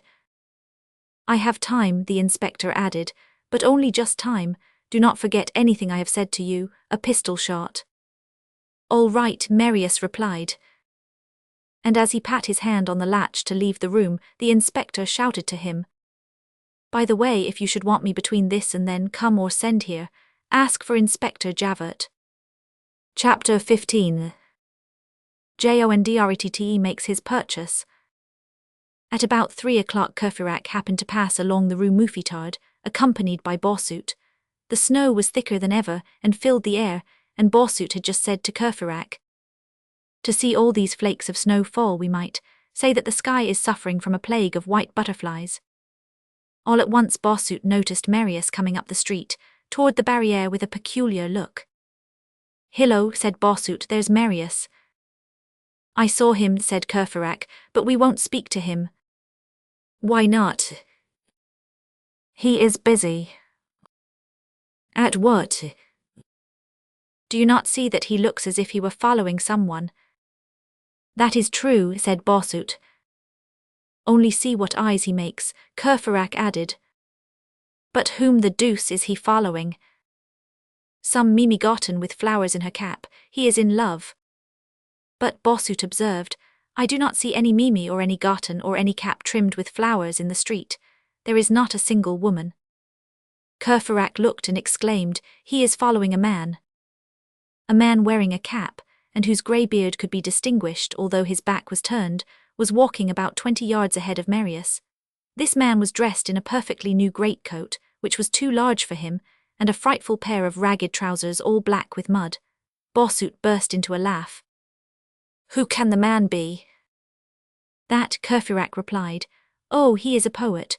Poets are fond of wearing the trousers of rabbit-skin peddlers and the coats of the peers of France. Let us see where Marius is going, said Bossuet, and where this man is going. Suppose we follow them, eh? Bossuet, Courfeyrac exclaimed, Eagle of Meaux, you are a prodigious brute to think of following a man who is following a man. They turned back. Marius had really seen Jondrette in the Rue Mouffetard and was following him. Jondrette was walking along, not at all suspecting that an eye was already fixed upon him. He left the Rue Mouffetard, and Marius saw him enter one of the most hideous lodging-houses in the Rue Gracieuse, where he remained for about a quarter of an hour, and then returned to the Rue Mouffetard. He stopped at an ironmonger's shop, which was at that period at the corner of the Rue Pierre Lombard, and a few minutes after Marius saw him come out of the shop, holding a large cold chisel set in a wooden handle, which he hid under his great coat. He then turned to his left and hurried toward the Rue du Petit Banquier. Day was dying. The snow, which had ceased for a moment, had begun again, and Marius concealed himself at the corner of the Rue du Petit Banquier, which was deserted as usual, and did not follow Jondrette. It was lucky that he acted thus, for Jondrette, on reaching the spot where Marius had listened to the conversation of the hairy man and the bearded man, looked round, made sure that he was not followed, clambered over the wall and disappeared. The unused ground which this wall enclosed communicated with the backyard of a livery stable keeper of bad repute, who had been a bankrupt, and still had a few vehicles standing under sheds. Marius thought it would be as well to take advantage of Jondrette's absence and return home. Besides, time was slipping away, and every evening Mame Bougon, when she went to wash up dishes in town, was accustomed to close the gate, and as Marius had given his latchkey to the inspector, it was important that he should be in time. Night had nearly set in along the whole horizon, and in the whole immensity there was only one point still illumined by the sun, and that was the moon, which was rising red behind the low dome of the Salpêtrière. Marius hurried to number 5052, and the gate was still open when he arrived. He went up the stairs on tiptoe, and glided along the passage wall to his room. This passage, it will be remembered, was bordered on either side by rooms which were now to let, and Mame Bougon, as a general rule, left the doors open. While passing one of these doors, Marius fancied that he could see in the uninhabited room 4 men's heads vaguely lit up by a remnant of daylight which fell through a window. Marius did not attempt to see, as he did not wish to be seen himself, and he managed to re-enter his room noiselessly and unseen. It was high time, for a moment after he heard Mame Bougon going out, and the house gate shutting. Chapter 16. A song to an English air popular in 1832. Marius sat down on his bed. It might be about 5:30, and only half an hour separated him from what was about to happen. He heard his arteries beat as you hear the ticking of a clock in the darkness, and he thought of the double march which was taking place at this moment in the shadows, crime advancing on one side, and justice coming up on the other. He was not frightened, but he could not think without a certain tremor of the things that were going to happen. Like all those who are suddenly assailed by a surprising adventure, this whole day produced on him the effect of a dream, and in order not to believe himself the prey of a nightmare he was obliged to feel in his pockets the cold barrels of the pistols. It no longer snowed. The moon, now very bright, dissipated the mist, and its rays, mingled with the white reflection from the fallen snow, imparted a twilight appearance to the room. There was a light in Jondrette's room, and Marius could see the hole in the partition glowing with a ruddy brilliancy that appeared to him the colour of blood. It was evident that this light could not be produced by a candle. There was no movement in the den, no one stirred there, no one spoke, there was not a breath. The silence was chilling and profound, and had it not been for the light, Marius might have fancied himself close to a grave. He gently took off his boots and thrust them under the bed. Several minutes elapsed, and then Marius heard the house gate creaking on its hinges. A heavy quick step ran up the stairs and along the passage. The hasp of the door was noisily raised. It was Jondrette returned home. All at once several voices were raised, and it was plain that the whole family were at home. They were merely silent in the master's absence, like the whelps in the absence of the wolves. "It is I," he said. "Good evening, Pappy," the girls yelped. "Well," the wife asked. "All is well," Jondrette answered, "but I am cold as a starved dog." "That's right, I am glad to see that you are dressed, for it inspires confidence." "All ready to go out." "You will not forget anything that I told you, you will do it all right." "Of course." "Because," Jondrette began but did not complete the sentence. Marius heard him lay something heavy on the table, probably the chisel which he had bought. "Well," Jondrette continued, "have you been eating here?" "Yes," said the mother. "I bought 3 large potatoes and some salt. I took advantage of the fire to roast them." "Good," Jondrette remarked. "Tomorrow you will dine with me, we will have a duck and trimmings and you will feed like Charles X." Then he added, lowering his voice, "The mousetrap is open and the cats are here." He again lowered his voice and said, "Put this in the fire." Marius heard a clicking of coals stirred with pincers or some iron tool, and Jondrette asked, "Have you tallowed the hinges of the door, so that they may make no noise?" "Yes," the mother answered. "What o'clock is it?" "Close on 6, it has struck the half-hour at St. Médard." "Hang it," said Jondrette, "the girls must go on the watch. Come here and listen to me." There was a whispering, and then Jondrette's voice was again uplifted. "Has Mame Bougon gone?" "Yes," the mother answered. "Are you sure there is nobody in the neighbor's room?" "He has not come in all day, and you know that this is his dinner hour." "Are you sure?" "Quite." "No matter," Jondrette added. "There is no harm in going to see whether he is in. Daughter, take the candle and go." Marius fell on his hands and knees, and silently crawled under the bed. He had scarce done so ere he saw light through the cracks of his door. "Papa," a voice exclaimed, "he is out." He recognized the elder girl's voice. "Have you been in his room?" the latter asked. "No," the girl replied, "but as his key is in his door he has gone out." The father shouted, "Go in all the same." The door opened, and Marius saw the girl come in, candle in hand. She was the same as in the morning, save that she was even more fearful in this light. She walked straight up to the bed, and Marius suffered a moment of intense anxiety.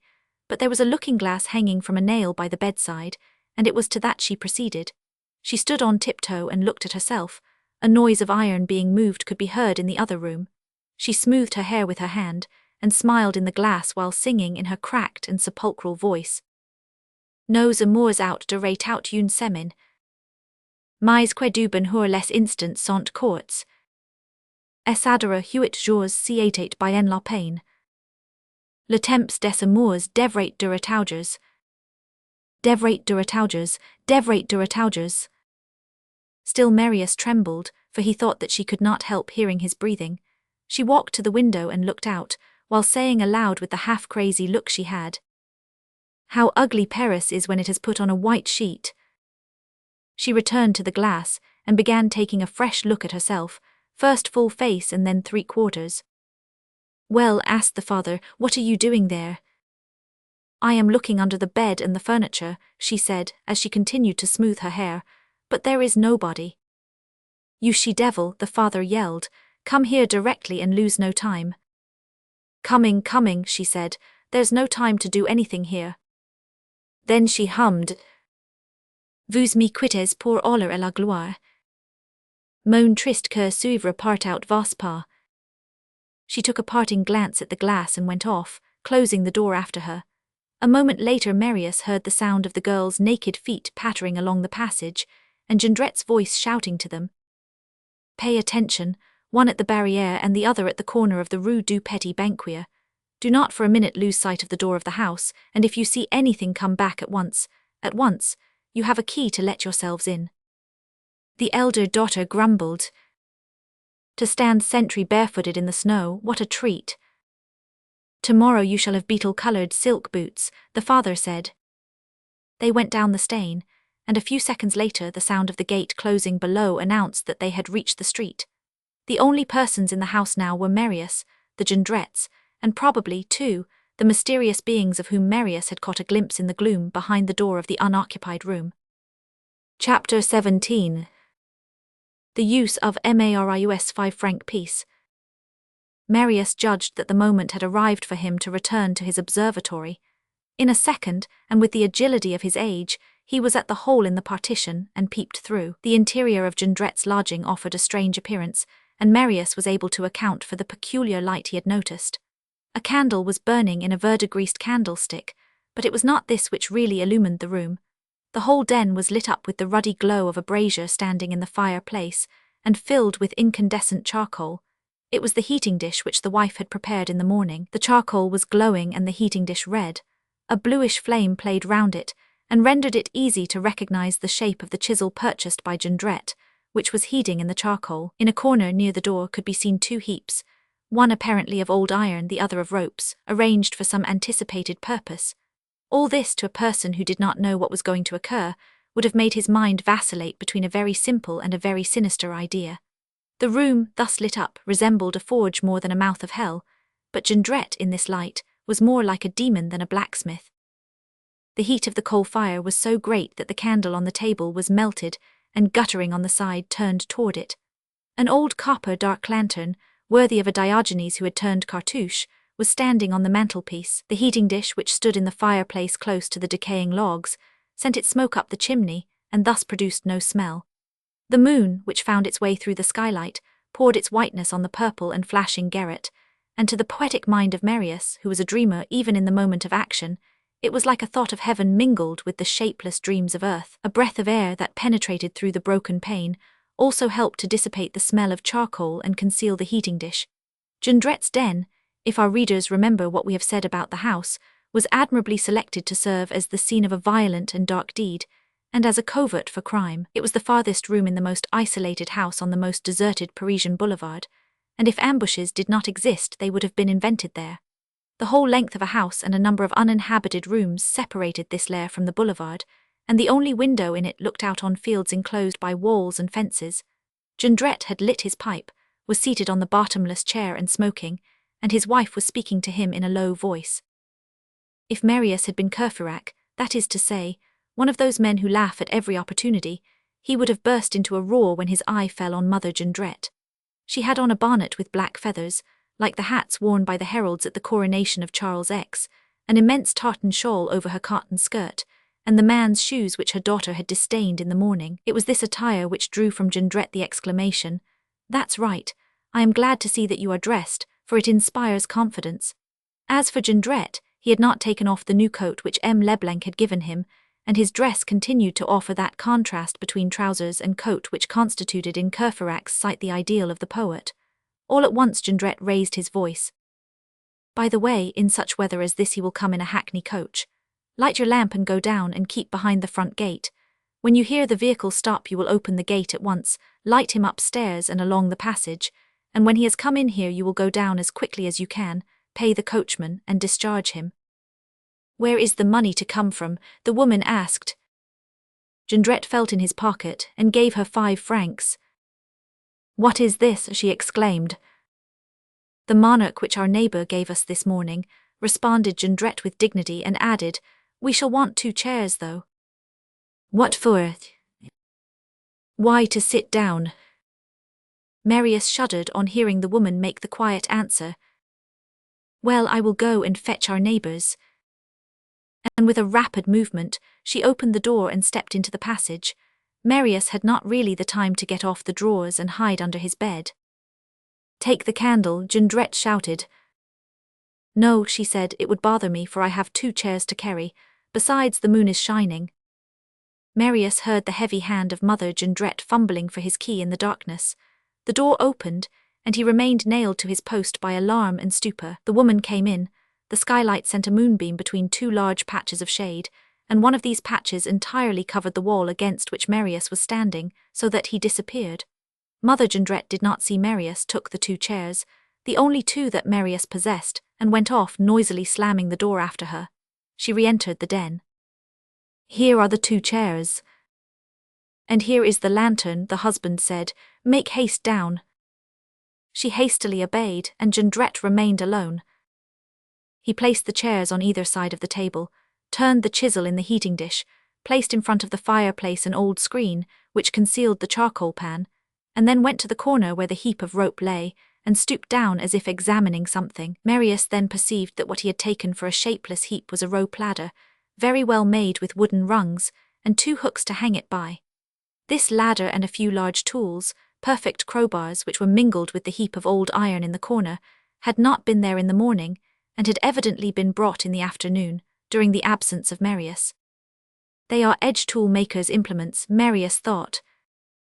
Had he been a little better acquainted with the trade he would have recognized, in what he took for tool-makers' gear, certain instruments that could force or pick a lock, and others that could cut or pierce.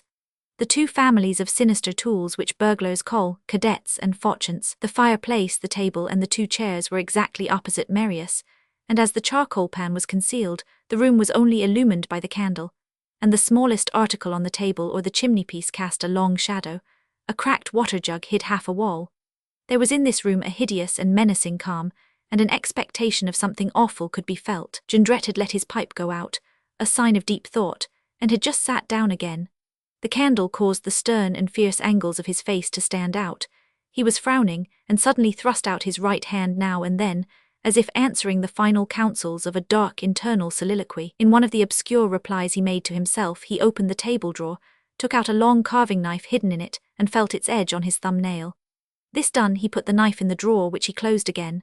Marius, on his side, drew the pistol from his pocket and cocked it, which produced a sharp, clicking sound. Jondrette started, and half rose from his chair. "Who's that?" he shouted. Marius held his breath. Jondrette listened for a moment, and then said laughingly, "What an ass I am, it is the partition creaking." Marius kept the pistol in his hand. Chapter 18. The 2 chairs face to face. At this moment the distant and melancholy vibration of a bell shook the windows. 6 o'clock was striking at St. Médard. Jondrette marked each stroke by a shake of the head, and when he had counted the last he snuffed the candle with his fingers. Then he began walking up and down the room, listened at the door, began walking again, and then listened once more. "If he comes," he growled, and then returned to his chair. He was hardly seated ere the door opened. Mother Jondrette had opened it, and remained in the passage making a horrible grimace, which one of the holes in the dark lantern lit up from below. "Step in, sir," she said. "Enter my benefactor," Jondrette repeated as he hurriedly rose. M. Leblanc appeared with that air of serenity which rendered him singularly venerable. He laid 4 louis on the table. "Monsieur Fabantou, here is the money for your rent, and something more to put you a little straight. After that we will see." "May heaven repay you, my generous benefactor," said Jondrette, and then rapidly approached his wife. "Dismiss the coach."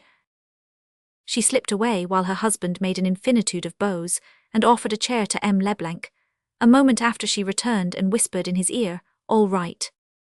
The snow, which had not ceased to fall since morning, was now so thick that neither the arrival nor the departure of the coach had been heard.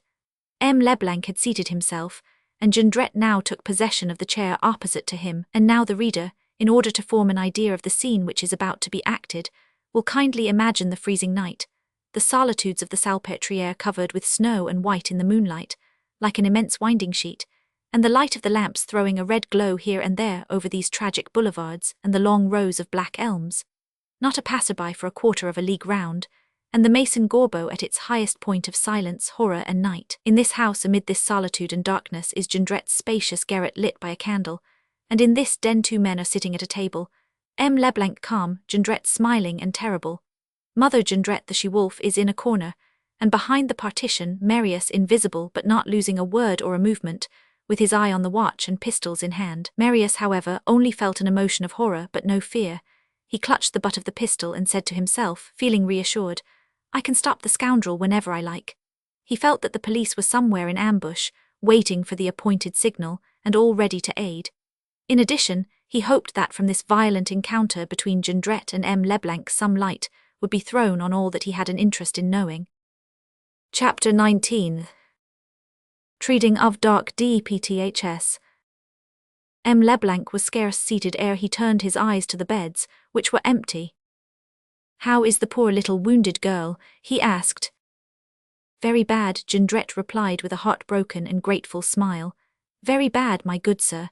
Her elder sister has taken her to La Berbe to have her hand dressed, but you will see them, as they will return almost immediately. Madame Fabantou seems to me better," M. Leblanc continued, taking a glance at the strange garb of Mother Jondrette, who, standing between him and the door, as if already guarding the outlet, was looking at him in a menacing and almost combative posture. "She is dying," Jondrette said. "But what would you have, sir? That woman has so much courage, she is not a woman but an ox." Mother Jondrette, affected by the compliment, protested with the affectation of a flattered monster. "You are always too kind to me, Monsieur Jondrette." "Jondrette," said M. Leblanc, "why, I thought your name was Fabantou." "Fabantou alias Jondrette," the husband quickly replied, "a professional name." And throwing at his wife a shrug of the shoulders which M. Leblanc did not see, he continued with an emphatic and caressing inflection of voice. "Ah, that poor dear and I have ever lived happily together, for what would be left us if we had not that? We are so wretched respectable, sir. I have arms but no labour, a heart but no work. I do not know how the government manage it, but, on my word of honour, sir, I am no Jacobin, I wish them no harm. But if I were the ministers, on my most sacred word, things would go differently. For instance, I wished my daughters to learn the trade of making paper boxes. You will say to me, what a trade? Yes, a trade, a simple trade, a breadwinner. What a fall, my benefactor. What degradation after persons have been in such circumstances as we were. But alas, nothing is left us from our prosperous days. Nothing but one article, a picture to which I cling, but which I am ready to part with as we must live." While Jondrette was saying this with a sort of apparent disorder, which did not in any way alter the thoughtful and sagacious expression of his face, Marius raised his eyes and saw someone at the back of the room whom he had not seen before. A man had just entered, but so softly that the hinges had not been heard to creak. This man had on a violet knitted jacket, old, worn, stained, and full of holes, wide cotton velvet trousers, thick socks on his feet, and no shirt. His neck was bare, his arms were naked and tattooed, and his face was daubed with black. He seated himself silently and with folded arms on the nearest bed, and as he was behind Mother Jondrette, he could be but dimly distinguished. That sort of magnetic instinct which warns the eye caused M. Leblanc to turn almost at the same moment as Marius.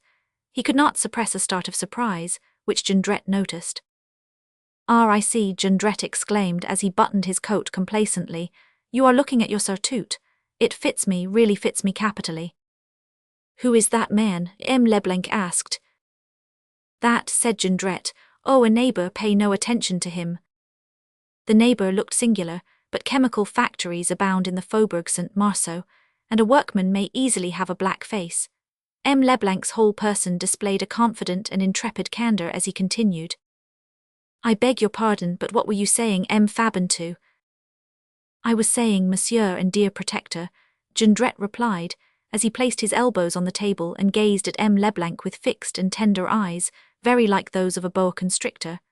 "I was saying that I had a picture to sell." There was a slight noise at the door. A second man came in and seated himself on the bed behind Mother Jondrette. Like the first, he had bare arms and a mask, either of ink or soot.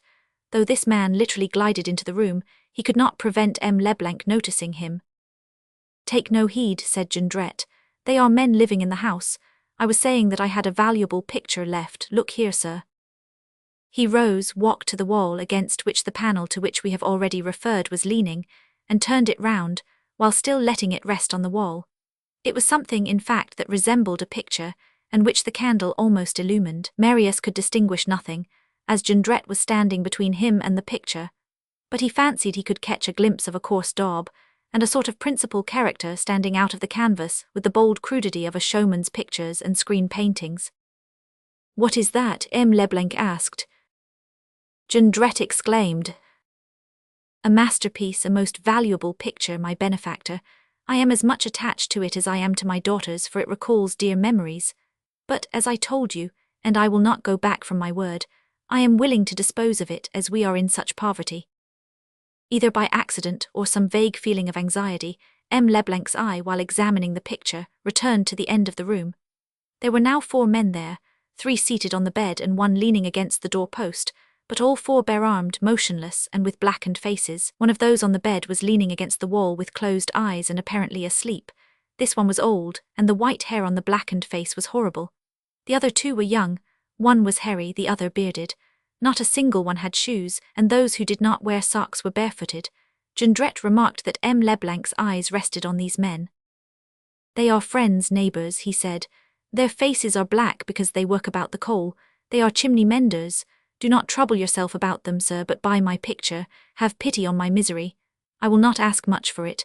What value do you set upon it?" "Well," M. Leblanc said, looking Jondrette full in the face, like a man setting himself on guard, "it is some pot-house sign and worth about 3 francs.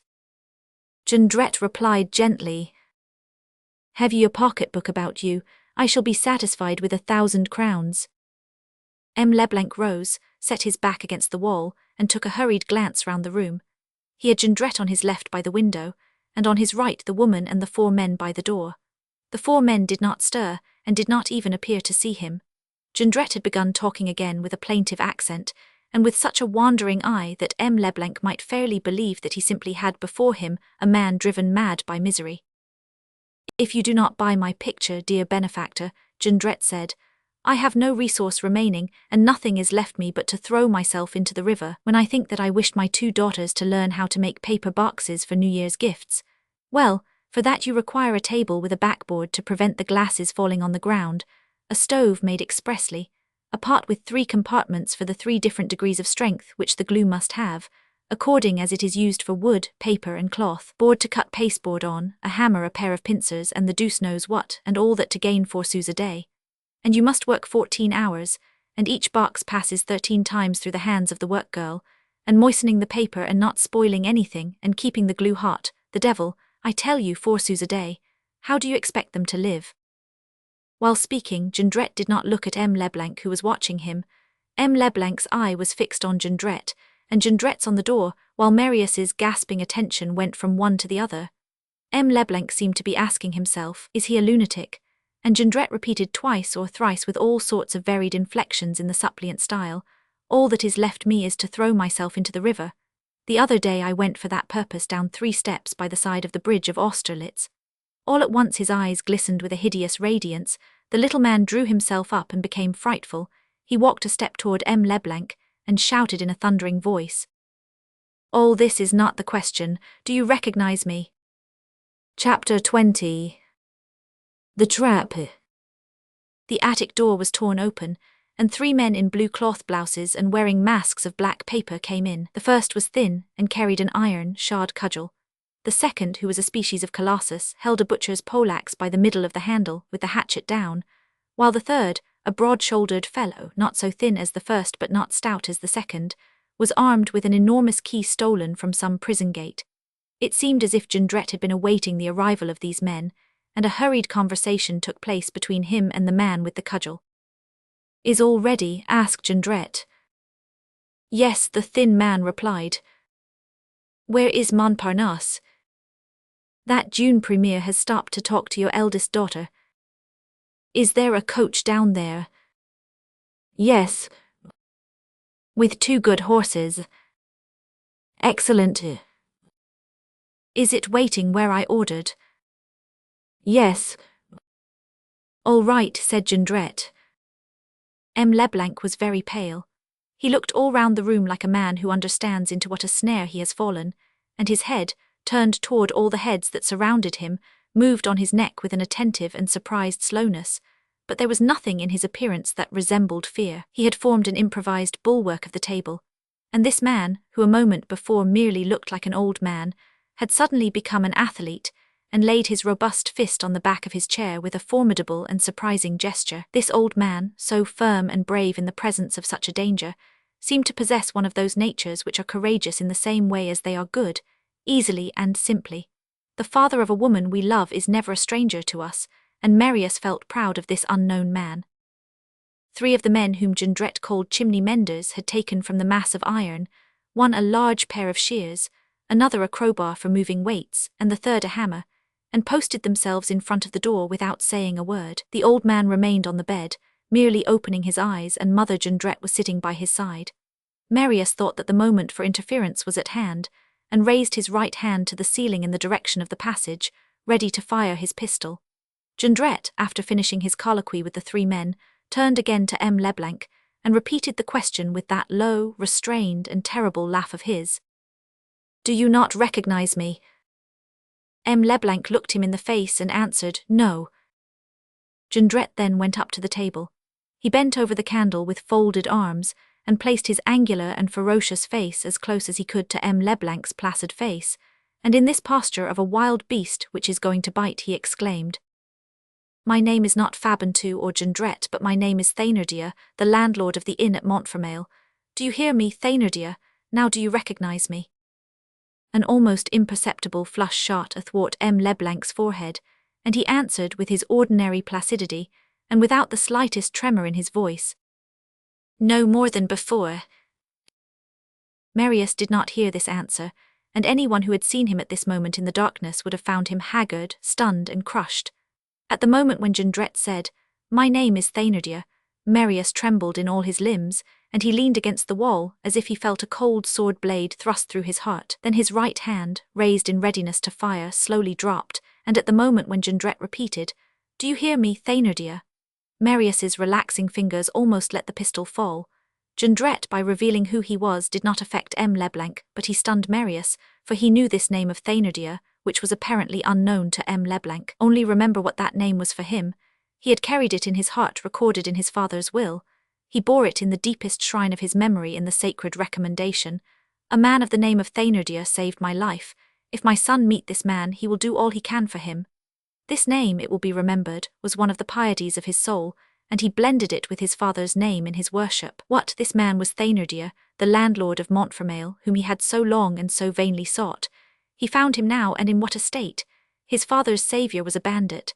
This man, to whom Marius burned to devote himself, was a monster. The liberator of Colonel Pontmercy was on the point of committing a crime whose outline Marius could not yet see very distinctly, but which resembled an assassination. And on whom? Great heaven, what a fatality! What a bitter mockery of fate! His father commanded him from his tomb to do all in his power for Thénardier. During 4 years, Marius had had no other idea but to pay this debt of his father's, and at the very moment when he was about to deliver over to justice a brigand in the act of crime, destiny cried to him, "It is Thénardier." And he was at length about to requite this man for saving his father's life amid a hailstorm of grape-shot on the heroic field of Waterloo, by sending him to the scaffold. He had vowed that if ever he found this Thénardier he would throw himself at his feet, and he had found him, but for the purpose of handing him over to the executioner. His father said to him, "Help Thénardier," and he was about to answer that adored and sacred voice by crushing Thénardier, to show his father in his grave the spectacle of the man who had dragged him from death at the peril of his own life, being executed on the place Saint-Jacques by the agency of his son, that Marius to whom he bequeathed this name. And then what a derision it was to have so long carried in his heart the last wishes of his father in order to perform exactly the contrary. But, on the other hand, how could he witness a murder and not prevent it? What, should he condemn the victim and spare the assassin? Could he be bound by any ties of gratitude to such a villain? All the ideas which Marius had entertained for 4 years were, as it were, run through the body by this unexpected stroke. He trembled, all depended on him, and he held in his hands the unconscious beings who were moving before his eyes.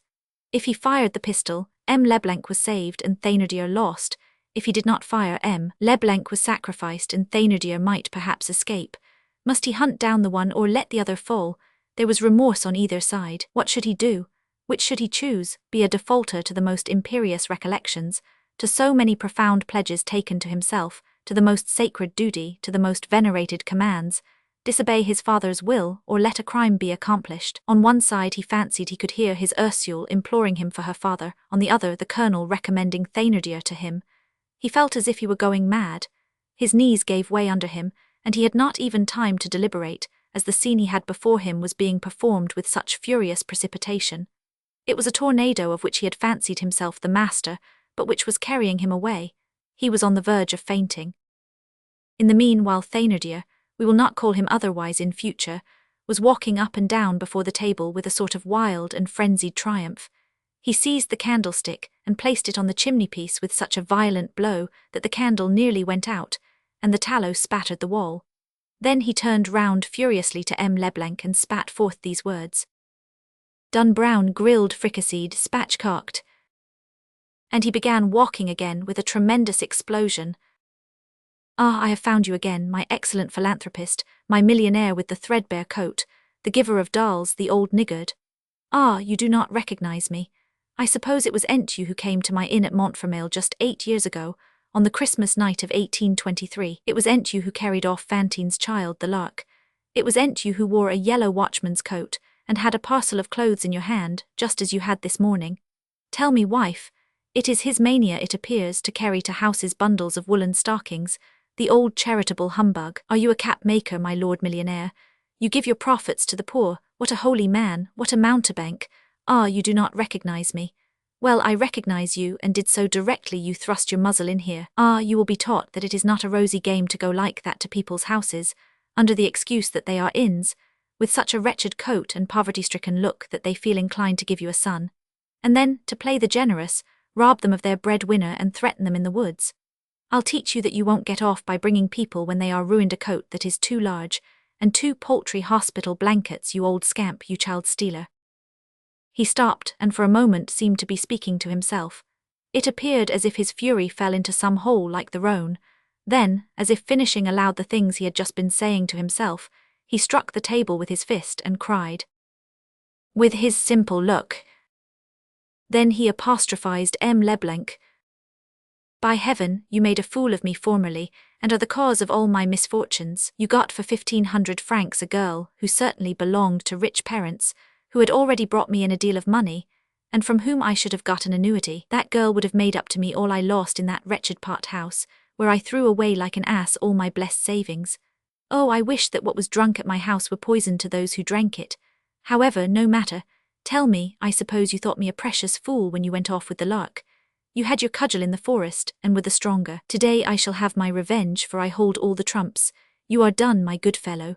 Oh, how I laugh when I think that he fell into the trap. I told him that I was an actor, that my name was Fabantou, that I had played comedy with Mamselle Mars, with Mamselle Much, and that my landlord insisted on being paid the next day. And he did not even remember that January 8 and not February 4 is quarter day. The absurd idiot. And he has brought me these 4 paltry Philippes the ass. He had not the pluck to go as far as 500 francs. And how he swallowed my platitudes. It amused me, and I said to myself, there's an ass for you. Well, I have got you. This morning I licked your paws, and tonight I shall gnaw your heart. Thénardier stopped, out of breath. His little narrow chest panted like a forge bellows. His eye was full of the ignoble happiness of a weak, cruel, and cowardly creature who is at length able to trample on the man he feared, and insult him whom he flattered. It is the joy of a dwarf putting his heel on the head of Goliath, the joy of a jackal beginning to rend a sick bull so near death as to be unable to defend itself, but with enough vitality to still suffer. M. Leblanc did not interrupt him, but said when he ceased speaking, I do not know what you mean, and you are mistaken. I am a very poor man and anything but a millionaire. I do not know you, and you take me for somebody else. Ah, Thénardier said hoarsely, a fine dodge. So you adhere to that joke, old fellow? Ah, you do not remember, you do not see who I am. Pardon me, sir, M. Leblanc replied with a polite accent which had something strange and grand about it at such a moment. I see that you are a bandit. We may remind those who have not noticed the fact that odious beings possess a susceptibility and that monsters are ticklish. At the word bandit, Mother Thénardier leaped from the bed, and her husband clutched a chair as if about to break it in his hand. Don't stir, you, he shouted to his wife, and then turning to M. Leblanc said, Bandit, yes, I know that you rich swells call us so. It is true that I have been bankrupt. I am in hiding, I have no bread, I have not a farthing, and I am a bandit. For 3 days I have eaten nothing, and I am a bandit. Ah, you fellows warm your toes, you wear pumps made by Sakarski, you have wadded coats like archbishops, you live on the first floors of houses where a porter is kept, you eat truffles, asparagus at 40 francs the bundle in January, and green peas, you stuff yourselves, and when you want to know whether it is cold you look in the newspaper to see what Chevalier's thermometer marks. But we are the thermometers, we have no call to go and look at the corner of the jour de horloge how many degrees of cold there are, for we feel the blood stopped in our veins, and the ice reach our hearts, and we say, there is no God. And you come into our caverns, yes, our caverns, to call us bandits. But we will eat you, we will devour you, poor little chap. Monsieur le millionnaire, learn this. I was an established man, I held a license, I was an elector, and am still a citizen, while you perhaps are not one. Here Thénardier advanced a step toward the men near the door, and added with a quiver, when I think that he dares to come and address me like a cobbler. Then he turned upon M. Leblanc with a fresh outburst of frenzy.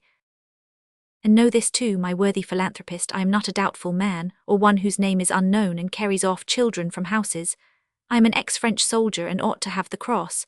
I was at Waterloo, and in the battle I saved the life of a general called the Comte de, I don't know what. He told me his name, but his dog of a voice was so feeble that I did not understand it. I only understood merci. I should have liked his name better than his thanks. It would have helped me find him by all that's great and glorious. The picture you see here, and which was painted by David at Bruxelles, do you know whom it represents? It represents me, for David wished to immortalize the exploit. I have the general on my back, and I am carrying him through the grape shot. That is the story. The general never did anything for me, and he is no better than the rest. But for all that I saved his life at the peril of my own, and I have my pockets filled with certificates of the fact. I am a soldier of Waterloo. And now that I have had the goodness to tell you all this, let us come to a finish. I want money, I want a deal of money, an enormous amount of money, or I shall exterminate you, by the thunder of heaven. Marius had gained a little mastery over his agony, and was listening. The last possibility of doubt had vanished, and it was really the Thénardier of the will. Marius shuddered at the charge of ingratitude cast at his father, and which he was on the point of justifying so fatally, and his perplexities were redoubled. Besides, there was in Thénardier's every word, in his accent and gestures, in his glance, which caused flames to issue from every word, in this explosion of an evil nature displaying everything, in this admixture of boasting and abjectness, pride and meanness, rage and folly, in this chaos of real griefs and false sentiments, in this impudence of a wicked man enjoying the pleasure of violence, in this daring nudity of an ugly soul, and in this conflagration of every suffering combined with every hatred, something which was hideous as evil and poignant as truth. The masterpiece, the picture by David which he offered M. Leblanc, was, as the reader will have perceived, not else than his public-house sign, painted by himself, and the sole relic he had preserved from his shipwreck at Montfermeil. As he had stepped aside, Marius was now enabled to look at this thing, and in the daub he really recognized a battle, a background of smoke, and one man carrying another. It was the group of Thénardier and Pontmercy, the saviour sergeant and the saved colonel. Marius felt as if intoxicated, for this picture represented to some extent his loving father. It was no longer an inn board but a resurrection. A tomb opened, a phantom rose. Marius heard his heart ringing at his temples. He had the guns of Waterloo in his ears. His bleeding father vaguely painted on this illumined board startled him, and he fancied that the shapeless figure was gazing fixedly at him. When Thénardier regained breath, he fastened his bloodshot eyes on M. Leblanc, and said to him in a low, sharp voice, "What have you to say before we put the screw on you?" M. Leblanc was silent. In the midst of this silence a hoarse voice uttered this grim sarcasm in the passage. "If there's any wood to be chopped, I'm your man." It was the fellow with the poleaxe amusing himself. At the same time an immense, hairy, earth-coloured face appeared in the door with a frightful grin, which displayed not teeth but tusks. It was the face of the man with the poleaxe. "Why have you taken off your mask?" Thénardier asked him furiously. "To laugh," the man answered. For some minutes past M. Leblanc seemed to be watching and following every movement of Thénardier, who, blinded and dazzled by his own rage, was walking up and down the room, in the confidence of knowing the door guarded, of holding an unarmed man, and of being 9 against 1, even supposing that his wife only counted for 1 man. In his speech to the man with the poleaxe he turned his back to M. Leblanc. The latter, seizing the moment, upset the chair with his foot, the table with his fist, and with one bound, ere Thénardier was able to turn, he was at the window. To open it and bestride the sill took only a second, and he was half out, when 6 powerful hands seized him and energetically dragged him back into the room. The 3 chimney sweeps had rushed upon him, and at the same time Mother Thénardier seized him by the hair. At the noise which ensued the other bandits ran in from the passage, and the old man on the bed, who seemed the worse for liquor, came up tottering with a road mender's hammer in his hand. One of the sweeps whose blackened face the candle lit up, and in whom Marius recognized, in spite of the blackening, Pancho alias Printanier alias Bigrenail, raised above M. Leblanc's head a species of life-preserver, made of 2 lumps of lead at the ends of an iron bar. Marius could not resist this sight. "My father," he thought, "forgive me," and his finger sought the trigger. He was on the point of firing when Thénardier cried, "Do not hurt him." This desperate attempt of the victim, far from exasperating Thénardier, had calmed him. There were 2 men in him, the ferocious man and the skillful man. Up to this moment, in the exuberance of triumph, and while standing before his motionless victim, the ferocious man had prevailed. But when the victim made an effort and appeared inclined to struggle, the skillful man reappeared and took the mastery. "Do him no harm," he repeated, and his first service was, though he little suspected it, that he stopped the discharge of the pistol and paralyzed Marius, to whom the affair did not appear so urgent, and who in the presence of this new phase saw no harm in waiting a little longer, who knew whether some accident might not occur which would deliver him from the frightful alternative of letting Ursule's father perish, or destroying the colonel's saviour. A Herculean struggle had commenced.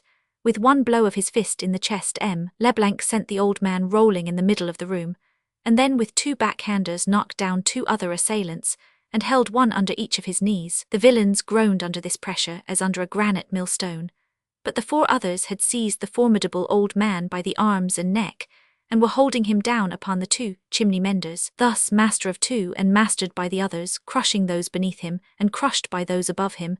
M. Leblanc disappeared beneath this horrible group of bandits, like a boar attacked by a howling pack of dogs. They succeeded in throwing him on to the bed nearest the window, and held him down. Mother Thénardier did not once let go his hair. "Don't you interfere," Thénardier said to her, "you will tear your shawl." The woman obeyed, as the she-wolf obeys the wolf with a snarl. "You fellows," Thénardier continued, "can search him." M. Leblanc appeared to have given up all thought of resistance, and they searched him. He had nothing about him but a leathern purse containing 6 francs and his handkerchief. Thénardier put the latter in his own pocket. "What, no pocketbook?" he asked. "No, and no watch," one of the chimney menders replied. "No matter," the masked man who held the large key muttered in the voice of a ventriloquist, "he is a tough old bird." Thénardier went to the corner near the door, and took up some ropes, which he threw to them.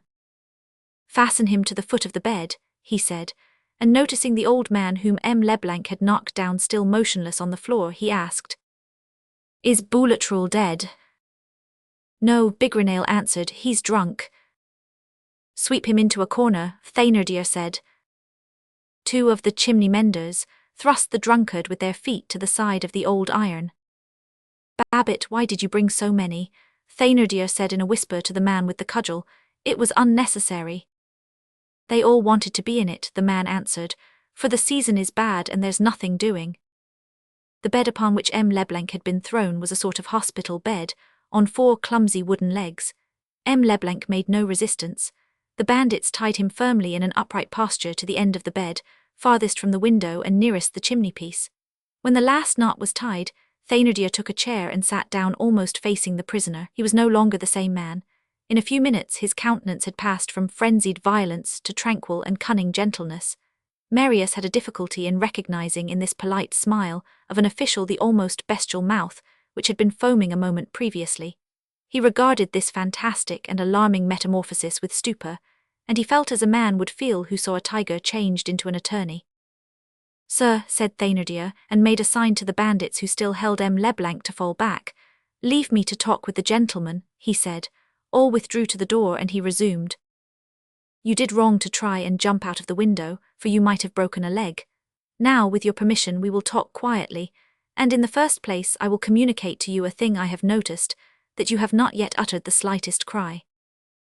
Thénardier was right. The fact was so, although it had escaped Marius in his trouble. M. Leblanc had merely said a few words without raising his voice, and even in his struggle near the window with the 6 bandits, he had preserved the profoundest and most singular silence. Thénardier went on. Good heavens, you might have cried thieves a little while and I should not have thought it improper. Such a thing as murder is shouted on such occasions, I should not have taken it in ill part. It is very simple that a man should make a bit of a row when he finds himself with persons who do not inspire him with sufficient confidence. If you had done so, we should not have interfered with you or thought of gagging you, and I will tell you the reason why. This room is very deaf. It has only that in its favor, but it has that. It is a cellar. You might explode a bombshell here and it would not produce the effect of a drunkard's snore at the nearest post here cannon would go baum. And thunder poof, it is a convenient lodging. But still, you did not cry out. All the better, and I compliment you on it, and will tell you what conclusion I draw from the fact. My dear sir, when a man cries for help, who come? The police, and after the police, justice. Well, you did not cry out, and so you are no more desirous than we are for the arrival of the police. The fact is, and I have suspected it for some time, that you have some interest in hiding something. For our part, we have the same interest, and so we may be able to come to an understanding. While saying this, Thénardier was trying to drive the sharp points that issued from his eyes into his prisoner's conscience.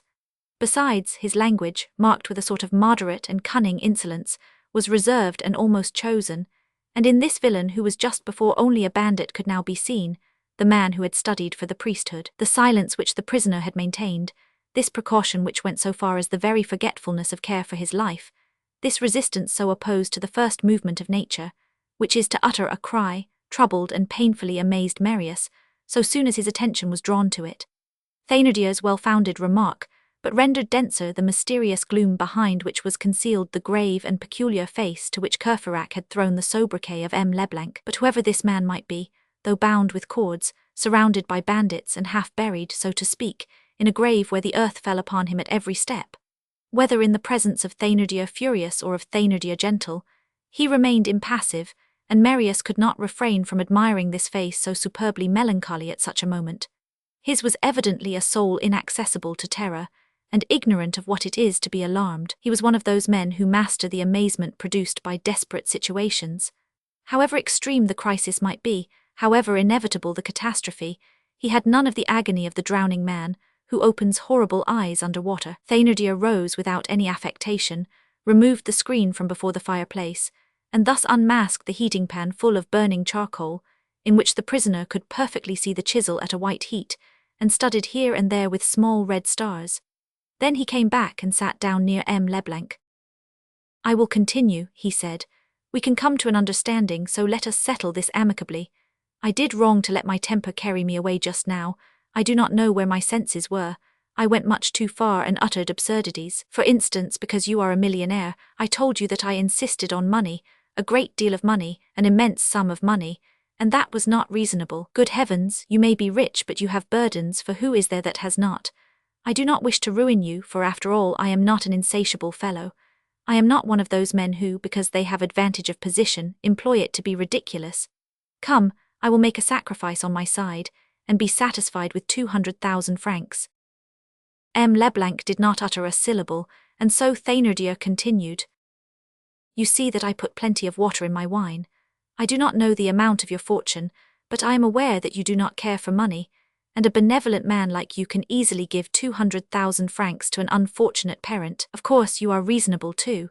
You cannot have supposed that I would take all that trouble this morning, and organize this affair tonight, which is a well-done job in the opinion of these gentlemen, merely to ask you for enough money to go and drink 15 sous wine and eat veal at Desnoyers. But 200,000 francs, that's worth the trouble.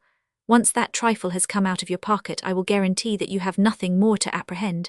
You will say, but I have not 200,000 francs about me. Oh, I am not unreasonable, and I do not insist on that. I only ask one thing of you, be good enough to write what I shall dictate. Here Thénardier stopped, but added, laying a stress on the words and casting a smile at the heating dish. I warn you that I shall not accept the excuse that you cannot write. A grand inquisitor might have envied that smile. Thénardier pushed the table close up to M. Leblanc and took pen, ink and paper out of the drawer which he left half open, and in which the long knife blade flashed. He laid the sheet of paper before M. Leblanc. Write, he said. The prisoner at last spoke. How can you expect me to write? My arms are tied. That is true, I beg your pardon, said Thénardier. You are quite right. And turning to Bigrenaille he added, unfasten the gentleman's right arm. Pancho alias Printanier alias Bigrenaille obeyed Thénardier's orders, and when the prisoner's hand was free, Thénardier dipped the pen in the ink and handed it to him. Make up your mind, sir, that you are in our absolute power. No human interference can liberate you, and we should really be sorry to be forced to proceed to disagreeable extremities. I know neither your name nor your address, but I warn you that you will remain tied up here until the person commissioned to deliver the letter you are going to write has returned. Now be good enough to write. What? The prisoner asked. Thénardier began dictating, My daughter. The prisoner started and raised his eyes to Thénardier. Make it my dear daughter, said Thénardier. M. Leblanc obeyed. Thénardier continued. Come to me at once, for I want you particularly. The person who delivers this letter to you has instructions to bring you to me. I am waiting.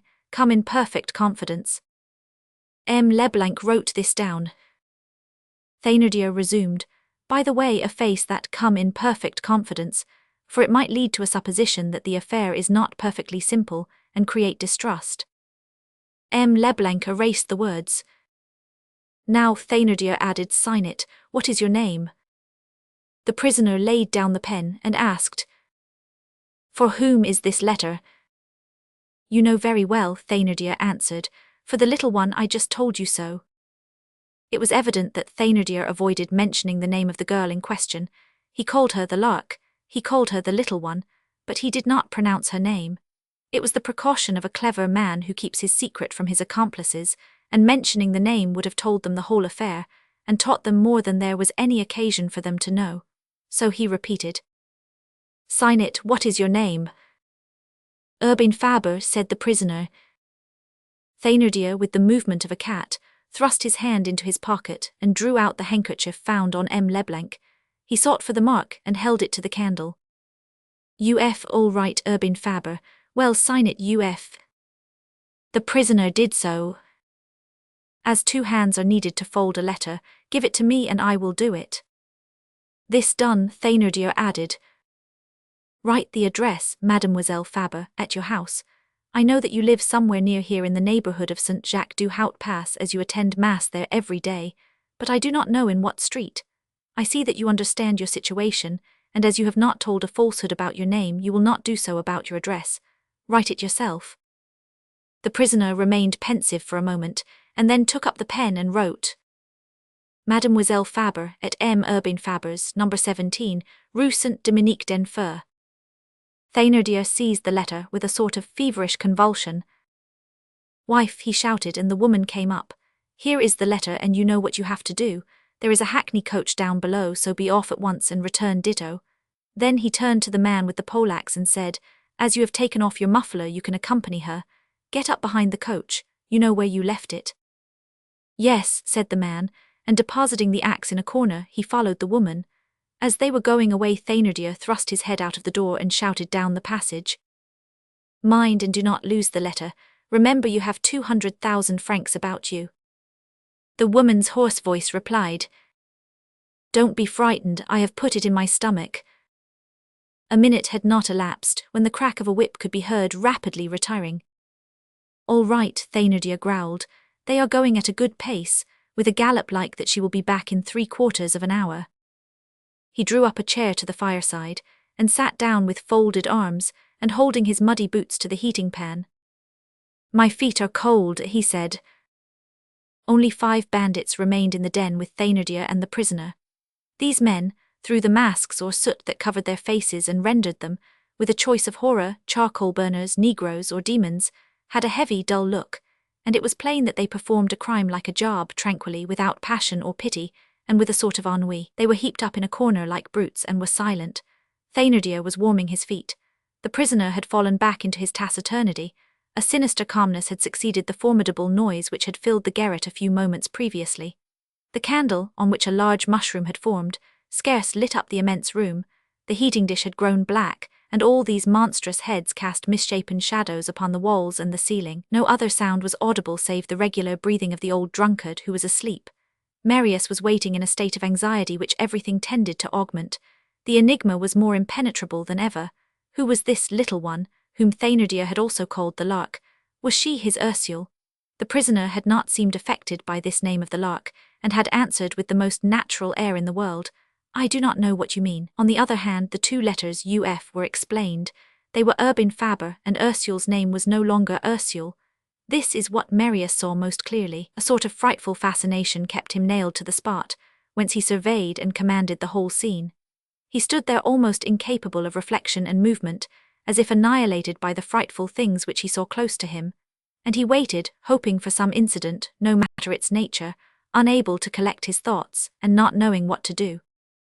"In any case," he said, "if she is the Lark I shall see her, for Mother Thénardier will bring her here. In that case I will give my life and blood, should it be necessary, to save her, and nothing shall stop me." Nearly half an hour passed in this way. Thénardier seemed absorbed in dark thoughts, and the prisoner did not stir. Still Marius fancied that he could hear at intervals a low, dull sound in the direction of the prisoner. All at once Thénardier addressed his victim. "By the way, M. Faber," he said, "I may as well tell you something at once." As these few words seemed the commencement of an explanation, Marius listened carefully. Thénardier continued, "My wife will be back soon, so do not be impatient. I believe that the Lark is really your daughter, and think it very simple that you should keep her. But listen to me for a moment. My wife will go to her with your letter, and I told Madame Thénardier to dress herself in the way you saw, that your young lady might make no difficulty about following her. They will both get into the hackney coach with my comrade behind. Near a certain barrier there is a trap drawn by 2 excellent horses. Your young lady will be driven up to it in the hackney coach, and get into the trap with my pal, while my wife returns here to report progress. As for your young lady, no harm will be done her. She will be taken to a place where she will be all safe, and so soon as you have handed me the trifle of 200,000 francs she will be restored to you. If you have me arrested, my pal will settle the Lark, that's all."